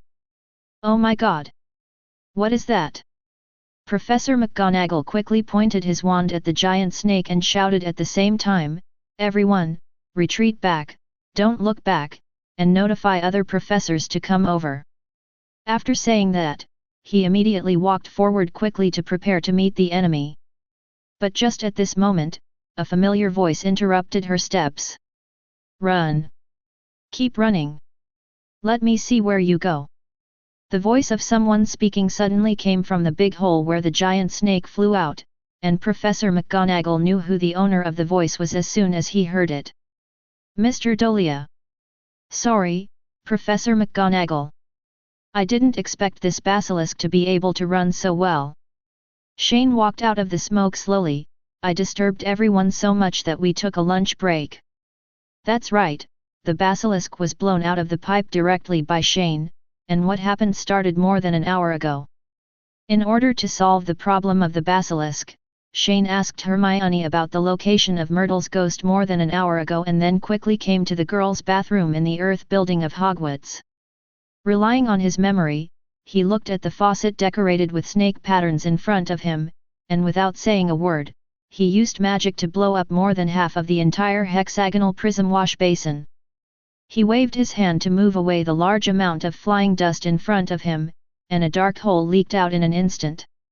Shane jumped down without any hesitation, and used magic to repair the broken sink back to its original state, so as to prevent the basilisk from escaping from the entrance during the capture.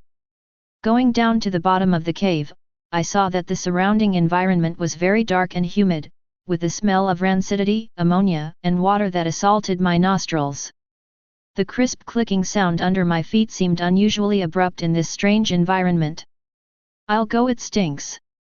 Shane covered his nose with a look of disgust and quickly used magic to block his sense of smell before starting to release lighting magic. Lumos Maximum. Several light balls floated out from the magic array in his hand, illuminating the dim environment around him. Shane looked down at his feet and found that they were all fish and mouse bones. The clicking sound just now was the sound of these bones being broken. Is the intestinal system of this basilisk so strange? After eating it, it pulled out complete bones. He complained for a while, then raised his head and started to check the surrounding situation.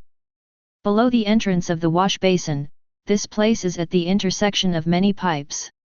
There are 8 pipes in different directions leading to unknown places. For a while, it is not clear which road leads to the secret room. So, Shane immediately started to combine the 2 pupil magics of Eagle Eye and Perspective, and soon found the location of the secret room.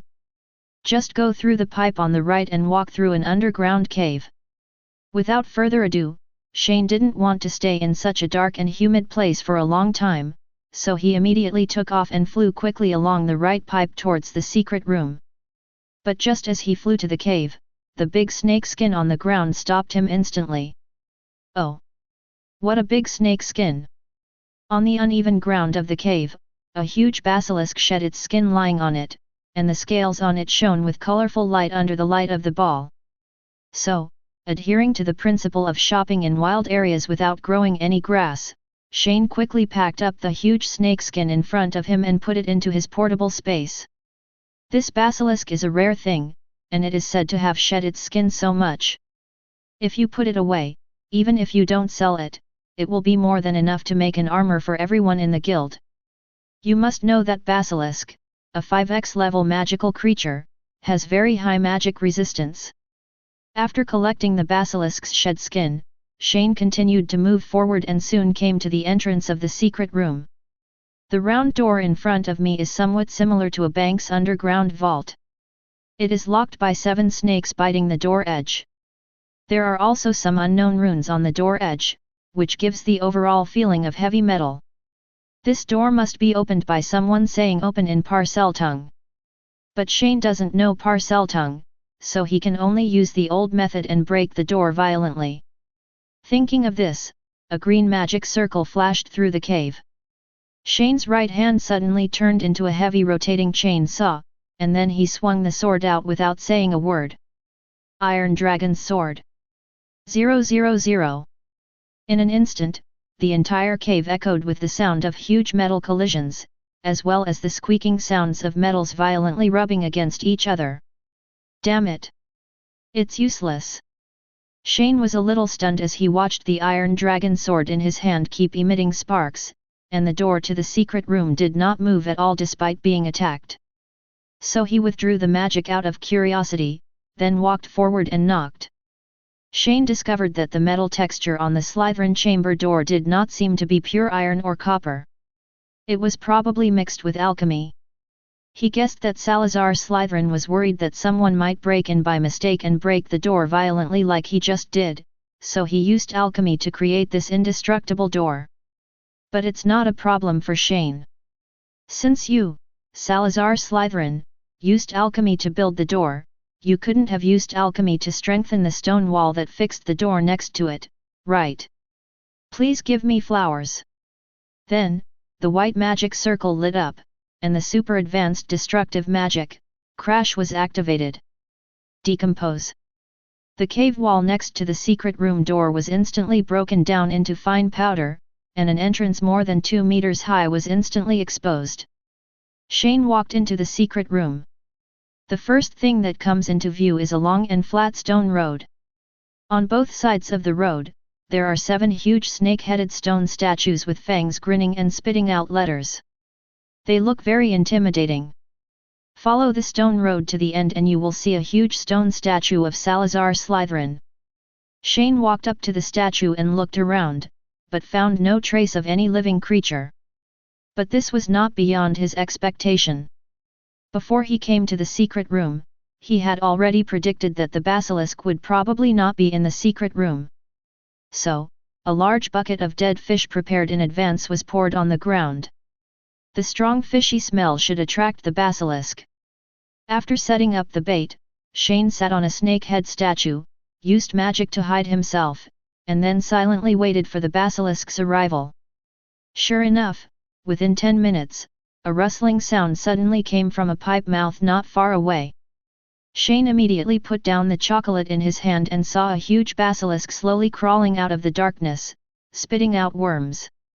However, after the basilisk climbed out of the pipe, it did not immediately approach the bait. Instead, it kept spitting messages and watched from a short distance away, showing a surprisingly high level of vigilance. Shane couldn't help but squint his eyes when he saw this, and thought to himself, this basilisk seems to have a high IQ. Could it be that it senses my residual scent? The tongues of snake creatures can collect odor particles in the surrounding environment. He guessed that the basilisk must have detected the smell on his body that was different from that in the secret room. However, even though he discovered that the basilisk might have noticed his arrival, Shane still did not act rashly. Because he clearly knew that looking directly into the eyes of the basilisk would cause death immediately, and he himself did not know whether he could withstand this ability. So in order to be careful about sailing the boat for thousands of years, he added a strong sleeping potion to the bait from the beginning. According to Snape, 1 bottle would kill a fire dragon, let alone a basilisk. As time went by, the basilisk finally seemed to be unable to bear the temptation of food and began to slowly approach the bait. However, just when the basilisk's tongue was about to touch the fish meat, it suddenly raised its head, as if it felt something, and immediately turned its head and began to crawl into the pipe quickly. Damn it!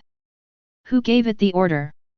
When Shane saw the duck that was about to be cooked fly away, he immediately spit out the fragrance, and before the basilisk could completely escape, he raised his hand and cast 2 magic spells to blind the basilisk's eyes. The basilisk suddenly let out a scream and then got into the pipe. The basilisk must have received orders from Parselmouth if it moved strangely, but Shane didn't feel the presence of anyone around him. But now he couldn't care so much. Seeing that the basilisk was about to escape, he immediately chased after it. To be honest, even though the basilisk's body is so huge, its moving speed is very slow. The drainage pipes of Hogwarts were built in the 18th century. It may be because there was no good planning at that time, so these pipes are crisscrossed and extend in all directions. It can be said that they are the home of mollusks such as basilisk. Chapter 19. The basilisk kept switching escape routes in the pipe, and Shane, who was chasing it, could often only see its tail disappearing around the corner. Shane was extremely annoyed that he couldn't increase the pursuit speed. Because the pipe was not straight, he would not be able to react if he flew too fast. Just now, he accidentally broke a stalactite with his head. Helena! Shane realized that it might be difficult to catch up with the basilisk at his own speed, so he shouted, and then a blue figure flew out of his chest. He couldn't stop the car in the pipe, but this curling winged demon could definitely do it with its flexible posture. Stop that smelly snake for me! As soon as the order was given, Helena flapped her wings twice and flew quickly in the direction of the basilisk. And very quickly, it flew along other pipes to the front of the basilisk, and instantly enlarged its body and blocked the path forward of the basilisk. Upon seeing this, Shane immediately started launching magic attacks. Dragon Emperor roars. A huge high-pressure wind column instantly rushed towards the basilisk along the pipe. Bang! At this time, the little wizards dining in the Great Hall of Hogwarts felt the first shock. But unfortunately, the wind pillar did not hit the basilisk.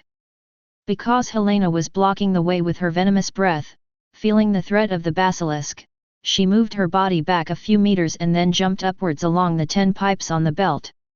Shane and Helena hurriedly chased after them, each with a crouching winged demon pursuing in parallel along the pipe. Helena sprayed out a breath, hitting the basilisk's tail, and the rest hit a stone wall.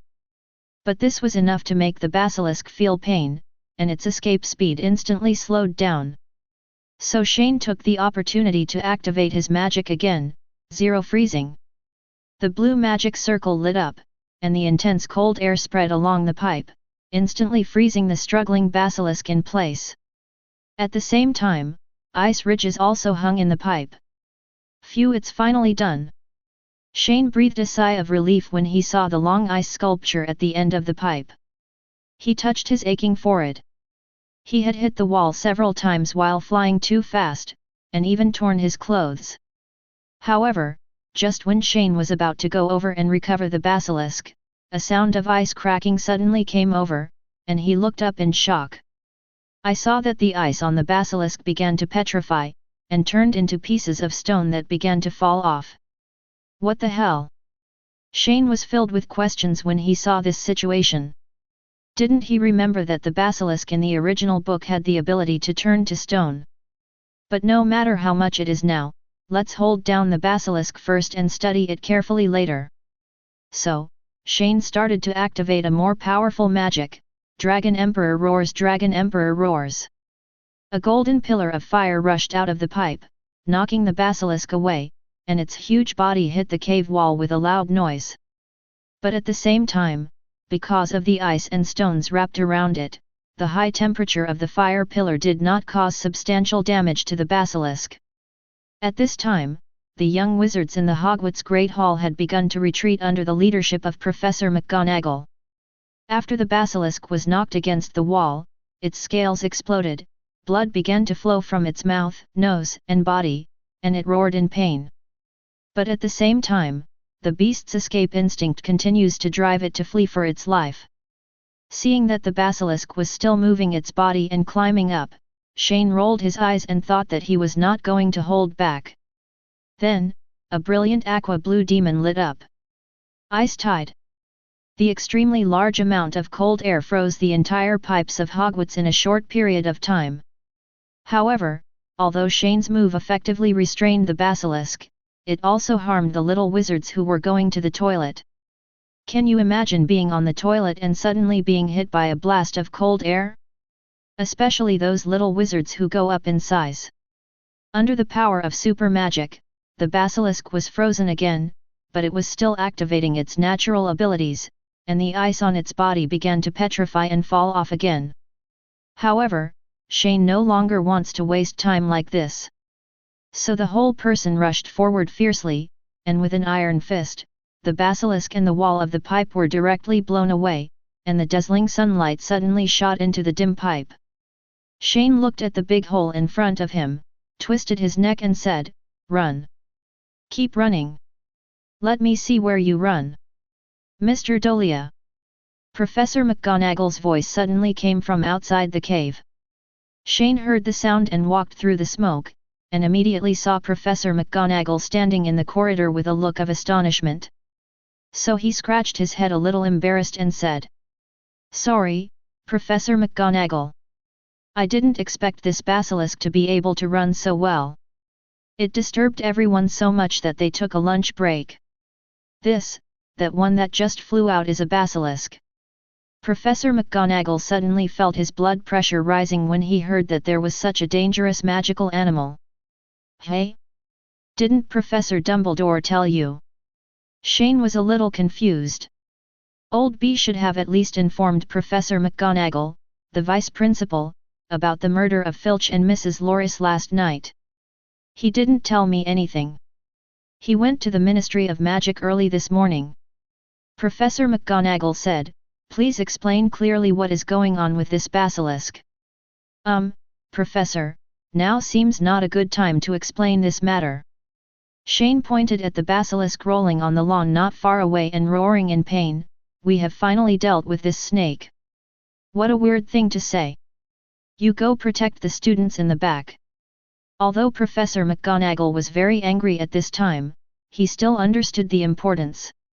After saying a few words, he wanted to go up and deal with the basilisk, but the next moment he was held back by a hand. Shane said with a smile, "Professor, I'll do the rough work of dealing with the basilisk. Just stay here and you'll be fine soon." After saying that, Professor McGonagall rushed forward before he could react. Crazy growth over growth. Shane activated his magic, and a green magic circle lit up under the basilisk. Dozens of thick vines burst out of the ground, instantly fixing the basilisk firmly on the lawn. The basilisk struggled frantically and activated its petrification ability again. The 10 vine roots began to break. Riant hand. Shane didn't leave the basilisk a chance to struggle. A giant rock hand came out through the brown magic circle and punched the basilisk 7 inches. The next moment, the basilisk just let out a scream and fainted instantly. From start to finish, the battle was resolved in less than 20 seconds. Then Shane waved to Professor McGonagall in the corridor behind him and shouted, "Professor McGonagall, it's solved." Professor McGonagall heard the sound and trotted over. He was relieved when he saw the basilisk that had fainted and was torn to pieces. But the next moment, she looked at Shane angrily and said, "Well, Mr. Dolea, now is the time to explain, right?" "Ah." Shane laughed, and then started to talk about the ins and outs of the whole thing. On the other side, the little wizards hiding in the distance suddenly heard no movement, so a few bolder little lions decided to sneak to the scene of the incident to check the situation. "Are those Shane Dolea and Professor McGonagall?" A little lion looked at it from a distance. "It seems like nothing happened, but what is that long green thing? It looks like a big snake. Is it some kind of magical animal? How about we go up and have a look?" "Forget it, let's go back and inform everyone first. Otherwise, if just a few of us run over without permission, I'm afraid that something will happen and Professor McGonagall will skin us. Don't forget that there will be competitions at the end of the school year." "Okay, let's go back first." With that said, several lion cubs began to return along the original path. At this moment, Zhen had already explained everything briefly. "Bala bala, that's it." After Professor McGonagall heard the whole story, he not only felt his blood pressure was high, but also had a splitting headache. "You're saying that in order to prevent the basilisk from escaping, you used magic to freeze the entire drainage pipes of Hogwarts?" Shane nodded proudly, "Yes." Professor McGonagall suddenly felt his blood surge and he staggered. "Hey, Professor! Are you okay?" Upon seeing this, Shane quickly reached out to help him. At this moment, several other professors from Hogwarts finally arrived. "Mr. Dolea, what's going on?" Professor Flitwick ran ahead because he had the flying shoes given to him by Shane. And just when he wanted to ask what happened, the basilisk next to him instantly caught his attention. "Oh my god! Is this a basilisk?" At the same time as he was speaking, Snape and Dean Sprout also arrived. Behind them were a large group of young wizards, all of whom stretched their necks and their eyes were full of curiosity. "Severus, please take care of this. I think I have to go to Poppy's place," Professor McGonagall said while pressing his temples, and then he was helped by several Gryffindor girls towards the school hospital. Snape, who took over the command of the scene, also stared at Shane with a somewhat ugly expression. "Dolea, what happened? Why did such a big basilisk appear in the school?" I have to say that this time things were very big. Such a big basilisk, a 5x level critically endangered magical creature, suddenly appeared from inside the school and was seen by so many students. Without even thinking about it, the news about the presence of a basilisk in Hogwarts will be all over the front page of the Daily Prophet tomorrow, and the Ministry of Magic will also use this incident to its advantage. I have to explain again. Shane sighed helplessly, and then quickly repeated the matter simply. At the same time, the little wizards standing not far away began to gradually become commotion. Just now, many people heard the speeches of several professors. Oh my god, that's a basilisk. Dolea actually killed a 5x level magical creature by herself. This is too fierce. But where did this basilisk come from? I saw a big hole over there. Could it be that it has been living in the walls of Hogwarts? Suck, let's not talk about anything else. Can this magical creature called a basilisk be eaten? While the little wizard was having a heated discussion, the three professors had simply listened to Shane's retelling and fell into silence for a moment. Although things are making a big fuss now, the threat of the basilisk is now eliminated. Otherwise, something like the murder of Filch and Mrs. Norris last night happens again.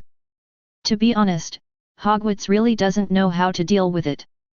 Chapter 20. Snape waved his robes and walked carefully to the basilisk, while keeping his wand pointed at the latter's eyes. Upon seeing this, Shane immediately couldn't help but remind him, "Professor Snape, don't worry. This basilisk blinded me from the beginning, so you don't have to worry about the power of its eyes." Hearing the sound, Snape relaxed a little.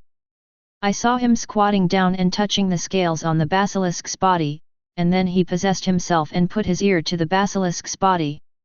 He didn't know what he was listening to. "Professor Snape, what are you doing?" Shane asked, confused. "Just to make sure, it's dying." Snape stood up, expressionless. "What?" Upon hearing Snape's words, Shane yelled instantly, and then suddenly flew to the side of the basilisk at a speed that was beyond the reach of the naked eye, and immediately turned on the fluoroscopy to check it. I saw that inside the basilisk's body, the heart and other internal organs had been ruptured, and the entire body was showing large-scale internal bleeding. This kind of injury would have been fatal if it were placed on a human body. "Finished the ball. Hit it too hard." He was holding back his strength from the beginning to the end. "Why did you have to kill the basilisk?" "No, after working so hard in the dirty drainage pipe for so long, we can't just let it hang like this." So Shane immediately started to activate sky magic, and at the same time shouted unconsciously, "Damn it! Brother, please don't die. You are the final exam I prepared for the little eagles. With such good practical materials, there is no one more suitable than you in the entire Forbidden Forest." 25. Of course, the little wizards not far away also heard Shane's screams. "Kitty? Does that mean Ravenclaw?" Everyone subconsciously looked to the side. I saw that when all the little eagles heard what Shane just said, their faces instantly turned pale. The whole person seemed to have been glanced at by the basilisk through some medium, and instantly became petrified and froze in place. What did the wise master just say? Is this giant monster preparing us for the final exam? Are you kidding me? It must be a joke. You basilisk, die quickly. Don't let this beast be saved. And just when the eaglets were going crazy in their hearts, a phoenix cry came from mid-air, and Fawkes rushed back from the Ministry of Magic with Dumbledore. Early this morning, because he recalled that the Ministry of Magic seemed to have conducted a large-scale inventory of dark magic items before, Dumbledore wondered whether this might be related to Voldemort's Horcrux suddenly sneaking into the school, so early in the morning went to the Ministry of Magic to get information. But he never thought that when he was halfway through the investigation, he suddenly received news that a huge basilisk suddenly appeared outside Hogwarts, so he immediately set off from the Ministry of Magic and rushed back. At the same time, luckily he brought Fawkes with him, so he could be faster than the people from the Ministry of Magic who came later. "Everyone, please go back to your dormitory immediately. Don't come out without the professor's instructions. Dumbledore ordered as soon as he landed. The little wizards were very reluctant to hear this order. They all wanted to see what the basilisk looked like up close. However, they heard the principal's tone and it seemed that it was not good to continue staying here, so they could only obediently walk towards the dormitory, turning back one step at a time, while the stiff little eagles were dragged away by the little badgers. Lucky you're not dead. At the same time, on the other side, Shane breathed a sigh of relief. Fortunately, he treated him in time, otherwise the basilisk might not have been saved even 1 minute later. Dumbledore came over, looked at the basilisk on the ground, pressed his aching head and said, "Shane, you didn't say last night that this was how to solve the basilisk problem. People from the Ministry of Magic are coming. They will arrive in a few minutes. We must deal with this basilisk before they arrive and come up with a suitable reason to deal with them. Otherwise, the Ministry of Magic will put forward various conditions to Hogwarts in the name of various dangers and interfere in the management of Hogwarts. That's it." Hearing this question, Shane suddenly looked contemptuous, and then said, "What kind of problem is this? Look, I'll go over and cast a powerful forgetting spell on each of them now." After saying that, he rolled up his sleeves. "Get ready to welcome the guests who are about to arrive." When several professors at the scene heard this sentence, they suddenly had black lines in their heads. To be honest, they have seen a lot of people and things in their decades of living, but they have never seen a bold little wizard like Shane. "Shane, this is not the time for joking." Dumbledore immediately stopped Shane, who was about to stop someone, and said with a headache, "Even if you cast a forgetting spell on people from the Ministry of Magic, not only the people who come know about the basilisk." The news was conveyed by the Hogwarts portrait through people in the Department for the Regulation and Control of Magical Creatures at the Ministry of Magic. Many people in the Ministry of Magic know about it. What's more, so many students saw the basilisk with their own eyes today, so there's no way to hide it. No matter what, Hogwarts must now come up with an appropriate explanation and then give an explanation to the Ministry of Magic and the students' parents. "Okay." Shane put down his rolled-up sleeves boredly, thought for a few seconds and then asked, "Professor, there should be a boggart in the school, right?" Boggart, a magical creature with the ability to shapeshift. It has the ability to see into people's hearts and transform into the thing you fear most. Fantastic Beasts and Where to Find Them does not classify it into grades, it just states the classification does not exist. And Dumbledore's eyes instantly lit up when he heard the name. Boggart? What a good thing! This is really a good way to fool people. A few minutes later, Fudge rushed to Hogwarts from the Ministry of Magic with a group of Aurors. As soon as we landed, our Minister of Magic shouted and asked, "Where is the basilisk? Where is the basilisk?" He was very confused.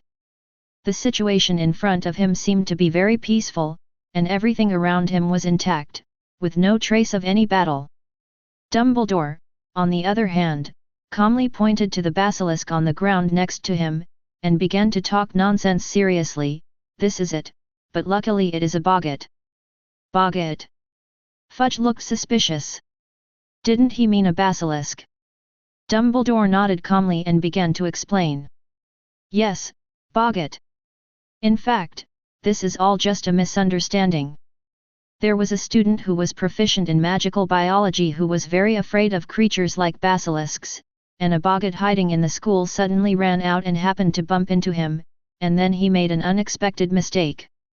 Then since it is a boggart, why hasn't it changed in any way?" Fudge continued to ask unwillingly.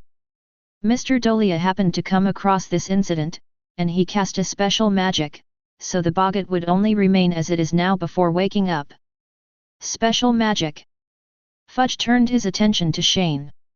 "Yes, there is this kind of magic in Ravenclaw's heritage."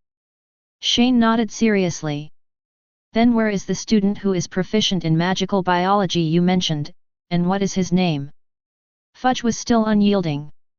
"This student is in the school hospital and is a Scamander child," Dumbledore replied.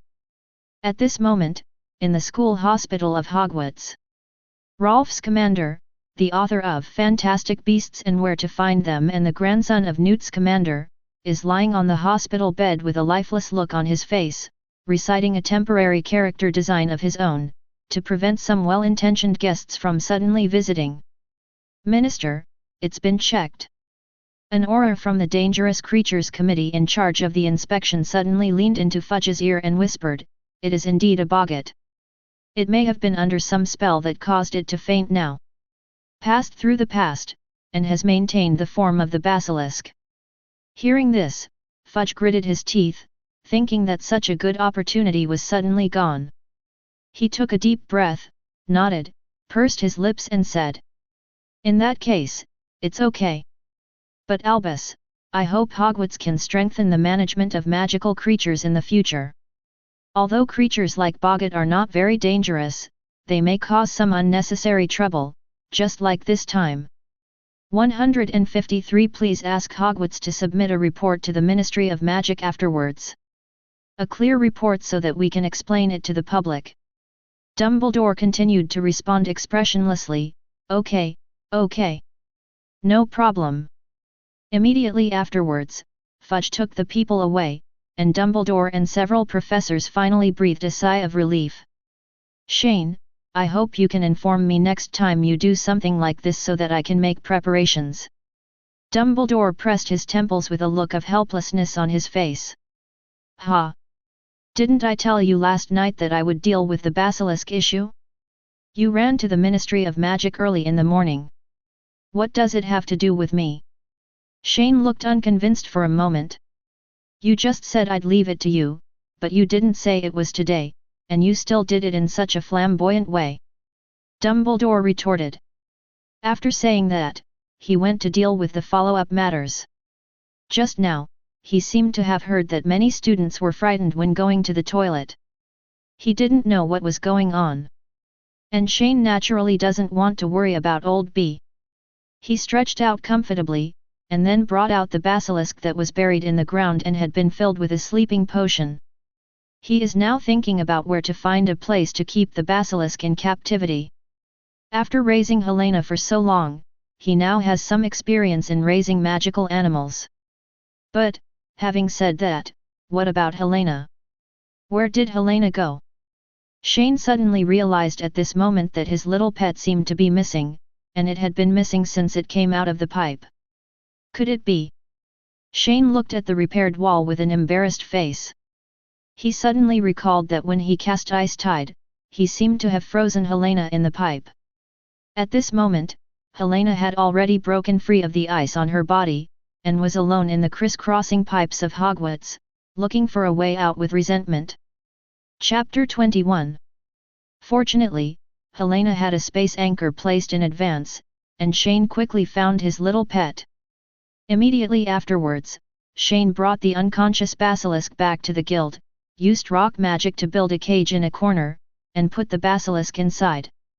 Of course, people in the guild also came over to watch curiously. At noon, they all practiced in seclusion in the guild, and Lulu made lunch in the guild, so they had no idea what happened outside just now. "Is this the basilisk? Isn't it too big? It was the one that attacked Filch and Mrs. Norris last night."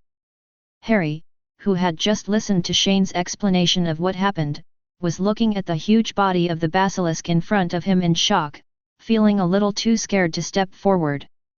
"Shane, are you really okay with keeping the basilisk here?" Hermione looked at the newly made stone cage with a little worry. "If it escapes, none of us can stop it." "Don't worry, let alone the basilisk. Even if the fire dragon comes, it won't be able to break through with 10 times its strength." Shane looked confident, but then reminded, "But you have to be careful yourself, the basilisks I repaired the eyes just now when I was treating them. Although most of its power is now sealed, you may faint if you look directly into its eyes for a long time, and the venom of the basilisk is no joke." With that said, the man walked directly into the cage, and everyone followed behind him cautiously. As for Luna, who was alone, she ran to the basilisk's side without knowing it, and curiously touched the cold scales on it. Apart from Shane, she was the only one in the entire guild who could approach the basilisk like this without changing her expression. Even the Weasley twins felt a sense of fear when they felt the cold aura emanating from the basilisk. "Luna, do you like it very much?" Shane walked up to Luna and asked curiously. "It feels very comfortable to touch, ice cold." Luna turned her head with a smile, her grey pupils revealing a sense of joy and relaxation that was different from ordinary people. "Then do you want me to help you cast contract magic?" "No. I was just thinking, it would be nice if I could talk to it." "Then you can find that person." Shane pointed to Harry not far away. "He knows Parseltongue, you can ask him to teach you." "Me?" Harry pointed at himself, a question mark and an exclamation mark appearing above his head. "It's you, otherwise why do you think you could hear the basilisk talking last night? Please teach Luna when you have time. This language that can be used to communicate with snakes can be taught." "Oh, okay." Harry didn't dare not agree. Because everyone in the guild knows that Shane dotes on Luna very much and responds to her requests like a treasure, so this also leads to jealousy in the guild. "RR." Shane walked up to the basilisk and used magic to open the basilisk's mouth, revealing the sharp fangs inside. At this moment, the huge fishy smell emanating from the basilisk's mouth caused everyone behind Shane to take a few steps back, and everyone could not help but retching. "Come here, guys. Help me squeeze the venom glands. I want to collect the venom from the basilisk." Shane took out 2 500 ml poison glass bottles, then pointed at the top of the corner of the basilisk's mouth and said. But after waiting for several seconds, no one dared to step forward. A few tic-tac-toe characters popped up on Shane's head and he cursed. "A bunch of big men are worse than a girl like Luna. Cedric, you are the vice president. You take the lead." When Cedric heard the order from the president of his family, his expression suddenly changed, and he pulled the frightened Justin away with a grimace. "Fred, George, you two are also over your waist." There was no other way, the Weasley twins could only hold back their nausea and slowly walked forward. The 4 people came to the front of the basilisk and smelled the strong fishy smell that could be smelled even if they covered their noses. Their faces suddenly turned purple. "Wait a minute when I tell you to start. You all press the basilisk's venom glands together to force out the venom." Shane pointed to the location of the venom glands again, and then placed the glass bottle under the basilisk's fangs. 123, start. As soon as Shane finished speaking, Cedric and the other 2 held their breaths and used all their strength to press on the basilisk's thunder glands. Immediately afterwards, the basilisk's fangs began to spurt out a thin stream of water. "Well, no, a stream of venom." "President, are you feeling better soon?" Justin asked painfully. "It's still early, it will take at least a few minutes to install it." This answer plunged the 4 people who were pressing the poison glands into deep despair. No matter how hard they held it, they couldn't possibly go without breathing for several minutes. But at this moment, Sister Tian in the guild suddenly saved them. 4 blisters suddenly covered the heads of the 4 people, allowing them to breathe while isolating the smell of the basilisk. "Pinello, thank you so much. You are an angel," Fred and George said loudly and moved one after another. Why didn't they think of using the bubble charm? Ever since, after Pinello's reminder, everyone in Fairy Tale put on bubble hoods. After a few minutes, the glass bottle was finally full. Shane looked at the orange liquid in front of him and couldn't help but smile. "President, what are you using the basilisk venom for?" Harry walked over and asked curiously. "I told you to study more, otherwise you wouldn't ask questions like this." Shane rolled his eyes at him, and then said, "Neville, explain it to him." "The venom of every magical creature has many uses in potions. Does the president collect basilisk venom to study potions?" Neville looked curious. "It's not my research. My level of potions is not that high yet." Shane put away the 2 large bottles of venom and replied, this is actually for Snape. He has a potion master like him and such connections. Resources are not wasted. Then you can move around freely, don't forget to learn the magic circle. After saying that, he disappeared instantly. After leaving the guild station, Shane came to Slytherin's secret room again. In order to capture the basilisk at noon, he didn't even have time to explore this mysterious secret room. To be honest, he didn't quite believe that Salazar Slytherin only left a basilisk in the secret room. He guessed that there should be other similar relics here. So subconsciously, Shane first focused on the stone statue of Slytherin.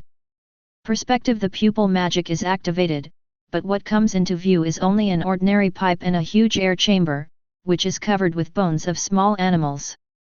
It should be the place where the basilisk rested and ate before. This makes Shane a little disappointed, because the whole secret room is so big, and it seems that there is no other place to hide things except the avatar. So he turned his attention to the snake head statues behind him, wanting to see if there might be some mechanisms hidden inside. But unfortunately, it is solid. Shane sighed a little frustratedly, thinking to himself, it would be okay if it wasn't possible. Anyway, he originally came back here with the mentality of giving it a try. So he turned around and prepared to leave the secret room. But just when Shane was about to activate space magic to leave, the sound of water droplets suddenly made his brain buzz 3 times. Tick! Tick! The rock wall above was dripping with water. Hearing this extremely small voice, Shane suddenly remembered that the symbolic element of Slytherin College is water. Whether it is Slytherin's lounge or the secret room in front of them, they are all built in dark and damp places, so there is no doubt that water has always been closely related to Slytherin. This water flows downwards, could it be? Thinking of this, Shane activated perspective again and looked at the ground. Sure enough, there was a dark pool about 10 meters underground in the secret room. And he could also see that there seemed to be an unnatural cylindrical stone platform in the middle of the dark pool. This immediately made Shane excited, but when he looked around, there seemed to be no way down. So, he launched Crash, Decompose, against the ground again. The white light lit up again, and a large dark hole suddenly appeared on the floor of the secret room, and Shane jumped in immediately. The dark pool under the ground was pitch black, so dark that you couldn't even see your fingers. Therefore, Shane immediately released several large light balls, illuminating the entire underground dark pool like daylight. I saw the jade-like white stalactites in front of me sparkling, dripping water continuously, forming ripples on the surface of the pool. At the same time, the cylindrical stone platform not far away has also revealed its true appearance. Winding upward from the base, there are 7 ferocious, Wang-Nyazeo, venomous snakes crisscrossing and circling until the snake heads converge in the center of the stone platform, forming a support. Shane was suspended on the water of the dark pool and looked around. Except for the serpentine platform in the middle of the dark pool, there seemed to be nothing of value. So he slowly flew forward and saw a snake pattern ring inlaid with black gemstones placed on the stand on the stone platform. Even though it was placed in such a dark and humid place, except for water stains, there were no traces of erosion by time on its body. Shane picked up the ring and looked at it. There seemed to be alchemical runes engraved on the surface, so he tried to inject magic into it, but unfortunately nothing happened. He thought again and thought of the legendary Slytherin's emphasis on blood, so he squeezed a drop of his own blood from his finger and dropped it onto the ring. Sure enough, this time the gems on the ring had a slight reaction, but it only flashed a red light for a moment before returning to calm. It seems that the red light on the ring just now was supposed to be a blood test. Perhaps only the blood of Slytherin descendants can be used to reveal the secrets on this ring. In fact, the blood of this so-called descendant is not difficult to obtain, and it does not require Voldemort's blood. Because thousands of years have passed, and so many wizarding families can trace their ancestors back, which ancestor is not related to them. Chapter 22. So, to unlock the secret of the ring, it might be enough to put a drop of Harry's blood on it, and if Harry's blood doesn't work, he can just find someone from another pure-blood family to bleed him. The students in Slytherin Academy include almost all pure-blood families in England, and there is always someone who can do it. And if everything fails in the end, the worst he can do is go to Yingjiang's house. There is a family named Stewart there, and they are the descendants of Slytherin with real records. Shane put the ring away first. In fact, in addition to looking for suitable blood, he has another way, which is to directly violently break the alchemical runes on the ring that detect blood. But after thinking about it again and again, he still didn't dare to mess with it, because no one knew whether Slytherin had any backup plans for this ring. If you use violent means to break the runes and cause the ring to self-destruct, wouldn't you be working in vain and end up losing more than you gain? Perhaps, we can meet the alchemy master who has lived for hundreds of years? But is he still alive without the magic stone? Shane shook his head, and then activated space magic to leave the dark pool. But he didn't notice that at the moment he took the ring off the stone platform, the stone walls around the dark pool suddenly shook very slightly. At the moment when he reached the underground pool, a stone suddenly fell and hit the calm water, causing a small splash. And where the stone fell just now, a huge black scale leaked out of the cave wall. And before we knew it, it was dinner time. The little wizards bustled into the 137 auditorium one after another to prepare for dinner. At this time, each of them was still discussing the matter of the basilisk at noon. And what was very rare was that tonight, Professor Dumbledore and Professor McGonagall, surprisingly, appeared at the same time as the chairman of the Great Hall outside of the holiday banquet. Ding! Ding! Ding! Seeing that the little wizards had almost arrived, Professor McGonagall knocked on a goblet and shouted, "Students, please be quiet." The little wizards suddenly became quiet, and they all guessed that it was about the basilisk. Sure enough, Dumbledore stood up and slowly stood up, and began to say, "Good evening, classmates. Now, I will give you an explanation about the basilisk appearing in school at noon today, blah blah blah. I'm still talking about dealing with the Ministry of Magic." However, as the little wizard listened below, a series of ellipses floated over his head, and they all stared at the white-bearded old man on the stage who was seriously making up a story. "Principal, who are you kidding? Do you think we are blind or blind? If we hadn't seen the basilisk flying out of the wall with our own eyes, we would have believed you. As we all know, although magical creatures like boggarts can imitate the forms of other creatures, they cannot imitate the bodies and talents of other creatures. If that basilisk was really a boggart, it would have ascended to the sky and returned to its original form when Dolea flew out of the wall. Wouldn't there be any need for so many troubles later? Also, we heard several professors say the name basilisk more than once in our class, and Dolea even shouted that he would use this basilisk as Ravenclaw's final exam. We all know this very well. So can this rhetoric add some credibility? At least don't insult our intelligence. Is that okay? Hello? Answer the phone." Of course, Dumbledore couldn't hear what the little wizards were saying, and he continued to talk nonsense on the stage.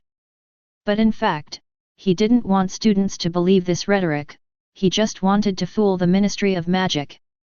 The matter of the basilisk continued to ferment within Hogwarts for a week, and then gradually withdrew from the topic stage for young wizards due to the forgetful nature of human beings. Today is the weekend, and Shane is suddenly called to the office by Dumbledore. "Shane, good morning."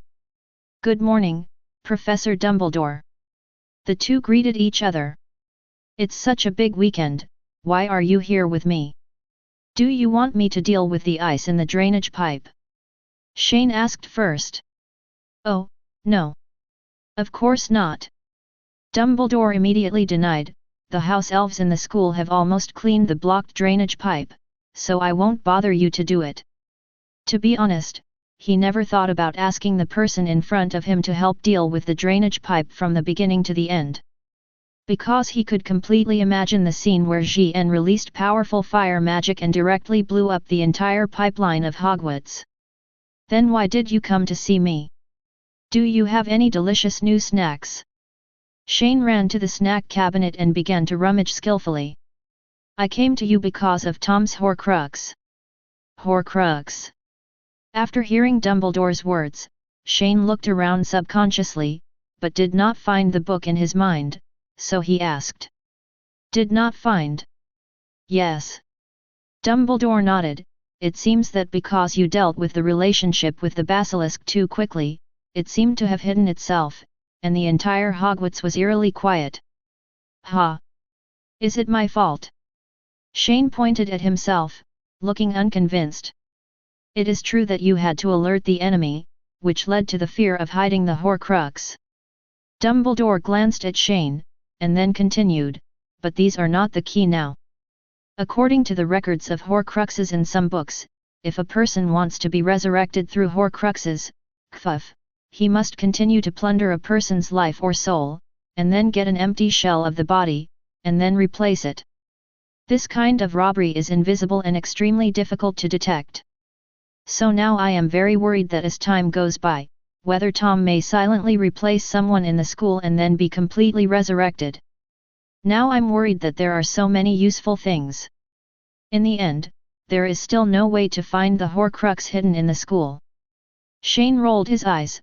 Forget it, let me help. After all, if this thing is kept hidden in the school, it will be a disaster sooner or later. I don't know how much trouble it will cause me by then. Then what are you going to do? Dumbledore asked curiously. You don't have to worry about what you do. Shane took apart a chocolate frog from the snack cabinet and stuffed it into his mouth. He puffed up his cheeks and said, but don't worry, Professor, you won't do anything that will attract the attention of the Ministry of Magic thing. After hearing this last sentence, the vigilance in Dumbledore's eyes faded a little. After leaving Dumbledore's office, Shane teleported to the guild and found someone directly. Draco, I want to ask you something. Shane dragged the young master out of his room. President, what's the matter? Draco asked cautiously. Where is your home address? President, why are you asking this? Draco's face turned a little pale instantly. I didn't reveal any information about you and the guild when I returned home, so don't embarrass my father. What are you thinking? Shane rolled his eyes and slapped the latter on the head. I did go to your father, but I just asked about some things. I can give you gold galleons. Draco covered his head, still not convinced. When Shane saw this, his eyes widened. He slapped his palm down again and cursed. I beg you to think carefully with your pig brain. Let's not mention that you are now a member of Fairy Tale. If I really want to deal with your father, why would I need to come to you? You think your home is some kind of mysterious place? I'm asking you because I am the guild president and I respect every member of my guild. Otherwise, I would just use legilimency, or it would be the same if I asked my Snape. Draco covered his head, the back of his hand was red from the beating. He raised his head tremblingly and asked, Really? Really? A few tic-tacs appeared on Shane's forehead. Will you tell me or not? I said it. Draco shouted, quickly giving his home address. Then the next second, he disappeared from the figure of his family president. Wiltshire, England, the Malfoy family mansion. At this moment, Lucius Malfoy and his wife Narcissa Malfoy were sitting in the luxurious living room, leisurely drinking afternoon tea. Did Draco send a letter back? Lucius asked suddenly. A month ago, he knew that his son had successfully joined the Fairy Tale Guild founded by Shane Dolea, and since then, he had been waiting for Draco's letter about Shane's information. Not yet. Narcissa took a sip of black tea and replied slowly. What on earth is he thinking? It's been more than a month. Can't we find out just a little bit of information?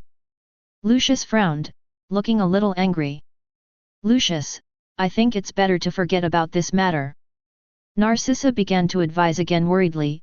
Shane Dolea is too mysterious, and Draco is still young, he has no ability at all to be qualified for such a job. There was a letter from the Parkinson's family 2 days ago. Those who went to the Lovegoods have not been found yet. They are probably dead. I don't want to know what they did. Shane Dolea is too dangerous. Even fools know that the paintings he drew to humiliate the Dark Lord could not have been accidentally learned by him. So even if there is no way to deal with him, at least I need to have information about him, instead of not knowing anything about a person who can threaten our family like I do now. Chapter 23. Lucius clenched his fists. He didn't know that there was a certain danger in his son going undercover. However, he always believed that compared to the Dark Lord, Shane Dolea was just a troublesome evil eagle at best. When Narcissa heard her husband's words, she sighed helplessly, and then continued to persuade, Lucius, Draco is our son. No matter what, you should not put him in danger. Middle. It is precisely because he is my son that I want to save his life. The Dark Lord will return who knows when. If he knows that I am indifferent to the person who humiliated him, imagine what the consequences will be. Lucius' veins popped out, and he was already a little out of sorts. However, just when the dispute between the Malfoys began to intensify, an extremely unfamiliar voice suddenly interrupted their conversation, which instantly made the two people sitting on the sofa stand on end and quickly turned their heads to hear the sound. I have to say, Mrs. Narcissa, you are more sensible than your husband, and you understand the current situation much better. I don't know when, a figure who was a little too young suddenly appeared quietly on the sofa in the living room, still eating the afternoon tea snacks that Narcissa had just made. It tastes pretty good. Did you make it yourself, Lady Narcissa? For some reason, Lucius and Narcissa felt chills in their hearts when they looked at this harmless strange boy in front of them. Lucius stood up immediately and protected his wife behind him, then quickly pulled out the wand from the snake staff in his hand and pointed it directly at the boy on the sofa. Who are you? Lucius asked nervously. Mr. Malfoy, before you deal with your enemy, you should at least get to know his face, right? The boy swallowed a piece of red bean filling pancake, then stood up with his thighs propped up and began to introduce himself. Let me introduce myself. My name is Shane Dolea, your son Draco Malfoy's classmate. I came to Malfoy Manor today just to ask you some questions, Mr. Malfoy. Shane Dolea, the heir of Ravenclaw. Lucius stared directly at Shane.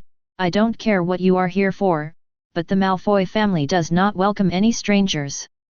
I told you, I'm just here to ask about some things, don't be so nervous. With that said, Shane took 2 steps forward. Upon seeing this, Lucius immediately wanted to release a magic attack, but just as he was about to shout out the spell, he suddenly felt something stuck in his throat, preventing him from making any sound. At the same time, what was even worse was that he found that his whole body was suddenly stiff and he could not even move his fingers. He tried to turn his eyes to look in the direction of his wife, and found that Narcissa was just like him, frozen in fear. Shane slowly sat back on the sofa, and with a simple wave of his hand, Lucius and Narcissa's wands suddenly flew from their hands, and then slowly floated in front of the former. Then with a wave of one hand, the magic on the two of them was instantly lifted. Lucius suddenly felt his body relax, and quickly blocked his wife completely behind him. He stared at Shane nervously and shouted, Dobby! Dobby! No need to scream, Mr. Malfoy. Your house elf was knocked down by me when he was cleaning the garden outside. Shane said expressionlessly, with a dangerous aura flowing in his calm eyes, as a President Draco, I don't want to make the scene too ugly. So, don't let me use violence when you can reason. Feeling the invisible pressure on Shane, Lucius stiffened his neck and took a step back, then tried hard to calm down and asked, What do you want to ask? As soon as he finished speaking, Shane instantly lost his dangerous seriousness, and his whole temperament suddenly became unusually gentle. Didn't I just say that I just came to ask something? Shane picked up a piece of muffin again and started eating it. I want to ask your master, that is, how did you handle the diary given to you by Voldemort? Processed. When Narcissa heard the words Voldemort, Her pupils suddenly shrank, and her hands tightly grasped her husband's sleeves. Lucius also held his wife's hand to comfort her. He swallowed, and suddenly said with fierce eyes, "I don't know what you are talking about. Mr. Malfoy, lying is pointless." Shane lowered his eyebrows. "I was the one who told Dumbledore that Voldemort made Horcruxes in order to achieve immortality. Let me guess, after Dumbledore told you about the Horcrux that day, you found the diary that Voldemort gave you for safekeeping as soon as you got home. But at that time, it was difficult for you to be 100% sure whether the diary was a Horcrux, so I guess you would go to your former colleagues to inquire about the situation, the ones in Azkaban. It seems I guessed it right." "Really?" Shane looked at Lucius's twitching face with a smile, and instantly confirmed that his guess was correct, and in fact he was not using legilimency. "So, Mr. Malfoy, could you please tell me what you did with that diary? My patience is limited, don't force me to use legilimency." Looking at the creepy and harmless smile on Shane's face, Lucius finally couldn't hold on. If he felt pure fear when facing Voldemort before, now when he faced Shane, he felt a shuddering and endless feeling of powerlessness. "I threw that diary at Flourish and Blott's bookstore on the day of my conflict with Arthur Weasley." "You threw the diary away?" Shane frowned when he heard the news. "You didn't secretly put it into someone's bag and just threw it away?" "Yes." Lucius nodded. "Can you tell me more details?" "It all starts from the day Dumbledore told me about the Horcrux. Time goes back to more than a month ago. After Dumbledore told Lucius about the Horcrux, Lucius had been frantic and uneasy at home. To be honest, he wanted to let Voldemort die, but at the same time, the fear of Voldemort engraved in his heart made it difficult for him to make a choice. So he thought over and over again and decided to inquire about the information about the Horcrux first. Although it is not clear whether the diary in his hand is really Voldemort's Horcrux, since Voldemort gave it to him for safekeeping and said something like trustworthy, then at least this diary is important to Voldemort. Items. Therefore, he naturally wondered whether Voldemort would also hand over the Horcruxes to his confidants for safekeeping. Therefore, Lucius planned to ask his wife to go to Azkaban to find the person who worshipped Voldemort extremely fervently, Bellatrix Lestrange, Narcissa's biological sister. "Please give me flowers." Bellatrix Lestrange. Bellatrix Lestrange is a pure-blood witch whose surname was Black before marrying Rodolphus Lestrange. Bella is the eldest daughter of Sinus Black III and Druella Rozier, and the sister of Andromeda Tonks and Narcissa Malfoy. In 1962, Bellatrix entered Hogwarts School of Witchcraft and Wizardry and was sorted into Slytherin House. After graduating from Hogwarts, she became a Death Eater. She bears the dark mark on the inner side of her left forearm and is loyal to Voldemort. She is one of the few known female Death Eaters and the most dangerous and cruel among Voldemort's followers. Bella possesses the typical beauty and arrogant demeanor common to the Black family. She is a tall woman with thick, shiny black hair. She has a thick jaw, thin lips, thick eyelids, and thick long eyelashes. 00. In 1981, Voldemort was defeated and seriously injured, but Bella and her husband Rodolphus Lestrange remained loyal to Voldemort and tried to figure out what happened. They captured Auror Frank Longbottom and his wife Alice Longbottom, and together with Robustan, Rodolphus' brother, and Crouch Jr., they used the Cruciatus Curse to torture the Longbottoms until they went crazy. Soon after, the four were captured by Aurors and sentenced to Azkaban. After being sentenced to prison, Bella refused to condemn her master and vowed that he would return. Because of this, Bella, as a Death Eater, had done too many evil things before and was a serious criminal in Azkaban, so it was not easy for Lucius to get his wife to visit. So, after using a lot of the Malfoy family's connections and resources, Narcissa finally obtained permission to visit from the Ministry of Magic during the summer vacation. Early August 1992, Azkaban. Located on an isolated island in the icy waters of the North Sea, it is the highest level prison for prisoners in the magical world. The guards are terrifying, immortal dark magical creatures, Dementors. Walking through the dark and damp prison corridor, even though I was wearing a thick cotton coat, I could feel an inexplicable coldness constantly penetrating into my bones. After walking for who knows how long, Narcissa came to a separate prison. The prison door has no keyhole and is rusty everywhere, but the runes on it are extremely clear. It can be seen that it is impossible to open the door in front of you without the corresponding key. There is a small window on the door that is 1 palm wide and 2 fingers high, which allows people to see the situation in the prison with only their eyes. I saw a figure huddled on the cold floor in the darkest corner inside. Narcissa took a deep breath, raised her hand and knocked lightly on the door. Boom! Boom! Boom! Bella! With complicated emotions, he softly called his sister's name. When the figure huddled in the corner heard this familiar voice, its thin body suddenly shook, and then it crawled out of the darkness on its hands and feet like a spider. Narcissa! It's me, sister. Chapter 24.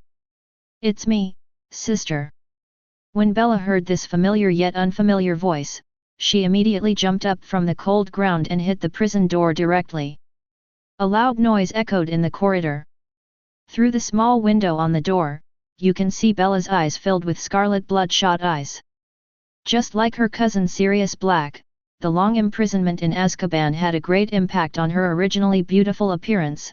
Her face became gaunt, and her originally beautiful long black hair she was in a ball, but even so, she could still see that she was once very beautiful. Hey ha ha ha! Bella bared her black teeth and laughed wildly. She stared at her glamorous sister in front of her with wide eyes, and she began to say with excitement or ridicule, Narcissa, my dear sister, you finally came to see me, he he he he. Narcissa showed no expression when she saw this. She just took out a small piece of bread from the basket in her hand and handed it over from the window. Eat some. Instantly, a strong aroma of wheat filled the nose. Bella's eyes widened in an instant, and the expression on her face turned into a desire for normal food. Without any hesitation, she snatched the bread from Narcissa's hand and stuffed it into 407 in the mouth. It was obvious that she hadn't had a normal meal in a long time. The food provided to serious prisoners in Azkaban usually consists of just a bowl of cold batter a day, with some cabbage and other unknown minced meat on top, and that's it. There is no so-called death penalty in the laws of the British wizarding world, but this does not mean that this is a so-called good thing. Especially in a place like Azkaban, people like Bella who do evil things will become the Dementors' food, and they will live with fear, coldness, and hunger every day until they die alone. To be honest, life is worse than death. Who could have imagined that death would become an absolute luxury here? At this time, Narcissa couldn't help but feel distressed when she saw her sister in this state. A long time ago, the 3 black sisters were very close and talked to each other about everything. But decades have passed, things have changed, and they have all embarked on different paths. She still didn't understand that her sister had paid so much for Voldemort, but what did she get in the end? Anyone can see that Voldemort has been just taking advantage of her emotions. Narcissa suppressed the sourness in her heart, and then began to tell her the purpose of coming to Azkaban this time. Bella, I came here today only for one thing. Her mouth didn't move, but strangely Bella could hear her voice. Because she was in the heavily guarded Azkaban, in order to prevent the walls from having ears, Narcissa used a secret technique that was unique to the Black family and was specially used to transmit information. Outsiders could not hear them at all. At this time, Bella's mouth was filled with bread, and the corners of her mouth were stained with crumbs. When she heard that her sister suddenly used a secret technique to send a message to her, she couldn't help but be stunned for a moment, and then stared at Narcissa with a suspicious look on her face. Because if she didn't want to say something ulterior, Narcissa wouldn't have to do this at all. Bella, the master is coming back soon. Narcissa said slowly, her tone even trembling.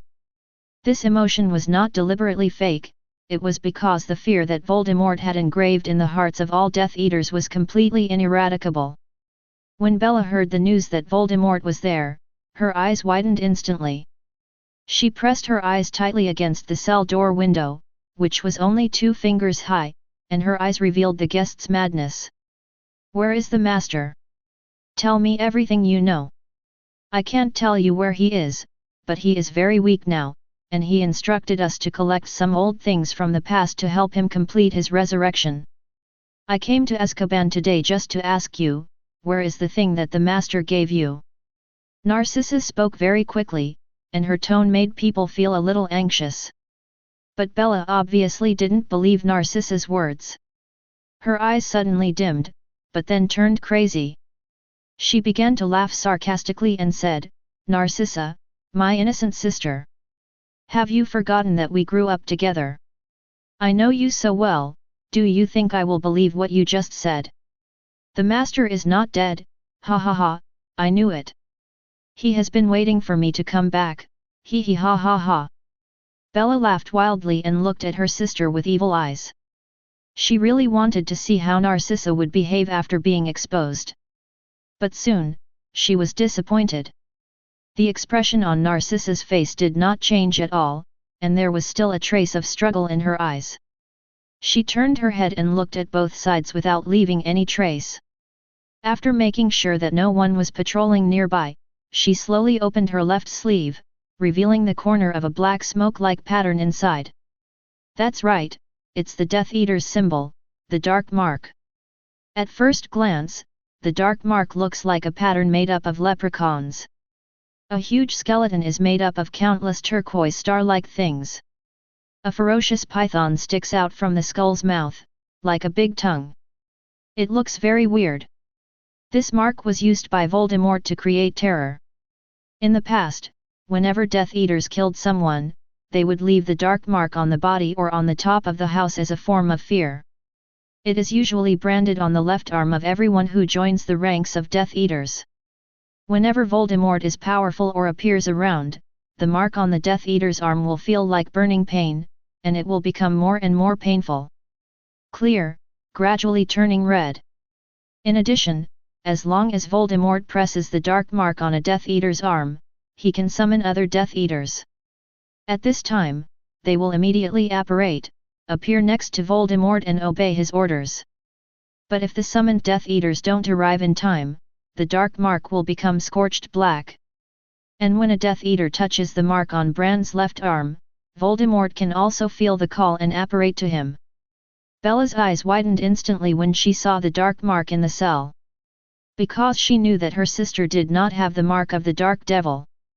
So her expression changed from disdain to disbelief, to doubt, and then gradually turned into insanity at the end.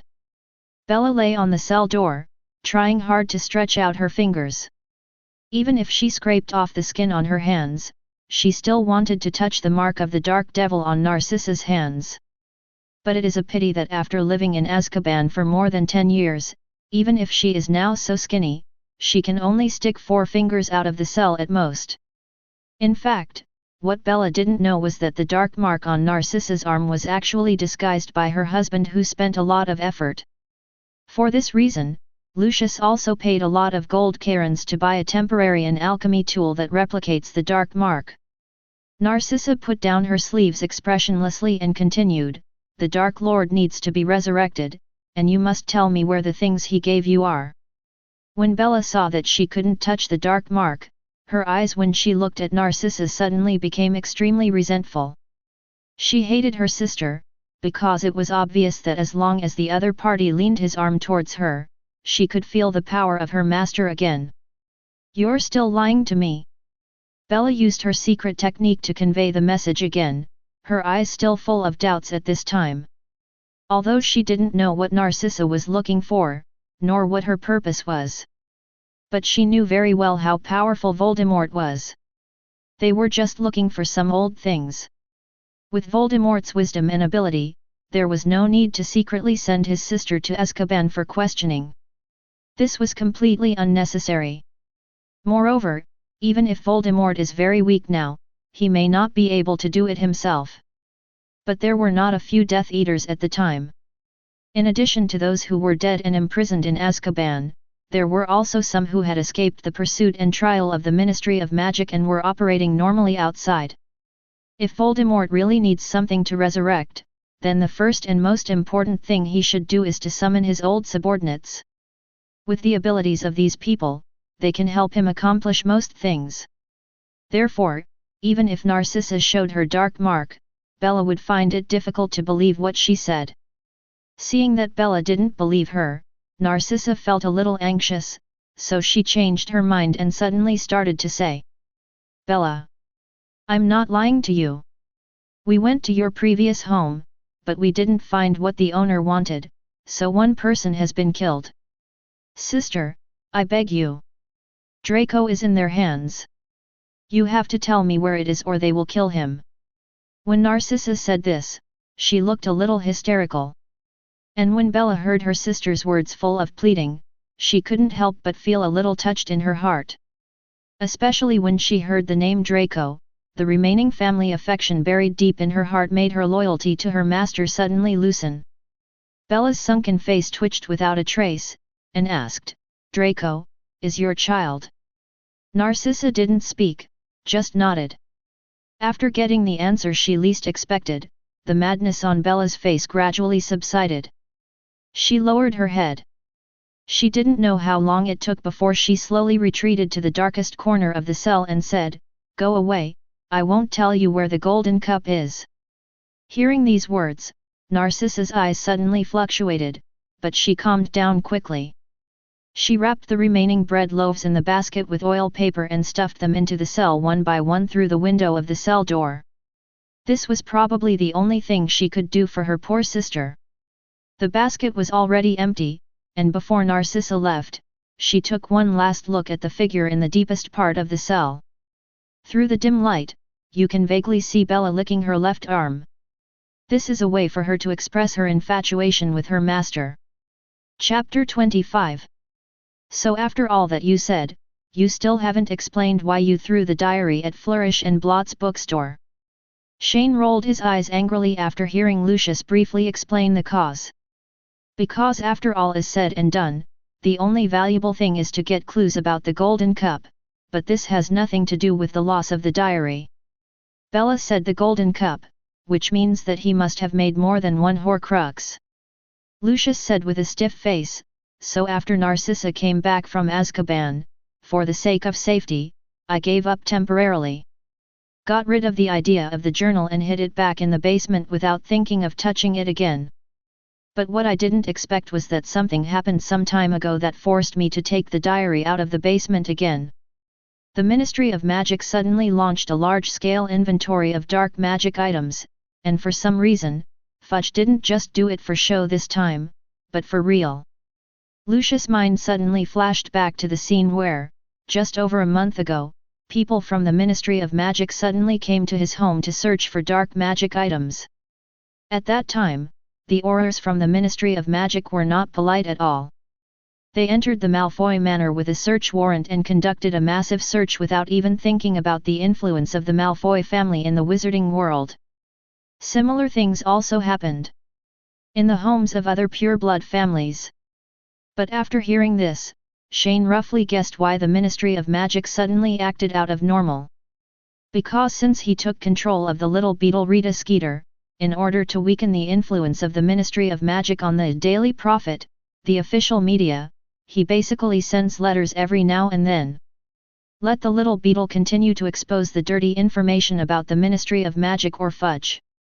The main content of these black materials is actually focused on the Ministry of Magic's long-standing supervision of black products. In fact, in the magic world, the collection and circulation of black magic items can basically be regarded as an open secret. But generally speaking, black magic items are expensive and are only commonly found in the shops of the more powerful pure-blood families and those missing people in Nocturne Alley. Their impact on ordinary people is not as great as imagined. Therefore, the Ministry of Magic has been negligent in supervising dark magic items simply because it is a thankless task and can easily offend those pure-blood families who are deeply rooted in the magic world. It may also cause the Ministry of Magic to further lose control of Nocturne Alley. Control.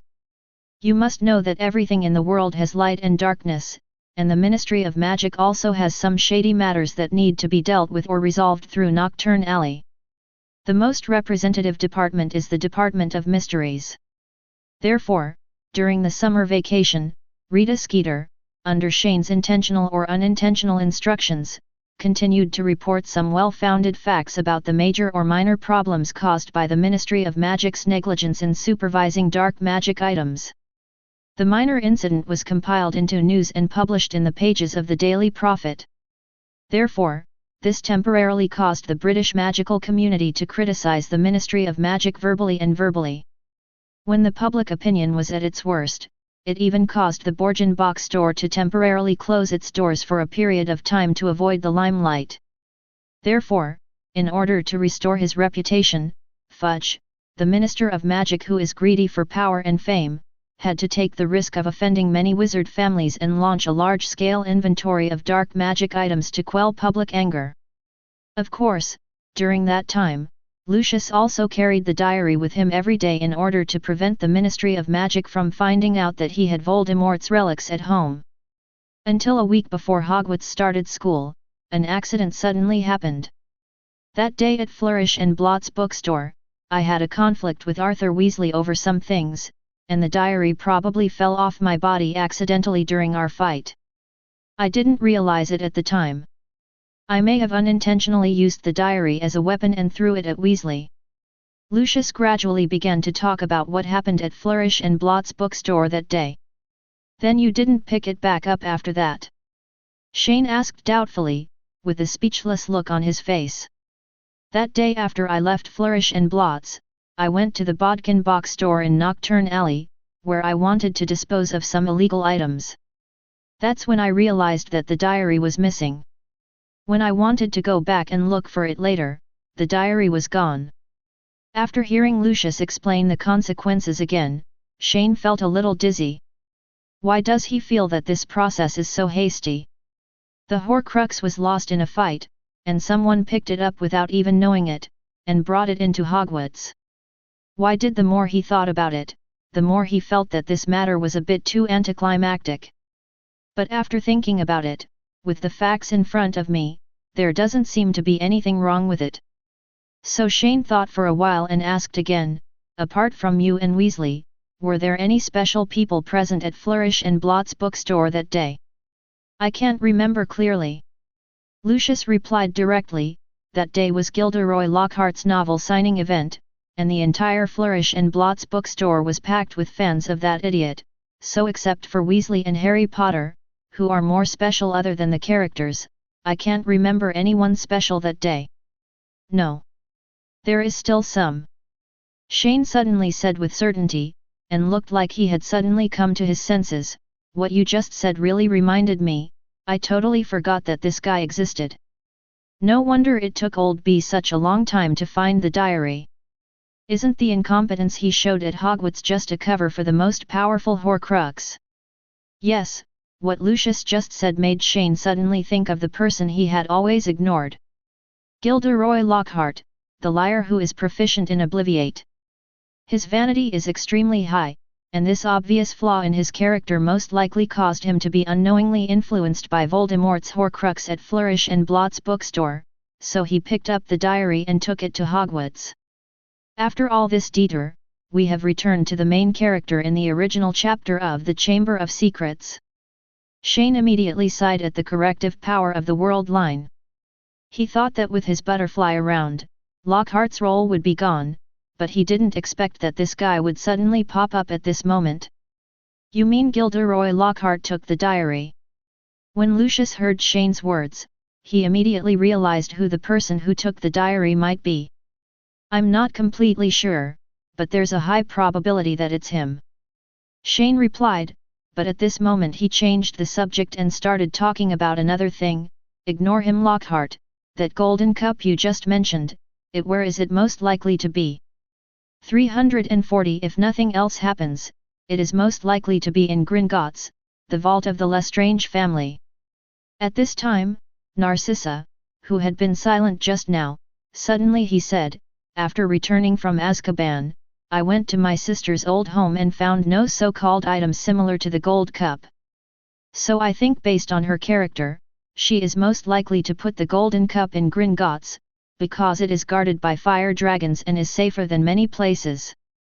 Okay then, it seems I have to make time to go to Gringotts. Shane scratched his head. To be honest, I really don't want to deal with those goblins. After saying that, he drank the black tea in front of him and stood up. Mr. Malfoy, Mrs. Narcissa, thank you for your cooperation and hospitality. Before I leave, I have something else to tell you. There are a total of 7 Horcruxes created by Voldemort. 2 of them have been destroyed by me, and 1 is also under supervision. If nothing else happens, the diary in Hogwarts at this time and the one in Gringotts Hufflepuff's Golden Cup will also be destroyed soon. So theoretically, there are only 2 Horcruxes left that Voldemort can use to resurrect, but I haven't found out where these 2 Horcruxes are yet. So, if you really want to get rid of the nightmare completely, I think you should know what to do. Shane was obviously asking Lucius Malfoy to help find out the whereabouts of the remaining Horcruxes. Although he has not watched the last 3 movies of the Harry Potter series, at least he knows what the specific Horcruxes are. Chapter 26. Needless to say, Ravenclaw's crown has been purified by the soul purification bell. The python named Nagini in the original book no longer exists because the soul of Voldemort parasitizing Quirrell was burnt to ashes by Shane with a strong fire last year, so this Horcrux no longer exists. It was Harry Potter who was in custody, plus the diary and Hufflepuff's gold cup. Now only Marvolo Gaunt's ring and Salazar Slytherin's locket were missing. When Lucius heard that Shane actually knew the specific number of Voldemort's Horcruxes, Lucius' eyes couldn't help but reveal a hint of surprise, but he quickly put it back. If he really followed what the boy in front of him said and found the remaining 2 Horcruxes to completely eliminate Voldemort, this risk would be completely worth taking.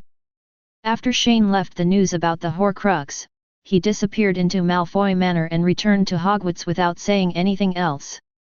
Then, he went straight to Lockhart's office. Bang! Shane kicked open the door of the office in front of him. I saw Lockhart wearing an extremely coquettish silver mandarin jacket with a forest green satin cape draped over his shoulders. He was doing something in front of a mirror with a stinking look on his face. At the same time, the desk next to him was piled with letters from book fans from all over the world. Presumably his busiest work is not preparing lesson plans for the Defense Against the Dark Arts class here, but thinking about how to reply to these letters.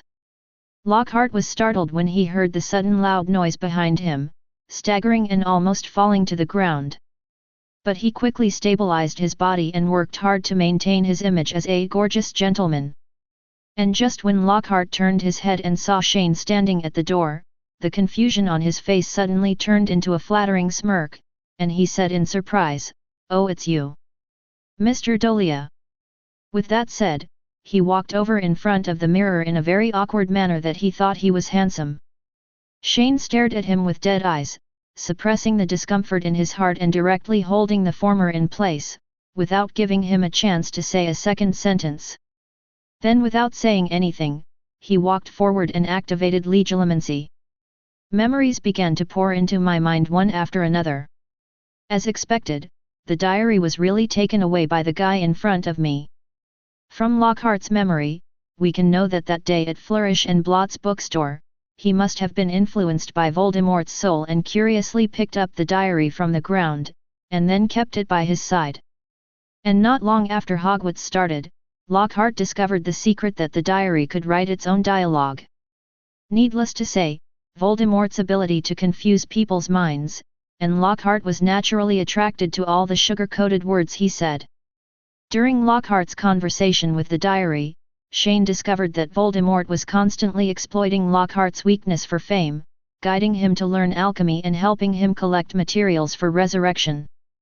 But the strange thing is that these materials are not the bones of the father, the flesh of the servants, the blood of the enemies, etc. in the original Goblet of Fire, but there are at least hundreds of scattered materials. Among them are the blood of unicorns and vampires, the bone meal of thestrals, the remains of the ash snake, and so on. When Shane saw this part of the memory, he suddenly thought of the big-headed baby appearance of Voldemort on the eve of his resurrection in the movie. He guessed that the conditions required for Voldemort to be completely resurrected through Horcrux were not as simple as imagined. Because in the original Chamber of Secrets chapter, he remembered the last paragraph of the movie, where the young and handsome Voldemort once said that he was sucking Ginny's life force, and as long as Ginny was closer to death, he would become stronger. But now, judging from the details of Lockhart's exchange with the diary, it seems that this method of absorbing life force cannot completely resurrect Voldemort. At most, it can only condense a relatively powerful soul. In order to achieve complete resurrection, the first condition is probably to have a body that matches the original body or meets certain conditions, and then can be resurrected through the resurrection ceremony in Goblet of Fire. No wonder Voldemort had always wanted to get the Philosopher's Stone before. As the most powerful work in the field of alchemy today, the ability of the Philosopher's Stone can undoubtedly give Voldemort the convenience of refining the physical essence. Of course, although this statement is very likely now, it is just a guess for the time being. In fact, the conspiracy of Voldemort's soul to induce Lockhart to help him resurrect never succeeded from the beginning. Because Lockhart doesn't know any other magic except Obliviate. Even the most basic floating spell is half-measured, and his magic level is not as good as that of a first-year wizard, let alone learning more advanced and complex alchemy. Moreover, Lockhart is also a parallel importer with no ambitions. His biggest ambition in life is to escape from the evil world and promote his full line of hair products, which is such a boring thing. Therefore, in the face of Voldemort's various inducements, Lockhart was very arrogant at first. But in the end, perhaps seeing that the guy in front of him was too arrogant, Voldemort's soul began to use all its firepower, using all the words such as immortality, the richest man in the world, and great power. However, this was obviously a waste of money. Lockhart suddenly felt impatient when faced with this endless temptation, so for a long period of time, he threw the diary in the drawer of his desk. Touch it again. And until the night when Filch and Mrs. Norris were killed, he took out the Horcrux again in his spare time and wanted to use it as a pastime, but he never expected to be directly hypnotized and controlled by the Horcrux, and what happened next? No need for a club. The basilisk was naturally released from the secret room, and then pushed and beaten wildly, almost knocking it off. After reading all of Lockhart's memories, Shane was speechless and amused at the same time. To be honest, he felt sorry for Voldemort. There were so many people at Flourish and Blot bookstore that day, but he happened to meet Lockhart. If any of the little wizards present picked up the diary that day, he could at least do a little more. So, after reading Lockhart's memory, Shane directly cast a spell on Lockhart, and then took the diary to Dumbledore's office. As soon as he came in, he proudly pulled the diary onto the table. When Dumbledore saw Shane suddenly appear, he didn't realize what he was doing. But when he saw the names in the diary on the table, he suddenly looked incredulous. "Oh, how did you find it?" Dumbledore was very surprised.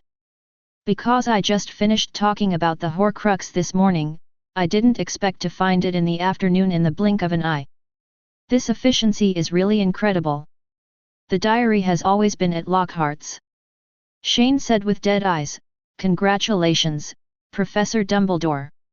Less than 2 months after school starts, Hogwarts may lose the defense against the dark arts professor you worked so hard to find. What happened to Lockhart?" Dumbledore frowned, thinking that something bad had happened to Lockhart under the influence of a Horcrux. "Don't worry, I didn't do anything.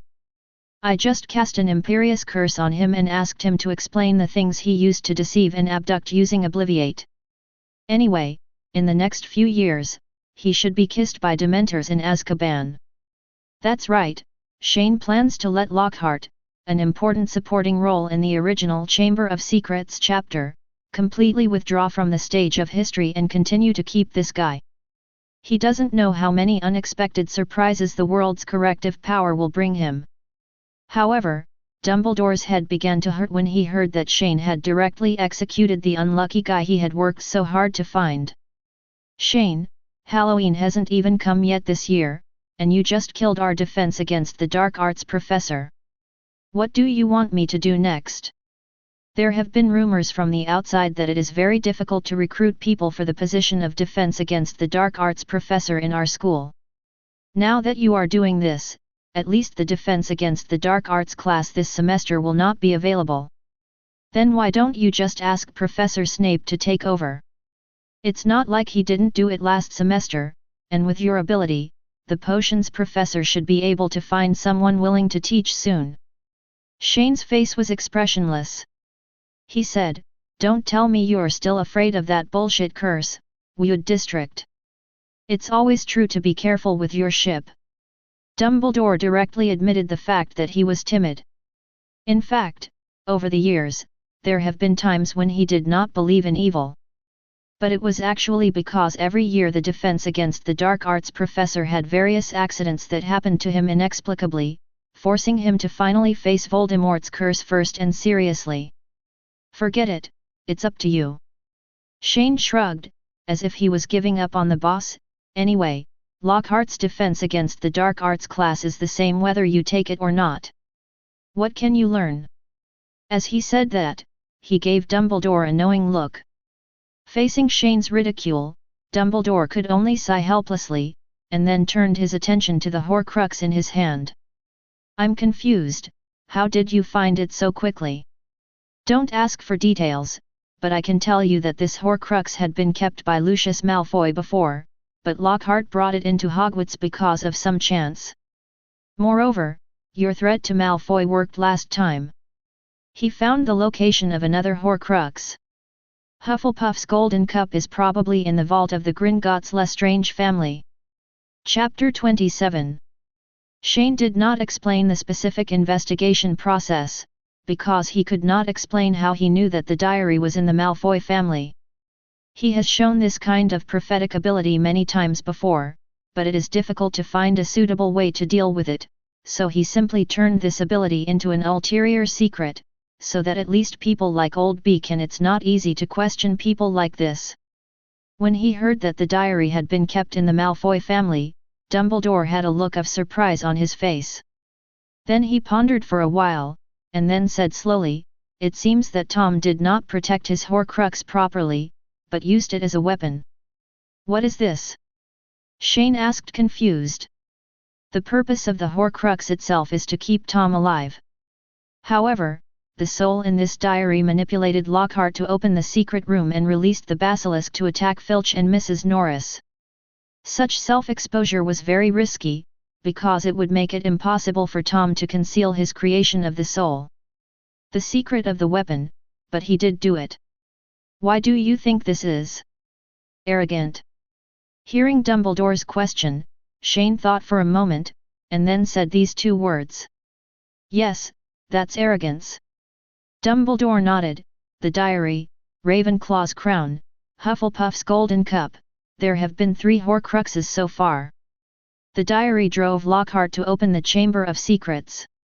Although this action is risky, as long as there are multiple Horcruxes as backup, Tom is absolutely willing to do something that can show that he is a direct descendant of Salazar Slytherin. If you put it this way, 423 is not arrogant at all, but inferior." Shane said, taking the diary from Dumbledore's hand, and then used natural magic to forcibly condense a life force and poured it into it. Immediately afterwards, a younger version of Tom Marvolo Riddle appeared in the office. "Tom." Dumbledore looked at the figure in front of him in surprise. It was exactly the same as the Voldemort he had seen decades ago. "You see, this guy is just a little less handsome than me, and coupled with his own talent, what do you think it does to him to show that he is a descendant of Salazar Slytherin? Does that make sense?" Shane said, pointing his wand at young Voldemort's face. If it wasn't for his low self-esteem, he would have done so many things for no reason. "Am I right?" Shane said this last sentence to Tom, and this directly caused the latter to explode. "Shut up, you mudblood.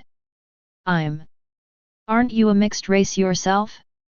If you scold me, you're scolding yourself." Before Tom could start scolding, Shane interrupted him directly and started a magical verbal exchange. "Shut up!" Tom suddenly looked hysterical, and it was obvious that Shane's words directly hit him where it hurts. "I took out my dirty Muggle father's surname from my name. I am Voldemort, a descendant of Salazar Slytherin, I. But your own diary doesn't have your and your father's surnames written on it. It's right here. Read it for yourself." Shane interrupted Tom scolding again, "Kfee," and pointed to the diary in his hand. Said Tom Marvolo Riddle's name on the notebook. "Shut up, you. Your father is a Muggle. You this. You're a mixed race. I'm not. You are." In the next few minutes, Shane made Tom furious with just a few simple words. At this time, the soul magic developed just before to catch Peeves suddenly came into use. Shane looked at Tom, who was enveloped in silver light, restrained in place and furious, and asked Dumbledore, "Professor, do you think he is arrogant or arrogant now?" Dumbledore was speechless. Because he could no longer use words to describe the scene in front of him, although Shane's evaluation of Tom seemed not wrong. I don't know how long it took. Maybe the vitality that Shane had just poured into him was exhausted, and young Tom disappeared into the office in an instant. "Professor, do you still need this thing?" Shane raised the diary in his hand and asked, "If you don't need it, I will burn it directly." "Wait." When Dumbledore heard that Shane wanted to destroy the Horcrux, he immediately moved forward and snatched the diary. "I keep it and it is still useful. How can I help Hagrid clear away the crimes he has committed for decades? Just remember it. Do you think Fudge will agree? Sometimes when a person is in a high position, this is not necessarily a good thing." Dumbledore said, "It doesn't matter whether he agrees or not, as long as he can agree." So just like that, the Horcrux that plagued the entire Hogwarts for an entire school year in the original work was solved in advance, and the turbulent undercurrent under Hogwarts was temporarily restored to calm. Then more than half a month passed, and the annual Halloween arrived as scheduled. During these more than half a month, something happened at Hogwarts. First of all, Gilderoy Lockhart was exposed as a liar who stole other people's memories, and was quickly escorted to the Ministry of Magic for trial. This also caused the Defense Against the Dark Arts class at Hogwarts to be suspended until now. In addition, the basilisk captured by Shane from the secret room was also well raised in fairy tale. Because he discovered that the basilisk's ability was somewhat different from that of the original work, with the ability to petrify other substances, Shane formed a basilisk research team, consisting of Luna, Zoe, Justin, and Harry. These 4 people each perform their own duties in the group. Luna and Zoe are fans of magical creatures and are mainly responsible for specific research on basilisks. Justin likes to study the history of magic. He is responsible for finding historical information about basilisks and providing research direction and basis for Luna and Zoe. Needless to say, Harry was a Parseltongue, he was just acting as a translator. In addition to providing research subjects for people like Luna and Zoe who like magical animals, the basilisk also has an extremely valuable ability, and that is the venom it produces.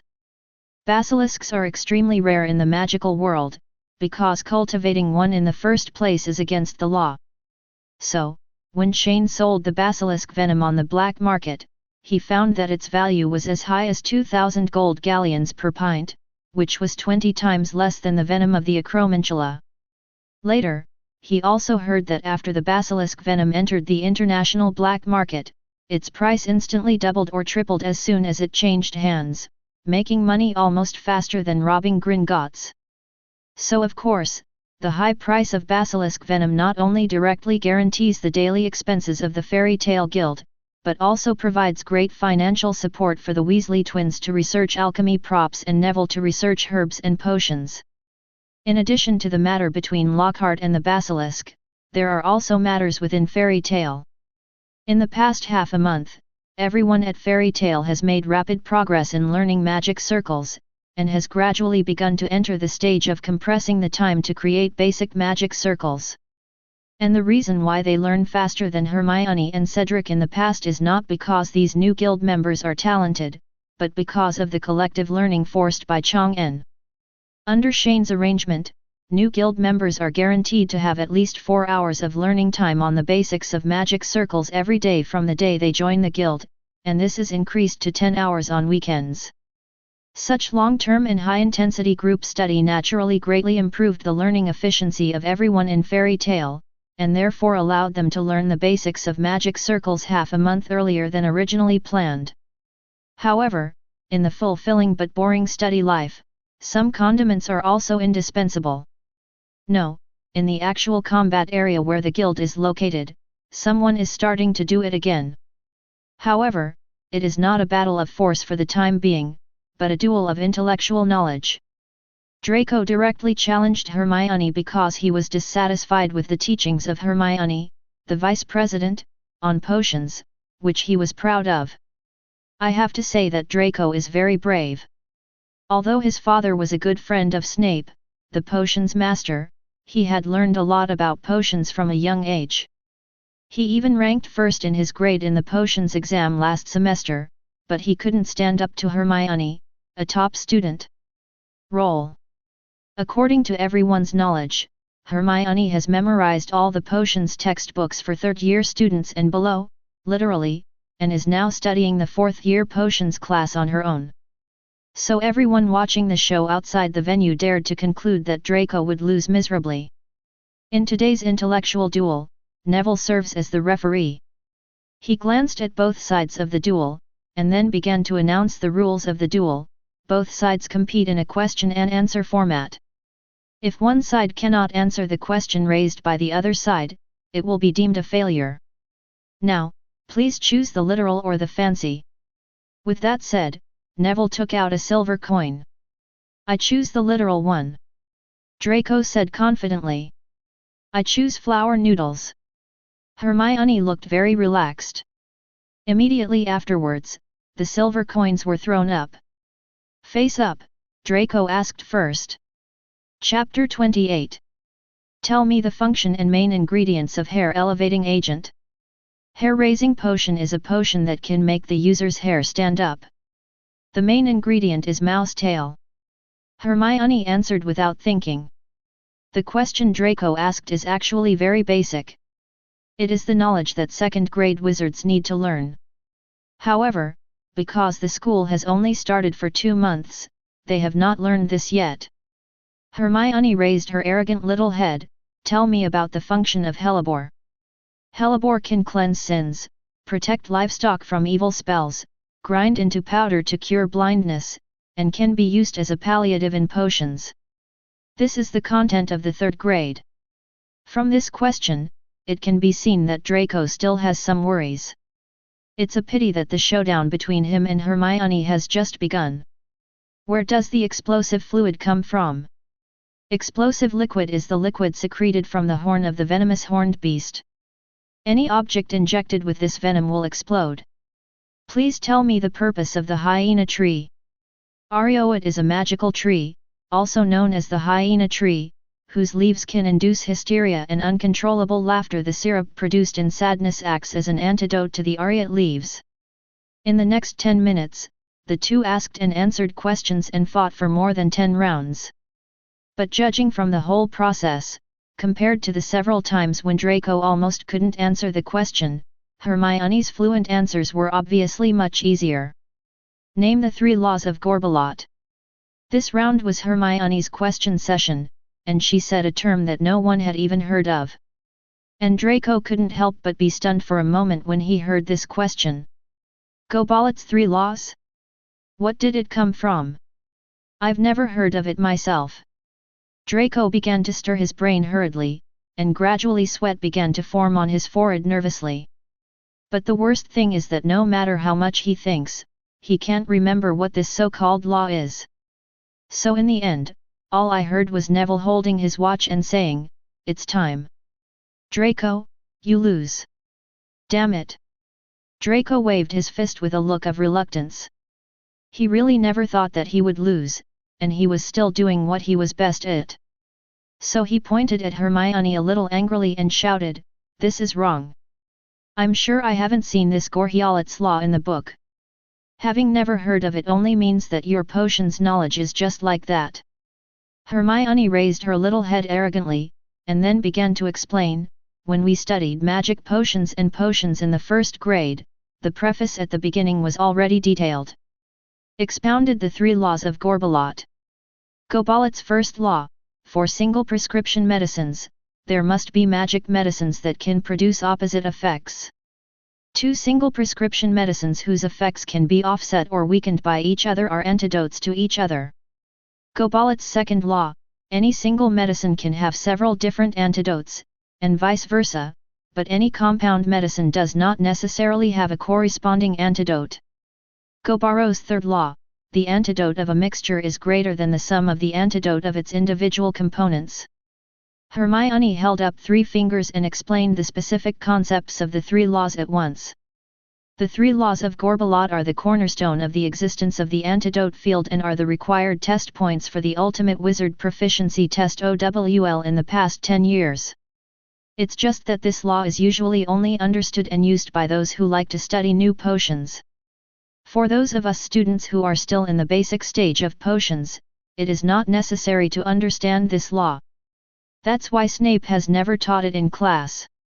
Mentioned above. Everyone in Fairy Tale nearby was stunned when they heard that Hermione had already started reading the O.W.L exam books when she was in 2nd grade. "Pinello, do you know this law?"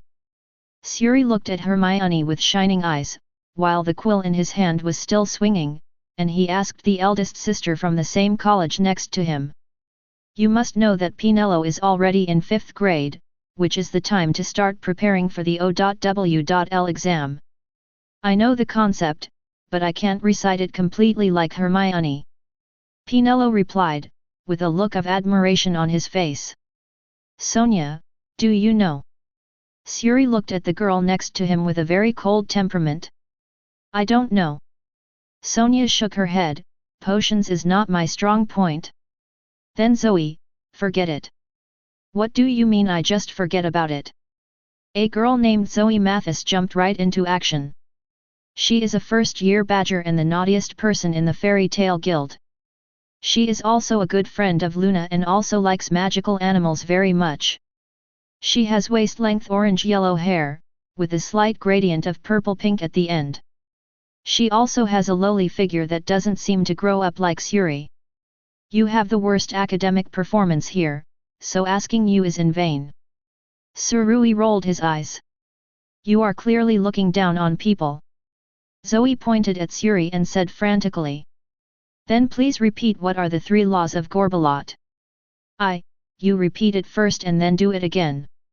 Facing Suri's provocation, Zoe directly did the opposite, but this little trick couldn't stop Ravenclaw's eagle at all. Suri opened the small notebook in his hand and directly repeated the contents of the 3 laws of Gorbolot that he had just copied. A person who has the title of top student in Ravenclaw Academy carries a notebook with her to record new knowledge she hears at any time. This strange behavior is normal for her. You cheated. Zoe said angrily, pointing to the notebook in Suri's hand. Humph. If you have the ability, you can cheat like me. Suri continued to provoke. I'll fight with you. Zoe finally couldn't help it, gritted her teeth and pounced on Suri. Just like that, a pair of enemies appeared on the decisive stage on a daily basis. Flipivert statum. Finite incantatum. Tarantella coliporchus. Magic spells flew across the battle stage. Draco, on the other hand, had a slumped face and walked down the captain's stand angrily, wanting to go to Harry to regain his confidence. Please give me flowers. That's right, besides Zoe and Suri, there is another pair of enemies in the guild now, namely Harry and Draco. The 2 boys also taunted each other from time to time, and often went to the actual combat area to fight without saying anything. So far, both sides have their own victories. Hermione also got off the fighting platform immediately. She looked around and found that the person in her heart seemed not to be in the guild, so she asked Pinello next to her, "Pinello, do you know where Shane has gone? I have something to ask him for. I saw him in the auditorium before I came back to the guild. He seems to have gone to the astronomy tower." Pinello replied. "Astronomy tower? Why is he going there?" Hermione was very confused.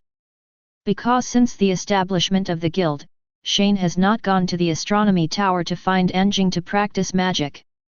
So, after learning about Shane's whereabouts, Hermione quickly walked out of the guild, jumped directly from the window in the corridor, and then curiously flew towards the astronomy tower. 0. On the other side, the Great Hall of Hogwarts.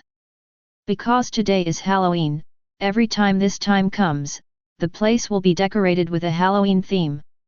1,000 bats fluttered on the walls and ceiling, and 1,000 more, like low dark clouds, circled above the dining table, causing the flames of the candles in the pumpkin's belly to flicker. As usual, the school's ghosts will perform at the end of the Halloween party. They will suddenly appear from the walls and tables, forming various formations and performing gliding performances. But this year was a little different from the past. Dumbledore didn't know what was going on in his head, but he actually invited a skeleton dance troupe from outside, saying that he would entertain everyone at the banquet.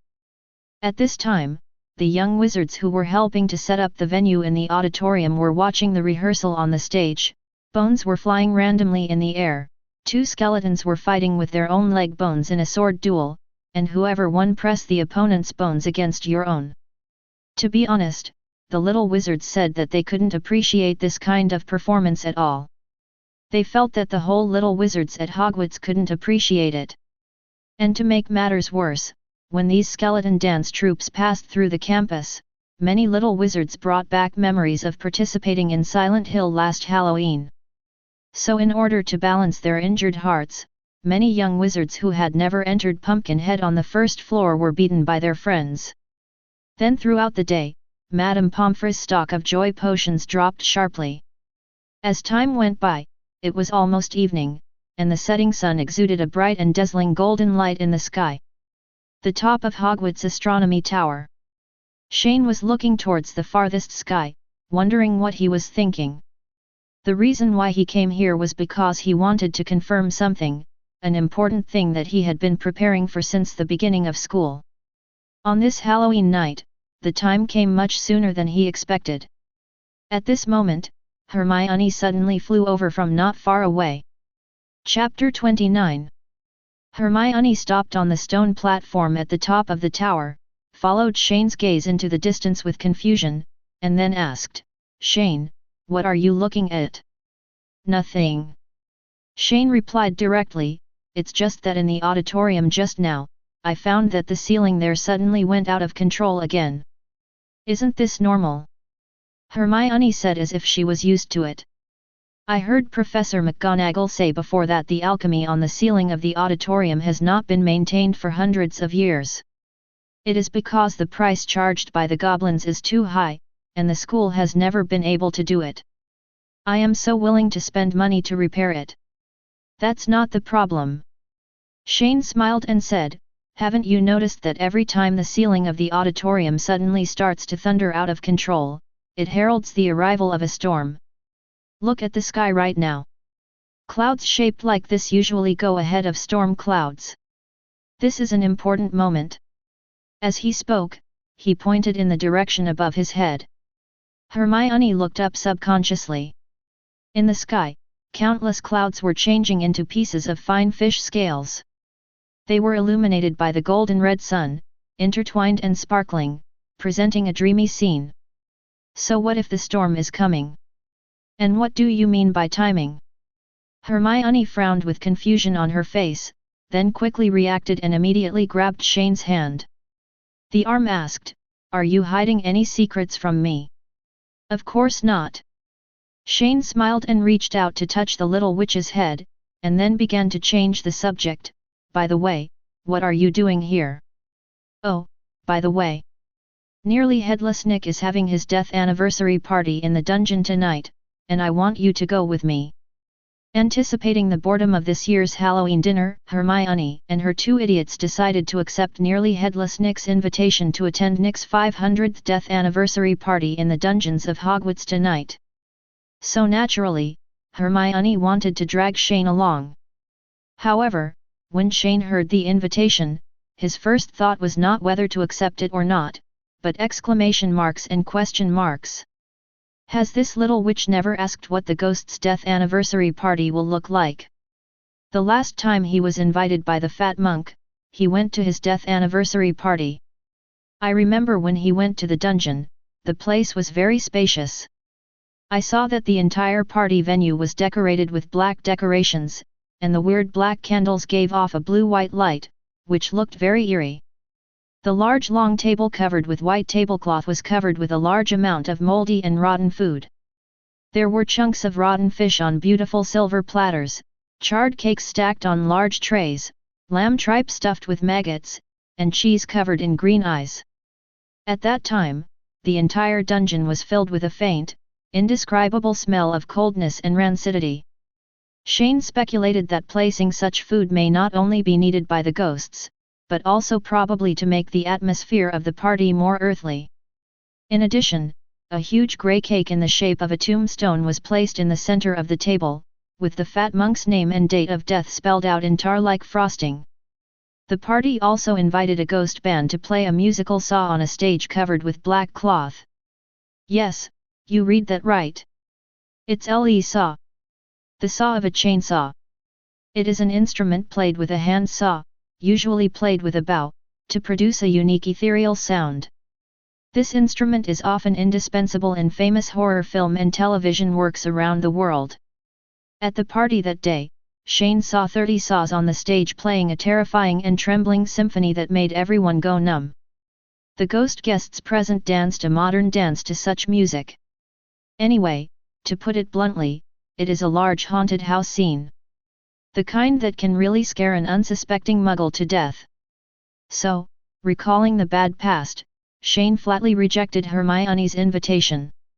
At the same time, he also playfully did not tell her the true situation of the ghost's death anniversary party. And he gloated in his heart and shouted, "Little lions, go and eat the tribute."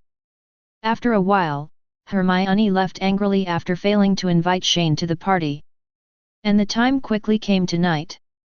At this time, the little wizards at Hogwarts were enjoying the delicacies of the Halloween dinner, while the three little Gryffindors were also undergoing unexpected torture with pale faces. And as a blazing lightning flashed across the night sky, Shane instantly disappeared from Hogwarts Castle and arrived at the top of an unknown mountain. Then he clapped his hands and a temporary, giant magic gathering array was instantly formed. The heavy rain fell on my body, but it didn't get any hair wet. Shane lowered his head and looked at the ground that had been marked. He waved his hand and exploded the soil above. 10 bottles of red potion appeared in front of him. Reaching out to suck the potion into his hand, Shane immediately took out the wand and pointed it at his heart, and began to say, "Amato, Animo, Animato, Animagus." Then he pulled it out. He took the cork out of the bottle and drank the potion in one gulp. That's right, as Shane just showed. On this Halloween night, the night of the storm.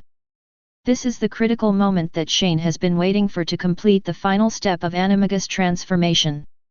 However, compared to the previous wizards who had become Animagus, his ideas were bolder and broke the rules. Before Shane drank the potion, he arranged the largest magic gathering circle he could cast in advance. He wanted to gather a large amount of primitive magic power to help him complete the transformation of the magical creature Animagus.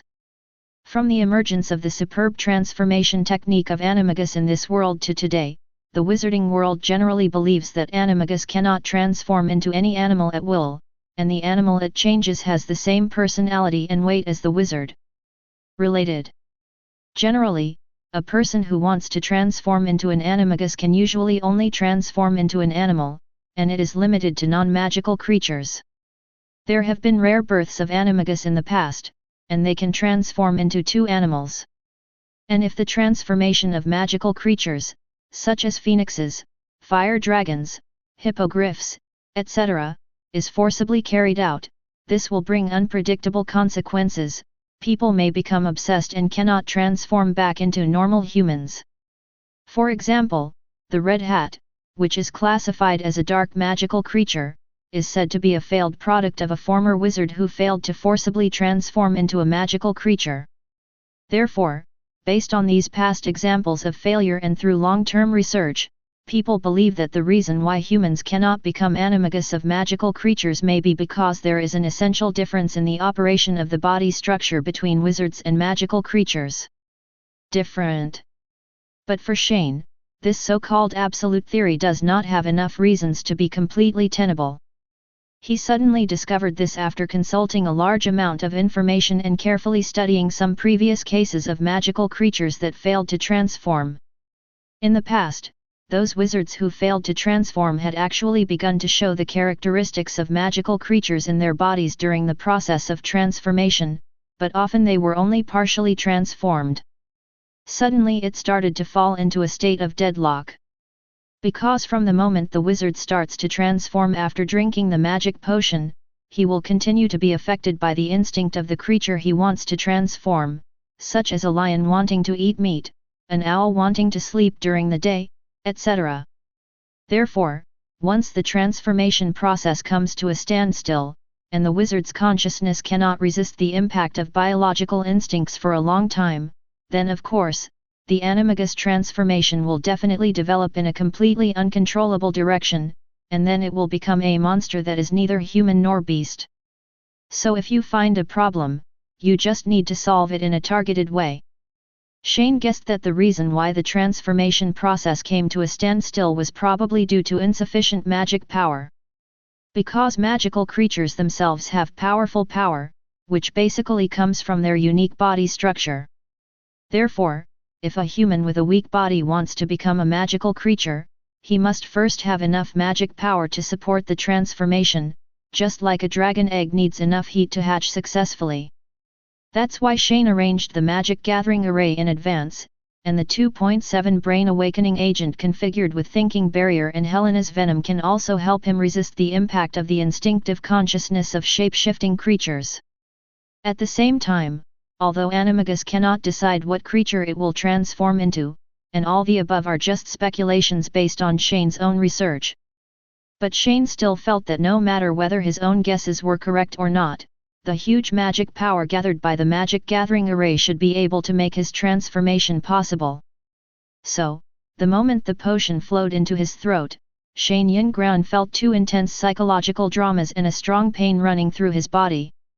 Immediately afterwards, a creature began to appear in his mind, a bird covered in blue-gray feathers with white forehead and crown feathers. This is a goshawk, common in Eurasia, Southeast Asia, and Africa, and is also found in flower growers in the north and south. This kind of bird often lives in swamps, field edges, dams, and coasts. They live together in small groups. They often stand still in shallow water for a long time, staring at the water, and quickly use their beaks to prey upon food. The food is mainly frogs and fish. Chapter 30. And just when the image of the goshawk appeared in Shane's mind, he could feel a different consciousness competing with him for the initiative in the brain. However, due to the relationship between thinking barrier and brain refresher, the impact of this awareness on Shane dropped significantly. Immediately afterwards, Shane could feel that his body was changing. The clothes and accessories on his body gradually melted into his skin, his body began to grow blue-gray feathers, and his bones began to dislocate and make creaking sounds. And at the same time, he could also vaguely feel that his body was shrinking. No. Not yet. Shane knows very well that if the current situation continues, he will indeed be able to successfully transform into an animagus, but this is still far from the goal he wants to achieve. Therefore, he must find a way to temporarily stop this deformation on his body. As a result, Shane's eyes instantly turned purple, the origin magic was activated, and the magical structure of the animagus transformation technique suddenly came into view. 25. He does not need to significantly modify the magic structure. He only needs to temporarily cut off the magic lines used for magic transportation and transformation, so that the magic flowing into the body does not leak out, and at the same time, the transformation and transformation process can be suspended. Therefore, as Shane modified the magical patterns of animagus transformation, the transformation on his body was also suspended. It's just that although the physical changes have stopped, the process of animagus absorbing magic power has not ended. I saw the magic gathering array starting to run wildly, a magic storm suddenly rising, and strong winds blowing all around. The storm clouds in the night sky faintly formed a huge vortex as the huge amount of magic power gathered, and massive amounts of magic power were continuously poured into Shane's body. And everyone in Fairy Tale who was 10 kilometers away at Hogwarts Castle immediately felt the trembling magic power of the superstar. Because if you want to practice Magic Circle, feeling the original magic power is the foundation of the foundation. Although everyone in Fairy Tale is just a beginner, they can still directly sense the magic power from the star gathered by Zhen'en's transformation. What happened? Where did such terrifying magic power come from? In the Hogwarts dungeon, Harry and Ronald were looking in the direction of the source of the superstar's magic with horrified expressions. This kind of magical power gave them a feeling of suffocation, as if a meteorite that could cover the sky was hanging above their heads and might crash down at any time. Shane. It's Shane. Hermione immediately thought of who this was most likely to be related to: Storm, timing. Yes, it's Storm. Hermione, is this done by the President? Harry turned around and asked curiously. It must be him. Hermione replied angrily, I just said that when he was in the astronomy tower this evening, he looked like he was talking in a daze. It turned out that he was practicing animagus. Animagus? Is that the superb transformation technique that can turn into animals? How can you make such a big move by practicing this? Ronald looked shocked. The dean of my family is an animagus, so the little lions of Gryffindor are more or less aware of this transformation technique, but they have never heard that practicing animagus can be so popular. Of course Hermione didn't know what happened to Shane, but when she thought of Shane's super strength, she felt that it was all so natural. So, without any hesitation, he started to walk quickly outside the dungeon, and said in a somewhat excited tone, I want to go take a look. Harry and Ronald looked at each other and quickly followed him. At the same time, the other members of Fairy Tale also felt the huge amount of magic power of the magic gathering circle. Curious, they seemed to have attacked and began to fly out of Hogwarts Castle one after another. On the other side, 5 people had already arrived not far from Shane through apparition. Previously, Shane had given basic principles and formation of magic circles to Dumbledore in return for the latter giving the Sorcerer's Stone to him. Dumbledore later passed the book to the 4 college deans with Shane's consent. Therefore, as soon as something strange happened on Shane's side, Dumbledore and the 4 deans arrived immediately. In front of me, I saw that with the continuous operation of the magic gathering array, the storm clouds in the sky had formed a huge funnel. Countless lightnings pierced the air and tore the earth, and thunder roared, shaking the earth. Large tracts of forest were ignited and then extinguished by hurricanes and heavy rains, making the entire area look like an apocalyptic scene. What on earth happened? Professor Sprout looked at everything in front of her in shock. She still didn't know what caused the scene in front of her. Because Dumbledore and several deans just sensed the huge magic power and came here, and the wind was blowing in front of them, the smoke was filled, the earth and rocks were flying, and it was night again, so they couldn't see Shane who was in the center of the storm at this time. So far, they still don't know what the source of this sudden magic power is. 743 At this moment, Fox, who went to inquire about the situation, broke through the turbulence and flew back.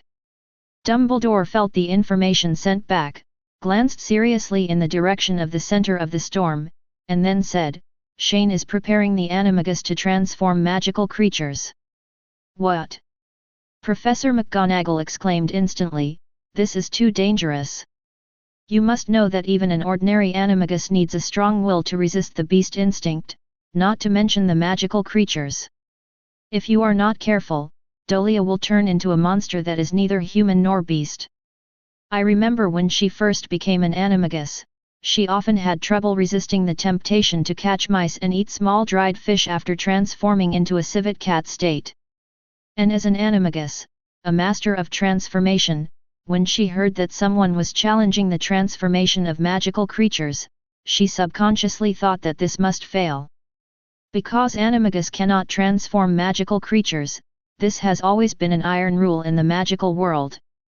In fact, a long time ago, someone actually proposed a similar theory: wizards are unable to complete the animagus transformation of magical creatures because of insufficient magic power.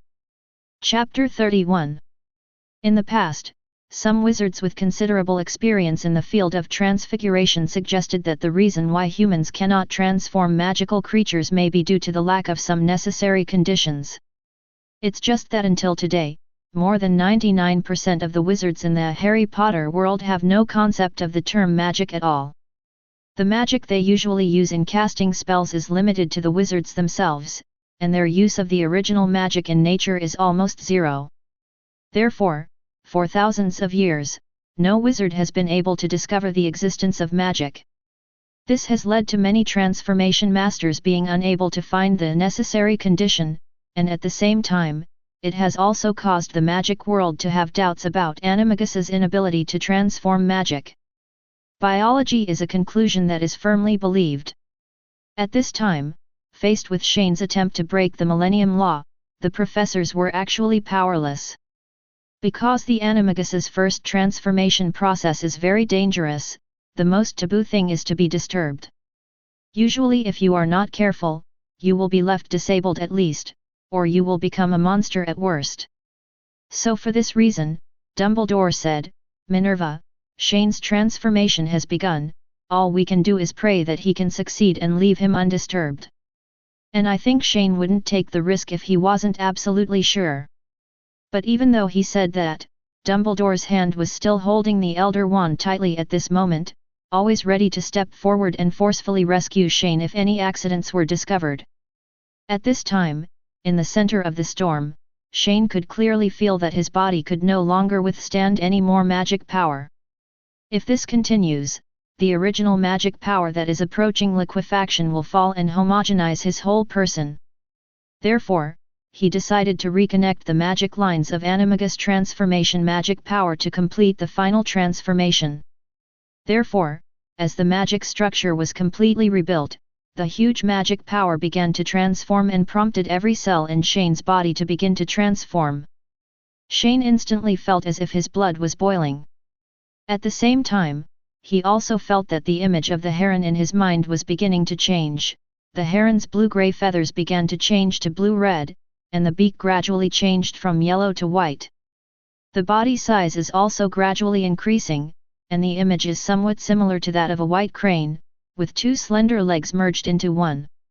As the image in his mind gradually became clearer, Shane's body began to twist and deform. The limbs were folded, the skin shrank, and the bones were misplaced. Green-red feathers began to grow all over the body, and unknown red flames ignited around him. The deformation process was extremely painful, and the tearing and burning sensations on his body made Shane feel as if he was in a closed, extremely high-temperature furnace, almost fainting. And that's not the worst. The worst thing is that an extremely violent consciousness also broke through the defensive thinking barrier. Shane was caught off guard and almost lost his mind. "TNND, it's too big!"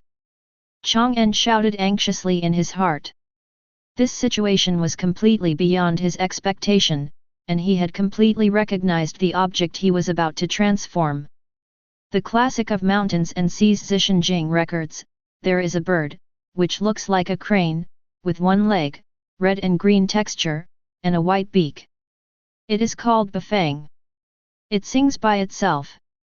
If you see it, there will be a fire in the town.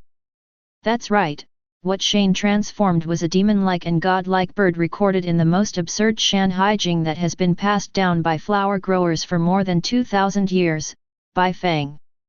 You know, if you pick a random one out of the Book of Mountains and Seas and put it into a mythological background, most of them will be natural disaster level monsters. Now just a temporary magic gathering array cannot support him to completely complete the transformation, and Hwashi's violent consciousness beyond ordinary magical creatures is likely to destroy his rationality. Crush. Sure enough, while Shane was trying to stay awake, the magic gathering array began to develop a large number of cracks due to overload. If this continued, there would definitely be a big problem. Without a large amount of magical power to support the transformation, Shane may follow in the footsteps of previous transformation failures and turn into an irrational, deformed monster. The instability of the magic gathering array caused the accumulated magic power to start flowing everywhere.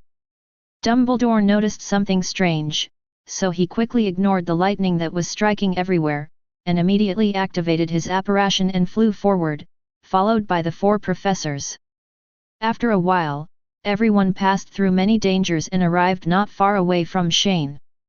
The extremely high temperature of the red flame completely made it impossible for them to get close. Dumbledore looked at the magic gathering circle that was about to collapse, and immediately said, "Everyone, we have to help Shane." As he said that, several rays of light carrying the same memory content floated out of the Elder Wand. Several professors grabbed the light, and a magic method suddenly appeared in their minds. Immediately afterwards, 5 white magic arrays suddenly lit up, and 5 white lightnings shot out of the sky, forcing the magic gathering array that was already on the verge of collapse to stabilize. With the help of Dumbledore and 5 other professors, massive amounts of magic power continued to pour into Shane's body, the nameless red flames turned into flames, and Bafang's body gradually took shape. I don't know how long it took, but a high-pitched cry broke through the sky, and red flames suddenly exploded. Countless sparks flew in all directions, causing raging fires in the mountains. Bai Feng slowly spread his wings and soared into the sky, directly shaking away the funnel cloud in the sky. A huge clear hole suddenly appeared in the night sky, and the shining stars like gems were suddenly revealed.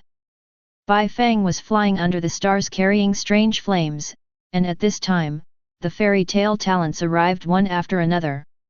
They had just been blown away by the strong winds whipped up by the magic storm and were unable to move at all. In addition, Hogwarts Castle was indeed a certain distance away from here, so it took them a while to fly over. "What is that?" Hermione asked in surprise as Bafang looked at the sky in shock. She had never seen such a strange bird. "Isn't that the President's animagus?" Harry looked up and guessed, "I think there is nothing else but this."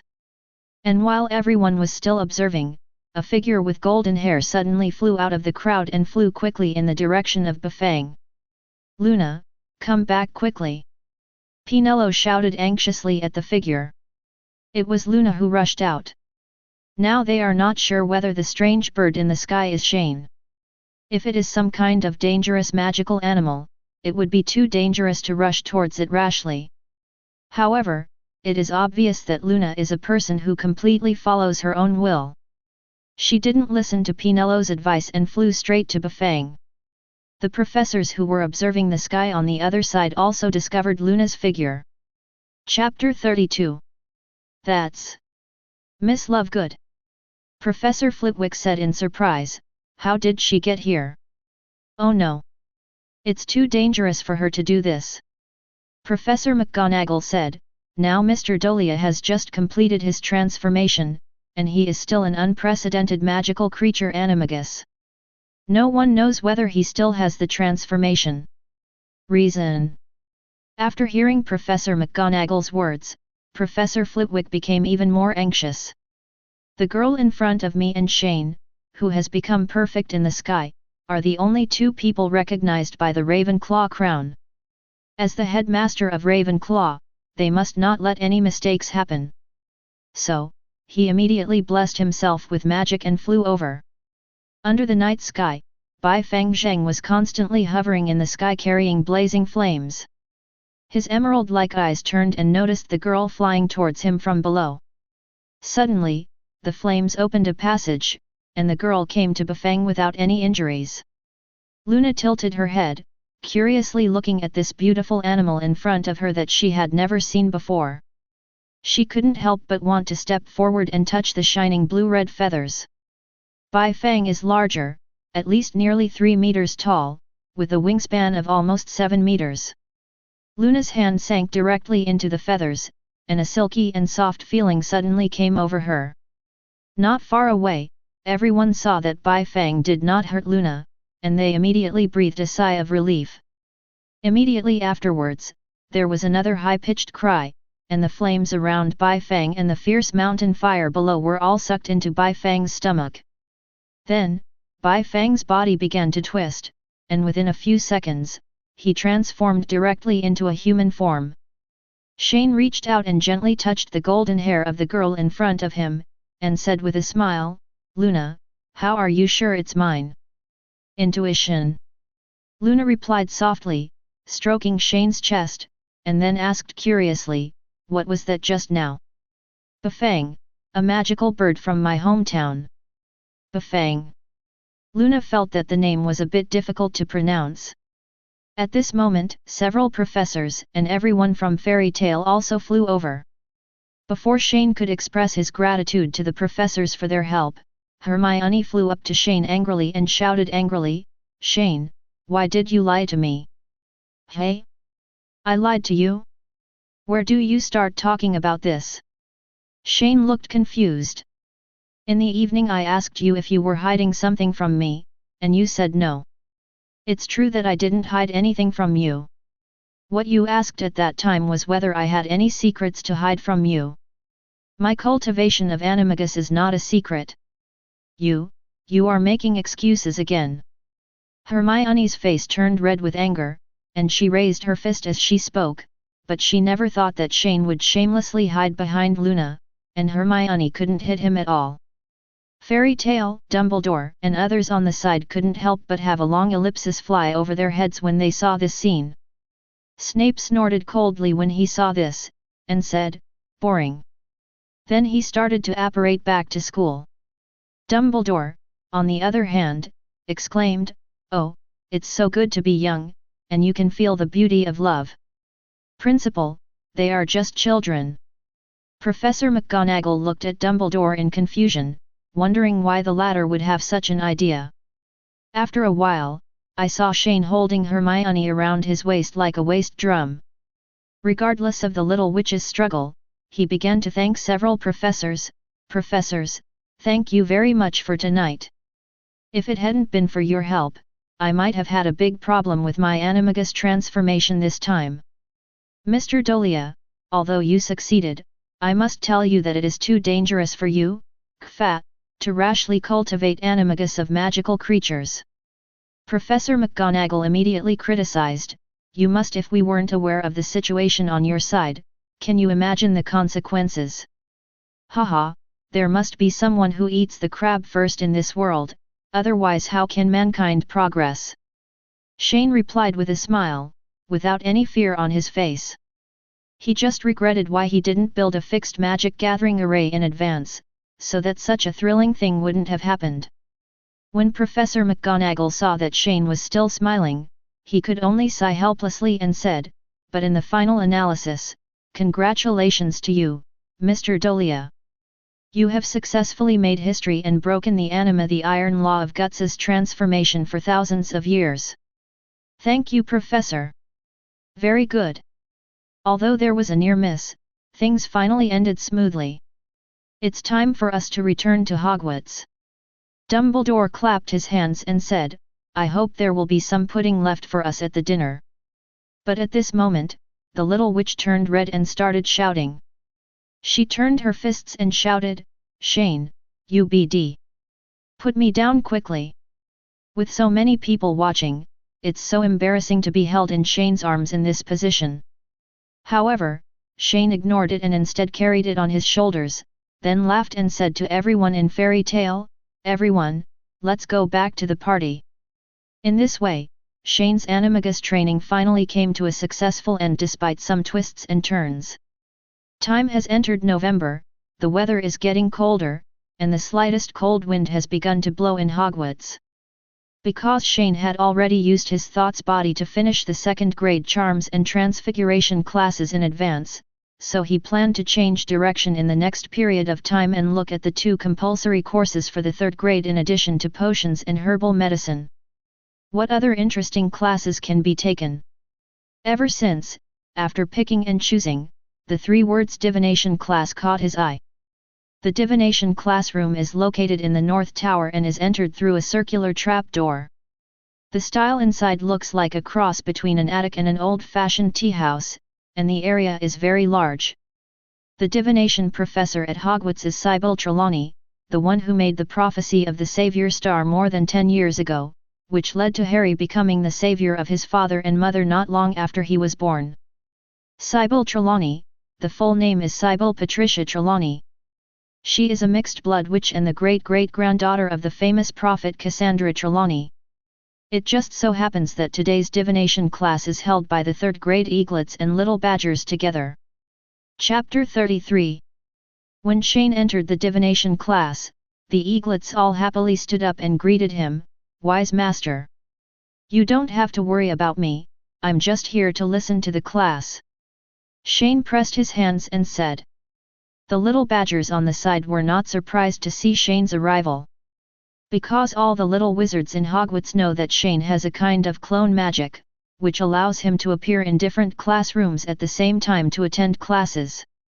It was time for class, and Sybil walked slowly into the classroom.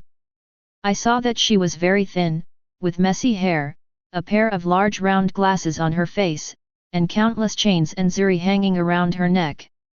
I have to say that her overall temperament makes people feel a bit arrogant. She looks a bit like the kind of magician who scams people on the street, and her behavior is even more crazy and irrational than Luna. Shane once heard that Sybil would predict the death of a student every year since arriving at Hogwarts, but so far, none of the students whose names have been named have died. Therefore, Professor McGonagall disliked her colleague very much. She believed that Sybil was a liar who liked to play tricks and it was a waste of time for her to teach the students, so she always strongly opposed the establishment of divination classes. At the same time, she often had disputes with Sybil over various trivial matters. In the classroom, Sybil did not see UNN sitting among the eagles. As usual, she first sat on a chair and started an opening speech before class. "Welcome, my dear children. With me, you will have the opportunity to explore the excellent magic of divination. You will know whether you have some special vision." After saying that, he stood up from the chair, but unexpectedly bumped into the table next to him, almost knocking over the colored copper pot on it. Quickly straightening the copper, Sybil continued with a slightly embarrassed expression. "In today's lesson, we will focus on learning tea magic, which is learning how to use tea leaves to predict the future. Now, please, all students, please exchange tea cups with the classmate sitting opposite you." As soon as he finished speaking, the little wizards in the classroom began to exchange tea cups with each other with great interest. "Please tell me, classmates, what did you see in the teacup?" Please note that just as the truth will always be hidden in the darkness, the tea leaves in the cup are like sentences in a book, waiting for capable people to interpret. First of all, we need to broaden our minds and take a broader view. Having said this, Sybil walked up to a little eagle. She held the little eagle's head and played with it, and then asked, "Child, tell me. What did you see in the teacup?" Xiaoying lowered his head and looked at the teacup. There was only a cold ball of tea leaves. He looked left and right, and thought about it again and again. After a while, he couldn't figure out the reason, so he just wanted to just say he didn't know. However, when he looked up and saw Sybil's hopeful expression, he swallowed the words that came to his lips. He lowered his head and looked at the teacup again, and finally managed to say something similar in shape to a ball of tea leaves. "Professor, it looks like a ball of waterweed." "Oh child, you have to be careful where there is water, it may bring misfortune to you." After Sybil finished speaking, he walked towards the other little wizard without looking back. When the little eagle who was cursed heard these words, he suddenly looked confused. He looked down at the tea leaves in the cup again, and a double chin appeared between his neck and face.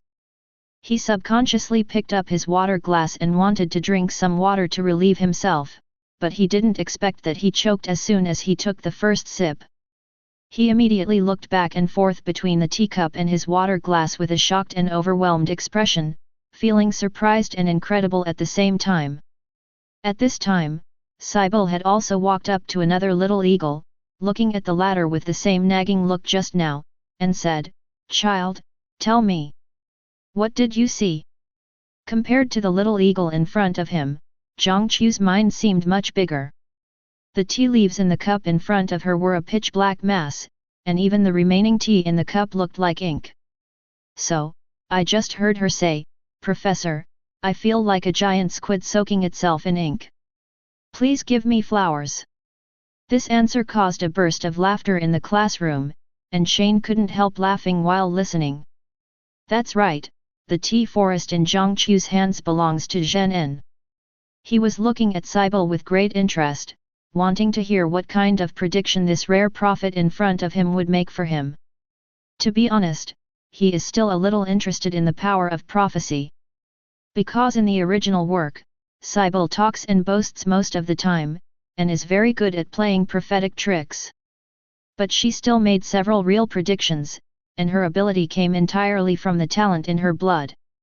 When Sybil heard Zhangqu's answer, he stepped forward with wandering eyes, then took the latter's tea and looked down at it. As a result, she suddenly became extremely panicked. She glanced at Shane next to Zhangqu in horror, then rolled her eyes and suddenly fell to the ground, her body starting to twitch continuously.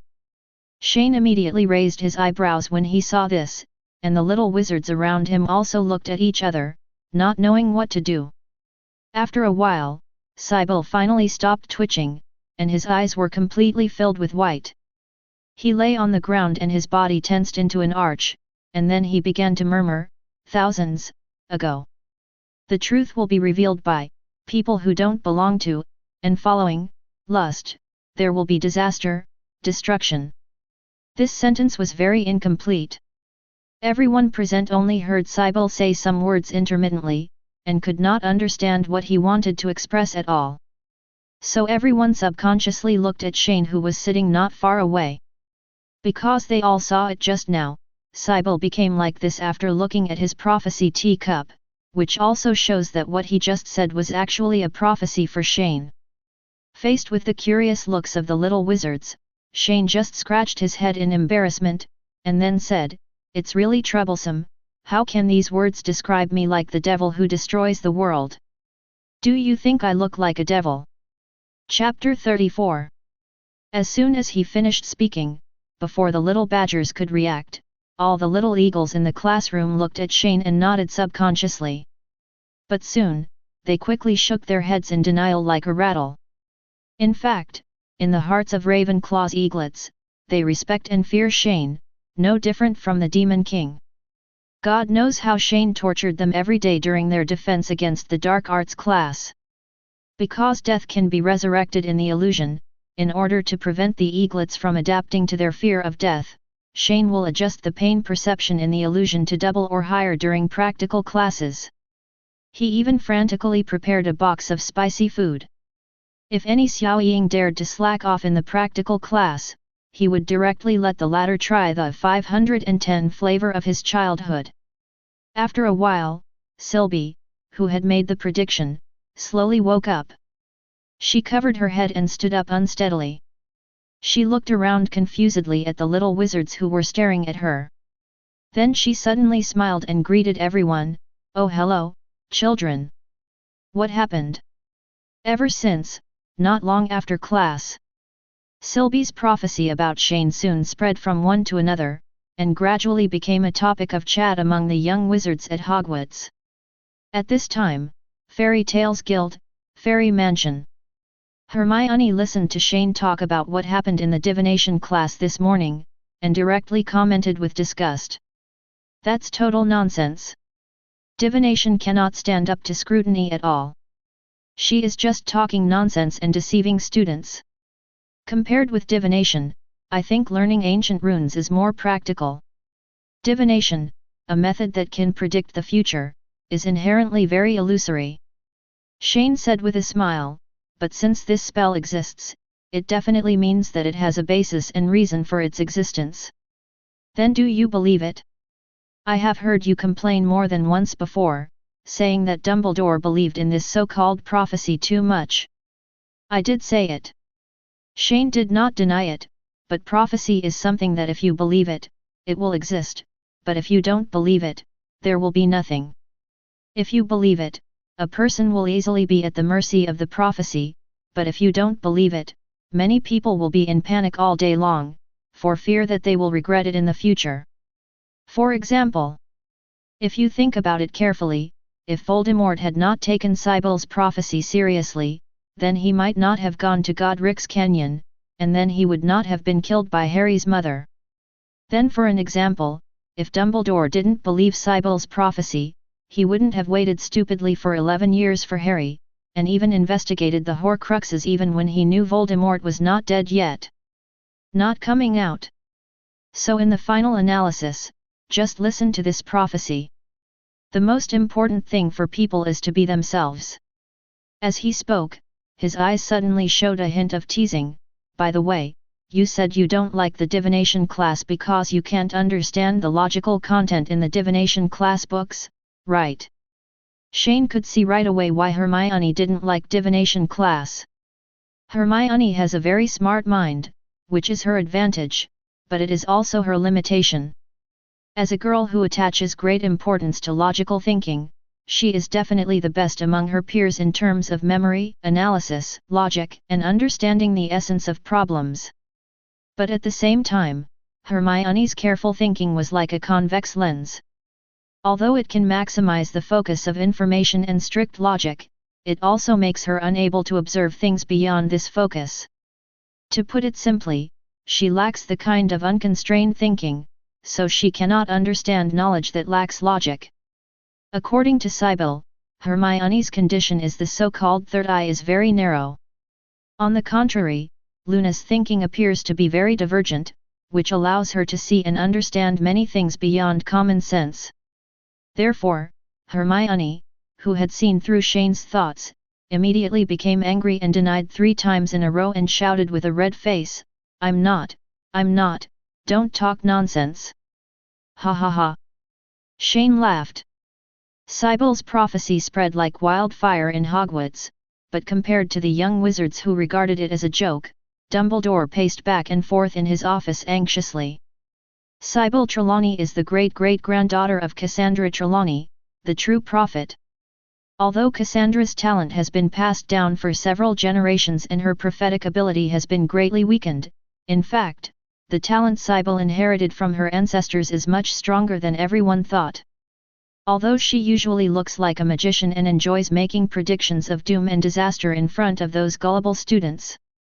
However, prophecies made while unconscious like today often mean that the talent in her blood has been triggered inadvertently. This situation rarely occurs, but when it occurs, it means that the predicted things will definitely happen. Anyone who understands knows that this kind of innate ability is very scary, and it is very easy for bad people to spy on it. Therefore, this is why Dumbledore would go against all odds, restart the unnecessary divination class, and insist on keeping Sybil in Hogwarts. On the one hand, it is to protect the descendants of the prophet, and on the other hand, it is also to hope that she can make more real predictions in the future, so that he can prepare for some bad things in advance. Today, Sibyl's prediction for Shane was very unkind and very different from before. No matter how difficult it was to understand the predictions made by Sybil in the past, she could at least say a clear and complete sentence. But today, there are only a few intermittent words. This actually shows that Shane, an existence beyond common sense, is completely beyond her ability. She couldn't bear the consequences of telling the prophecy in full. Words such as disaster and destruction, coupled with Shane's own powerful power and his desire to overthrow the pure blood theory, had to make Dumbledore think about it. So, after thinking over and over again, Dumbledore decided to go see someone immediately. A person who also possesses the power of prophecy. Fawkes. Dumbledore called the phoenix's name. A melodious cry sounded, and the flames of the phoenix instantly enveloped Dumbledore. One person and one phoenix disappeared into the office in an instant. Chapter 35. Austria, the weather here in November is quite mild. High mountains, huge canyons, and vast stretches of hills, with endless broad-leaved forests growing as far as the eye can see.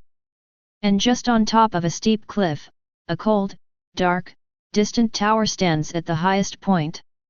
The grey and monotonous brick walls make people feel a strong sense of loneliness. This is Nurmengard, a prison as famous as Azkaban. Decades ago, when the powerful dark wizard Gellert Grindelwald came to power, he built this place to imprison opponents, but no one knows whether it has been abandoned. And at this moment, the golden flame of the sun suddenly appeared in front of the tower. Dumbledore slowly walked out of the flames. He raised his head and looked at the top of the tower with complicated emotions, wondering what he was thinking.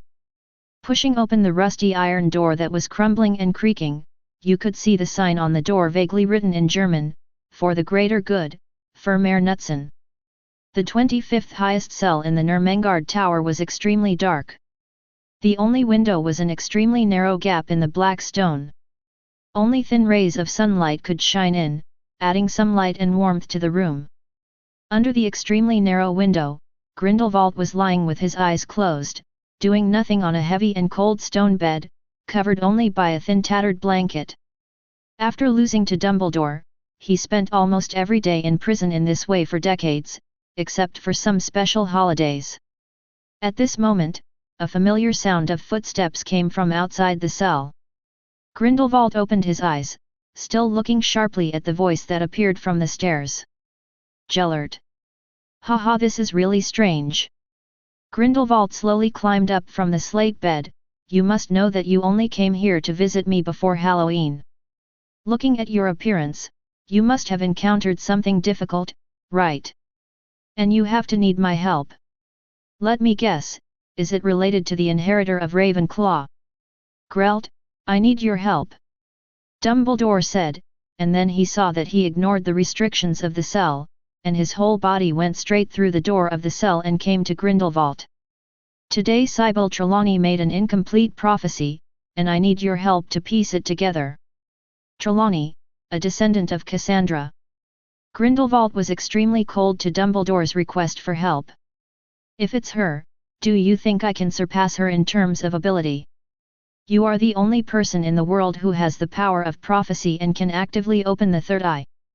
So at the very least, you can see some things in the future more clearly than the unconscious Trelawney. After Dumbledore finished speaking, he began to wait silently for Grindelwald's answer. He actually knew that the person in front of him who had a complicated relationship with him would not refuse his rare request. Sure enough, after a while, I heard Grindelwald ask, "Did you bring any wine?" Dumbledore heard the sound and took out a bottle of wine. But when Grindelwald saw the color of the wine in the bottle, his expression immediately turned disgusted and said, "Why is it butterbeer again? I want to drink German rye. I told you that the winery you liked before has closed down a long time ago." Dumbledore said, and then he drew his hand in front of him. 10 tables and 2 chairs appeared before the two of them. He put the butterbeer in his hand on the table, and then pushed the whole bottle to the other side of the table. I also said, just rye wine will do. Grindelwald sat on the chair, then raised his head and took a sip of butterbeer. The look of disgust on his face deepened. How do you drink this greasy wine? Going down. Honey can relieve greasiness, but you only like bitter wine. Dumbledore said, but I brought you a bottle of absinthe last time, and you said it was too bitter. That was all so many years ago. Grindelwald took another sip of wine, then put down the bottle and looked up into Dumbledore's eyes. Forget it. Tell me, what happened? So immediately after, Dumbledore recounted the contents of today's Sybil's prophecy and Grindelwald. Ha ha ha. After hearing what happened, Grindelwald immediately laughed contemptuously. Albus, ever since you told me about Shane Dolea last Christmas, I just expected that such a day would come. Although he is very young now, he is a powerful person and has an active mind. Coupled with his unscrupulous performance, it is destined that no matter what is in front of him in the future, it will only be destroyed by his powerful strength crushed into powder. And you said before that he wanted to overthrow the pure blood theory and said it was a revolution. I think you know what this means. Shane Dolea, he knows very well what he is doing. For the success of the so-called revolution, all the lives and money before this may be just the price he should pay. This kind of person is more dangerous than you and me back then, because he is too young, and time is his greatest weapon. When both of us are dead, I am afraid no one in the world can stop him. I know everything you said, that's why I came to you for help. Dumbledore said with a sad face, I must know the specific content of Trelawney's prophecy. Otherwise I can't feel at ease. Actually, you can just ignore it. Anyway, with our old bones, we can only live for another 10 years at most. Of course, if you have the eternity potion of that old monster Nick Flamel, just pretend I didn't tell you. As he spoke, Grindelwald raised his head and drank a few more sips of butter beer. If I could really let go, the world might be different now. Dumbledore's words refer to the final battle between him and Grindelwald. If he had not broken the blood oath at the risk of severe punishment, perhaps the world today would really have become a world ruled by wizards. All along, your strength has not matched your ridiculous mercy. Grindelwald said mockingly, drank all the butterbeer in his hand, and then stretched out his hand to Dumbledore, give me the Elder Wand. As far as I know, you don't need a wand when you prophesy. Dumbledore suddenly became wary when he heard that the other party actually asked for the Elder Wand. Chapter 36. Dumbledore, do you think it makes any difference to me if I want to do something, whether I have a wand or not? Grindelwald showed a sarcastic smile again, although Sybil Trelawney did not fully inherit her grandfather's ability, but her talent is real. Without the help of the Elder Wand, the predictions I made would not be much clearer than hers. After hearing this reason, Dumbledore pondered for a while, and finally said, Gellert, don't do meaningless things. Then, he handed over the Elder Wand in his hand. Immediately afterwards, Grindelwald easily used a wandless spell to knock the Elder Wand out of Dumbledore's hand. He waved his fingers gracefully, and the Elder Wand slowly floated from the ground to his hand. It's a feeling I haven't seen in a long time. Grindelwald gently stroked the Elder Wand and showed an evil smile. Don't waste time, let's get started. Dumbledore urged, then handed over a piece of hair. In his heart, he has been guarding against this old friend in front of him. Even though he has lost the Elder Wand now, he will not hesitate to take action if Grindelwald makes any other bad move. Snort! Grindelwald sneered and sneered, then gently turned his wrist, and the Elder Wand passed through Shane's hair. Then the hair turned into a ball of smoke and slowly rose, and the scene from the future appeared before the two of them. Before. The picture was short and very blurry, lasting less than 5 seconds, but the two of them could still see a lot of information from it. There was a moment of silence in the prison. Do you think it has something to do with him? Grindelwald's face showed a rare seriousness. Because the scene in the smoke just now completely surpassed their understanding.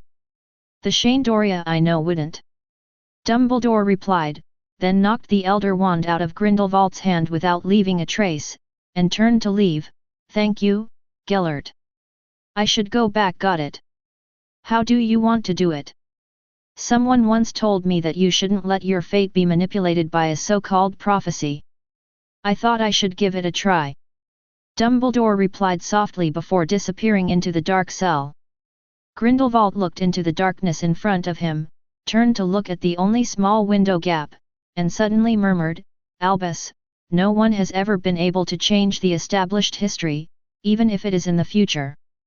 Switch back to Hogwarts. It was the day after Dumbledore and Grindelwald saw and worried about the future, Saturday. At this time, deep in the Forbidden Forest, Ravenclaw's eaglets are undergoing inhuman tests. Because it is now November, and Christmas will be in less than 2 months. This means that by that time, the first semester of Hogwarts' 1992 school year will come to an end. Therefore, according to the plan that had been drawn up at the beginning of the school year, Shane began to prepare for the midterm exams for Ravenclaw's eaglets. Previously, he specially drew a large area deep in the Forbidden Forest and surrounded the area as the venue for this midterm exam. That's right, the midterm exam of the Little Eagles' Defense Against Dark Arts class was not held in a fantasy world. They had to face a real battle this time. The rules of the exam are that the eaglets of each grade form their own teams, with 6 people in a group, and 2 groups in each round go up to take the exam. The time limit is half an hour, and the scores are based on individual performance and team performance. If there are more or less people in a group, the difficulty of the exam will be adjusted according to the actual situation. The content of the first grade Kitty Eagle exam is relatively simple. Because they had not been exposed to defense against the dark arts for a long time, they were faced with fixed targets. As long as you cast magic on 10 targets representing different dark magic creatures, such as werewolves, vampires, black fairies, etc., Chang'en will score based on the spell Xiao Ying chooses to release and the damage to the target. Note that each target corresponds to the physical qualities of different types of dark magical creatures, which means that except for being inanimate and immobile, they are no different from real dark magical creatures. So after more than 20 minutes, the first grade Xiao Ying's exam was quickly over. In terms of grades, except for Luna and 4 others who got O, excellent, the rest of the eaglets all got E, good. Unlike the first grade eaglets, starting from the second grade, all eaglets have to face practical exams. The target of the second-year Eagle's actual battle was a mountain monster. Shane went to the monster's hometown, Scandinavia, to capture it. This 4x level magical creature has well-developed limbs, a simple mind, and not very fast movement speed. Its only advantages are its disgusting stench and its solid skin with strong anti-magic ability. Therefore, the mountain troll is a suitable target for actual combat for the second-year Xiao Ying who has only studied defense against dark arts for more than a year. However, even though he had reviewed and answered the questions before, the second-year Xiao Ying couldn't help but feel a sense of sadness when he faced the huge body and mighty footsteps of the mountain monster. So at the beginning of the exam, they all just tried to distance themselves and then fought on their own. But fortunately, the 5 groups that were finally brought back all defeated the giant monster within the specified time through their cooperation. Most people got E, good, grades, but there were also a few who only got A, pass. Originally, Shane wanted to give them all A's, Niu Wang Zhao, pass, but considering that the second-year Xiao Ying's defense against the dark arts was taught by Quirrell, a fake stutterer, he gave them the grade as appropriate. Conscience score. When it was the turn of the third grade Xiao Ying, their actual combat targets were 20 evil spirits. Urkeling is a creature similar to an elf. It is larger than a goblin, with an average height of 1 meter. It has a long pointed face and especially likes the smell of human children. This 4x level magical creature lives in the Black Forest of Germany all year round. They like to make a confusing cackle to attract human children to come and eat them. The foundation of the third grade eaglets will be better than that of the second year eaglets. However, many third grade eaglets fall into a lot of passivity when faced with the evil spirits who have advantages in numbers and aerial flexibility. Chapter 37. The annoying cackles of the evil spirits are very disturbing to the eaglets. They will keep scurrying back and forth in the air, constantly using this sound to harass, and suddenly attack the eaglets when they are not prepared. Therefore, coupled with the numerical advantage, the result was that half of the 6 third-grade groups were wiped out, and they received grades of A, pass, and P, fail, respectively. Even Zhang Qiu, who is a member of Fairy Tail, only got an A, passing. It can be said to be the worst performing grade so far. But to be honest, I don't blame them. From the first grade to the present, except for Shane's class, they have only taken the defense against the dark arts class seriously for less than half a year. So it's not surprising to have such results. At this time, Shane was staring at the 4th grade eagle in front of him with a dark face, who had just finished fighting against the werewolf. To be honest, as the acting professor of Ravenclaw's Defense Against Dark Arts class, he didn't want to curse, but the performance of the 4th year Xiao Ying just now really made him a little bit unable to bear it. In the past 2 months, 1/3 of the targets we have simulated actual combat are werewolves. I originally thought that the 6 of you, with experience, wouldn't be any worse. But can any of you tell me why some of you would care about bullshit shoes when your life is almost gone when facing a werewolf? Shane transformed directly into SNAP 253, staring at an awkward little eagle with burning eyes and said. She had one bare foot and was holding a shoe in her hand. Then, Shane looked at another disgraced eagle. Also, except for the 1st grade, I remember everyone in our academy knows flying magic, right? So, why are you climbing a tree? Are you going to be a sloth? Hearing this, the other eaglets couldn't help laughing, but when Shane glared fiercely, they all lowered their heads and shrank back in an instant. Why are you laughing? Do you think you are good on your own? During the exam just now, I saw many people leaving the team without permission and running up to fight the werewolves at close range. You think you didn't die fast enough, right? I just want to improve the hit rate of magic. At this time, a famous little eagle couldn't help but raise his hand weakly to defend. Because there are a lot of tall vegetation in the Forbidden Forest, it is a natural place for werewolves to fight. Faced with Kitty Hawk's air superiority, the werewolf can easily avoid attacks on itself through its flexible posture and tree cover, and this forces many Kitty Hawks to choose close combat. CFFH, however, faced with such an excuse, Shane felt a little unbelievable, because when faced with highly flexible magical creatures like werewolves, he had mentioned the solution more than once before. As a result, his face became darker and darker, and he began to curse. What kind of reason is this? Did your brains get eaten by a troll? How many times have I said this in the past 2 months? A group of 3. A group of 3. Teamwork. Defend, attack, cover, interfere, ambush, and attract targets. Assign different tasks according to different situations. In a dense forest like this, you have air superiority. As long as 2 groups of 6 people can cooperate with each other, 1 to attract the target, and the other 5 to cover, ambush, and attack respectively, I can guarantee that this werewolf will be defeated by you if he can't hold on for 5 minutes. Solve. The 4th grade eaglets almost cried after being scolded, and many girls had tears in their eyes. However, even though they feel a lot of dissatisfaction and grievances, they can't find any reason to refute Shane, so they can only learn their lesson silently and try again next time. So, in addition to one group of 4th grade eaglets getting a good, one group getting a pass, and the other 3 groups all got P fail. For 4th graders with grades below A, if you still haven't made any progress by Christmas, I will let you know what cruelty means when school starts next year. Now give me the 5th grader, your opponent is it?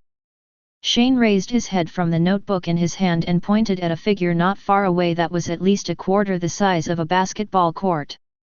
The eaglets immediately looked in the direction of Shane's finger. I saw a body close to the ground, covered with thick reddish-brown hair, a magical animal with 5 legs on the body like a millstone, and a deformed foot at the end of each leg, lying motionless on the ground. There! The 5th grade Xiao Ying turned pale instantly. Because this magical animal with 5 legs is classified as a 5X level, highly dangerous carnivore that can never be domesticated or tamed, the 5-legged monster. The 5-legged monsters can only be seen on the island of Dolea, the northernmost island of Scotland, and because of the presence of 5-legged monsters on the island, this island has never been plotted on the map. At the same time, 5-legged monsters are also one of the very few magical animals that have been identified as transformed from humans. A long time ago, there used to be 2 master families, McIver and McBoon, living on Dolea Island. But just after drinking, Dugald, the leader of the McIver family, had a duel with Genties, the leader of the MacBoon family, and Dugald was accidentally killed. So in order to take revenge, McIver's tribe suddenly surrounded MacBoon's mansion one night and used a transformation spell to turn all the people named MacBoon into a five-legged monster. At that time, some of McIver's tribe looked at the MacBoons who had been transformed into five-legged monsters, and realized that they might be more dangerous after transformation, so they tried to transform all the five-legged monsters back, but it was too late. Soon, the five-legged monsters killed all the McLeavers on Delia Island. As time went by, these MacBoons, who had become five-legged monsters, gradually lost their humanity, and then turned into magical animals that are now classified as 5X. So, to sum up the above, the 5th grade Xiaoying, who clearly knew the danger of the five-legged monster in front of him, began to walk onto the battlefield tremblingly. The exam began, the five-legged monster was released, and at the same time the first group of eaglets took off without any hesitation. And less than 3 seconds after the 6 eaglets left the ground, the five-legged monster suddenly climbed to the feet of one eaglet at a speed that was beyond the reach of the naked eye, jumped up, and opened its arms. Its bloody mouth pointed upwards. "Julia, be careful!" When Pinello saw that the five-legged monster was about to bite off her friend's foot, she subconsciously pointed her wand at the five-legged monster and shouted, "Diffindo!" This spell directly caused the five-legged monster to begin to feel the power of gravity in advance, but before it fell, its sharp teeth still scraped Julia's calf, causing blood to drip from it. Pinello quickly flew forward and asked worriedly, "Julia, are you okay?" "I'm fine. These minor injuries are nothing." Julia shook her head in cold sweat. She had suffered many injuries of this kind in her usual simulated combat, some of which were even more serious. But she just didn't know why, this kind of wound, which was usually nothing in simulated actual combat, caused her pain so clear and terrifying at this time. Chapter 38. Everyone, be careful. Fly to a safe height, the five-legged monster has very strong jumping power. After Pinello treated Julia's wound, he immediately told the other team members. Immediately afterwards, the 6 eaglets gathered together and began to discuss countermeasures against the five-legged monster. "Pinello, what should we do now?" a young eagle asked at this time. Since Pinello has officially taken over from Ivana as Ravenclaw's prefect starting from this semester, everyone naturally focuses on her. At this time, everyone lowered their heads and looked at the five-legged monster with 5 legs hunched on the ground and half-exposed fangs. They didn't know what to do for a while. To be honest, our strength is not enough to deal with the five-legged monster. It is almost immune to most of the magic we know. But I'm thinking, just like what we have learned in the past 2 months, we cannot stick to using magic spells to attack, but we must flexibly use magic to create conditions that are beneficial to us. Pinello said slowly, and then began to talk about the plan in his mind. This way, we will do it like this later. 10 minutes later, the 6 people finally discussed the combat plan on how to deal with the five-legged monster. Pinello and the other 5 eaglets immediately led their tasks non-stop and made preparations individually. What Pinello undertook in this combat plan was the most dangerous mission. She needs to face the five-legged monster directly, fully collect the latter's attack method, attack speed, attack pattern, and other information, and at the same time attract its attention, so that the other 5 people have enough time to prepare the trap. Pinello looked at the five-legged monster on the ground and began to analyze it in his mind.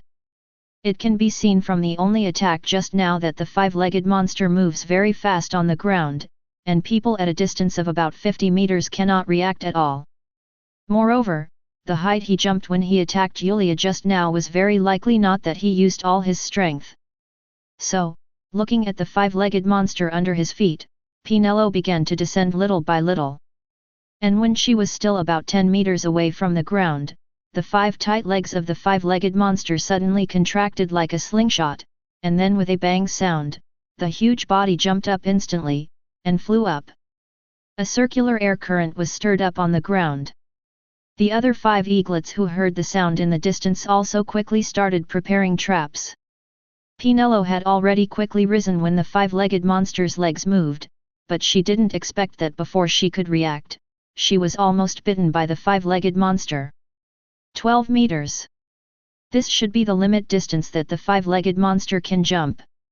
But at this moment, Pinello looked at the 5-legged monster parallel to himself and at the same height, and a trace of cold sweat inevitably flowed from his forehead. If her eyesight hadn't been good enough just now, she would have at least one of her legs bitten off when she saw the 5-legged monster's legs moving and immediately dodge subconsciously.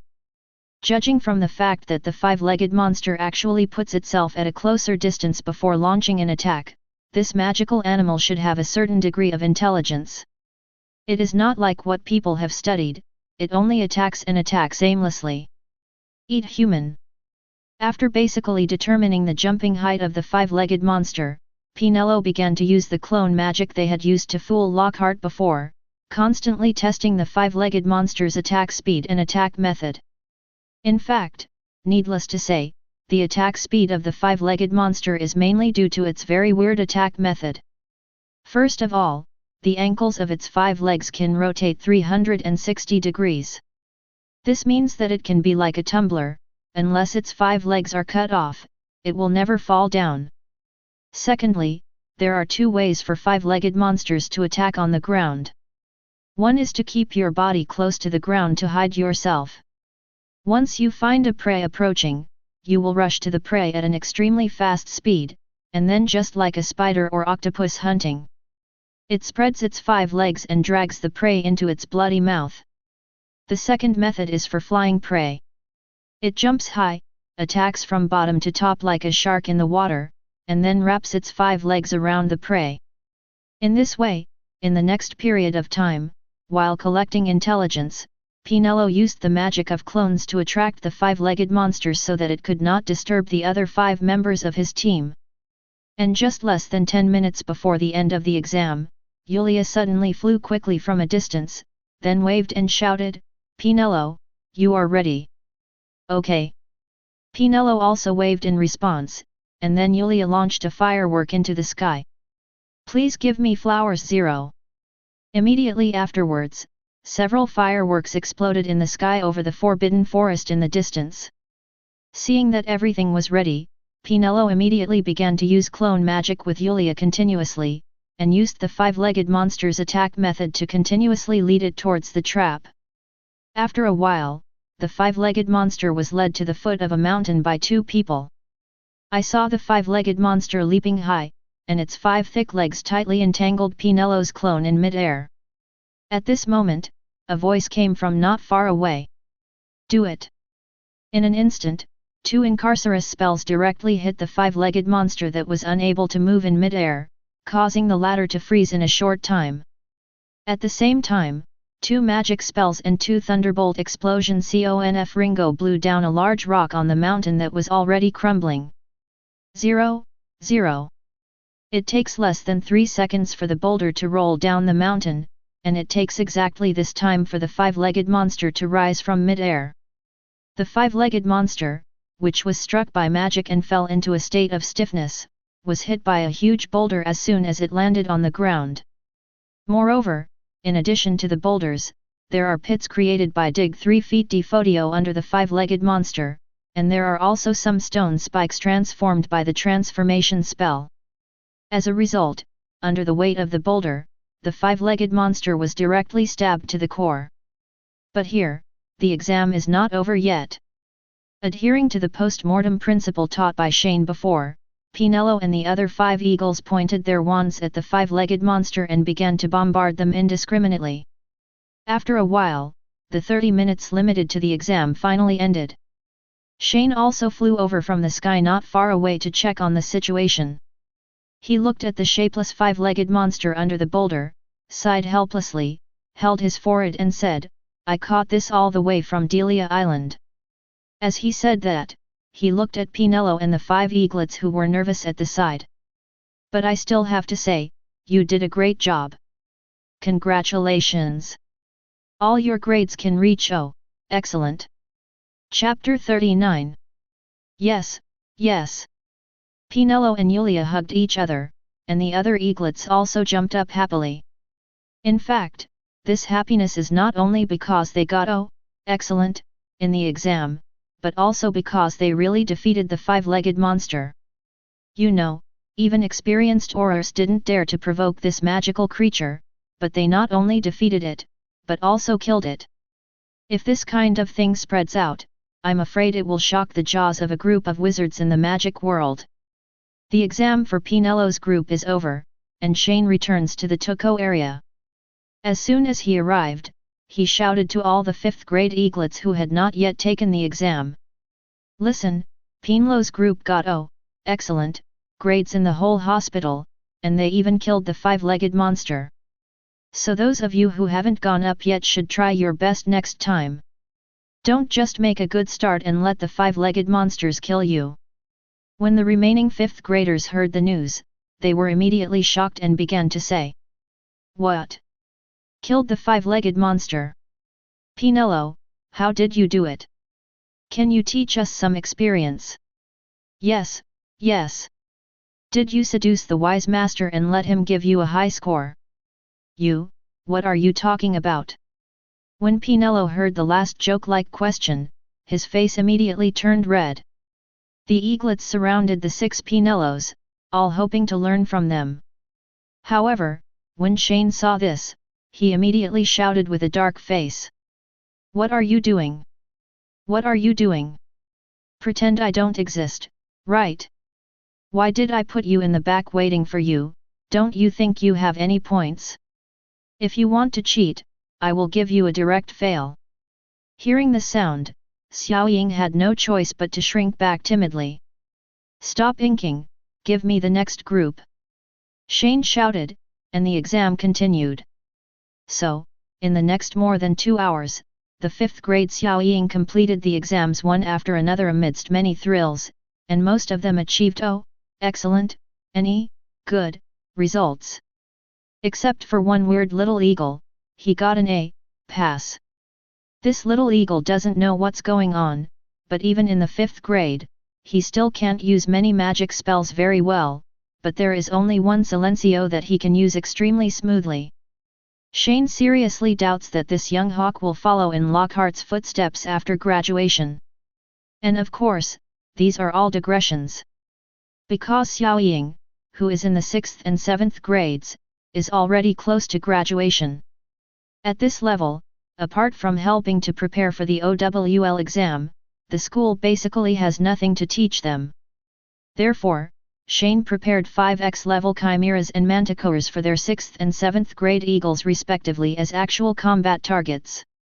Although the process was very difficult, because their mentality and strength have matured, in the end they all achieved results of P, good, or above. At the end of the exam, Shane registered everyone's results. Next, he would faithfully include the results in his hand into the Hogwarts student files. He didn't win this through force, Ravenclaw didn't do anything special. In fact, since Lockhart was kicked to Azkaban by Shane, the defense against the dark arts class at Hogwarts has been leaderless and has been vacant, but at the same time, the old bee has been reluctant to arrange a new professor to teach. Therefore, the 3 deans who had long heard that Shane was teaching the little eagles of Ravenclaw suddenly couldn't help themselves some time ago and began to secretly arrange tutoring courses on defense against the dark arts for the students in their own colleges. To put it bluntly, I was caught up in Shane's behavior. Therefore, even now the position of defense against the dark arts professor at Hogwarts has been vacant. But in fact, the 4 major colleges are holding the midterm exams for the Defense Against Dark Arts course on their own these days, and their final results will also be recorded in the files. Dumbledore chose to turn a blind eye to this situation. Because he suddenly discovered that as long as he didn't arrange for any unlucky person to go to that position, there would be no defense against the dark arts professor at Hogwarts, and even the course would even be cancelled on the surface. If that's the case, will Voldemort's curse still work? So, on the first weekend of November, the junior masters at Hogwarts were full of resentment. It doesn't matter that the weekend rest time is gone, why are you still so frantic about taking the exam? Under the blue sky, the canyon echoed with the resentful shouts of the little wizard. And time passed quickly and another month passed. As December enters, the little wizards begin to silently count down to the arrival of the Christmas holiday. And in this month, under Shane's constant hell-like training, everyone at Fairy Tale has begun to choose the magic circle they want to practice. For Gryffindors, except Hermione who has chosen Sky Dragon Slayer magic, the others choose as follows. Harry Potter chose the dragon-slaying magic of fire. He felt that the blazing flames were very suitable for a Gryffindor. Ronald Weasley, he chose rock magic. He felt that this magic was very high in terms of attack, defense, and freedom, but the attack speed was a bit slow.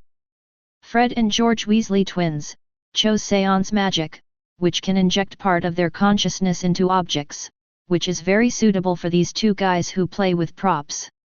Neville Longbottom, naturally, he chose natural magic because he had always wanted to use herbs and potions to cure his parents who were tortured mad by the Petrification Curse, so he wanted to learn this magic and find out the corresponding answers faster. Of herbs.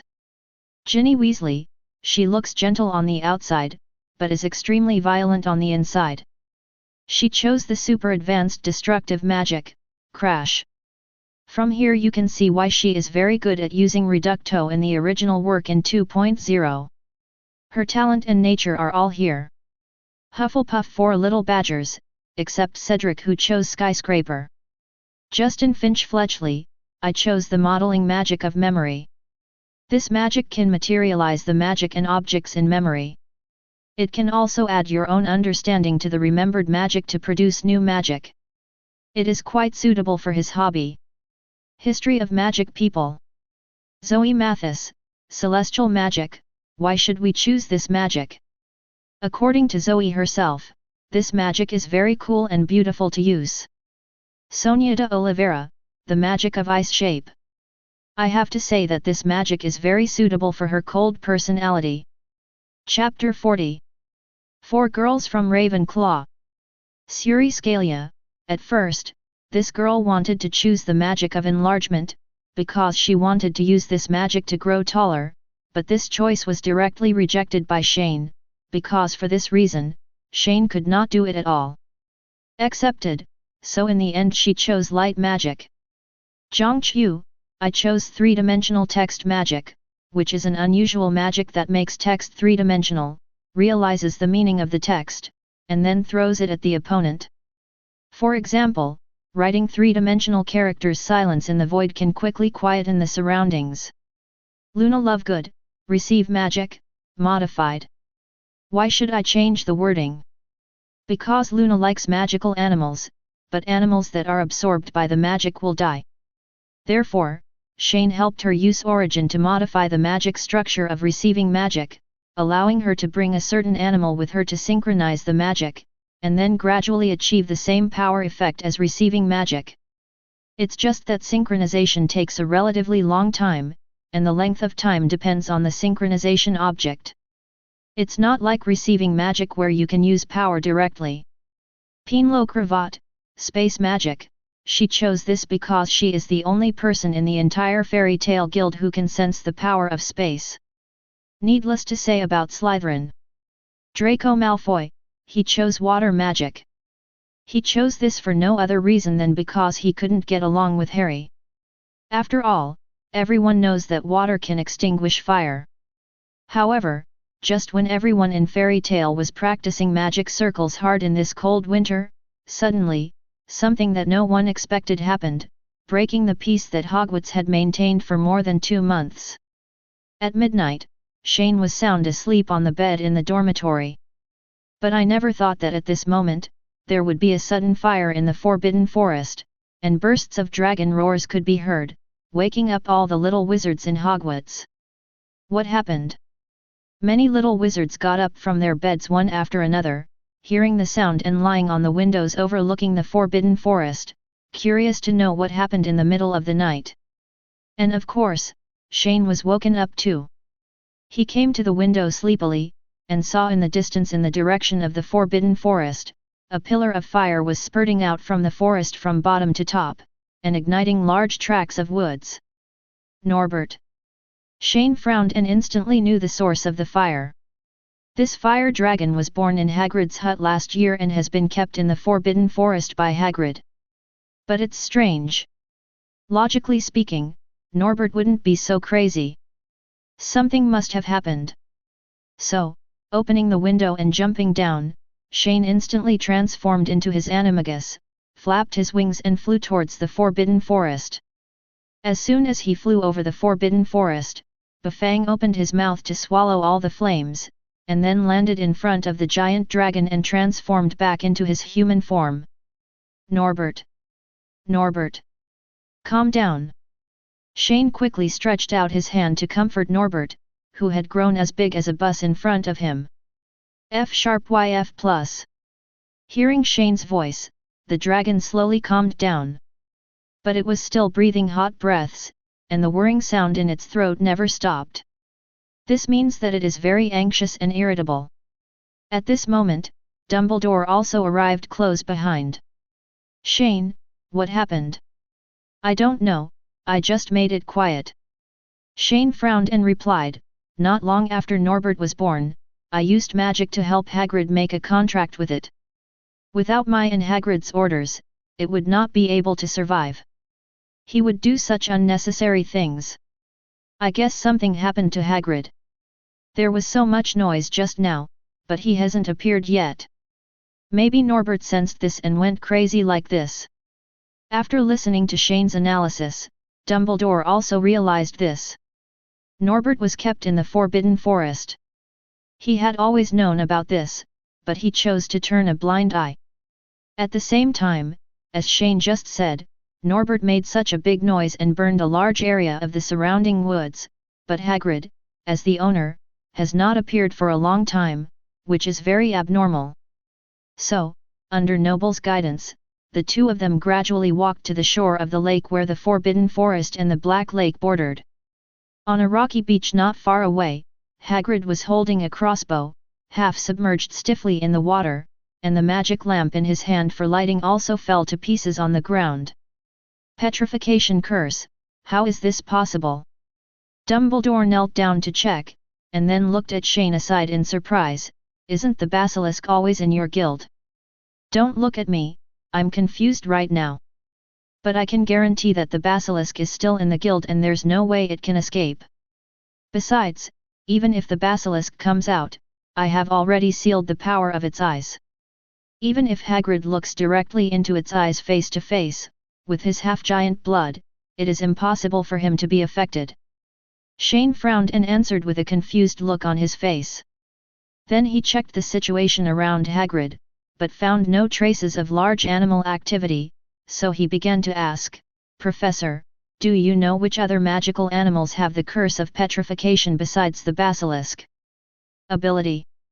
Except for the Medusa snake, no other magical animal has this ability. Then this is strange. The Medusa snake has long been extinct. If it is really a basilisk, how did this one appear? Shane scratched his head and then continued to ask, Professor, before did the school elves find any trace of the second basilisk when they were cleaning the drainage pipes? If there had been 557, I would have caught it long ago. Dumbledore shook his head and replied, Actually, I also had this worry at the time, so I also asked the elves to pay special attention to whether there was a second clause. The existence of the basilisk. But until all the ice in the pipe was cleared, nothing was found except some fallen scales. Wait, when you said that, I suddenly thought of a suspicious place. Shane raised his eyebrows, looking thoughtful. Slytherin's secret room is built between the school's drainage pipes. It's in the cave outside, so when the elf cleared the ice, it probably didn't reach the secret room. What's the meaning? Under Slytherin's secret chamber, there is a dark pool, where a ring most likely left by Salazar Slytherin is stored. Shane explained, when I found the dark pool, I didn't look around carefully. Could it be that there and you have a basilisk? Your guess is not impossible. It may not be possible, but it's still just speculation. Shane waved his hand in his ear, Okay, Professor. You send Hagrid to Madame Pomfrey first, and I will go to the dark pool under the secret room to check the situation." After saying that, before Dumbledore could agree, the person disappeared on the shore of the lake in an instant.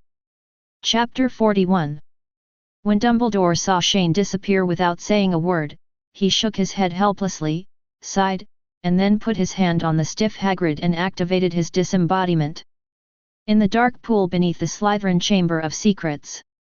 After Shane teleported here, he immediately created several light balls that illuminated the entire dark pool cave. However, the scenery in front of him was exactly the same as the last time he came here for the first time. On the surface, nothing had changed, and he didn't find anything special. So, Shane activated perspective. And the next second his eyes were completely covered in white. Shane suddenly discovered that there was a huge annular space in the entire cave wall of Anton Cave, surrounding the entire cave. Upon seeing this, he immediately flew forward and punched open a cave wall, causing earth and rocks to fly down. Suddenly, a stench unique to snake-like creatures assaulted his nostrils. Shane held his nose and looked around, then looked at the dark pool water behind him that was as calm as a mirror. He discovered that there was a gap connecting the annular space more than 10 meters under the water. Therefore, it is now basically certain that the second basilisk should have run out from here, and it is estimated that there should be a channel directly under the deeper water leading to the Black Lake. Hagrid should have encountered a basilisk in the Forbidden Forest, and then used the water of the Black Lake as a medium to see the basilisk's eyes, and finally fell under the Petrification Curse. This judgment was made because when he and Dumbledore discovered Hagrid, they did not find any traces of large animal activity around. So if it's not available on land, it can only be found in the Black Lake. Moreover, looking at some huge scales scattered on the ground, combined with the size of this circular space, this second basilisk is probably more than 10 times larger than the one kept in the guild. But I really didn't expect that Salazar Slytherin actually hid another basilisk in the secret room. Shane narrowed his eyes. He was thinking that if nothing else happened, Luna would have an extra little pet next to her tomorrow, or the day after tomorrow at the latest. So, after leaving the dark pool with the information about the second basilisk, Shane immediately came to the school hospital of Hogwarts. I saw Hagrid, who had been petrified at this time, lying stiffly on the hospital bed, and not only Dumbledore was beside him, Professor Sprout and Snape were also here. After listening, Sprout said with regret, "Principal, I'm sorry. To be honest, Hagrid's curse came at a very bad time. To make the potion to lift the Petrification Curse, you need fresh mandrakes, but the mandrakes here were planted just a few days ago. Generally speaking, it takes more than 3 months to grow to maturity. And it's winter now, even if it is cultivated in a greenhouse, the growth rate of mandrake will be somewhat reduced.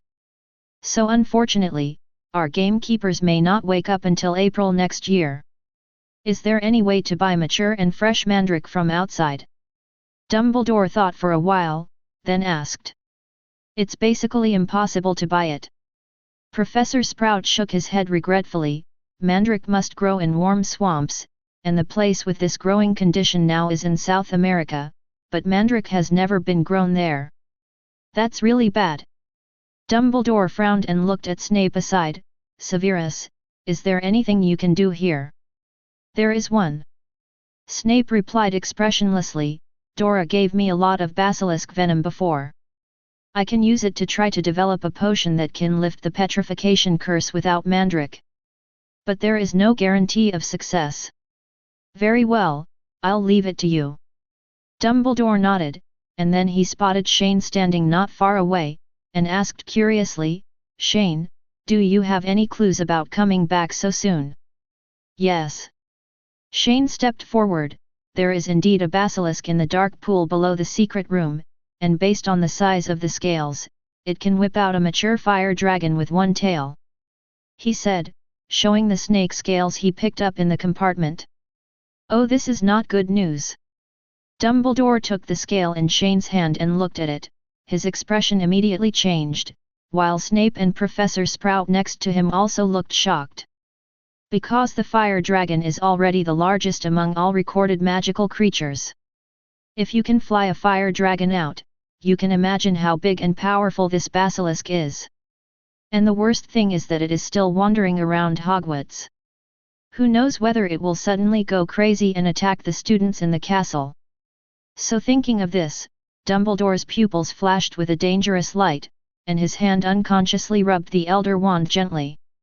He wanted to find the basilisk now and kill it. However, Shane also noticed something strange about Dumbledore, so he immediately said, "Professor, it's up to me to handle this basilisk. It is probably in the Black Lake. I will go and get rid of it tomorrow." Just kidding, a basilisk like that is a huge mobile vault. The basilisk in the guild now plus the income from the Forbidden Forest, although it is not insufficient, it is not rich at all. The cost of daily operations of the guild, the cost of replenishing the alchemy dolls damaged during magic practice, and other development raw materials such as herbs, magic potions, and alchemy props, all cost money. In addition, at the end of the school year, he also wanted to hold a big event in the school, so a basilisk fell from the sky, and the small money he had no capital would be in vain. When Dumbledore heard Shane say that he was going to deal with the basilisk, he nodded without any hesitation, and then asked, "When do you plan to take action?" "At the end of lunchtime tomorrow. I was woken up by Norbert in the middle of the night. I don't want to get up early in the morning." "Okay, then I will notify Minerva to ask the students to stay in the dormitory.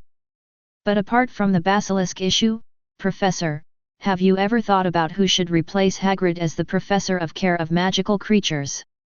Shane suddenly asked a very important question, "Professor of Defense against the Dark Arts at our school. There has been no one at this location for several months, do you want to stop taking one more course?" "Oh, you really reminded me of this." Dumbledore scratched his head in embarrassment, "Professor Kettleben has gone on a trip. To be honest, I can't find him. And he had just retired, so I was embarrassed to ask him to come back. But it doesn't matter. I thought of a person. Although he is relatively old, he should still have no problem giving lessons to our little wizard. Ever since, in the Owl Dormitory of Hogwarts, a poor little guy suddenly received a temporary overtime notice and flew south overnight. It was also the day after Hagrid was attacked. The north coast of the English Channel in southwest England, Dorset, is a very beautiful place. Under the steep strait, huge waves surged into the sky, and sea flowers splashed everywhere. The giant-like reef has been washed by the waves for a long time, gradually forming various soft caves that penetrate the giant cliff. Some are in the shape of arches, and some are the wonders of giant pillars formed after the collapse of arches. Due to ancient geological activities, Dorset has completely preserved the remains of various stages of the Jurassic and rare specimens of marine reptiles and dinosaur fossils, which has made the coast here a world-famous paleontological research base. And it is in this magical place that Newt Scamander and his wife settled here. Newt Scamander, whose full name is Newton Artemis Fido Scamander, is a famous Mage-zoologist and the author of Fantastic Beasts and Where to Find Them. Because he was influenced by his mother's raising of hippogriffs when he was a child, Newt has had a strong interest in various magical creatures since he was a child. He enrolled in Hufflepuff House at Hogwarts School of Witchcraft and Wizardry in 1908, but was eventually expelled from the school for helping his friend Leta Lestrange cover up a crime. With the help of Albus Dumbledore, he was expelled without any other punishment and was able to keep his wand. After being expelled from Hogwarts, for money, Newt began to travel around the world, engaged in the protection of magical creatures. It was not until 1918 that he was commissioned by August Worm of Obscurus Books to write Fantastic Beasts and Where to Find Them. Later, during the First World Wizarding War, Newt assisted Dumbledore in defeating the international criminal Gellert Grindelwald. After that, he married poor Pontina Goldstein, and the two lived together in Dorset after retirement. Special County. At this time, at Scamander's house, Newt was in his room concentrating on observing the bone fossils of some ancient creature with a magnifying glass, while recording something with a quill. He is already 95 years old this year, but it can be seen that he has a spirit that is not suitable for his age. W. Newt. His wife Porpontina Esther's commander suddenly called her husband's name outside the room, and then shouted, "Newt! An owl has brought a message, and it's for you." Hearing the sound, Newt slowly put down his magnifying glass, stood up with his support on the table, then slowly walked to the door, twisted the handle, leaned out the door and asked, "Dear, help me see where the letter is sent." Trash. Chapter 42. I've seen it, it's from Hogwarts School of Witchcraft and Wizardry. Porpentina glanced at the envelope and said, "It's really strange that there are still letters sent from there even after you have been expelled for so many years. It's from Hogwarts. Come and show it to me." When Newt heard that the letter was sent from his alma mater, his eyes lit up immediately and he trotted out from behind the door. He took the letter from his wife and looked at the Hogwarts school emblem sealing wax on the envelope. He couldn't help but start to think of some past events in his mind. "I really miss when I was studying there. It's a pity that I didn't graduate there. You brought this upon yourself, and it was not your fault back then. It was you who had to take the blame for others." Porpentina rolled her eyes and said angrily, "I volunteered. Rita is my good friend. Back then. Look who is looking for you." Seeing that her husband was about to talk about the past again, Porpentina immediately interrupted him. "It's really strange why such a social-phobic and quiet person in the past has now turned into a bad old man who likes to recall the past." Newt removed the sealing wax on the envelope, opened the folded letter inside, and began to read it carefully. After a while, he slowly put down the letter and fell into deep thought. "What's wrong? Who is looking for you?" Porpentina couldn't help but asked curiously when she saw this. The letter was sent by Professor Dumbledore. He said that 2 basilisks suddenly appeared in Hogwarts, causing the professor of the school's care of magical creatures class to be cursed with petrification. So, he wanted me to go to Hogwarts to teach the care of magical creatures class for a period of time. "Oh, then you can go." Porpentina nodded expressionlessly. "Hey! 580." Newt raised his head in surprise. "You actually agreed to let me go?" When Newt read the content of the letter just now, although he showed no expression on his face, he was extremely excited in his heart. Because not only could he take this opportunity to return to his alma mater, but he could also study the basilisk he had never seen since he started working on magical animal protection. And the reason why he didn't show excitement just now was entirely because he was worried that his wife would not let him pass. In fact, it is also because he is old now and is not suitable for tossing around like he did when he was young. The wife was also worried that she would run around outside, lest she be digested into a cake by a magical animal one day without even knowing it. At this time, Porpentina looked at her husband's surprised expression and immediately rolled her eyes again and said, "Is it useful if I don't let you go? Basilisk! A long time ago you complained about why you didn't meet this magical animal. So even if I don't allow it, you won't throw it away secretly." Newt immediately smiled awkwardly upon hearing this. This old couple has been together for decades, and both parties know each other very well. He was really thinking about how to find an opportunity to sneak out of the house just now. Anyway, after arriving at Hogwarts, his wife would be unable to do anything to him, but he did not expect that his wife would agree without saying a word this time. In fact, Porpentina knew very well that her husband was a restless person. However, a previous accident forced her to force Newt to stay at home. A few years ago, Newt suddenly ran into the Brazilian rainforest alone to study flame slugs, and was almost poisoned to death by a mutated cold poison leopard. In fact, according to Newt's ability, even though he is old now, he is still not at the point where he cannot deal with a poisonous leopard. The bad thing was that his hand was burned by the fire slug's mucus, and he couldn't hold the wand steady, so he had an accident. So since he returned home from Brazil, Porpentina has strictly restricted her husband's travels, so that the latter will not know when he will go to other places alone, and he will not even know where to collect the body. So until now, Newt has been holding it in for several years, and Polpentina also knows that her husband's heart yearning for freedom has long been unable to be restrained. So when Dumbledore's letter just arrived and she heard the word basilisk, she knew that there was no way she could stop her husband from going to Hogwarts this time. Considering that it was guarded by the most powerful wizard in the world, Albus Dumbledore, and was not as dangerous as the Wild, and her grandson was also studying there, she agreed. "I'm going to help pack some things and bring some gifts to Rove." After Porpentina agreed to her husband going to Hogwarts, she turned and walked into the room and started to help Newt pack his luggage. At the same time, she told her, "Be careful when you go to Hogwarts, even if Dumbledore is here. But creatures like the basilisk have not appeared for hundreds of years, and no one knows whether there will be some unpredictable accidents." Newt nodded sharply, "Okay." On the other side, Hogwarts School of Witchcraft and Wizardry. At noon, after finishing lunch, the little wizard was suddenly informed that everyone had to go back to the dormitory and the school needed to deal with a dangerous magical animal urgently. And just when the little wizards were desperately lying in front of the window, curiously trying to get some information. On the shore of the Black Lake, Shane was preparing to launch the water, and Dumbledore was standing beside him in case anything unexpected happened. Everyone in Fairy Tale heard that there was a basilisk staying in the Black Lake, and they all came to join in the fun. Don't ask why they can't go back to the dormitory, it's your privilege to ask.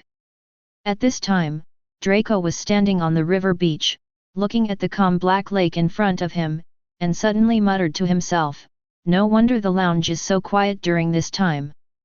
The mermaid and Grindy in the Black Lake. I'm afraid not all of Lua was eaten by the basilisk."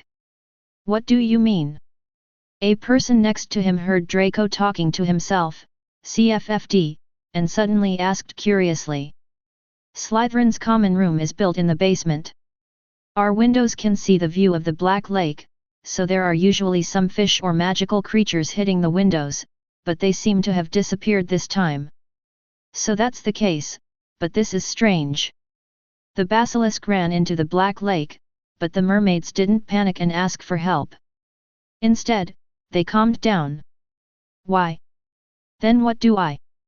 Draco subconsciously turned his head and agreed, but he suddenly discovered that the person he had been talking to just now turned out to be his mortal enemy, so he subconsciously shouted, "Why is it you, Potter?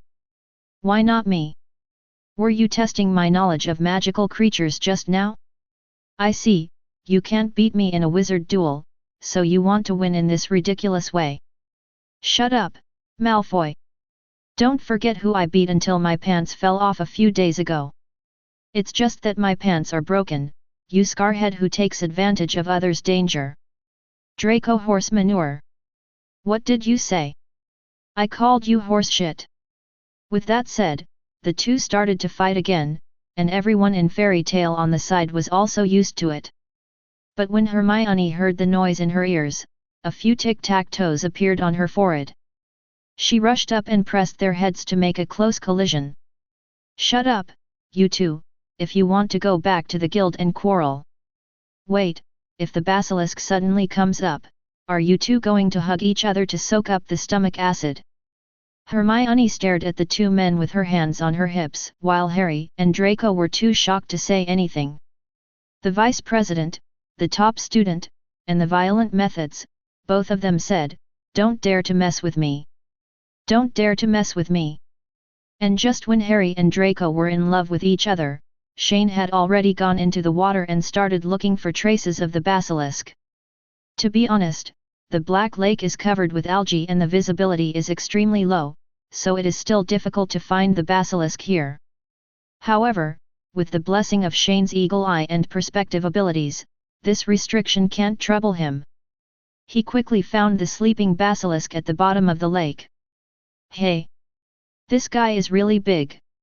Shane looked at the huge body of the basilisk in front of him in surprise, but it looked a little different from the one in the guild.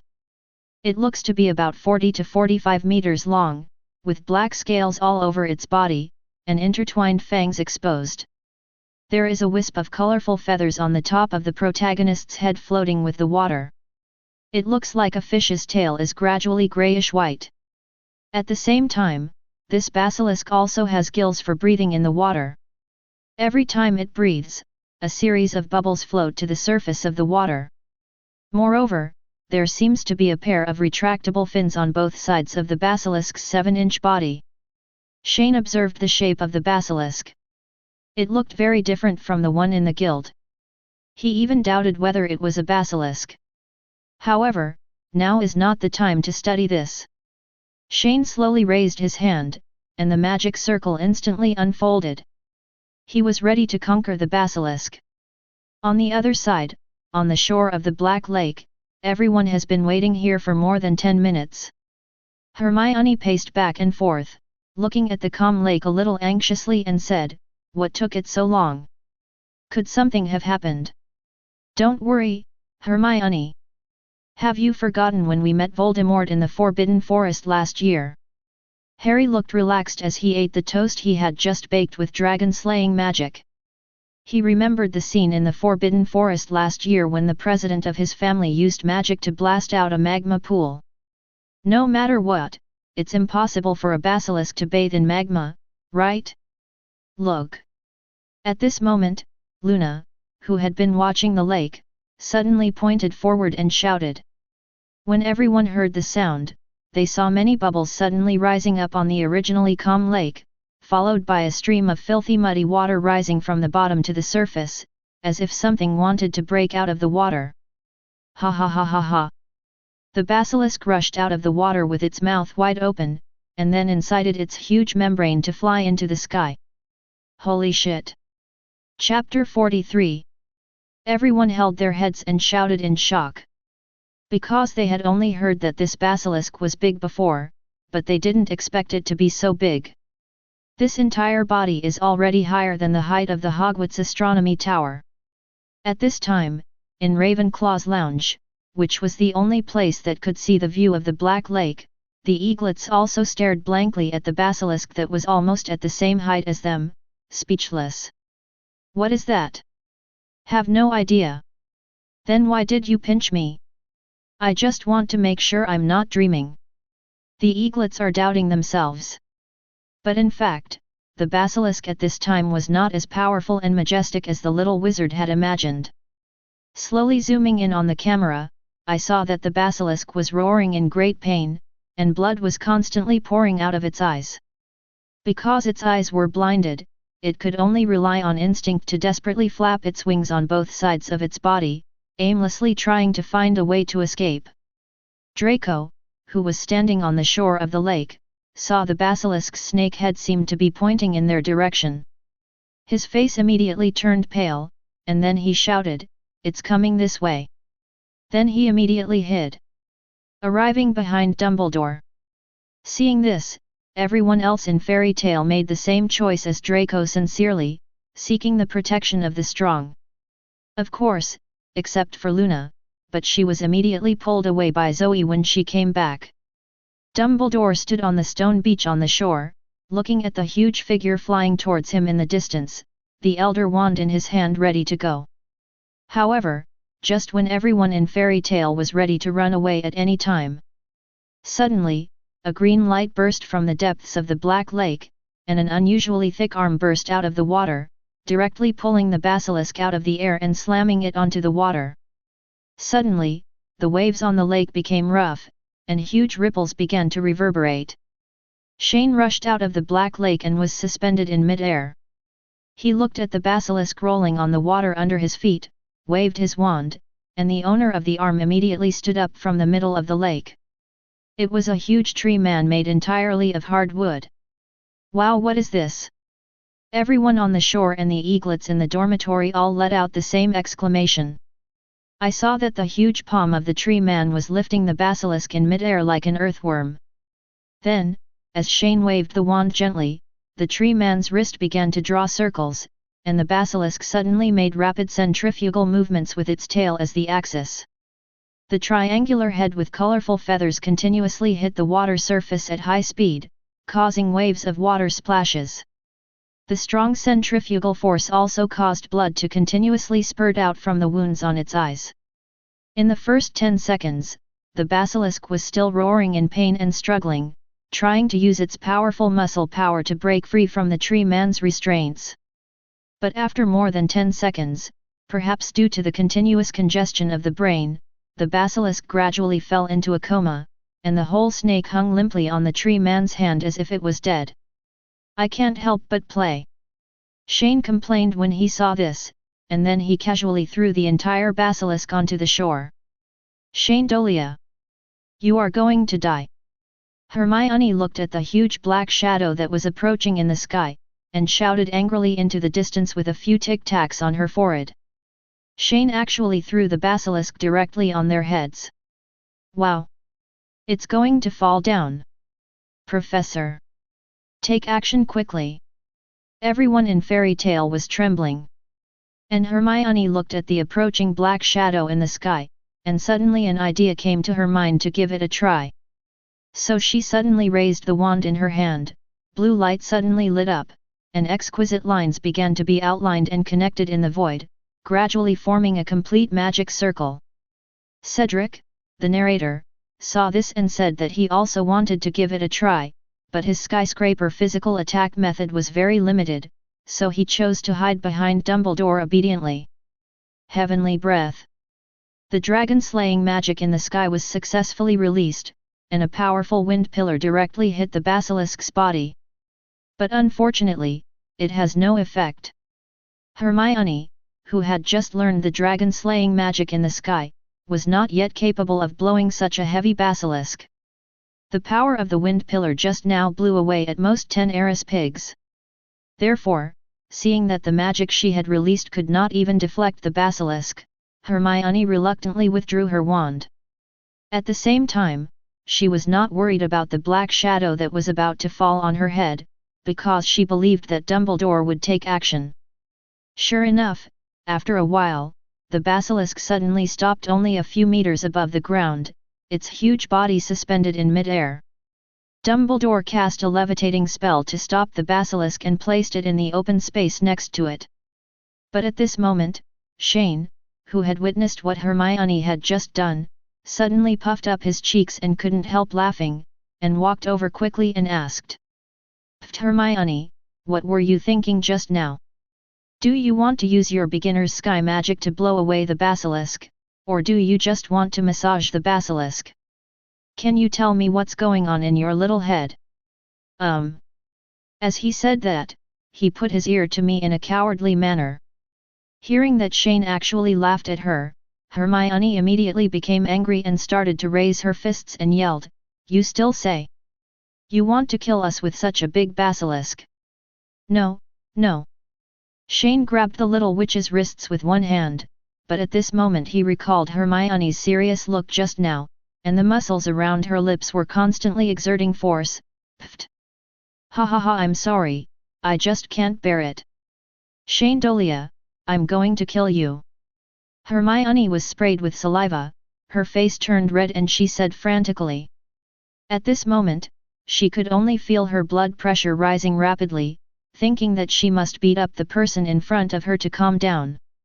When the rest of the people present saw Shane bullying their vice president again, they all shook their heads silently, and suddenly felt as if they were being filled by something. Then they turned their attention to the basilisk on the side. Everyone stepped forward to visit curiously. Only Luna, Zoe, and Dumbledore were studying the basilisk carefully.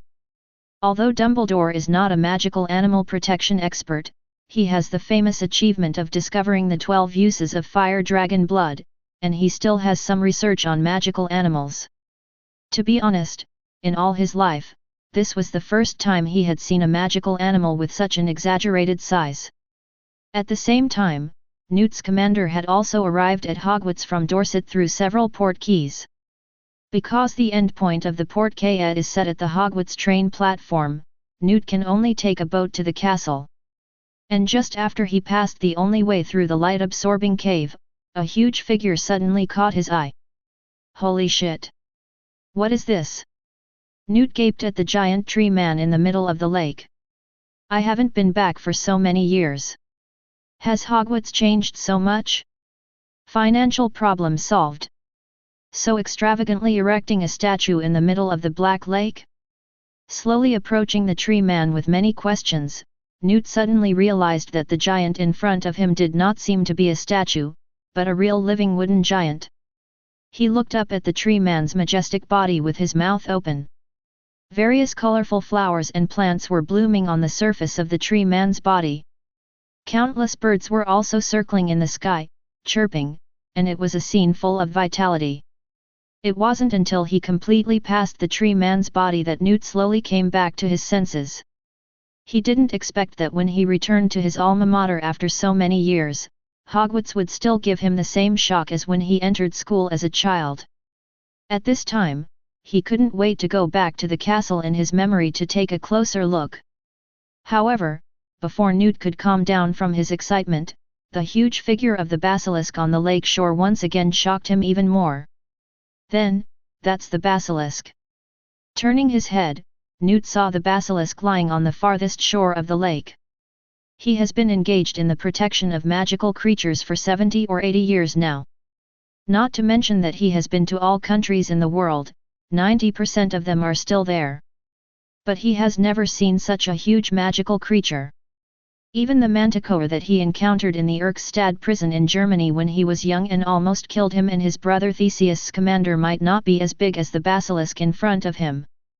You must know that the scorpion-tailed beast can stab an adult with a large hole with just the spikes on its tail, and the amount of venom it sprays out at one time is enough to fill an entire bathtub.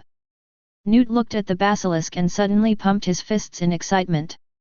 He quickly took out a bunch of black stuff from his suitcase, and then shouted to the bottom of the boat, "Please, please speed up."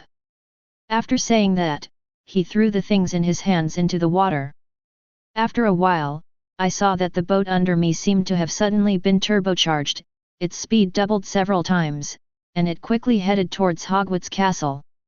Hermione, who was also fooling around with Shane, suddenly saw something on the lake in the distance coming towards her quickly, so she subconsciously asked, "What is that?" Shane heard the sound and saw an old man with a white beard carrying a box arriving at the shore of the lake in a boat. As soon as Newt got off the boat, he ignored everyone present and ran to the basilisk like crazy. Chapter 44. I saw Newt excitedly stroking the scales on the basilisk with his hands, and began to admire to himself. "Oh Merlin! This is so beautiful! Look at these black scales! If you look closely, they actually have colorful brilliance. And are these wings? Can they fly?" Then he ran to the basilisk's wings, which had contracted to look like fish fins, stretched them out, studied them for a while, shook his head and continued. "Oh no, no. The shape and size of this kind of wings should only allow it to fly short distances and glide for a period of time. This is a poison sac. It is softer than expected. Although the scales are small, they are more densely arranged than other parts of the body. It should be to prevent the scales from being too hard and conducive to muscle contraction when injecting venom. The fangs can be retracted, but the others are blunt fangs with no chewing ability. The food should be fish or acromantulas, creatures without thick bones." Newt touched the basilisk from tail to head, and he was immersed in his own world. Until Dumbledore couldn't stand it anymore, he walked over and shouted, "Newt!" No respond. "Newt! Oh, I'm sorry. Professor Dumbledore, I'm just a little..." This time Newt finally came to his senses. He looked at his former professor in front of him and rubbed his hands awkwardly and nervously. Dumbledore looked at Newt's action and suddenly recalled the fierce tiger he looked like when he was young. He suddenly laughed and said, "Ha ha ha Newt, I haven't seen you for so many years, but you are still the same. Long time no see, Professor Dumbledore." The teacher and student hugged each other happily. Indeed, since they worked together to defeat Grindelwald decades ago, the two of them have never met more than once. On the other side, everyone in Fairy Tale looked at the scene of teachers and students reuniting in front of them, but they all looked at each other in confusion, as if they didn't know why. Do you know who this person is? Neville asked curiously. I don't know him, he seems to be Professor Dumbledore's former student, and judging from the way he looked just now, he should be a fan of magical creatures. Cao Sting described. Then he and Hagrid must get along very well, but it's a pity that he is lying on a bed in the school hospital now. Harry said with a little regret in his tone. But why do I feel like I've heard the name Newt somewhere before? Hermione frowned and thought. Think about it, who is the author of Fantastic Beasts and Where to Find Them? Oh, it turns out to be him, Newt Scamander. Under Shane's reminder, everyone suddenly realized. At the same time, after Newt expressed his longing for Dumbledore, he immediately pointed at the bleeding eyes of the basilisk and began to complain, Professor, you are too harsh. Oh, don't accuse me wrongly, I didn't do this. Dumbledore immediately waved his hand to deny it, and pointed at Shane not far away. He was responsible for sneaking into the Black Lake to capture the basilisk. If you want to complain, don't come to me, come to him. He is Shane Dolea, you should have heard that name in the newspapers. Is that him? The inheritor of Ravenclaw, I didn't expect him to be so young. Newt said in shock. At this moment, Shane also heard the sound and came over. He walked up to Newt, stretched out his hand and said with a smile, Hello, Professor Scamander. Welcome back to Hogwarts. I really didn't expect Professor Dumbledore to invite you back to teach the Care of Magical Creatures class. Oh.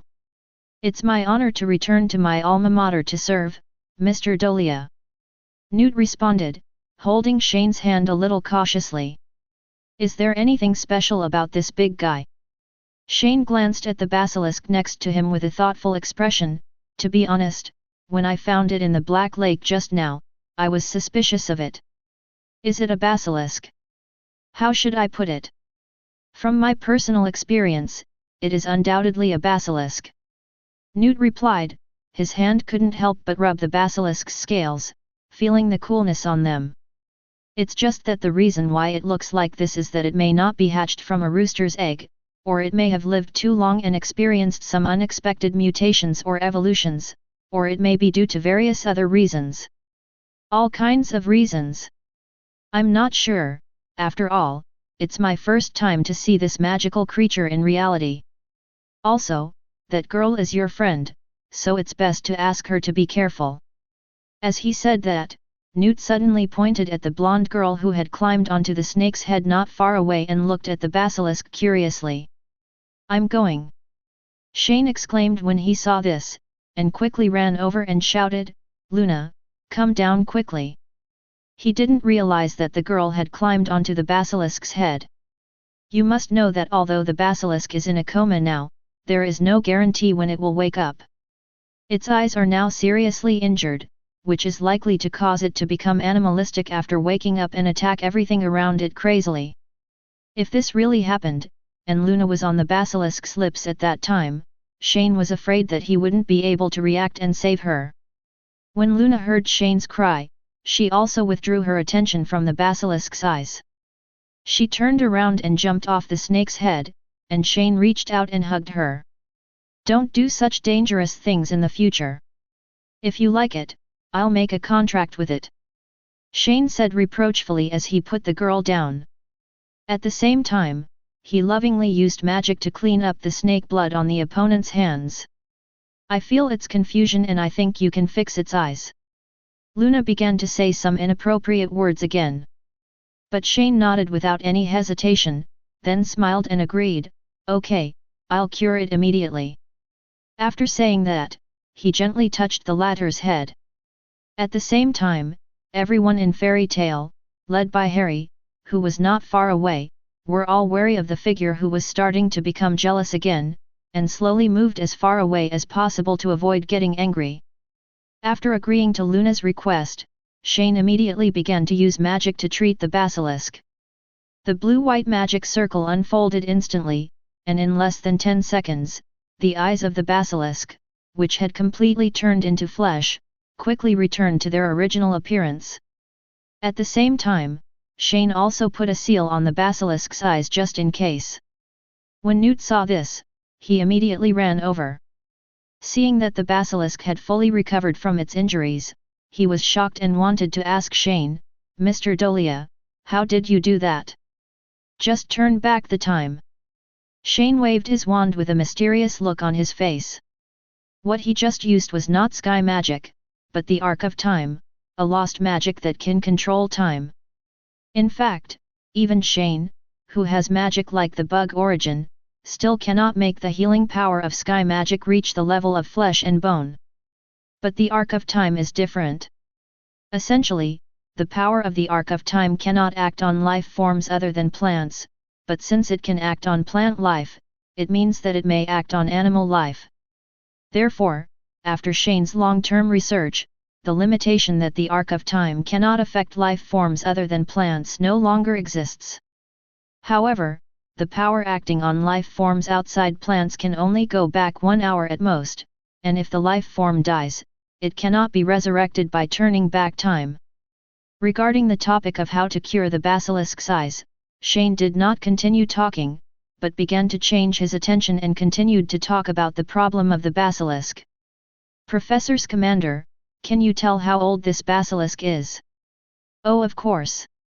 Newt nodded and replied, then pointed to the colorful feathers on the top of the basilisk's head. "You see, only male basilisks grow these crests, and they grow every 50 to 100 years. It sheds its skin once every time, and every time it sheds its skin, one more crest will be added to its head. Judging from the current survey, it is about 1,500 to 2,000 years old. Then why did he grow so big? I remember you wrote in Fantastic Beasts and Where to Find Them that the basilisk's body length is only 16 to 18 meters long at most." "Yes, but this data is not absolute." Newt replied calmly, "It has been at least more than 2,000 years since the despicable Halbo discovered the method of hatching basilisks. But over the years, there are actually not many records about the basilisk. A long time ago, I collected all the information I could, and after research, I came up with the figure of 16 to 18 meters. But this one is completely beyond the norm, because the longest-lived basilisk currently recorded is only 156 years old. So I was even thinking just now, whether the previous basilisks were killed before they reached maturity, which is why we don't know that the final form of the basilisks can grow into what it is now." 1.6. If that's the case, what's going on with this basilisk? Shane waved his hand and moved the basilisk in the guild. "Oh, my god! How did you do that?" Newt looked surprised and subconsciously looked at Zhenen's hands. He thought that the other party also had a box similar to his own that could raise a large number of magical animals. Just think of it as a magic similar to apparition. Shane found a vague reason at random, and then started to ask, "Professor Scamander, how big is this basilisk?" "Oh, this basilisk is a female, slightly smaller than the male. It's about 360 years old." "How is this calculated?" "The female basilisk sheds its skin approximately every 20 to 30 years, and each additional ring on its rattlesnake-like tail represents a molt." "Then, my guess is correct." Shane nodded. This basilisk is indeed not left by Salazar Slytherin. In fact, he already had this idea when he discovered the dark pool in the secret room, but he never had a clear idea, so he had no follow-up thinking. Chapter 45. It wasn't until yesterday, when the second basilisk appeared, that the same suspicion arose in Shane's mind again. Because in fact, ever since he searched for clues to Ravenclaw's inheritance, many contradictory doubts suddenly began to appear one after another in the history of Salazar Slytherin. The Sorting Hat sings, and the lyrics express the strong and sincere friendship between the four founders. Rowena Ravenclaw also once said that Salazar Slytherin never wanted to see the current Slytherin students become like this.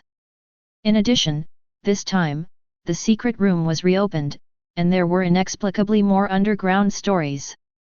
There was a huge difference between the two basilisks, both in themselves and in the place where they woke up. All the above things are connected together, which makes people think a lot. First of all, it is said that Slytherin built the Chamber of Secrets and left the basilisk in order to eliminate non-pure blood students in Hogwarts. But in fact, according to the power of the first basilisk that appeared, Dumbledore did not need to take action at all. It would not be difficult for the deans of the 4 major colleges to kill it. How could it have such great ability to complete this task? It is almost impossible. Mission accomplished? Not to mention that in the original book, it was killed by Harry, a young wizard, with a single blow from the Gryffindor's sword. Secondly, apart from the stone statues, there are no other special things or symbols in Slytherin's secret chamber, which is not in line with Slytherin Academy's emphasis on honor. And according to some fragmentary memories Rowena Ravenclaw passed down to herself, Salazar Slytherin did have some differences with the other 3 founders on the issue of accepting students, but in fact their conflicts were not as serious as people imagined. The so-called secret room was originally used by Salazar Slytherin to teach his students.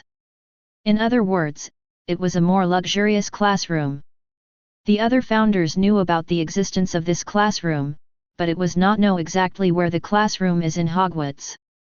There is no basis for keeping basilisks in the classroom, and it may also bring certain dangers to students. And according to Ms. Helena, although Salazar Slytherin left Hogwarts shortly after she was born, she once heard her mother say when she was a child that although Salazar Slytherin had different ideas from the other founders, but he is still a person who is responsible for students and has a sense of justice. In terms of teaching, he will never discriminate against others just because they are pure-blooded or not. But now, the second basilisk suddenly appeared in front of me. It does have the power to eliminate non-pure blood students, and it may even be able to directly destroy the entire Hogwarts. The place where it was raised was truly a so-called secret room rather than a classroom, and there was a relic of Salazar Slytherin in the secret room, a snake-patterned ring. However, at best, these characteristics can only show that the legends of the Chamber of Secrets and the Basilisk are real, but they cannot explain why the character of Salazar Slytherin is completely inconsistent with the legend. To put it bluntly, there was something wrong with the source from the beginning to the end. Before Slytherin left Hogwarts, why did he suddenly close the Chamber of Secrets? Why did he secretly leave the Basilisk in the dark room? And why did he inexplicably leave behind a legacy of eradicating Muggles that was completely inconsistent with his personality? Secondly, the age of the first basilisk was only 360 years old. Where did it come from? What was the text used by the person who placed it in the secret room? At this moment, Shane only felt that there was a fog in front of his eyes, but as long as he passed through it, he could touch the real history. Perhaps, he can ask Godric Gryffindor, he should know more. And just when Shane was lost in thought, the basilisk had begun to gradually wake up as his injuries had fully recovered. I saw a burst of turbid air suddenly blowing out from its nostrils on both sides, and its eyes suddenly opened. The yellow vertical pupils covered with bloodshot eyes and nerves made most people present unable to react, and their heads were buzzing for an instant. Except for Luna, who had the protection of the Ravenclaw crown, and Hermione, who had the ability to eliminate abnormal conditions with sky magic, everyone else covered their heads and fell to the ground. It was obvious that the natural ability of the basilisk in front of him was much stronger than that of the first basilisk. Even everyone in Fairy Tale who had gradually become accustomed to the Petrification Curse, being sealed, couldn't bear it and fainted one after another. The sound of the basilisk waking up and everyone falling to the ground also brought Shane out of his deep contemplation. He stared at the basilisk trying to get up with dead fish eyes, and snapped his fingers. The green magic circle of natural magic unfolded instantly, and several solid and thick vines rose from the ground, directly knocking the basilisk to the ground. The basilisk immediately began to struggle hard, turning up all the soil under its body and making a rumbling sound. However, the tree and vine remained motionless, and the more the basilisk drilled into the soil, the tighter it tightened. "Hermione, let them all wake up!" Shane ordered the little witch who was fine not far away, and then started to complain, "Isn't it a shame, you fainted so easily? Please don't put your standards on us. Hermione rolled her eyes at the former, and then began to use unfamiliar sky magic to wake everyone up one by one. When Newt next to him saw this scene, his head was filled with exclamation marks and question marks. Newt did not speak. He first pointed at the vines on the basilisk, and then pointed at the huge tree man in the middle of the Black Lake. He looked at Dumbledore with eyes full of questions.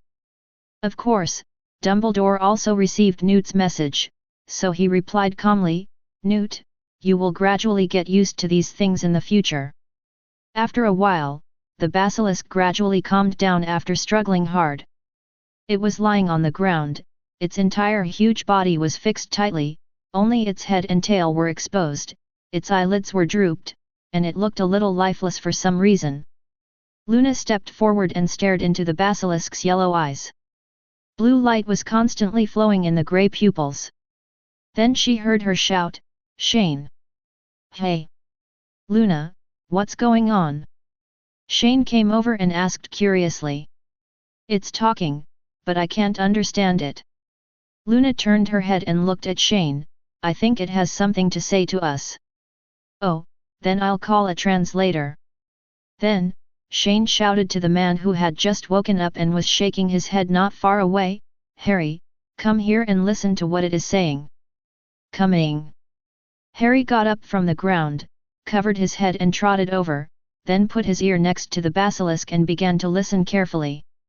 When Newt saw this scene from the side, he immediately exclaimed, "Professor Dumbledore, how did you get these students together? Let's not talk about Mr. Dolea, a Parseltongue, a natural legilimency who can communicate with magical animals, and the girl who knows healing magic. Are there that many students with unique talents in Hogwarts now?" "Oh, don't get me wrong." Dumbledore immediately denied, "They are indeed excellent. It can even be said that these dozen students are the best in terms of talent and character since I came to Hogwarts for so many years. The best group of students. But the person who selected and gathered them was not me, but UNN. Wow! That's really awesome. Then I would like to ask 253 if I can accept that blonde-haired girl as my student. I like her very much. And I can see that she should be very talented in the study of magical animals. I think you have to ask Miss Lovegood herself and Shane for their opinions on this. After all, Miss Lovegood is a person of special significance to Shane. It's just that you are a Hufflepuff, and you didn't even a professor who successfully graduated from Hogwarts suddenly wants to accept a girl who has inherited the Ravenclaw crown as a student. I always feel that the Ravenclaw students in the school will rebel if they find out." And while Dumbledore and Newt were chatting, Harry had already finished listening to what the basilisk had to say. However, he did not translate immediately, but looked at Shane with a strange look. "What are you looking at me doing? What did it say?" Shane raised his eyebrows and asked in confusion. "President, this basilisk has a name, Hogni. It's asking us why we attack it." "Hey! Why don't you have any idea about attacking it?" Shane put his hands on his waist and responded matter-of-factly, "Hagrid is still lying on the bed. If you don't catch it back, it might attack someone else at some point." "Shasasha! The basilisk said that it will never attack people without orders.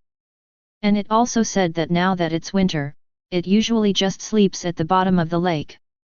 Last night, it felt a spider was coming, so it climbed ashore to look for food. It didn't touch the human." Harry slowly translated and conveyed what the basilisk said, and finally couldn't help but said, "President, it seems to be right. If it really wanted to hurt Hagrid last night, Hagrid might not have the chance to go to the school hospital." Inside. Chapter 46. As soon as Harry finished speaking, a wind-called embarrassment slowly blew by, causing the grass on the ground to sway. Everyone in Fairy Tale stared at their president with reproachful eyes. The basilisk was sleeping peacefully at the bottom of the lake, but it only came ashore to find an acromantula to eat, but in the end it was accused of being a murderer. Although Hagrid's accident cannot be said to have nothing to do with it, it was not intentional after all. But Shane indiscriminately pulled the basilisk out of the bottom of the lake, blinded its eyes and beat it violently. I have to say, this is truly the greatest injustice of all time. And Shane looked at the guild members and pursed his lips in embarrassment. He knew he was in the wrong, but he still had to bite the bullet and argued in order to maintain the dignity of the guild president. Look. What are you looking at? I just caught it for a blind date with our guild's pet. You don't even think about it. As long as we can give birth to a few more little basilisks, we will have more venom to sell for money, and the guild will have more sources of income. Then Fred and George will be able to make more money. If you can make alchemy items well, Neville won't have to save the use of herbal seedlings. That makes sense. The Weasley twins looked at each other and said in unison. But when the others heard Shane's shameless words, they all shouted in their hearts, shameless. They can all think of such reasons. The president really just took off his pants and hanged himself, how shameless. And at this moment, a voice from the side made Shane's face fall to the ground. Mr. Dolea, let me remind you that even though there are male and female basilisks, they have no reproductive organs, so they. No one will think you are mute if you don't speak, Professor's commander. So just like that, the matter of capturing the basilisk named Hogna finally came to an end. Faced with the many doubts about the history of Salazar Slytherin raised by Hogna's appearance, Shane also decided to start an investigation into the possible inheritance of Slytherin. Shane untied the tree vines on Hogna, and then placed a contract magic between it and Luna. However, he did not immediately let him go back to the Black Lake. Instead, he took out the ring in the dark pool and asked for clues about the ring's function. Hogna, do you know about this ring? Hogna slowly approached with his vertical pupils open, staring at the snake pattern ring closely for a while, and then just listened to it say, door, yn. Shane couldn't figure out what this meant for a while, but after asking several times, Hogwarts seemed to have no other new clues to provide except these two words. So, Shane waved his hand and put it back into the Black Lake. In the evening, after dinner, Shane went straight to Dumbledore's office. The old bee was away, but Shane didn't care. I saw him taking the Sorting Hat and Gryffindor's sword directly from where they were stored, and then awakened Godric Gryffindor who was sleeping in the Sorting Hat. Oh, Rowena's descendant, it turns out you are. Gryffindor moved the tip of his hat up and down, then looked around and asked, where's Helena? Why don't you see her? If you want to see your daughter, I can ask her to come over later. I have something I want to ask you about today. Shane explained. That's such a pity. I thought it was because Helena missed me as her father that she called me out. Although the words Gryffindor said expressed his expectations and disappointments, his emotionless way of speaking made Shane feel no corresponding emotions at all, which was very awkward. Tell me, what do you want from me? Gryffindor asked expressionlessly. I would like to ask, what was the reason why Salazar Slytherin left Hogwarts back then? Serious Disease directly asked the core question. He felt that the Gryffindor at this time, as the hat that held most of the original memory, must know the secrets that were hidden in the long history. But unexpectedly, he was quickly disappointed. Just listen to Gryffindor say slowly, if that's what you're asking, I'm sorry, I don't know. I don't know, how is that possible? Shane looked in disbelief. Legend has it that in order to prevent Slytherin from leaving Hogwarts, you even used force to keep him here. I don't need to lie to you. I deleted all my memories of Salazar leaving Hogwarts before I died. Hey! Why? I don't know the specific reason. I only know that the reason why I did this back then was because I was afraid that some ill-intentioned people would discover the existence of my consciousness in the future, and then obtain Salazar through some means that could confuse the Sorting Hat. Where to go? If you say so, does Slytherin have a special identity? Shane narrowed his eyes and asked. If there wasn't a special reason, Gryffindor wouldn't have tried so hard to hide Slytherin's information during his lifetime. I don't know. Many memories about Salazar have been deleted by me. You can't get a lot of useful information. Gryffindor shook his head. Then do you know about this ring? Shane took out the snake pattern ring from the dark pool. This ring was carried by Salazar. I have seen Slytherin children communicating with Hogni with this ring. You actually know about Hogni? Shane's eyes widened immediately. He thought the existence of the basilisk was a top secret before. Of course I know that Hogni is Salazar's pet. It is a basilisk that Salazar spent a lot of effort to cultivate from sea raven eggs. Gryffindor replied affirmatively, it's just that it's too big. Salazar would only carry it when he was in class in that underground classroom. Sea raven. Upon hearing this unfamiliar name, a question mark immediately popped up on Shane's head. What kind of animal does this come from? And don't basilisk eggs need male eggs? How should I put it? The sea raven is a bird that lives on the sea for a long time, but its wings are very short and it is not very good at flying. It can only glide a short distance on the sea. The reason why it is called the sea raven is it's because its head and beak look like a raven, and its feathers are black and white. Gryffindor briefly described the image of the sea raven in his memory, and then began to answer another question. As for the issue of rooster eggs, according to Salazar, the despicable Herbo only said that basilisks can be hatched using rooster eggs, but he did not clearly say what kind of rooster eggs were used, so in the end it seemed to be a mistake.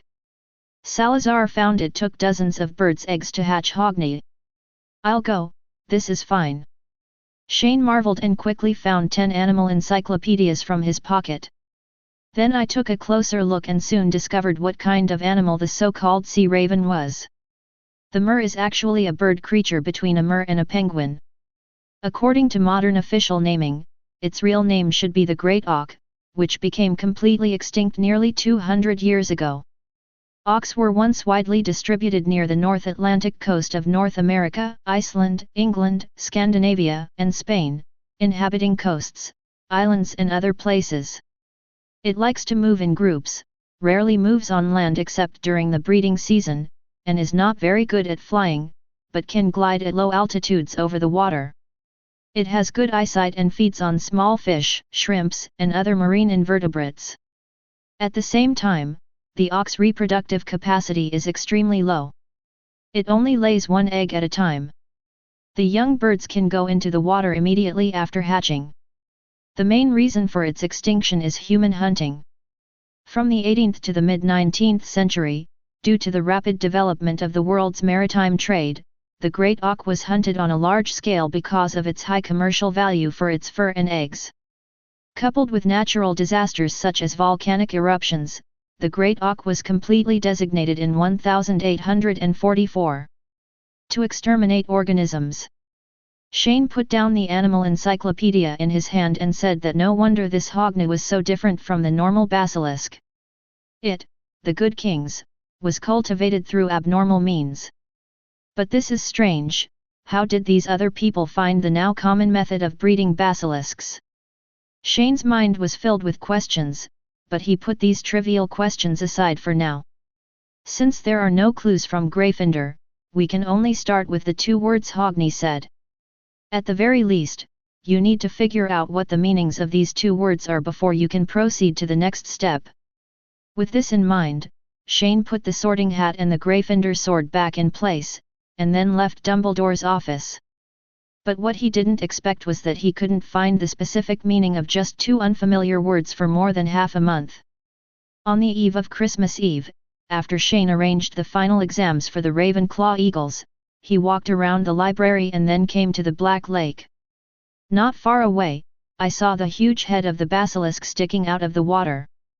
The sunlight shone on its black scales, but there was a faint colorful halo. Luna was gently stroking Hogni's head. Her hands were covered with algae and unknown wet and slippery mucus, but she didn't care at all. Chapter 47. She didn't look back, but Luna noticed the arrival of the person behind her, so she whispered, "Hogni has not been very energetic recently, and he often says he wants to go back to the bottom of the lake to sleep." Shane looked up at the clear sky in the sky, then looked down at the silver-covered ground, and replied with a smile, although Hogna doesn't need to bask in the sun to maintain body temperature like ordinary snakes, it is still a snake after all. It's not surprising that species needs to hibernate. Every day I come here, Hogna will tell me about those 2 words. Luna's silver eyes faintly emitted blue light. It has forgotten many things, but it remembers the agreement with its master. =0**, sigh. Shane sighed helplessly, then shook his head with regret and said, to be honest, I also want to find clues quickly, but there are no records about Salazar Slytherin. There are only a few fragments of information, and trying to find clues in these detailed historical materials without knowing whether they are true or false is really like looking for a needle in a haystack. I can help you get rid of those harassing flies in your ears. Luna suddenly said something strange, then turned around, staring into Shane's eyes with grey pupils and said, Dor and Lin, this is Celtic and human language, it means soil and lakes. How do you know? Shane's eyes suddenly lit up, but he was a little confused for a moment. He had been looking for information for a long time, and even went to the largest library in London, but he could not find the true meaning of these 2 words. The crown contains some memories about the Celts, and you have ignored the passage of time. Luna slowly explained, Hogwarts was founded around 990 AD. The soil and the lake, these 2, the combination of the nouns should refer to the quagmire in eastern Ireland, the home of Slytherin and the home of the ancient Celts. As soon as he was reminded of Luna's words, Shane suddenly understood. He immediately slapped his head and regretted, oh! Why didn't I think of that? He found that he seemed to have entered a big misunderstanding before. Because Hogwarts is built on a highland in Scotland, and it belongs to the same country as Ireland and England, and they all speak the same language. Therefore, Shane subconsciously believed that Dor and Lin were Old English words from the past. But looking back now, thousands of years have passed and the development of civilization has already undergone tremendous changes. Who said that Salazar Slytherin must have spoken English? In Europe more than 1,000 years ago, tribes and countries were intertwined, and conflicts between different ethnic groups and civilizations continued, but their cultures and languages were fused. Therefore, he must not investigate the 2 words Hogni said from a modern perspective, because there is a huge time difference between them and his own era. Thank you, Luna. Shane happily hugged the girl and said, you have solved a big problem for me. Are you going to Ireland during the Christmas vacation? I want to go with you.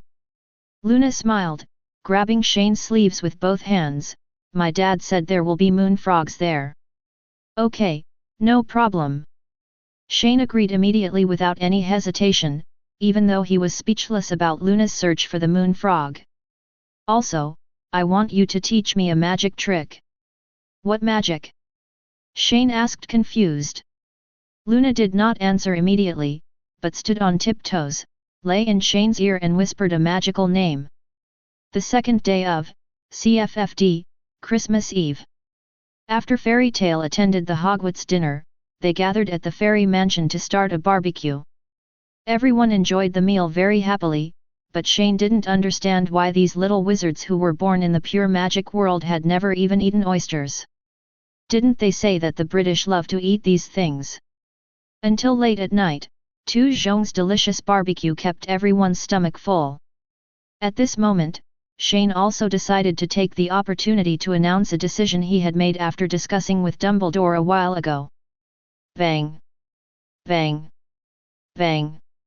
Shane clapped his hands to attract everyone's attention, then sat on the high bar and began to say, "We are all full, so I will take this opportunity tonight to tell you something important." "Is it a good thing or a bad thing?" Fred asked, raising his hand. "President, don't give us homework during the Christmas holiday," Zoe begged. "These new members of the guild have not stopped since the beginning of the semester. There are only 2 days of rest in a month, and at the end of the day, plus Hogwarts classes, the study time is infinitely close to 12 hours. This level of evil is even more insane than the capitalists who exploit the people. I'm not giving you homework." Shane rolled his eyes and replied. He was not the kind of person who would break other people's umbrellas after getting caught in the rain. What I want to say is that I thought about it some time ago and decided to hold a large-scale wizard martial arts performance in the school at the end of this school year. Great show of martial arts? What's coming from? Upon hearing this unfamiliar term, everyone below looked at each other and saw the confusion in each other's eyes. To put it bluntly, in the name of fairy tale, I will declare a challenge for you, and you will have a wizard duel in the ring, and your opponents will be the entire Hogwarts students. Shane explained briefly, but everyone suddenly felt like a bolt from the blue suddenly hit their heads. What? Hermione exclaimed first. Shane, are you kidding me? We have a wizard duel with the entire Hogwarts? How is this possible? After hearing the vice president's words, the others nodded in agreement. What an international joke! There are only 17 people in their guild, and the president is so powerful that he will definitely not participate, which means that 16 of them have to fight against nearly 800 students in the entire Hogwarts. Even if they have practiced magic circles now, they are still beginners. How can they defeat so many people? There are 800 people on the other side, not to mention that a spittle can drown them, but a spell cast by one person can definitely blow them into pieces. Not to mention that among the 16 of them, there are several girls who have just entered school for half a month.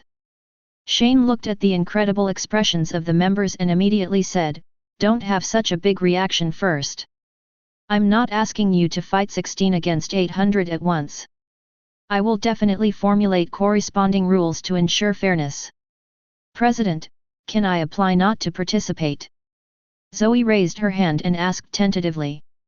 "No." Shane shook his head expressionlessly, and then began to explain the reason for holding this martial arts performance. The main purpose of holding the Wizards martial arts performance this time is actually to show the strength of our guild. From the time the guild was established to now, we have been keeping a low profile in school.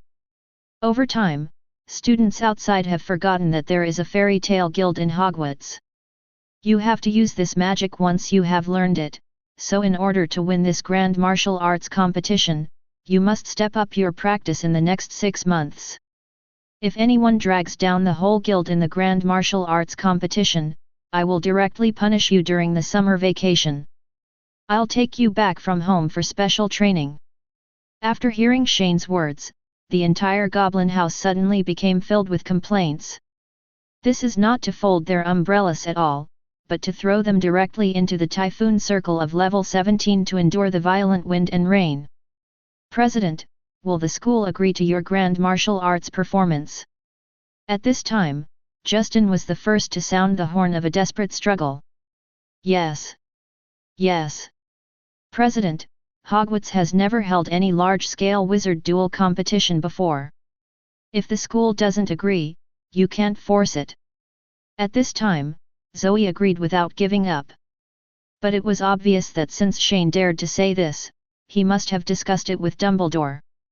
So I just heard him say slowly, "I have discussed the matter of the martial arts show with Professor Dumbledore and the 4 deans before.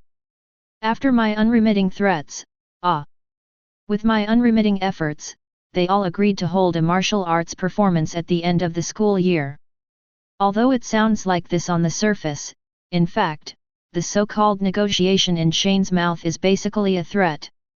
At that time, he told Dumbledore that even if he didn't agree with him, he could still do it privately, and he would do it in a big way. He wants to turn this wizarding martial arts show into the second Tri-Wizard Cup. He wants to turn it into a grander event in the entire wizarding world than the Quidditch World Cup. He will also add generous gold galleons as a reward to Dian Wu. He didn't believe that under the stimulation of gold galleons and honor, there would be some little wizard in Hogwarts who wouldn't be tempted. So in order to keep themselves from being in a passive position, Dumbledore and the dear deans finally had no choice but to accept Shane's suggestion. By this time today, the application for holding the martial arts performance should have been submitted to the Ministry of Magic. But let me digress here.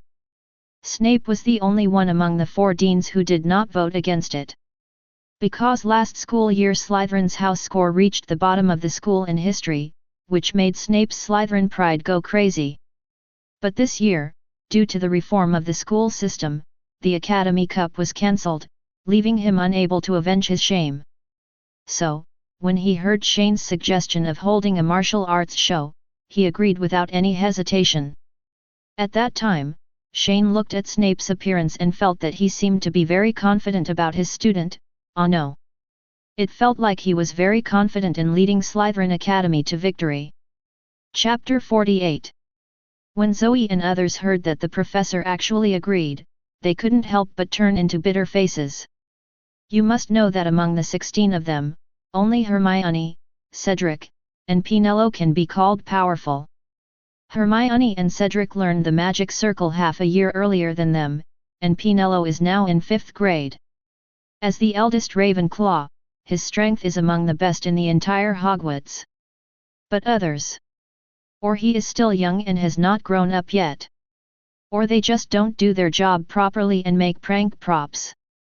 There are others who study potions, magical animals, the history of magic. Pull this group of people up to have a wizard duel with the entire 800 people in Hogwarts. Oh my god, it makes me despair just thinking about it. Shane saw many people lying on the ground like dead snakes in front of him, so he decided to directly use the final killer move. The final champion team of Dianmu will receive a trophy and a reward of 10,000 gold galleons. We participate. Everyone immediately became energetic and raised their hands high, fearing that Shane would not allow them to participate in the competition in the next second. 10,000. 10,000. It's not silver seco, nor copper nut, this is 10,000 golden galleons. You must know that the total cost of all the modifications to Ronald's car that was modified by Mr. Arthur was only about 50 gold galleons. 10,000 gold galleons can completely allow a wizard family to live comfortably for 18 years. When Shane saw the eyes of these people in front of him, his eyes suddenly twitched, and he couldn't help but complain in his heart that money can make all the difference. However, at this time he added, one more thing, the results of the martial arts competition are related to the ratings of the deans of each college at the end of the year, so, you know. Although he didn't explain what he said, everyone below understood what it meant and their expressions changed. You must know that although they are all from Fairy Tale, they also belong to different colleges. So if the results of the competition are related to the end-of-year ratings of the 4 college deans, wouldn't this be equivalent to putting them all on the fire? It would be difficult for both sides, whether they win or lose. But while everyone was entangled in conflicts, Neville raised his hand nervously and asked weakly, this guild president? Do we really have that much money in our guild? I'll go. Who are you looking down on? Of course. Shane replied. Then he took out 10,000 gold galleons from the portable space and piled them into a small gold mountain in the narration. It was so visually impactful that even Sonia, who usually has a cold personality, was moved by it. In fact, Shane knew why Neville asked him about money. Because usually in the guild, he, who studies potions and herbs, and Weasley, the twins who study alchemy tools, burn the most money. Many potion ingredients on the market are sold in small weight units and are very expensive. Neville knew very well how much money he usually spent on potions.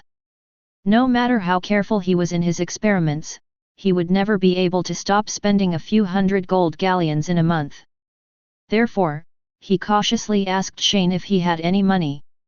If not, he thought of selling some of the potions he had successfully made to make up for it.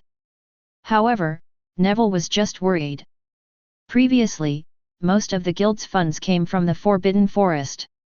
In addition to various common or rare herbs and the hairs of magical creatures, the venom of the little-eyed spiders is the largest.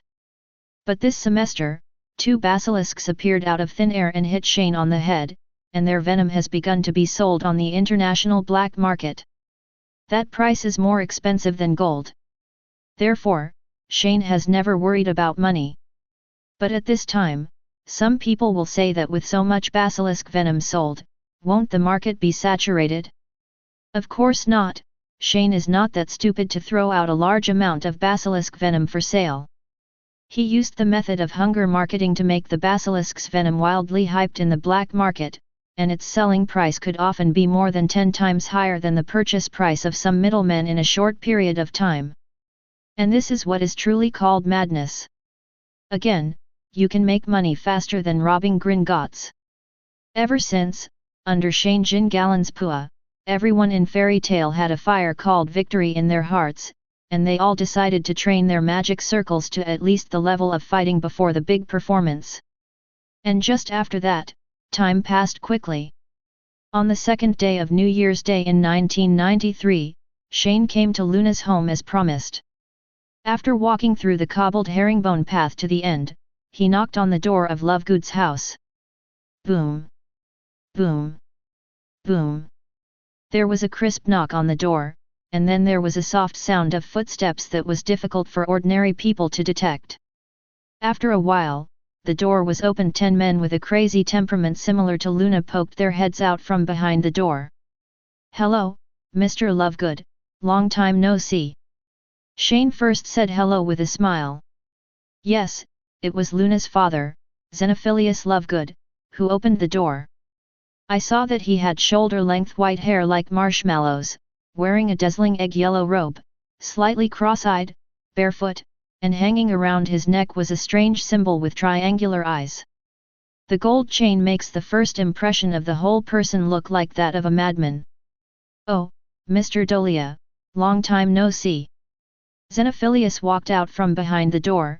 "Speaking of which, I haven't even had time to thank you for helping me deal with those who wanted to invade my home some time ago. This is what I should do." Shane replied with a smile. "Come in and sit down, Luna is upstairs. She has been talking about you every day since this holiday. She has been waiting for you for a long time." Xenophilius said, then turned and walked into the house.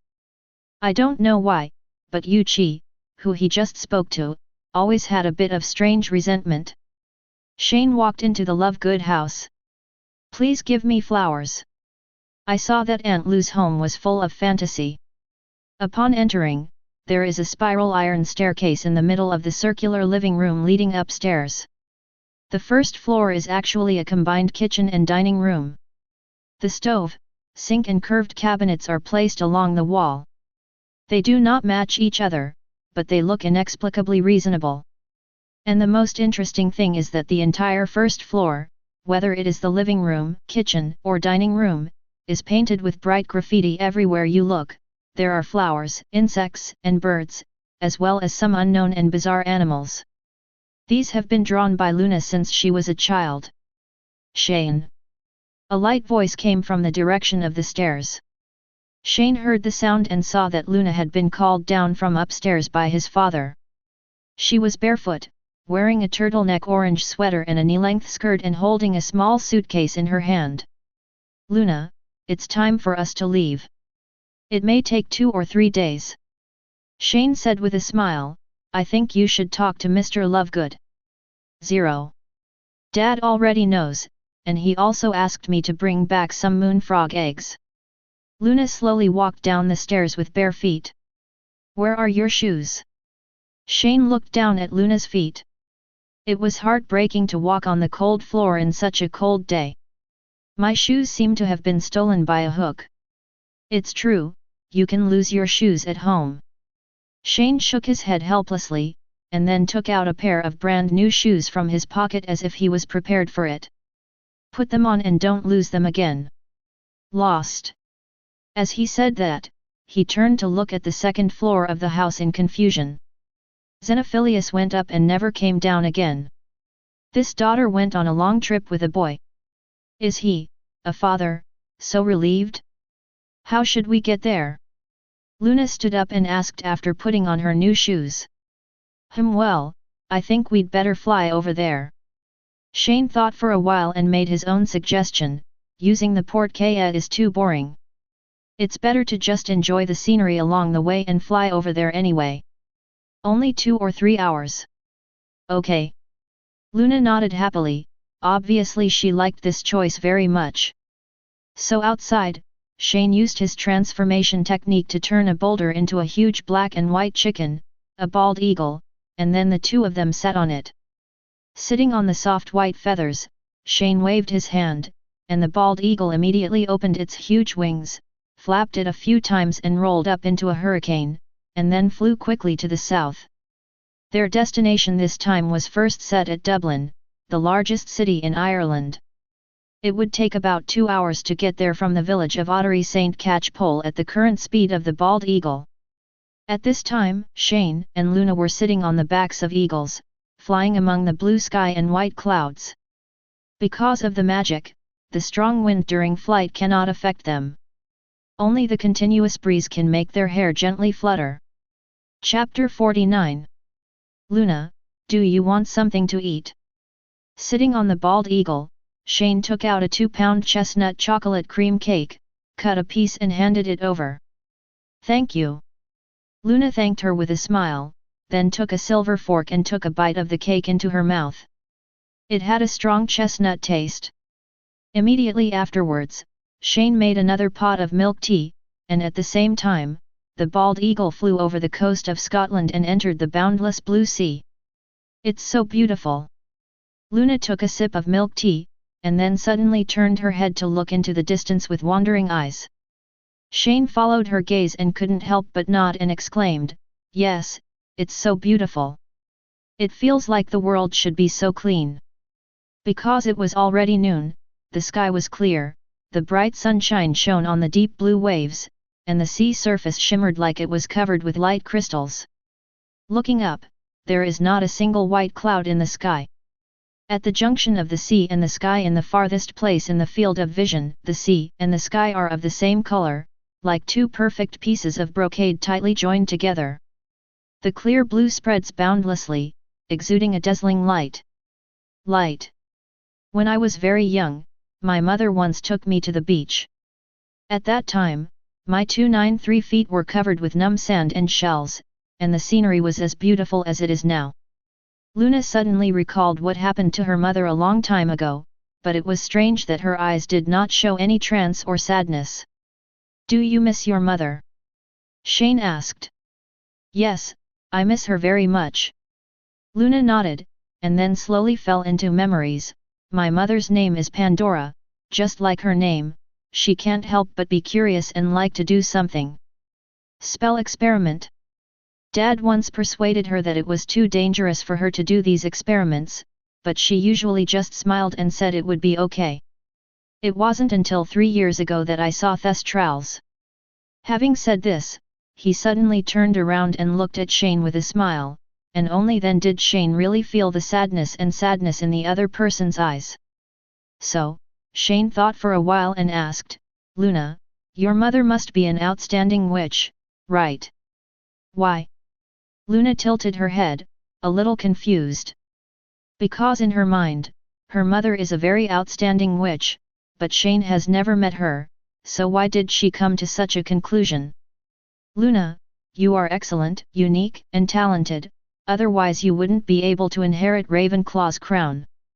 With that, Shane smiled and put his hand on the other person's head and stroked it gently. I want to. If it weren't for your mother's excellence, there would never be such an outstanding you.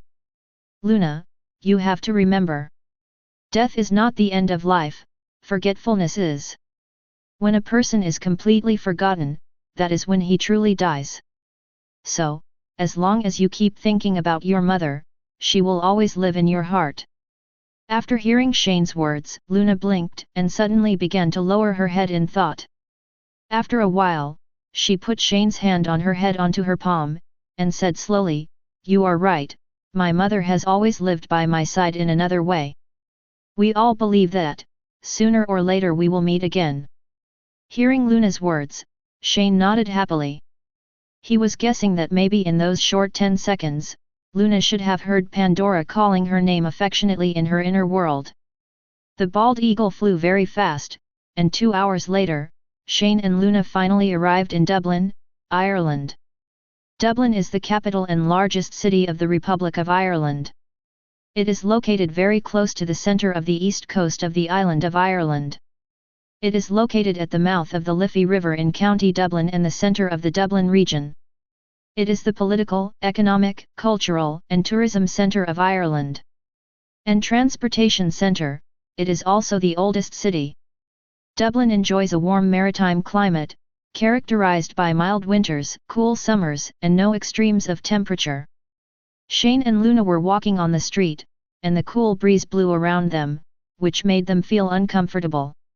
At this time, Shane was holding a satellite map of Ireland, carefully trying to find clues related to the quagmire. Door and Lin, mud, and lake, these are the only two words Hogni gave me. Where do I start looking for them? Not to mention that so many years have passed, some geological activities must have occurred in this place. Slytherin's place that could be called a quagmire at that time probably doesn't know what it has become now. Maybe it's forests, farmland, lakes, or cities and roads. Anyway, now we can't just rely on the map to find clues, because this is no different from a blind fly. It's really interesting. Luna was lying on Shane's shoulder and looking at the map. How did you manage to draw the map so precisely? Lakes, forests, mountains. And the towns are all clear. Well, how should I put it? This is all thanks to something called a satellite. Simply put, it means sending a big camera high into the sky and then taking pictures. Shane explained, and then Toko said, to be honest, the current magical world is really out of touch with human technological civilization. Those Muggle studies textbooks that have not been updated for more than 100 years should be relegated to the old books. Luna, I suggest that you get more exposure to the Muggle world in the future. Broadening your horizons will make your brain clearer. Being stubborn is usually equivalent to self-destruction. That's right. This is indeed the first time I've seen so many cars and these tall buildings. Luna agreed with a smile, and happily observed everything around her that was full of modernity, which was completely different from the traditional and conservative style of the wizarding world. Then, she stretched out her index finger and drew a circle on the right side of the map. According to legend, Slytherin came from the mire in eastern Ireland. I think we can start looking for it here. I will definitely look for it in this area first, but the scope is still too large. There are dozens of lakes in the entire eastern peninsula of Ireland, large and small, and the quagmire is not a mountain lake. It has been more than 1,000 years. Who knows what has changed in such a long time? So, we must first find a clue that can lead us to the quagmire. Shane sighed, shook his head and put the map away. Both Dor and Lin are ancient Celtic languages. Maybe we can go to a library or a place where history is recorded. Luna made a suggestion, is there such a place here? Of course. Shane nodded, Dublin has the largest museum in Ireland. So, after deciding on their first destination, Shane and Luna first came to the National Museum of Ireland. This is Ireland's National Comprehensive Museum, which mainly exhibits ancient artifacts, artworks, gold products, early Christian metal crafts and specimens, and information on zoology, botany, and geology. Entering the museum, perhaps because of the holidays, there were many more tourists than usual. So in order to prevent Luna, who was not very good at taking care of herself, from getting lost, Shane kept holding her hand. The two of them followed the guidance of the street signs in the museum and soon arrived at the ancient artifacts area.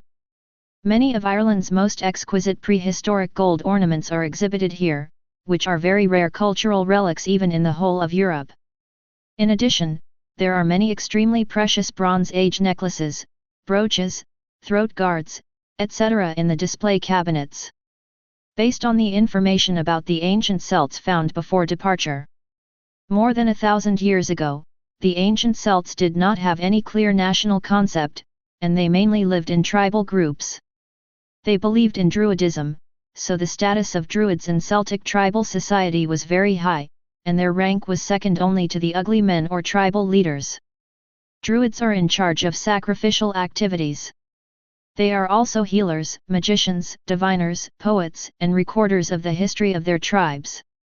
The Druids regard the oak as the sacred tree of their sect, so people also call the Druids Druid, which means sage of the oak tree, that is, a person who understands the truth of the tree. And according to legend, druids have the power to turn people into animals and communicate with gods, spirits, and animals. They can even predict the future through the way birds fly and the appearance of the internal organs of sacrifices. Yes, in fact, the druids among the Celts are simply wizards, but their names are different because of differences in civilization. Shane and Luna went around and looked at many display cabinets, but they didn't find anything about the Celtics or druids. And just when Shane was about to walk to the next exhibition area without a clue, Luna suddenly took his hand. "Luna, what's wrong?" Shane turned around in confusion. "I thought of it." Luna blinked and said, "Maybe we can try to find oak, which is the sacred wood of druidism. If Slytherin is also a druid, maybe he will use it to make some items." "Oak?" Shane frowned and thought for a while, then shook his head and rejected the proposal. "Although your statement makes sense, although oak is hard, if it is always exposed to the natural environment, it will still rotten, unless it has been in deep water." "But, Salazar Slytherin is a wizard." Luna immediately gave a spiritual answer. "That's right." Shane was stunned for a moment, and then he immediately reacted. Chapter 50. So the two of them began to constantly look for ancient artifacts such as oak in the surrounding display cabinets. In the end, I didn't expect that they actually found it. In an inconspicuous corner of the museum, in a small glass display cabinet in front of me, an acorn-shaped wood sculpture was placed among many miscellaneous small bronze vessels. Shane took a closer look and found that it was simply carved with the images of many small animals, and among them was the symbol of Salazar Slytherin, a snake. Perhaps because it has been buried in the soil for too long, this wooden sculpture looks a bit like it has been washed or oxidized and turned white, but the surface is still very smooth, as if it has been polished by something. "Haha, I really found it." Shane straightened up and said happily. Then he snapped his fingers and replaced the wood carving inside. "I have to say that having a smart little witch around here can really save a lot of trouble. If it were him alone, he might just ignore the wood carving even if he saw it." Shane was thinking this, and at this moment, another smart little witch in London suddenly sneezed while lying on the sofa. "Ah!" Hermione put down her wand and rubbed her itchy nose, a little confused. Did she catch a cold? Then she shook her head and continued to practice her magic circle. Back to Dublin, Ireland. Through the introduction column next to the display cabinet, Shane and Luna learned the origin of the acorn wood carving in their hands. In fact, this wooden sculpture was unearthed in the Wicklow Mountains National Park near Dublin. More than 100 years ago, a farmer in Dublin suddenly discovered a beautiful acorn wood carving inlaid in the hole of a tall oak tree when he was cutting down woods and reclaiming land. He was curious at the time and took it home as an ornament. Not long after his death, his relatives donated the acorn wood carving to the museum. Shane re-expanded the map and discovered that Wicklow Mountains National Park is just south of Dublin. It only takes about 10 minutes to get there by riding a bald eagle. However, considering that it was already noon, Shane decided to find a place to settle down first. He planned to find a place to stay, have lunch, and then set off to the University of Dublin to investigate the geological change data of the Wicklow Mountains National Park, and then go to the Wicklow Mountains National Park. So, Shane took Luna directly to the most exclusive hotel in Dublin and booked a presidential suite. The entire presidential suite covers an area of more than 200 square meters, and there is a 24-hour catering service. The food is prepared by the best local chefs. Shane said that it was a rare trip and not having good food and accommodation would be disrespectful to his fat wallet. But there was one thing. Based on his understanding of so-called high-end Western food, the food prepared by the so-called high-end chefs in this hotel would probably be several times more expensive in appearance than in taste, and even eating enough might be a problem. So, Shane slammed the menu in the hotel room shut and immediately decided to go out and find a Huxia restaurant to eat. But when it comes to this, some people may wonder, why doesn't Shane stay in a hotel run by a wizard? Answer: Whoever wants to go to that dilapidated and old place, which has been open for hundreds of years and doesn't know how to renovate it, Shane thinks that the boss's brain was eaten by a troll. At this time, someone asked, why can two children who are obviously underage get the presidential suite? Answer, if you don't understand, just hit yourself with a piece of tofu and kill yourself.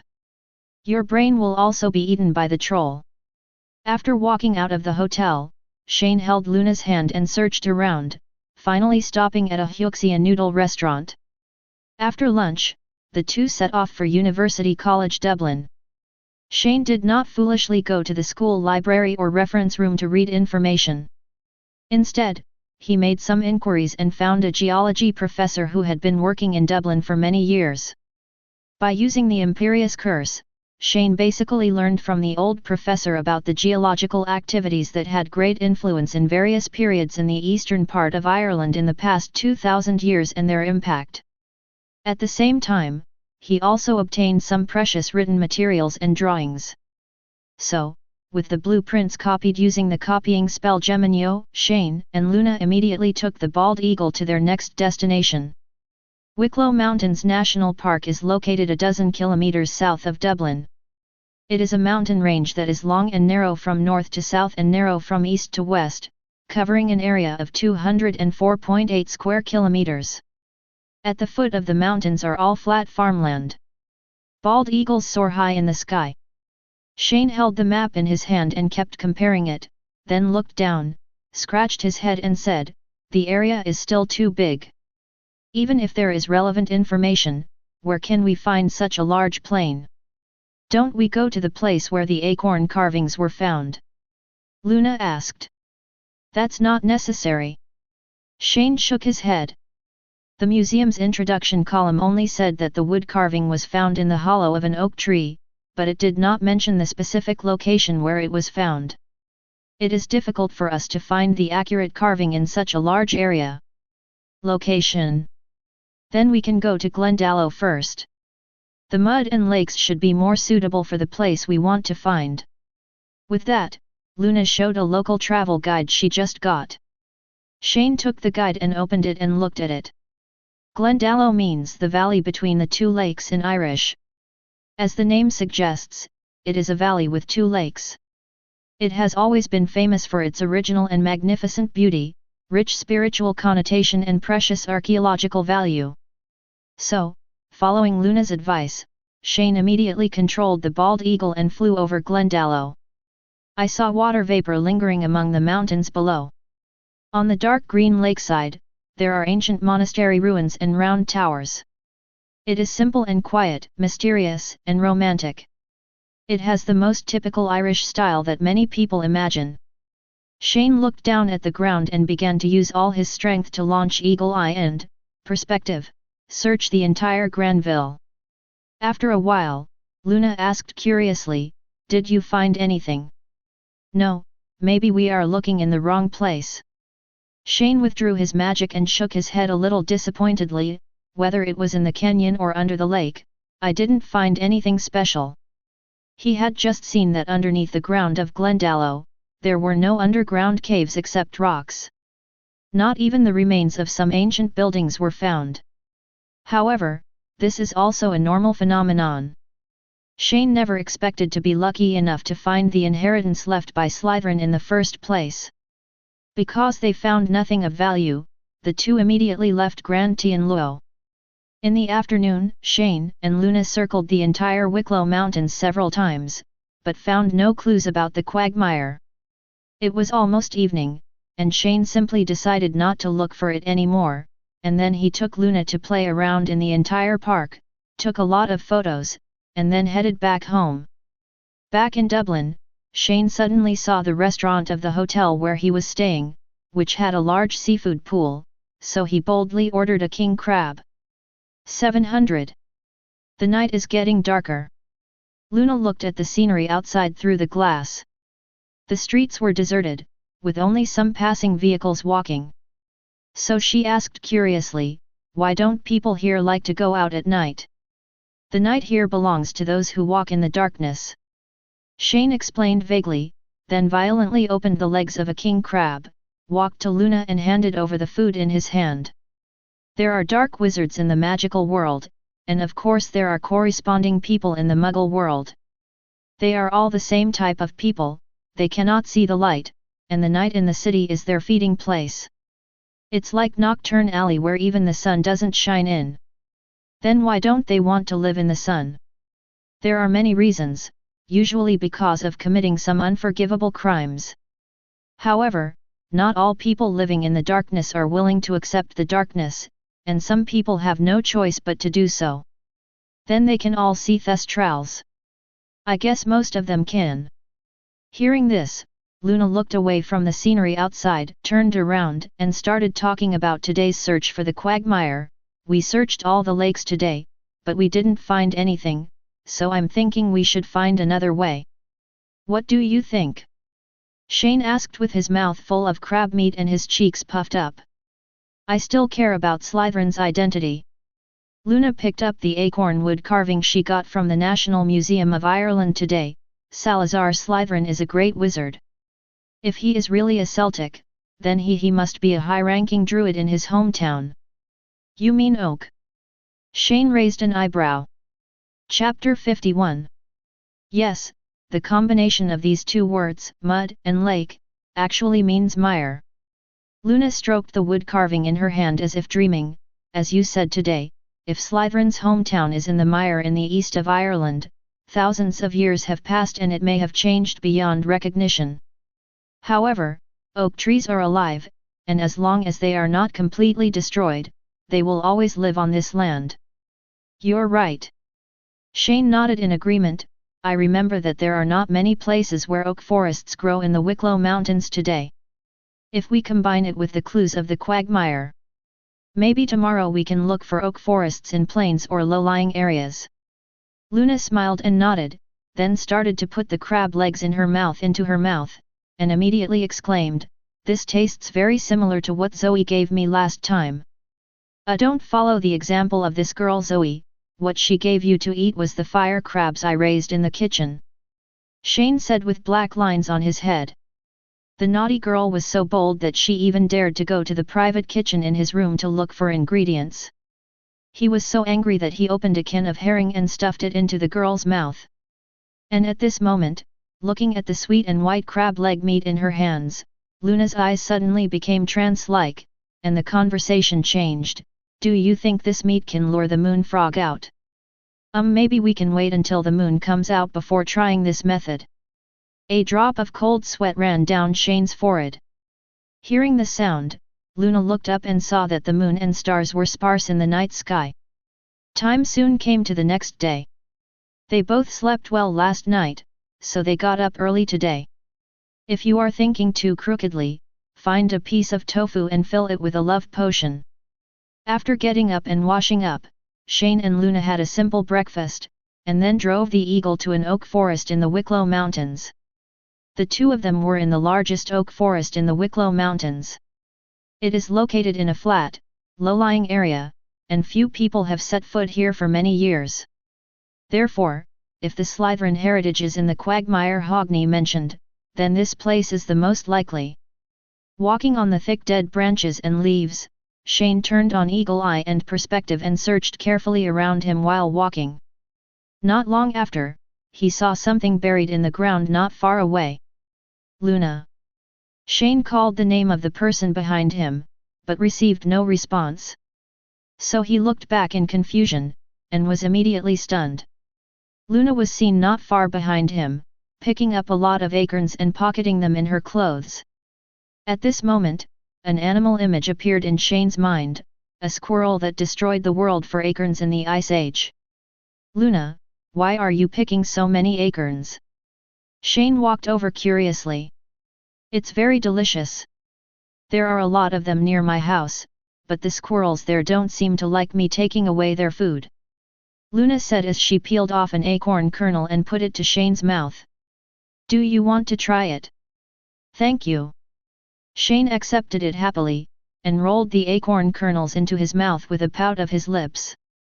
After chewing it twice, I found that the acorn kernels were slightly bitter when eaten raw, but the aftertaste was slightly sweet. Perhaps they could be used to make some special desserts. Shane took out a bag with a traceless stretching charm from his personal space, helped Luna pack all the acorns she picked up, and then said, "I found something under the ground over there, and there seems to be something buried underneath. The ruins of ancient buildings may be of some help to us." With that said, he led Luna to a tall oak tree. Some of the roots of the oak tree are exposed on the surface, and many shrubs and weeds cover it. There is no trace of human footstep here. Overgrowth. Shane claps down with one hand, and the magic circle of natural magic unfolds instantly. In the center of the green magic circle, several thick threads were slowly pushing the ruins buried deep underground together with large chunks of soil out of the ground.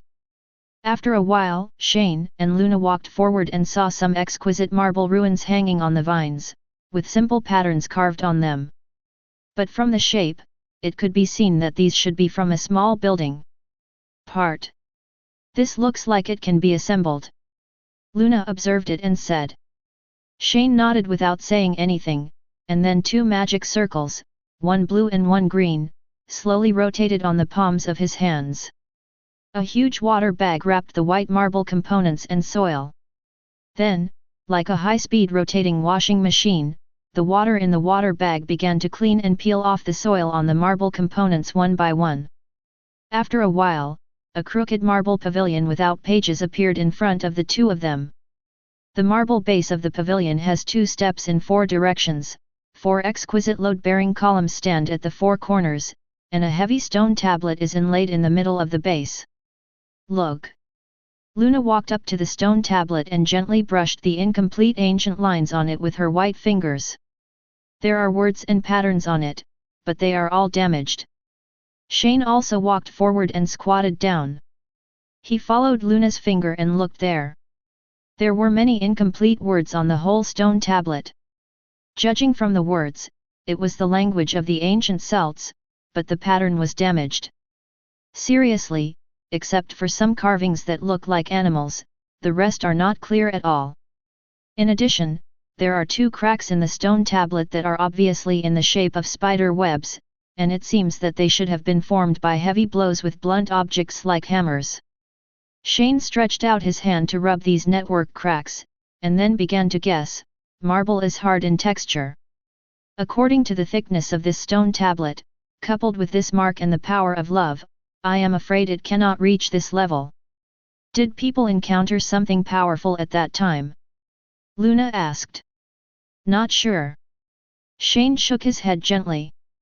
According to the historical background at that time, Slytherin was in an era of fierce conflict between tribes and countries, as well as various religious civilizations. It was probably just a way to smash the stone monument. Just an act of vandalism. Feeling that there might have been a big battle here more than 1,000 years ago, there should be related legacy, so Shane turned on the pupil magic again and looked around. Sure enough, there were a lot of building fragments in the ground around the place where the pavilion was buried, but most of them were not marble, but ordinary stones. In addition, he also found some fragments of weapons and various unknown remains. And among these remains, Zhen found that some bones were particularly conspicuous. The green magic circle lit up again, and white bones broke out of the ground. After a while, countless huge bones floated in front of the 2 people. Incredible! What kind of animal bones are these? Luna asked in surprise as she looked at the various messy bones flying in the air. I don't know, but it's not an ordinary animal anyway. Shane replied with a frown, looking thoughtful. The bones in front of me are obviously from the same species. They are very thick. The diameter of the cross-section of the thinnest bone is estimated to be more than 10 centimeters. It may not be able to be picked up by 2 hands, and its shape and characteristics are similar to human bones. Very similar. Therefore, Shane saw that these skeletons were a bit special, so he immediately planned to piece them together. But because he was not a professional and didn't know much about the skeletal structure of living things, in the end he could only make a rough guess based on his own feelings. 10 minutes later, a humanoid silhouette nearly 8 meters tall appeared in front of the two of them. It's so big. Luna raised her head and said, "Is this a giant?" It should be, but it's much bigger than the giants we know. And it's a bit strange that it seems to have horns on its head that ordinary owners don't have. Chang'an touched his chin and looked up and down and said, "Nowadays, the number of giants in the world is very rare, and the total number probably does not exceed double digits. They usually live in tundra areas at high latitudes, living on fish, deer, and sheep. They are about 3 to 5 meters tall. Their body size is similar to that of trolls, but their IQ is much higher than that of trolls. Not unlike a mermaid. The so-called giant in front of me seems to be different from the existing giants. It is more than a circle larger in terms of size. I think it was the one that broke the stone tablet. The Celts once fought against the giants." Luna guessed, then looked at the broken pavilion, but now it seems that the Celts have lost. "Yes, I feel like we've found the right place." Shane nodded in agreement.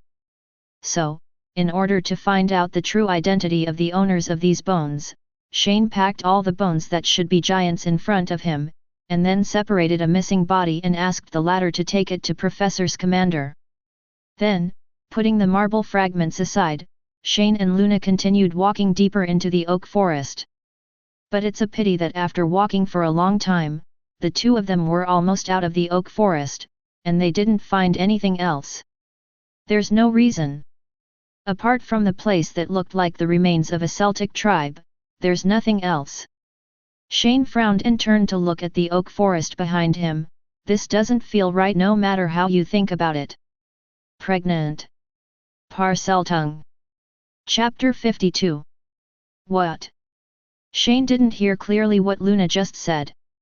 Parseltongue.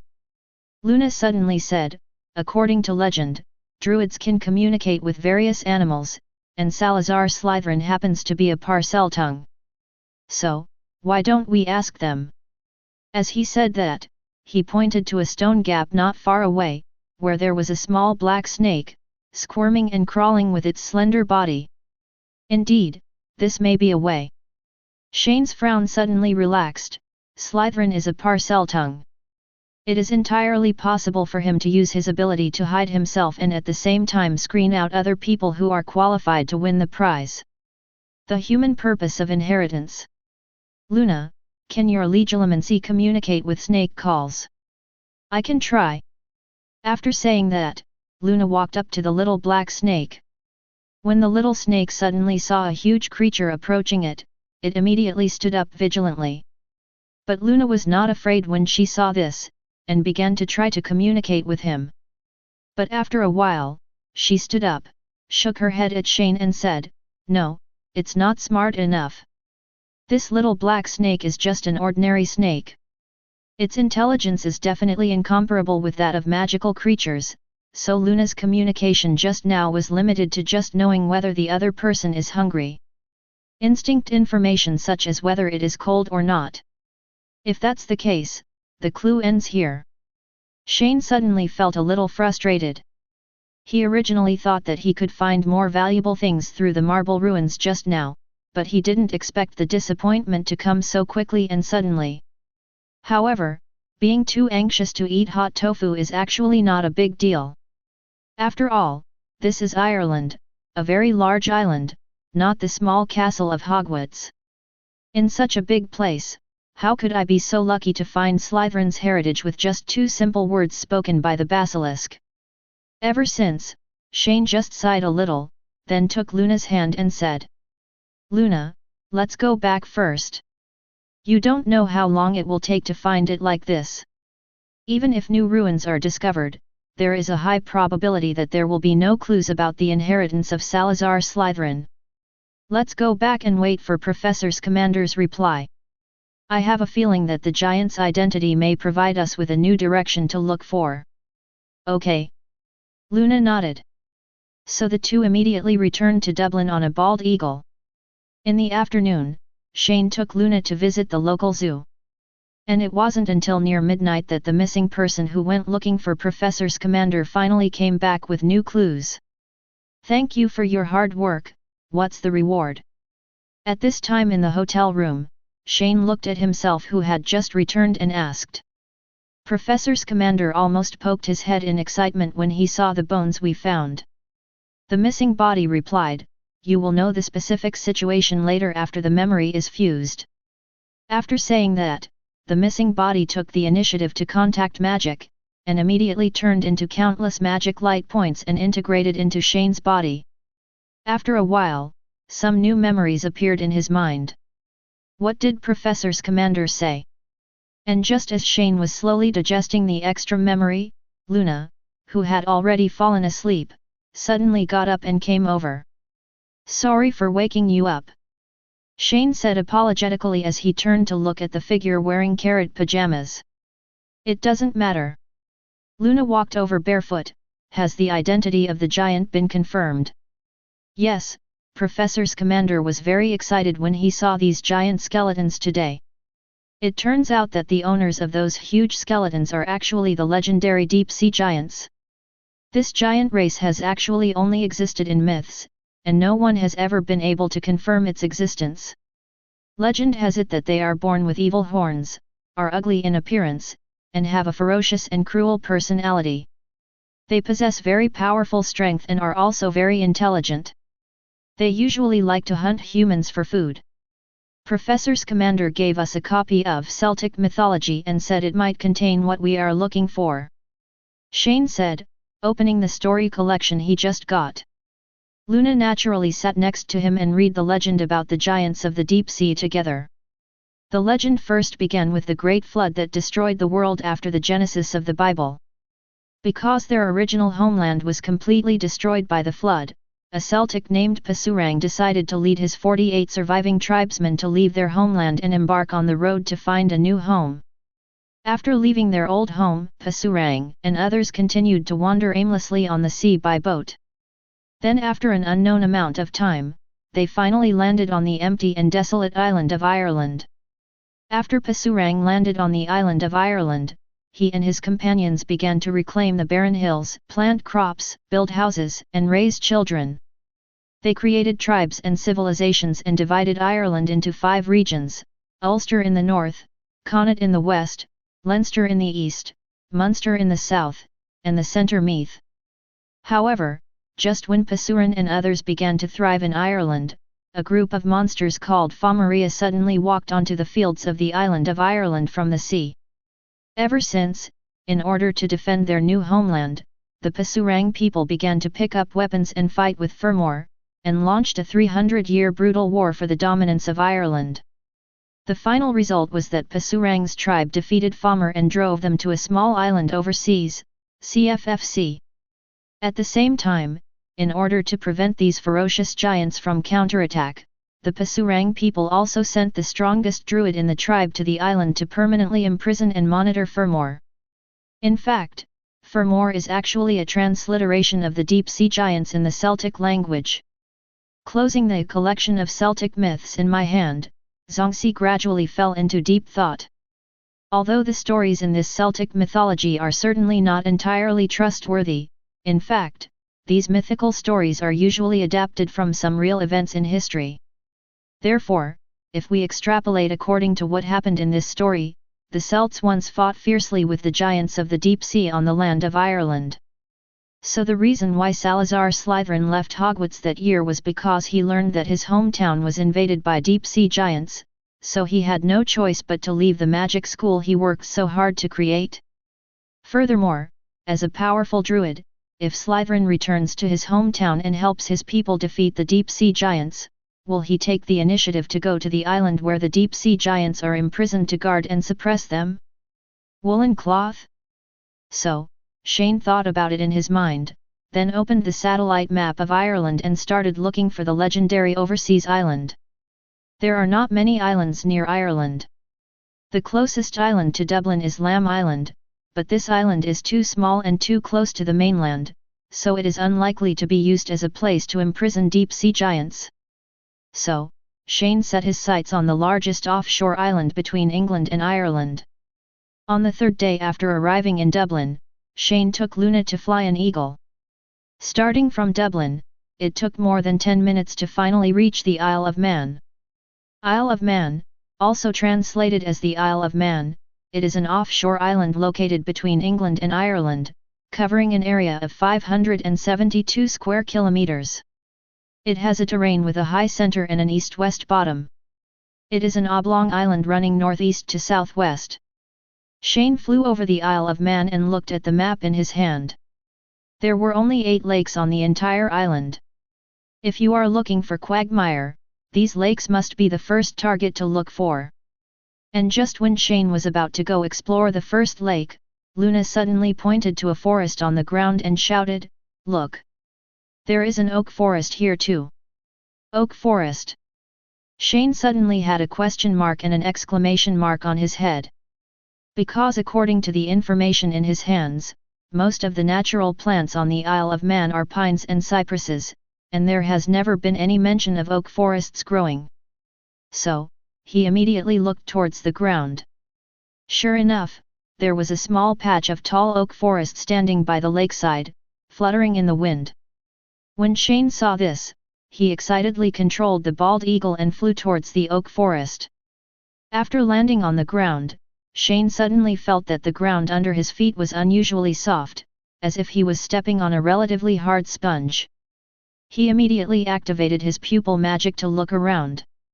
After a while, he saw something different buried deep in the mud under the lake. "Luna, we're here." For some reason, Shane suddenly had a strong hunch that what was buried under the lake must be what he wanted to find. Immediately, he took Luna's hand and went deep into the bottom of the lake together. At the same time, an invisible force completely isolated the green lake water around the two of them. Floating on the mud at the bottom of the lake, Shane's hand lit up the light blue magic circle of water flow magic. A huge vortex instantly dispersed the thick mud at the bottom of the lake, revealing ancient ruins that had been buried for thousands of years.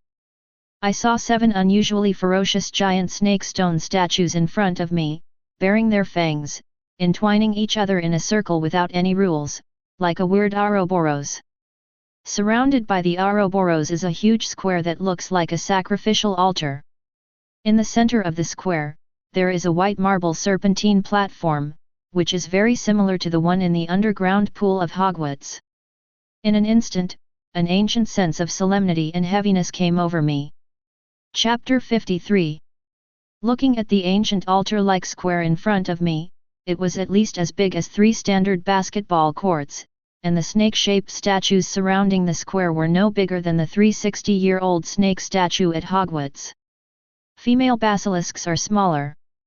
Good guy, your skills are quite high. Shane couldn't help but sigh. Because of such a big scene, even if it is placed at the flower garden, it will still be ranked high. Immediately afterwards, the two began to walk around the entire square, but except for the marble stone platform in the middle of the square, they did not find anything special or any mechanism. "Luna, did you find anything over there?" Shane looked at the figure on the other side of the square and asked. "No." Luna shook her head. So, the two of them walked to the stone platform in the middle of the square. Shane looked at the bright white ring groove that was integrated with the snake pattern base on the stone platform, and without any hesitation put the snake pattern ring he got from the dark pool on it. The dark gold ring is inlaid with black gemstones, which forms an extremely sharp contrast with the white marble. But after a while, nothing happened around me. No response. Luna made a signature tilt of her head and blinked in confusion. Maybe it's because there's still something special to activate it. Shane frowned and thought for a moment, then took out a small cold glass bottle from his pocket, which contained some dark red liquid. Harry's blood. After a brief explanation, he shook the blood in the bottle, then flicked his thumb to remove the cork from the mouth of the bottle, and the dark red blood dripped on the ring. Suddenly, the black gem absorbed the blood and emitted a bright red light, which was completely different from the last time Shane tested his own blood in the dark pool. After a while, as the red light gradually dimmed, the mechanism that had been sealed for thousands of years was finally opened. On the snake pattern ring, it suddenly seemed as if there was a source of blood flowing. It flowed down the stone platform along the ring groove, and then meandered along the exquisite carvings on the marble base and flowed to the ground. The intertwining of white and bright red reveals an evil and strange atmosphere. Immediately afterwards, the 7 giant snake statues surrounding the square suddenly began to twist. The Ouroboros loosened its tail, then grinned its sharp fangs and opened its mouth, forming a dark hole. When Shane saw this, he quickly pulled Luna over. I saw, between the 2 fangs in front of me, an ancient stone staircase leading to the darkness below. Without any hesitation, Shane released a few light balls to explore the path, and then took Luna's hand and entered the mysterious snake mouth that led to nowhere. The stairs spiral downward, and there are smooth stone walls on both sides of the passage. The 2 walked for several minutes before slowly reaching the end of the stairs. Under the illumination of several light balls, it was still extremely dark, and only the dry grey stone bricks on the ground could be seen. So, Shane raised his hand to merge several light balls into one and expand their size. In an instant, a sun slowly rose into the sky, and the surrounding environment suddenly became brighter. What came into view was a huge underground space comparable to the Hogwarts Quidditch pitch. The huge underground space in front of me looks like an upside-down oval eggshell. Countless irregular stones that look like they have been roughly processed are stacked on top of each other, making the entire space look like a completely sealed gymnasium. Appearance. And on the broad but uneven ground, there were several pairs of huge, long, winged skeletons lying curled up in the center of the basement. Their postures seemed to be guarding something, giving people a sense of comfort. A very solemn feeling. That's a basilisk, Luna said in surprise as she looked at the huge skeletons in the distance. Although the body is much smaller than Hogni, it can still be seen that these skeletons should be the basilisks cultivated by Sliro. Let's go over and take a look, Shane said, and then walked over first, with Luna following closely behind him. Walking into the basilisk skeleton, Shane immediately saw a familiar face. Salazar Slytherin, Shane suddenly said with certainty. Inside the skeleton, a stone figure that should be 2 meters tall was sitting on a stool also made of stone. The right hand of the portrait is holding a cane inlaid with unknown crystal, and the left hand is holding a book in his arms. The eyes on his face are staring straight ahead. I don't know what it is expressing. The face on the statue is almost exactly the same as the stone statue of Slytherin in the Chamber of Secrets at Hogwarts, except that it looks older and has a much longer beard. So this is Slytherin's cemetery. Shane walked up to the portrait and took a closer look, then looked at the basilisk skeletons around him. It seemed like he took the initiative to look directly into the basilisk's eyes, and then he turned into it. Looks like this. Why is he doing this? Luna asked confused. I don't know, but... Shane reached out and took down the book held in the left hand of the Slytherin statue. Maybe this thing can give us the answer. After saying that, he lowered his head and looked at the cover. The book seems to be made of sheepskin. It feels very hard and is a little whitish in color, but you can still clearly see the large gilt characters on the cover that read, Salazar Slytherin, Salazar Slytherin. Unexpectedly, thousands of years have passed and this book is still intact except for a little dust. Turning over the cover, I saw such a simple sentence written on the first page of the book, ask me questions, I have been here all my life. This won't be exactly the same as Voldemort's Horcrux diary, right? When Shane looked at this sentence, he always felt an inexplicable sense of familiarity coming over him. At this moment, he couldn't help but have a suspicion in his heart. Was this book a Horcrux created by Salazar Slytherin? Or maybe he, like Godric Gryffindor, also injected part of his consciousness into this book. So, thinking of this, Shane fiddled with his fingers again, but saw that the parchment at the back was blank, with no written records, exactly the same as Voldemort's diary. This made Shane even more suspicious. But at this moment, a call interrupted his thoughts. Please give me flowers. Tea. What's wrong? Shane subconsciously heard the sound and walked away. When he looked up, he saw that at some point, Luna had taken off the staff from the Slytherin statue and broken it in half. Look, it's broken, Luna said, holding up the 2 remaining pieces of wood to show them. Shane was speechless for a moment. He stepped forward, took the cane that had been broken into 2 pieces, and examined it carefully. It's just an ordinary oak cane.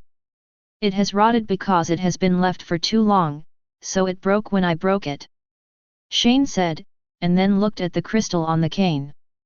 There were still incomplete alchemical runes on the crystal. But it was badly broken and couldn't be repaired. After saying that, he handed the stick back to Luna's hand. Is this a Slytherin wand? Luna asked curiously, fiddling with her wand.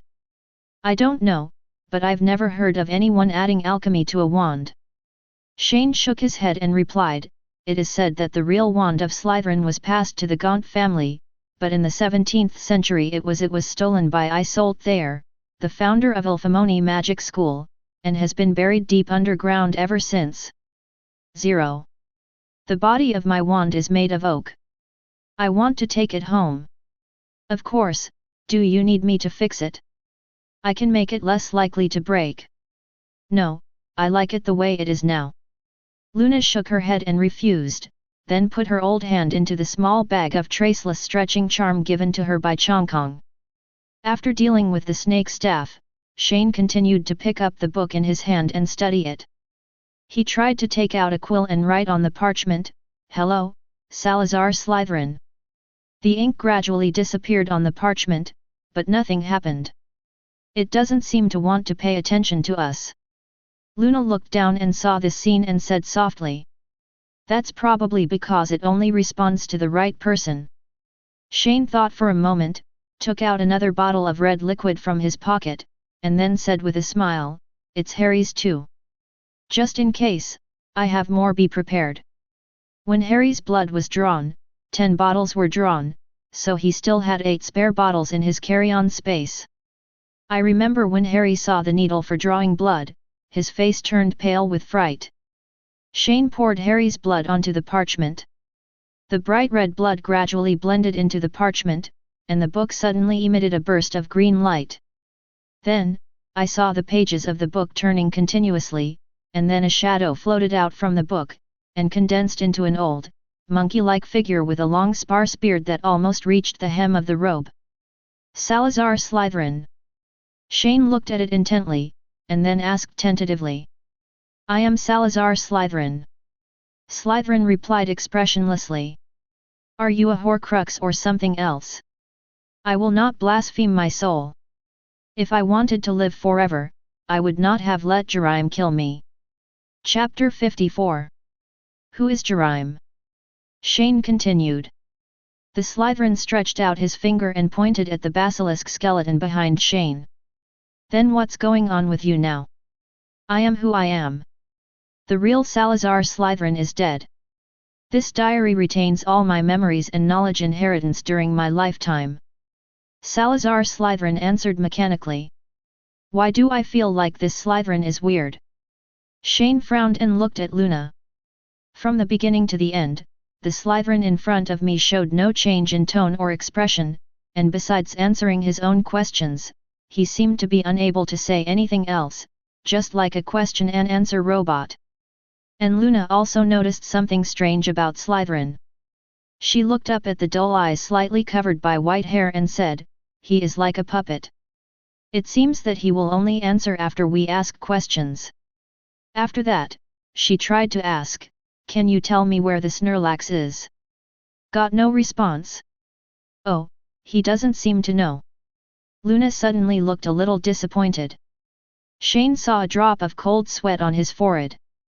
He smiled helplessly and touched the girl's head. Then he looked at the ghost-like figure of SA 580 straightening Litlin floating in mid-air. Judging from the brief exchange between the two parties just now, the book left by Salazar Slytherin is probably just a carrier of memory. It's like a first-generation artificial intelligence that can only respond to known things, but it can only remain silent about things that are not part of Slytherin's memory during his lifetime. So, out of curiosity, Shane began to ask about some historical doubts that he had never understood. Slytherin, can you tell me why you left Hogwarts? As soon as he finished speaking, Slytherin stretched out a hand from his robe, and then a scene of war suddenly appeared in front of the two of them. Countless giants with evil horns wearing rough armor, armed with wooden clubs, stone hammers and other weapons suddenly rushed onto the land from the sea, and burned and destroyed the Celtic villages. Drew, who had magical abilities, Yi Zheng summoned the giant beast and released magic to fight with it, but was still defeated. In the picture, a deep-sea giant stretched out his clawed hands, grabbed a Celtic who fell to the ground, and then threw the person and his clothes directly into his mouth and chewed him raw. Blood flowed from the corners of his mouth, and fragments of internal organs were squeezed out from between his teeth. When Shane saw this, he immediately reached out and covered Luna's eyes.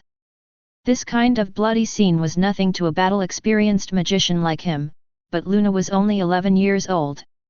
No matter what, such a scene it's not something her age group should watch. Slytherin didn't react at all to Shane's behavior.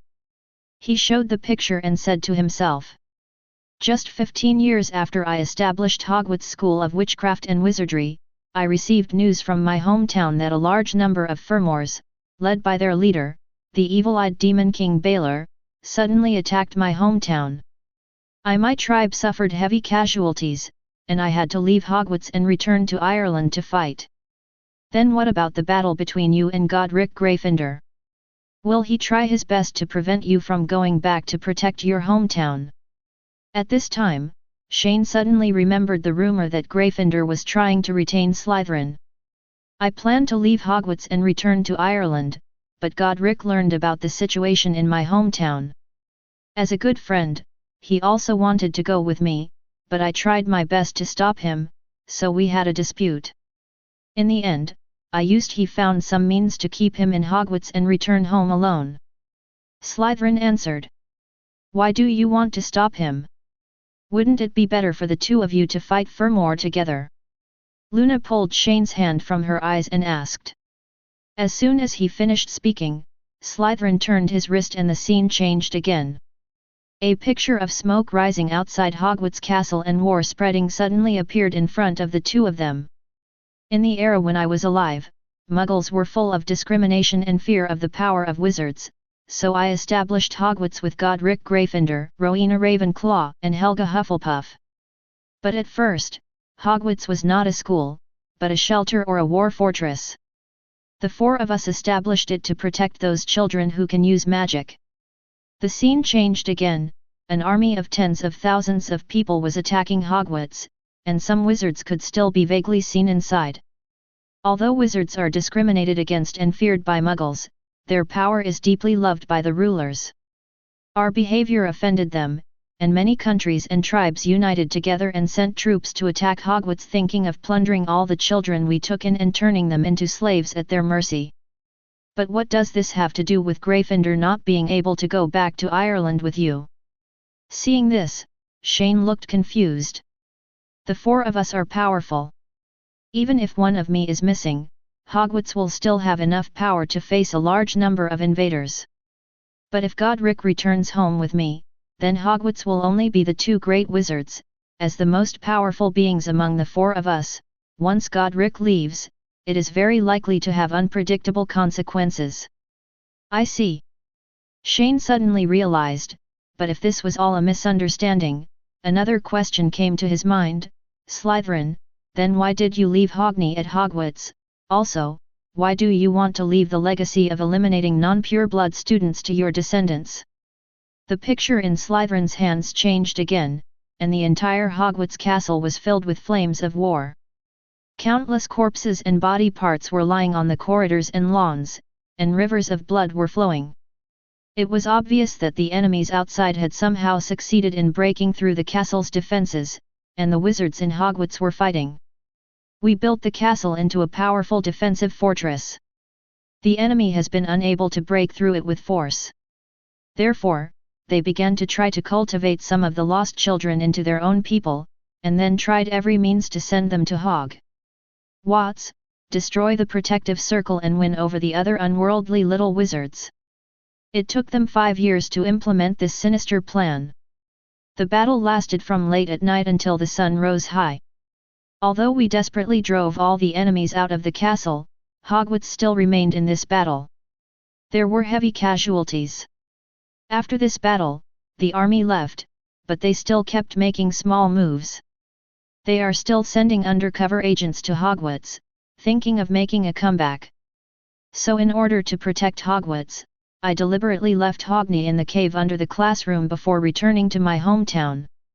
As long as there is an unforeseen danger in Hogwarts, my descendants will go to the cave to wake him up. Hogni eliminates all undercover agents and traitors indiscriminately. Shane was stunned by Slytherin's words. This is how feelings come about when it comes to eliminating non-pure-blooded students. But this raises another question, that is, what if a descendant of Slytherin dies on the way to the cave? But regarding this question, Slytherin also gave his own answer. He only heard him say, if something happens to my descendant, Peeves will wake it up on my descendant's behalf. Then what's the purpose of that snake print ring you left behind? Shane asked again. That ring will allow Hogna to completely obey the orders of my descendants, but if something happens to my descendants, Peeves can also select qualified people to wear the ring and gain the ability to speak snakes. I will give it to Hogna leaving behind the command and the location of my hometown. If an irreversible disaster occurs in Hogwarts, the survivors can travel to my hometown through the ability of the ring. But there is still something wrong. If according to what you said, even your descendants can only fully command Hogni after he puts on the ring, then if an accident really happens, how will Hogna tell the difference? Who is the undercover and who is the traitor? There is no need to identify. Hogna will eliminate all suspicious people indiscriminately when the time comes. Have to. Shane instantly understood why Slytherin was kind enough to leave the basilisk to protect Hogwarts and leave behind his legacy, but in the end, it would be misinterpreted as a pure-blood theory by future generations. Indiscriminate elimination means that no matter whether you are an undercover agent or a traitor, all those with suspicion will be killed to avoid future troubles. It is not surprising that this kind of ruthlessness and decisiveness, coupled with the passage of time and various subjective understandings of people, will become like this. But why didn't you go back to Hogwarts in the end? At this time, Luna, who was still holding Shane's hand, suddenly asked. After I returned home, I united everyone on Irish land to fight against Furmore. After nearly 10 years of war, we finally defeated them and drove them to an island far away from the mainland, but right there in the last battle, although I killed Baelor, the evil-eyed demon king, I was also struck by the mortal curse released by his one eye, and I was already dead. It's just that I realized that I couldn't die just yet. Years of war have exhausted my people, but Furmore has not been completely extinct, so I took the initiative to come to the island and built this huge underground prison. And imprison and monitor all remaining Furmores on the island. Until I felt that my life torch was about to burn out, I used my last strength to seal my lifelong memories and knowledge into my diary, and asked Fairame to petrify me to prevent me from turning into ugly carrion. Then why don't you drive out all the Furmores? You obviously have the ability to kill them. Shane asked doubtfully. No, the evil-eyed demon king Baelor has a daughter named Enya. She was imprisoned in the deep sea by her father because of a prophecy made by our prophet. In the end, it was my brother Esayan who saved her. My people and I promised Enya that she would help us win the war, but she could not exterminate her people. Chapter 55. What a complicated history. After listening to Slytherin's story, Shane could only sigh that everyone in this world has a wonderful story that no one else knows. It's just that Slytherin just said this is a prison. Shane turned on perspective and observed his surroundings, and found out that, deeper underground, there were many regular underground cages arranged neatly, and hundreds of complete skeletons of deep-sea giants were lying in various postures inside a narrow rectangular cage. Judging from the appearance of these skeletons, these deep-sea giants were imprisoned in these cages during their lifetimes, and it would be difficult for them to even turn around. Knowing the true history, Shane put away the diary of Salazar Slytherin.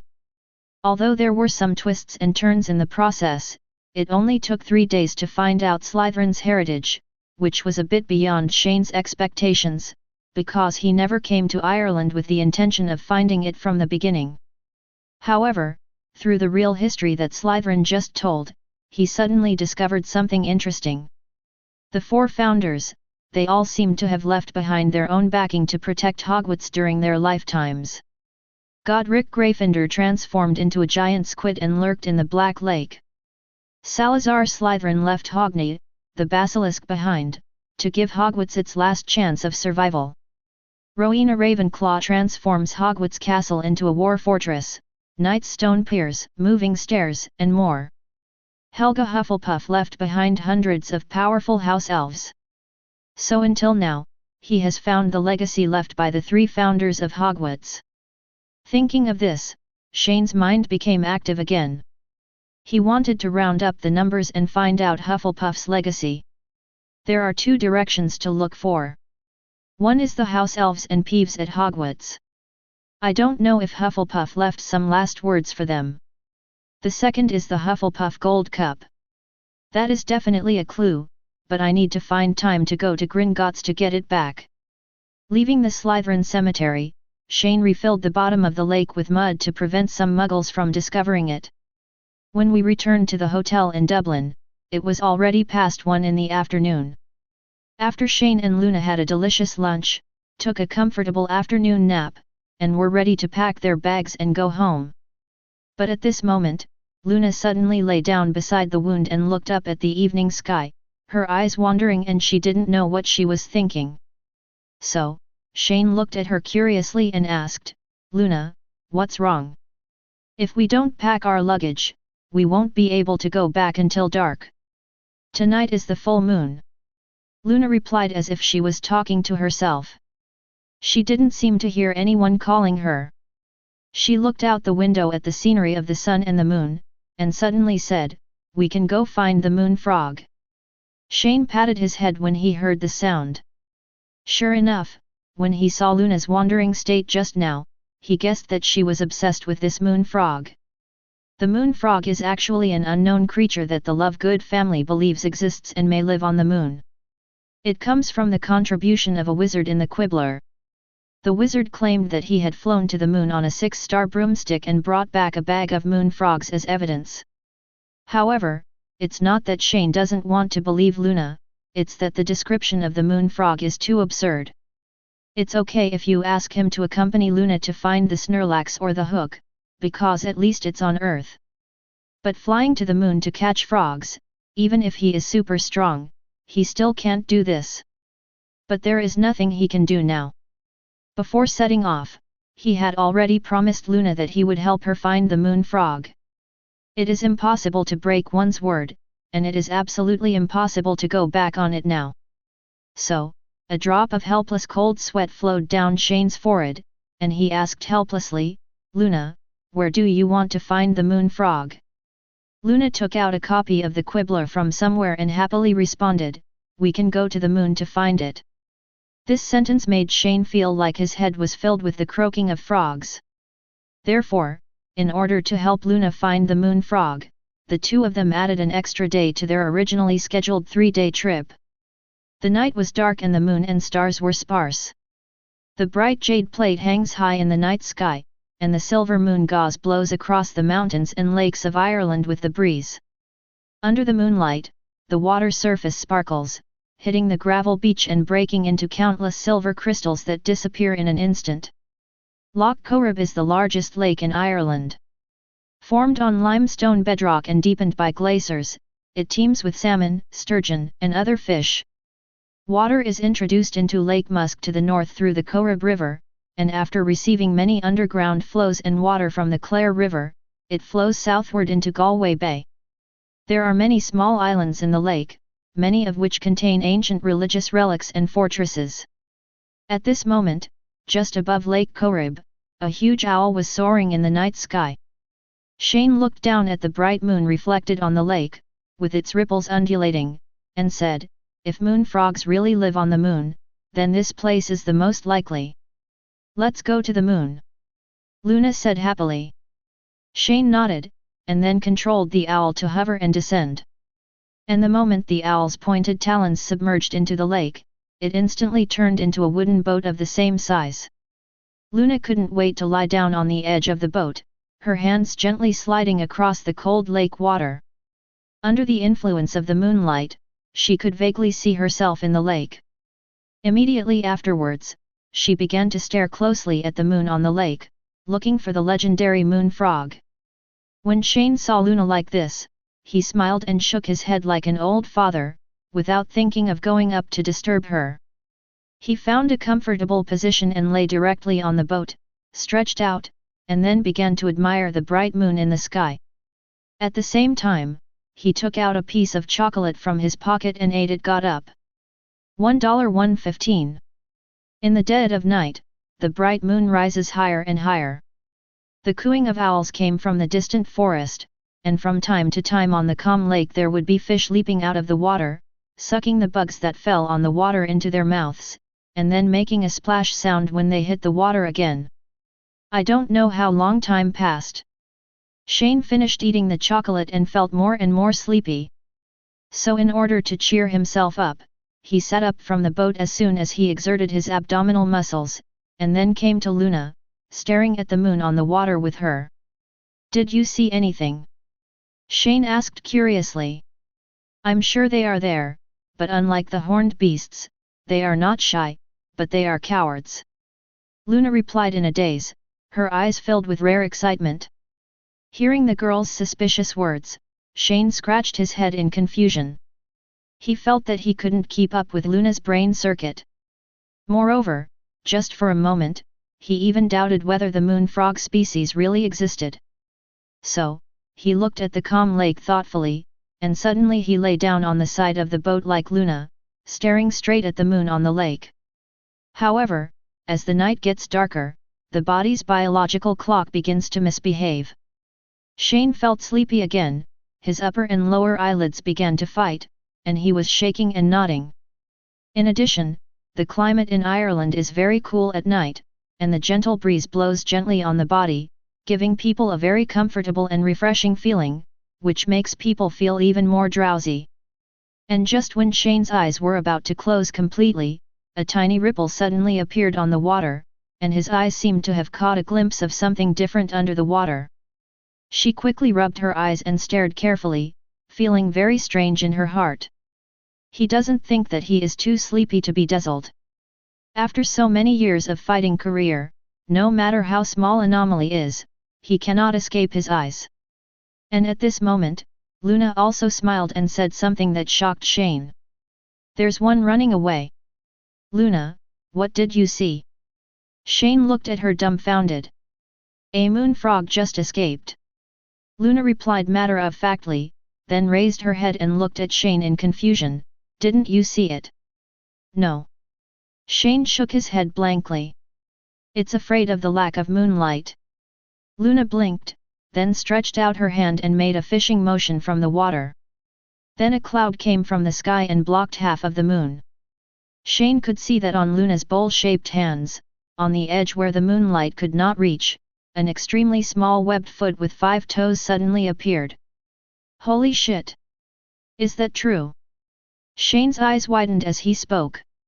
He quickly stepped forward to take a closer look, but when his figure blocked the moonlight, the frog in Luna's hand suddenly struggled violently, then kicked off his legs and jumped back into the water with a splash. Shane looked at this scene and immediately snapped his fingers, and a water ball immediately rose from the lake and floated in front of him. Chapter 56. The moon frog seems to be very afraid of the absence of the moon. As long as it is in a shadowed place, it will kick its legs crazily to reach a place with moonlight. But because of magic, they can only keep spinning in the water polo. "Luna, have you been looking at them just now?" Shane looked at Luna in shock. At this time, he truly felt Luna's otherworldly perspective and wisdom. This kind of person is simply a treasure of Ravenclaw. Yeah, didn't I just say that? The moon frog is different from the crescent horn Snorlax. It is not shy, but it is a coward. Luna tilted her head and replied with a calm smile. At this time, Shane was so shocked that he couldn't speak. He directly reached into the water balloon, fished out a moon frog, and studied it carefully. He found that the size of this creature is actually very small, only half the size of a palm. It does not look much different from an ordinary frog. Its grey skin has silver fluorescent eye spots similar to those of an octopus, and it is snow white. The abdomen, eyes are bulging, and the head is triangular in shape. It is sticky, wet, and slippery in the hand. Shane placed the moon frog on his hand under the moonlight, and it immediately became transparent and the whole baby remained motionless. And this is also the main reason why Shane has not been able to detect the existence of this creature just now. It's incredible, Shane said, looking at the flapping moon frog in his hand. Speaking of which, the wizard who originally contributed to the Quibbler didn't publish it directly. This might have earned him a Sir Merlin third-class regimental medal. Perhaps it was because his sweeping 6-star broom failed midway and he lost the bright frog he caught. That makes sense. Shane thought for a moment and agreed. Anyway, just follow this unusual idea. By the way, didn't your father ask you to bring back some moon frog eggs? According to the habits of frogs, it's probably not the season for them to lay eggs, so how many do you want to catch? Shane took out a large glass jar and asked. But Luna didn't say anything. Instead, she stretched out her hands, and Shane immediately placed the moon frog on her hand with intention. No need, this is their home, Luna said, and put the moon frog directly back into Lake Korib. Shane seemed to find that the moon frog that was flapping its feet in his hand just now became extremely docile in Luna's hands for some reason, even without the moonlight. Let's go back. Luna released all the moon frogs she caught, then stood up with a smile and said. Ever since, in the early morning night sky in Ireland, a huge owl flapped its wings and slowly flew under the moon. Early the next morning after discovering the moon frog, Shane and Luna finished their breakfast and immediately packed their bags and set off back to the village of Ottery St. Catchpole. The bald eagle flew over the Lovegood house, and Xenophilius seemed to have telepathy and was already waiting for his daughter's return at the door of the house. Luna, my dear daughter. Welcome home. Xenophilius walked forward and hugged Luna, and kissed the latter lovingly on the forehead. Dad, I found the moon frog. Luna raised her head from her father's arms and told her the good news. Oh, is it true? Did you bring its eggs back? Xenophilius was not surprised to find the moon frog. No, they don't lay eggs now. Luna replied, then faced Shane. Thank you, Shane. I will always remember this trip. I will too. Shane replied with a smile, and then returned Luna's luggage to her. Go back and rest. If there is a chance, we can try to find the horned beast next time. Luna took the luggage and smiled, then turned around and skipped into the house and went upstairs. I'm sorry, Mr. Lovegood. Luna and I were supposed to come back yesterday, but we didn't expect that we were delayed for a whole day for various reasons. Watching Luna disappear at the top of the stairs, Shane turned to Xenophilius said. Oh, it doesn't matter, Luna is very happy too, isn't she? Xenophilius replied calmly, his eyes just as erratic as Luna's. This is a photo I took of Luna during this trip. The photo of the moon frog is also in it. I have written a rough description on the back of the photo. If you think it is okay, you can publish it in the Quibbler. Check out the relevant reports. Thank you. Thank you very much. Xenophilius took the photo and held it up happily. His attention was always on the photo of his daughter, and he didn't even glance at the photo of the moon frog. When Shane saw this, a suspicion that had been buried in his heart before could not help but expand again. So, he looked at the necklace around Xenophilius's neck and suddenly asked, Mr. Lovegood, are you a saint? Xenophilius' hand holding the photo suddenly stiffened, and his face suddenly became stiff. But he reacted quickly, slowly put down the photo and said with a puzzled look on his face, "Mr. Dolea, I don't know what you are talking about. The necklace around your neck is exactly the same as the symbol of Grindelwald's saints. Oh, I don't know if you know the Deathly Hallows, this necklace represents Resurrection Stone, Elder Wand, Invisibility Cloak, of course I know." Shane interrupted Xenophilius directly and continued, "Don't worry, Mr. Lovegood, I have no ill intentions towards you. I'm curious, you seem to have not been born when Grindelwald was defeated, how did you obtain the status of a saint? How did you find out?" After a moment of silence, Xenophilius's expression did not change, but he directly admitted his identity. "Actually, I'm not sure." Shane replied with a smile, "It was just a test. If you admit it, then my guess is correct. If you choose to hide it, then I actually have no conclusive evidence. The reason why I suddenly asked you if you are a saint is entirely because of your performance just now." "Performance?" Xenophilius showed a puzzled expression. Many people's first impression of Luna is that she is a crazy girl, but no one knows that her madness is just a manifestation of her too clear mind. The moon frog, the source of this inexplicable creature, has always been the contribution of an unknown wizard, but Luna firmly believed in it, and discovered this kind of inexplicable creature immediately last night. Creatures whose presence cannot be detected. To be able to raise such a sane girl, I don't believe that Mr. Lovegood is as crazy and insane as others say, considering that your wife died 2 years ago. So? I don't think I did anything or said anything that made you aware of my identity." The madness on Xenophilius's face suddenly completely disappeared, replaced by an unusual calmness. "As the editor-in-chief of the Quibbler, you and Luna believe in those absurd things, but just now, you had almost no reaction to Luna's discovery of the moon frog, and when I just gave you the photo, you also showed no concern for those photos of moon frogs. So, combined with what I said before, your actions just now make me wonder whether you have known about the existence of creatures like the moon frog for a long time, but it is just because of your status as a saint that you are inconvenient to tell it to exist. Announce it." "Ha ha ha." Xenophilius laughed softly and showed a sense of relief. "I didn't expect that."